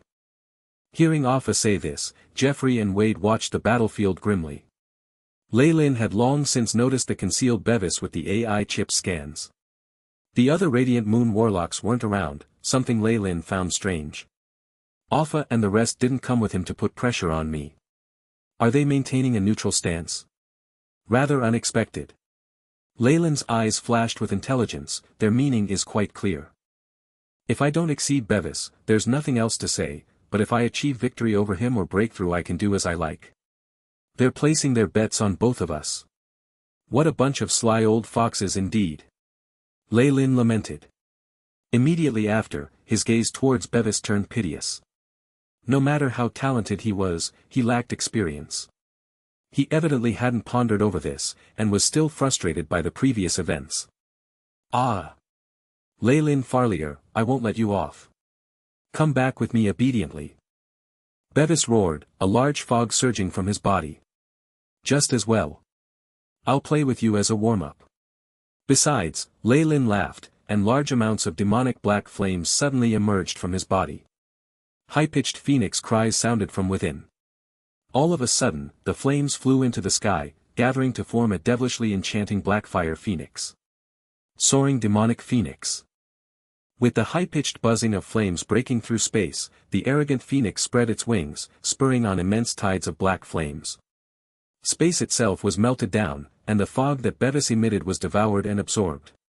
After acquiring the devouring ability of the Kamoyan Serpent Emperor, Lei Lin found that the same ability of his black flames had been upgraded as well, the two seemingly complementing each other well. Is that what you're so confident in? A black phoenix? What kind of bloodline ability is that? The vigorous fire energy and the demonic devouring ability caused Bevis' expression to change slightly. Whatever it is, in front of my bloodline, all odd abilities need to bow down. His eyes immediately turned crimson. A powerful and profound force from an ancient bloodline emanated from his body, even suppressing Lei Lin to some extent. That unique aura that came from an ancient rank 6 bloodline was something regular rank 5 beings did not dare offend. Just this alone gave Bevis a huge advantage when battling warlocks with bloodline sources of a lower rank than his own. However, Lei Lin was different. As the ruler of a race, the Kamoyan Serpent Emperor had a high resistance to the pressure from a rank 6 being, and the suppression was far lesser than what Bevis had expected. Beep. Host affected by opponent's bloodline suppression. All statistics have decreased slightly. Lei Lin was speechless as he saw his stats. The only decrease was in the unit place. Is the suppressive ability of a rank 6 bloodline so weak? Or is the Kamoyan Emperor too overbearing? Chirp, under Bevis' disbelieving gaze, the blackfire phoenix flew before him without being affected in any way. Two wings that were like long flaming blades crossed each other, and terrifying black flames instantly devoured him. How is this possible? My bloodline is, rank 6. How can't it suppress a mere rank 5 bloodline? After the wave of black flames passed, Bevis looked to be in a sorry state. There was a thick layer of fog armor wrapped around his body, resulting in him receiving very slight injuries. The blow to his ego, however, was incomparable. Isn't it just the bloodline of the Misty Fog Giant? It's not as if it was the peak of ancient rank 6 beings or something. Is there a need to conceal this? Lei Lin snickered disdainfully, and Bevis froze up. How did you find out? What do you think? A look of satisfaction hung on Lei Lin's face, which only made Bevis want to vomit blood. His bloodline had the innate ability of concealment, which was one of his trump cards. Even those other Radiant Moon Warlocks had not seen through this, and yet it was nothing in front of Lei Lin. Fear of Lei Lin rose in Bevis' heart. It grew increasingly intense, and much of it transformed into hatred. You must die. You must die. Bevis howled. Asterisk rumble. Asterisk large amounts of fog exploded, forming the figure of an immense giant. This giant had 4 thick and sturdy arms, and a vertical eye at the top of its bald head. Its skin was colored in the green of marble, large amounts of gray fog being produced from its pores. Its body seemed rather misty. Since Lei Lin had seen through it, Bevis had nothing left to hide. Awoo, the gigantic Misty Fog Giant's 4 large arms were held high as it began to howl fiercely. The dense dog spread to form a large gray fog space. It really is the Misty Fog Giant. Leyland's pupils flickered. Now that they were fighting, Leyland had nothing holding him back. He immediately ordered the AI chip to forcefully break through the opponent's force field to obtain the correct information on his bloodline. Everything about the Misty Fog Giant was presented to him in detail. Appearance of Misty Fog Giant, rank 6 being, ancient times. Habitat, a wetland with dense fog, or in abandoned mega cities. Rumored to be the descendants of the ancient Thunder Giant, with the ability to manipulate fog. Likes eating plants like green algae. Gentle nature. Special ability has been concealed. Innate talents, 1. Fog concealment, covers up one's aura and information about their bloodline. 2. Gray fog space, creates a subspace that can be maintained for a short period of time. Ah. Leyland. I want to kill you. Kill you. Bevis snarled, the insanity in his eyes growing even more obvious. Arcane art, giant transformation. His body crackled as his body grew larger, fusing with the phantom behind him. 2 extra arms grew underneath his ribs, and with the execution of the arcane art, he turned into a real Misty Fog Giant. It's a head shorter than the one in the database. It should only be half-grown at rank 5. Leyland laughed, red rings of light fusing behind him. He dissipated, turning into large amounts of black gases that reformed into a terrifying Kamoyan Serpent Emperor. Innate arcane art, Kamoyan Serpent transformation. Rumble, within the gray space, a giant serpent with a body over 100,000 meters long collided with a four-armed giant. Much of the void shattered under this power, the stray undulations causing the Morning Star area nearby to shake slightly. Chapter 650, Drawing Blood. Drawing blood. What's the matter? Didn't we agree before that he'd only stop his opponent? Why has it gone this far? Jeffrey was a little stunned at the side. This isn't good. I'm afraid Bevis' extreme personality has led to an emotional breakout at rank 6. Quickly, go and stop him. If not, His Highness Leyland. Even if the warlock themselves weren't as strong, metamorphosis to a rank 6 creature was definitely more powerful than that to a rank 5. Jeffrey was worried that Bevis would harm Leyland, which wasn't good for the Warlock Union. After all, Leyland was in the Radiant Moon Realm and was one of their executive members. That's a rank 6 bloodline growing emotional. I'm afraid it will affect us as well. Wade, standing at the other side, grew very worried instead. There's no need for that. His Highness Leyland is still there. Alpha waved his hands, seemingly very relaxed. Not only he did see through his opponent's bloodline, he even forced Bevis to fall into his own trap step by step. His Highness Leyland is truly growing more and more amazing. Perhaps he'll give us many more surprises. What? Jeffrey and Wade exclaimed involuntarily, does His Highness still have more strength remaining? I cannot say. Alpha waved his hands as he watched the battlefield with more concentration. The Misty Fog Giant growled, and large amounts of gray fog seeped out of its pores, forming armor and a weapon. Its destructive power was great enough to shatter space itself with every attack. Bevis' heart was already filled with anger, and he even wanted to directly kill Leyland. This was very different from his previous intention of just teaching him a lesson. His shame and anger at being discovered and irritation at his pride taking a blow had erupted. Especially after seeing Leyland's unexpected and incredible strength, the flames of jealousy and insanity in the genes from his bloodline mixed together to form something even more terrifying. The result was that Bevis' rationality had all but disappeared, and he was prepared to kill Leyland here regardless of the consequences. What a pitiful child. Leyland's voice was transmitted from the enormous body of the Kamoyan Emperor. Layers of black runes constantly emerged from its scales, easily blocking even the Misty Fog Giant's fog attacks. Leyland watched the four-armed Misty Fog Giant in front of him attentively, and it seemed as if a mysterious radiance was shot out of his pupils.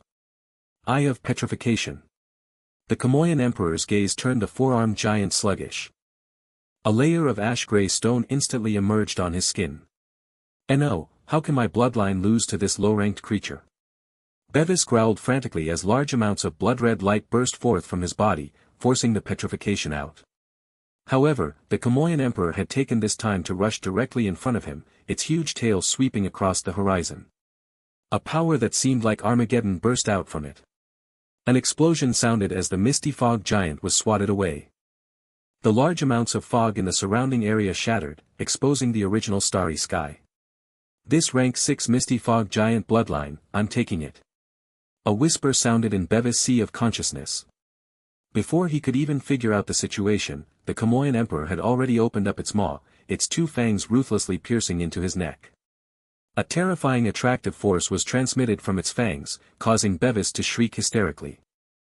Large amounts of fog shattered with a bang, and the Misty Fog Giant began cracking up inch by inch.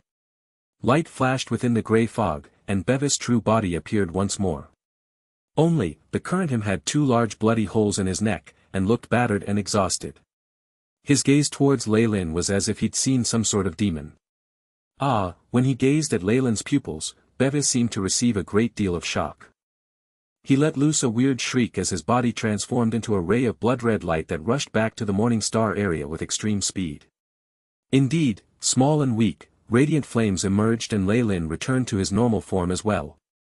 The lack of battle experience and willpower was a shortcoming that had caused Bevis great losses. With a card like the AI chip up his sleeve, Leyland had abundant experience and strategies that were shrewd and ruthless. It's more or less enough, time to go. He sneered, looking at a point in space with a dazzling radiance in his eyes. Soon after, his entire body turned into black flames that disappeared in the sky. Within the Morning Star area, Alpha and the other two Radiant Moon Warlocks looked at each other in dismay. His Highness Leyland actually discovered us spying on them. But this tracing pensive is a piece of high-grade magic equipment. Forget that. I'm more amazed by his battle strength. Even a half-moon Magus like Bevis isn't his match. Wade crossed his arms, and a strand of short golden hair stood up vertically like a steel spike. One had to admit, Leyland's military strength gave them a great surprise. Not only was Bevis at the half-moon stage, he also had a rank 6 bloodline inheritance in the Misty Fog Giant. Originally, he was only second to Alpha in the Warlock Union. And he was defeated just like that. Didn't that mean that Leyland had strength comparable to a peak Radiant Moon? This conjecture was something too crazy for Wayne and Jeffrey to accept immediately. Moreover, His Highness Bevis' bloodline seemed to be slightly damaged at the end. Should we tell His Highness Leyland about this and hope he returns that blood? Jeffrey asked a little hesitantly. Do you think that's possible? Alpha speechlessly rolled his eyes. Now that he recalled, he felt like he'd underestimated Leyland. From the start, he had obviously laid a trap for Bevis, who walked in like a fool. Leyland had played him step by step like a marionette. What an interesting kid. He started by stimulating his opponent and causing him to harbor killing intent. Then he defeated Bevis openly and righteously, seizing his bloodline. Did he plan all this out before? Then, if we appeared, did he have other plans for it as well? The more Alpha thought of it, the more his previous indifference was replaced with fear of Leyland. This junior's tyrannical strength and meticulous planning had left him heavily surprised. Maybe he's the one who'll fulfill the hopes of the Warlocks. Alpha found growing expectations in his heart. Then what about us? Jeffrey didn't really know what to do. Bevis' defeat was a totally unexpected situation to him. What else can we do? Just allow Leyland to go out, he's attacking under his own name anyway. With the Morning Star area's fortress, even if it's the Blazing Flame Monarch, can he break through our defenses directly? Alpha flicked his fingernails, his tone carrying a will that did not allow any questioning. Also, increase the security of the Ouroboros clan and Leyland's relatives by a level, especially for Lady Freya. We cannot allow the Blazing Flame Monarch or any others to find even a single loophole, get it? Alpha looked at Jeffrey meaningfully. Yes. I will visit Lady Freya myself soon. Jeffrey nodded with a bitter smile. Our rules cannot be broken. There shouldn't be any desperate infighting within us Warlocks, that is our bottom line, Alpha said. I'll go and remind Bevis about this in the near future. All the Warlocks present nodded in agreement. After all, if such a thing happened internally to an organization that was supposed to be unified, it would be a huge blow to their soldiers' morale. Furthermore, if one person crossed the bottom line, the enemy would definitely counterattack with the same level of danger, causing both sides to suffer. Magi were intelligent people, they knew what to do. The only thing that needed to be done was suppressing Bevis' emotional craziness. After he calmed down, everything would become easy. We cannot relax our support for Bevis either. Send the skeletal remains of the Misty Fog Giant in the warehouse to him after this. Offa suddenly said something that shocked Jeffrey greatly. Your Highness. Why? Jeffrey's jaw dropped. If Leyland advances to Breaking Dawn, what will we use to suppress him? At this moment, Offa stroked his beard and said something that left a deep impression on Jeffrey. I've gained quite a bit this time. On the other side, Leyland looked at the bloodline in the test tube in his hands that was emitting a misty luster. A hint of happiness emerged on his face. Although the Misty Fog Giant isn't some kind of high-grade being amongst ancient rank 6 creatures, it creates bloodline imprints using its blood as materials. This explains its ability to cast ordinary rank 6 spells. It could be said that Bevis had fallen into Leyland's scheme from the moment they met. Moreover, because the opponent had displayed his killing intent during the battle, even if Leyland forcefully extracted his bloodline, those warlocks could not say anything. After all, compared to Bevis, who was in hot pursuit of him, Leyland was instead very magnanimous, even letting Bevis go ultimately. Probably, even if the current Leyland were to draw blood from him, Bevis himself wouldn't have the face to ask for it back, as it was too embarrassing. Seeing from the attitudes of Jeffrey and the others, we can still temporarily ease our worries regarding the Bloodline Alliance. Surely they will also try their best to contain Bevis, making him calm down. They won't attack my forces. A thoughtful glint flashed across Leyland's pupils. These kind of things were mutual. Once Bevis exceeded the bottom line, igniting the flames of war with him, Leyland would definitely follow suit, even paying back tenfold. Hence, so long as a Magus had a little rationality, he would not do something like this that caused both sides to suffer. Chapter 651, Convergence, a Plot Hatched. Convergence, a Plot Hatched. A chandelier hung loosely and emitted a dim orange light in the hazy night. The light from the street lamps was diffused, making one feel sleepy. Beside the chandelier was a bar that was already closed. A "thank you" sign was hung on the door, the surroundings quiet. After a day's hard work, the residents nearby had already entered slumber in their tiredness. Even the drunkards, tramps, and the like had found their own cozy kennels, not intending on sleeping outdoors on the streets in such cold weather. At this moment, the sound of leather boots rubbing against the ground echoed through the area. A tall figure walked out of thin air, coming before the door and knocking on it. Thud thud thud, the dull sound carried a unique rhythm and charm. The door opened after a while, exposing the face of an old lady. There was a slight reverence amidst her vigilance. "Sir. You're finally here. I was slightly delayed by some matters on the way." The person walked into the bar and took off his hood, exposing his original appearance. His handsome face was strange, and his long black hair casually stuck to the back of his head. He seemed very youthful and capable. Mysterious spirals spun continuously in his black pupils, even a single glance able to draw in a person's soul. After defeating Bevis and obtaining his bloodline, Leyland had worked incessantly on turning it into an imprint. He'd even almost missed his appointment with Melinda because of this. However, Leyland felt like all this was worth it. Spending more time here would add another bloodline imprint to his deck, and was definitely worth more than the cost. After all, he was here this time to deal with a Breaking Dawn monarch. This was the highest level of existence in the central continent, and Leyland could not afford to not be more careful. After entering the bar, Leyland followed the old lady to a cellar. Passing through a helical dark and damp passageway that smelled like rot, Leyland finally saw Melinda once more. "Leyland. You're finally here, we've been waiting for a long time." Melinda's eyes sparkled upon meeting Leyland, and she spoke a little coquettishly. "We." Leyland's gaze twinkled, immediately looking at the few other people in the room. The old lady had already withdrawn respectfully. There were 3 other strange figures remaining in the room besides Melinda. One of them was a hefty fellow who wore black armor, and another was a woman whose entire body was wrapped in a black Magus robe. The last one didn't even look human anymore, and was simply a black shadow in the mirror. Spirit Magus? Leyland looked at the shadow in the mirror attentively, and could explicitly sense that he was not using any kind of clone. He couldn't help but utter a deep sigh at the fact that the shadow was his main body. The spiritual force of a Magus was tyrannical like no other. Even after death, there was a very high chance of transforming into some sort of evil spirit. And if this kind of evil spirit still held their rationality, they could learn spells and become a spirit Magus. And for a morning star who possessed soul force, transmuting the soul was but a small operation. Although Lei Lin had heard some things about spirit magi, that circle was very narrow and remote. He'd never expected that Melinda would actually be able to get one here, and a radiant moon Magus one at that. Your insight is still as good as before. Melinda gasped in admiration. This Jean, he was once a good friend of mine. The other two are Clark and Joanna, assistants I've hired. As for the twin Gemini, I've long since heard of you too. I didn't expect that Melinda would actually be able to bring you here as well. Lei Lin greeted Clark and Joanna with a smile.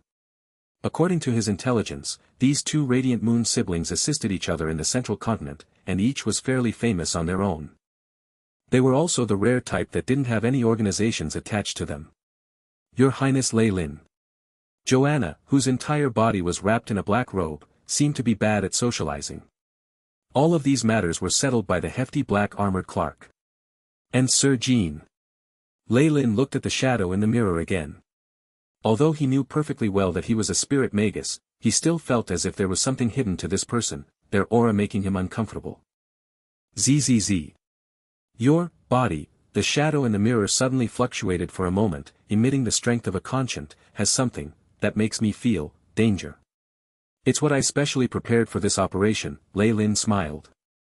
His right index finger suddenly felt tighter, and a gray ring now on his finger emitted a mysterious light. This ring would normally be very inconspicuous, as if the shoddy work of some slipshod salesman in an ordinary shop. However, it was indeed notable when it appeared in the hands of a Radiant Moon warlock like Lei Lin.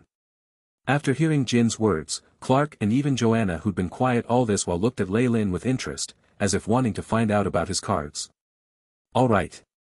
No matter what Lei Lin brought, it'll be useful to our operation this time.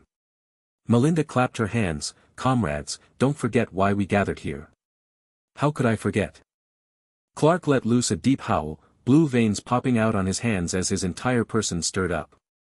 Seeing his distorted face, Lei Lin was certain that he definitely had some painful past related to the blazing flame monarch that was unbearable to recall. However, this did not concern him at all. He was instead constantly calculating the probability of using him. No need to worry, brother. I will help you this time. Joanna placated Clark by patting the back of his hand, causing the berserk aura to fade. He then regained his rationality. Sorry, I was too agitated. Clark, who had sobered up, bowed deeply. There was an unwavering determination on his face, carrying the smell of blood. As for Sir Clark's previous encounter, I've also heard a little about it. Melinda nodded but did not continue. Everyone present here has hatred for the blazing flame monarch. And today, we've gathered to act on it. Melinda's voice suddenly grew dignified. Stop spouting rubbish. I'm only concerned with your promises. When can you fulfill them? The spirit magus in the mirror said with initiative. I agree as well. We're already at this point. You should explain clearly about your plan and the blazing flame monarch's weakness. And what about the benefits that come afterwards? Lei Lin parroted Jin's viewpoint. Joanna and Clark shot a glance at each other and both nodded. We agree as well. I only waited for everyone to arrive before I said it. Melinda glanced at Lei Lin with a slight look of grievance. As everyone knows, there are only two large bottlenecks as a magus. One from rank 3 to 4 and another from 6 to 7. The challenges at both these times are extremely huge, but a breakthrough also has abundant benefits. It is to the extent that those who do can steamroll over those who haven't. Melinda began to speak with fervor and assurance.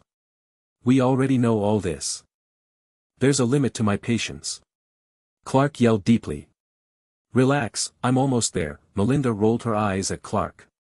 The gap between Breaking Dawn and Radiant Moon, although not as obvious as that between rank 3 and rank 4, it is still an insurmountable gap.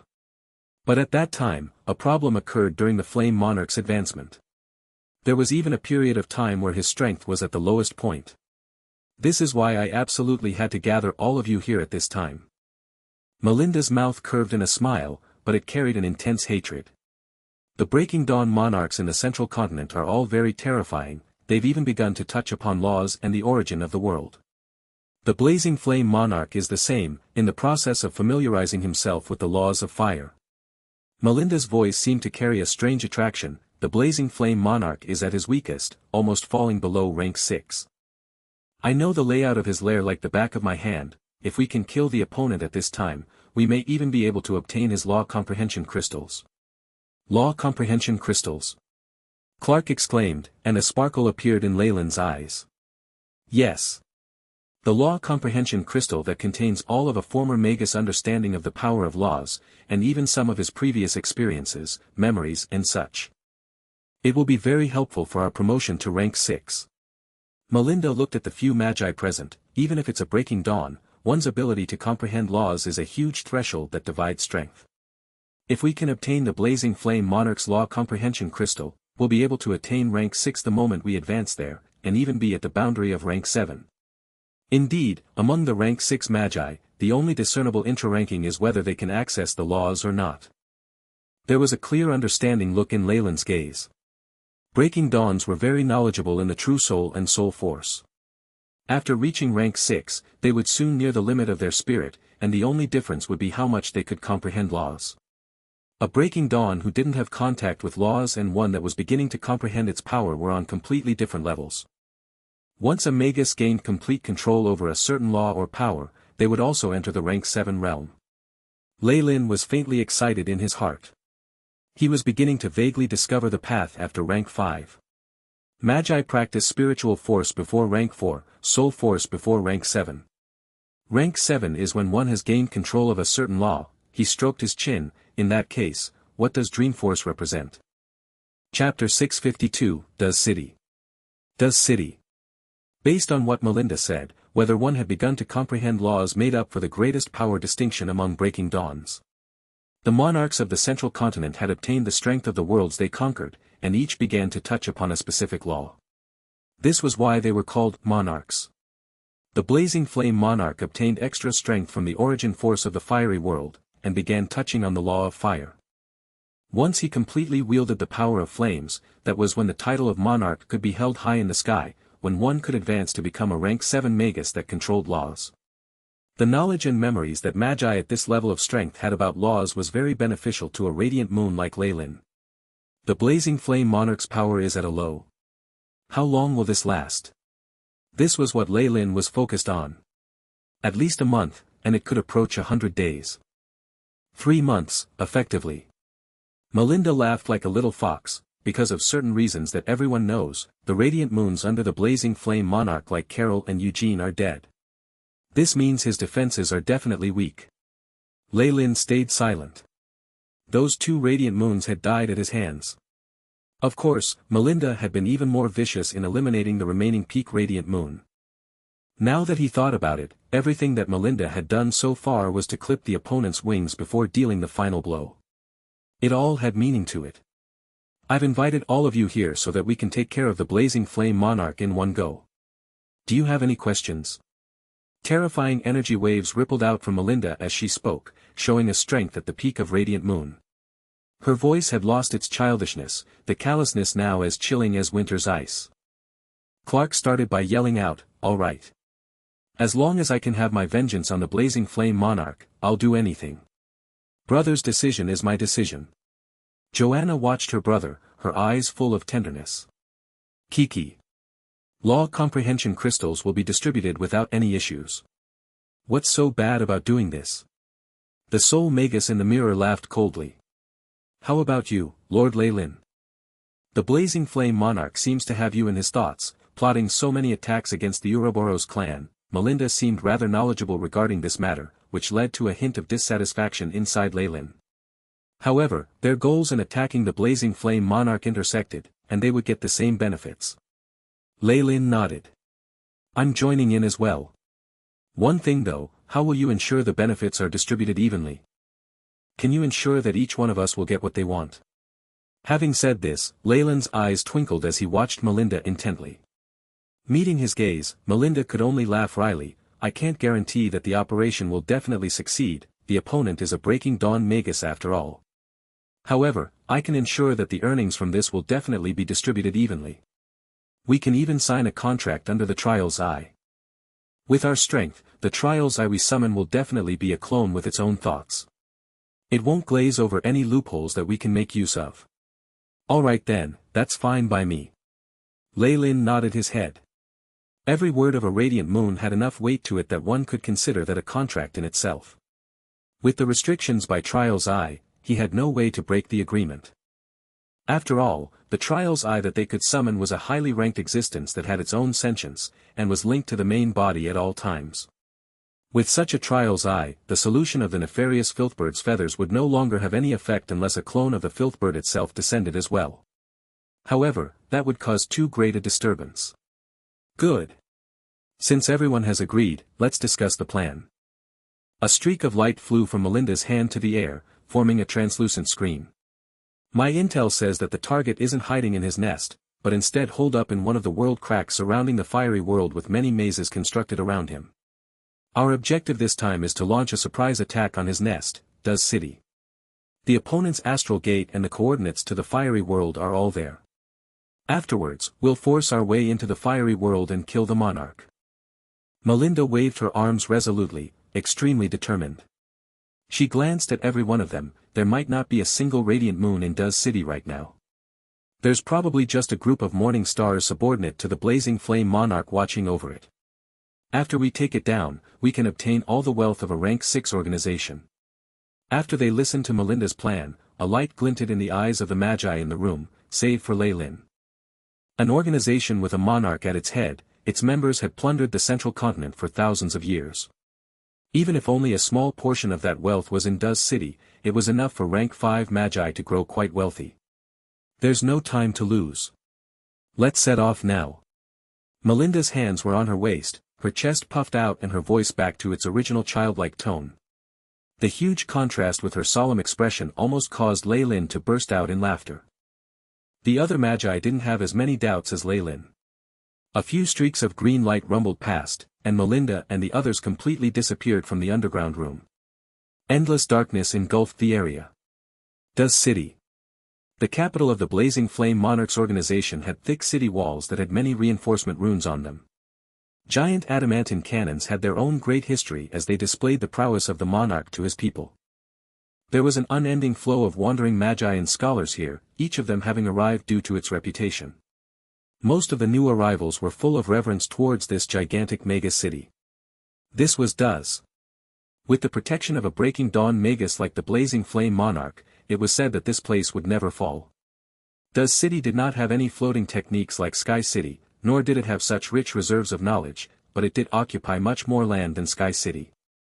The city was divided into many districts, with the monarch's residence occupying the center. A bundle of unending flames burnt at the heart of the city, radiating a holy light that proclaimed its glory and might to the masses. However, all of Duz's glory and might would become history today. It all started with the rumble of an earthquake. The sand on the ground began to pulse without pattern, the vibrations becoming increasingly intense.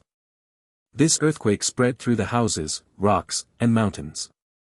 It was as if the ground had softened, forming constant waves like the sea. A large number of clouds filled the skies, completely blocking the sunlight. Dazzling white snakes made of lightning rolled about in the clouds, seemingly shattering space itself. Terrifying spells rippled with boundless might, pressing closer towards the city.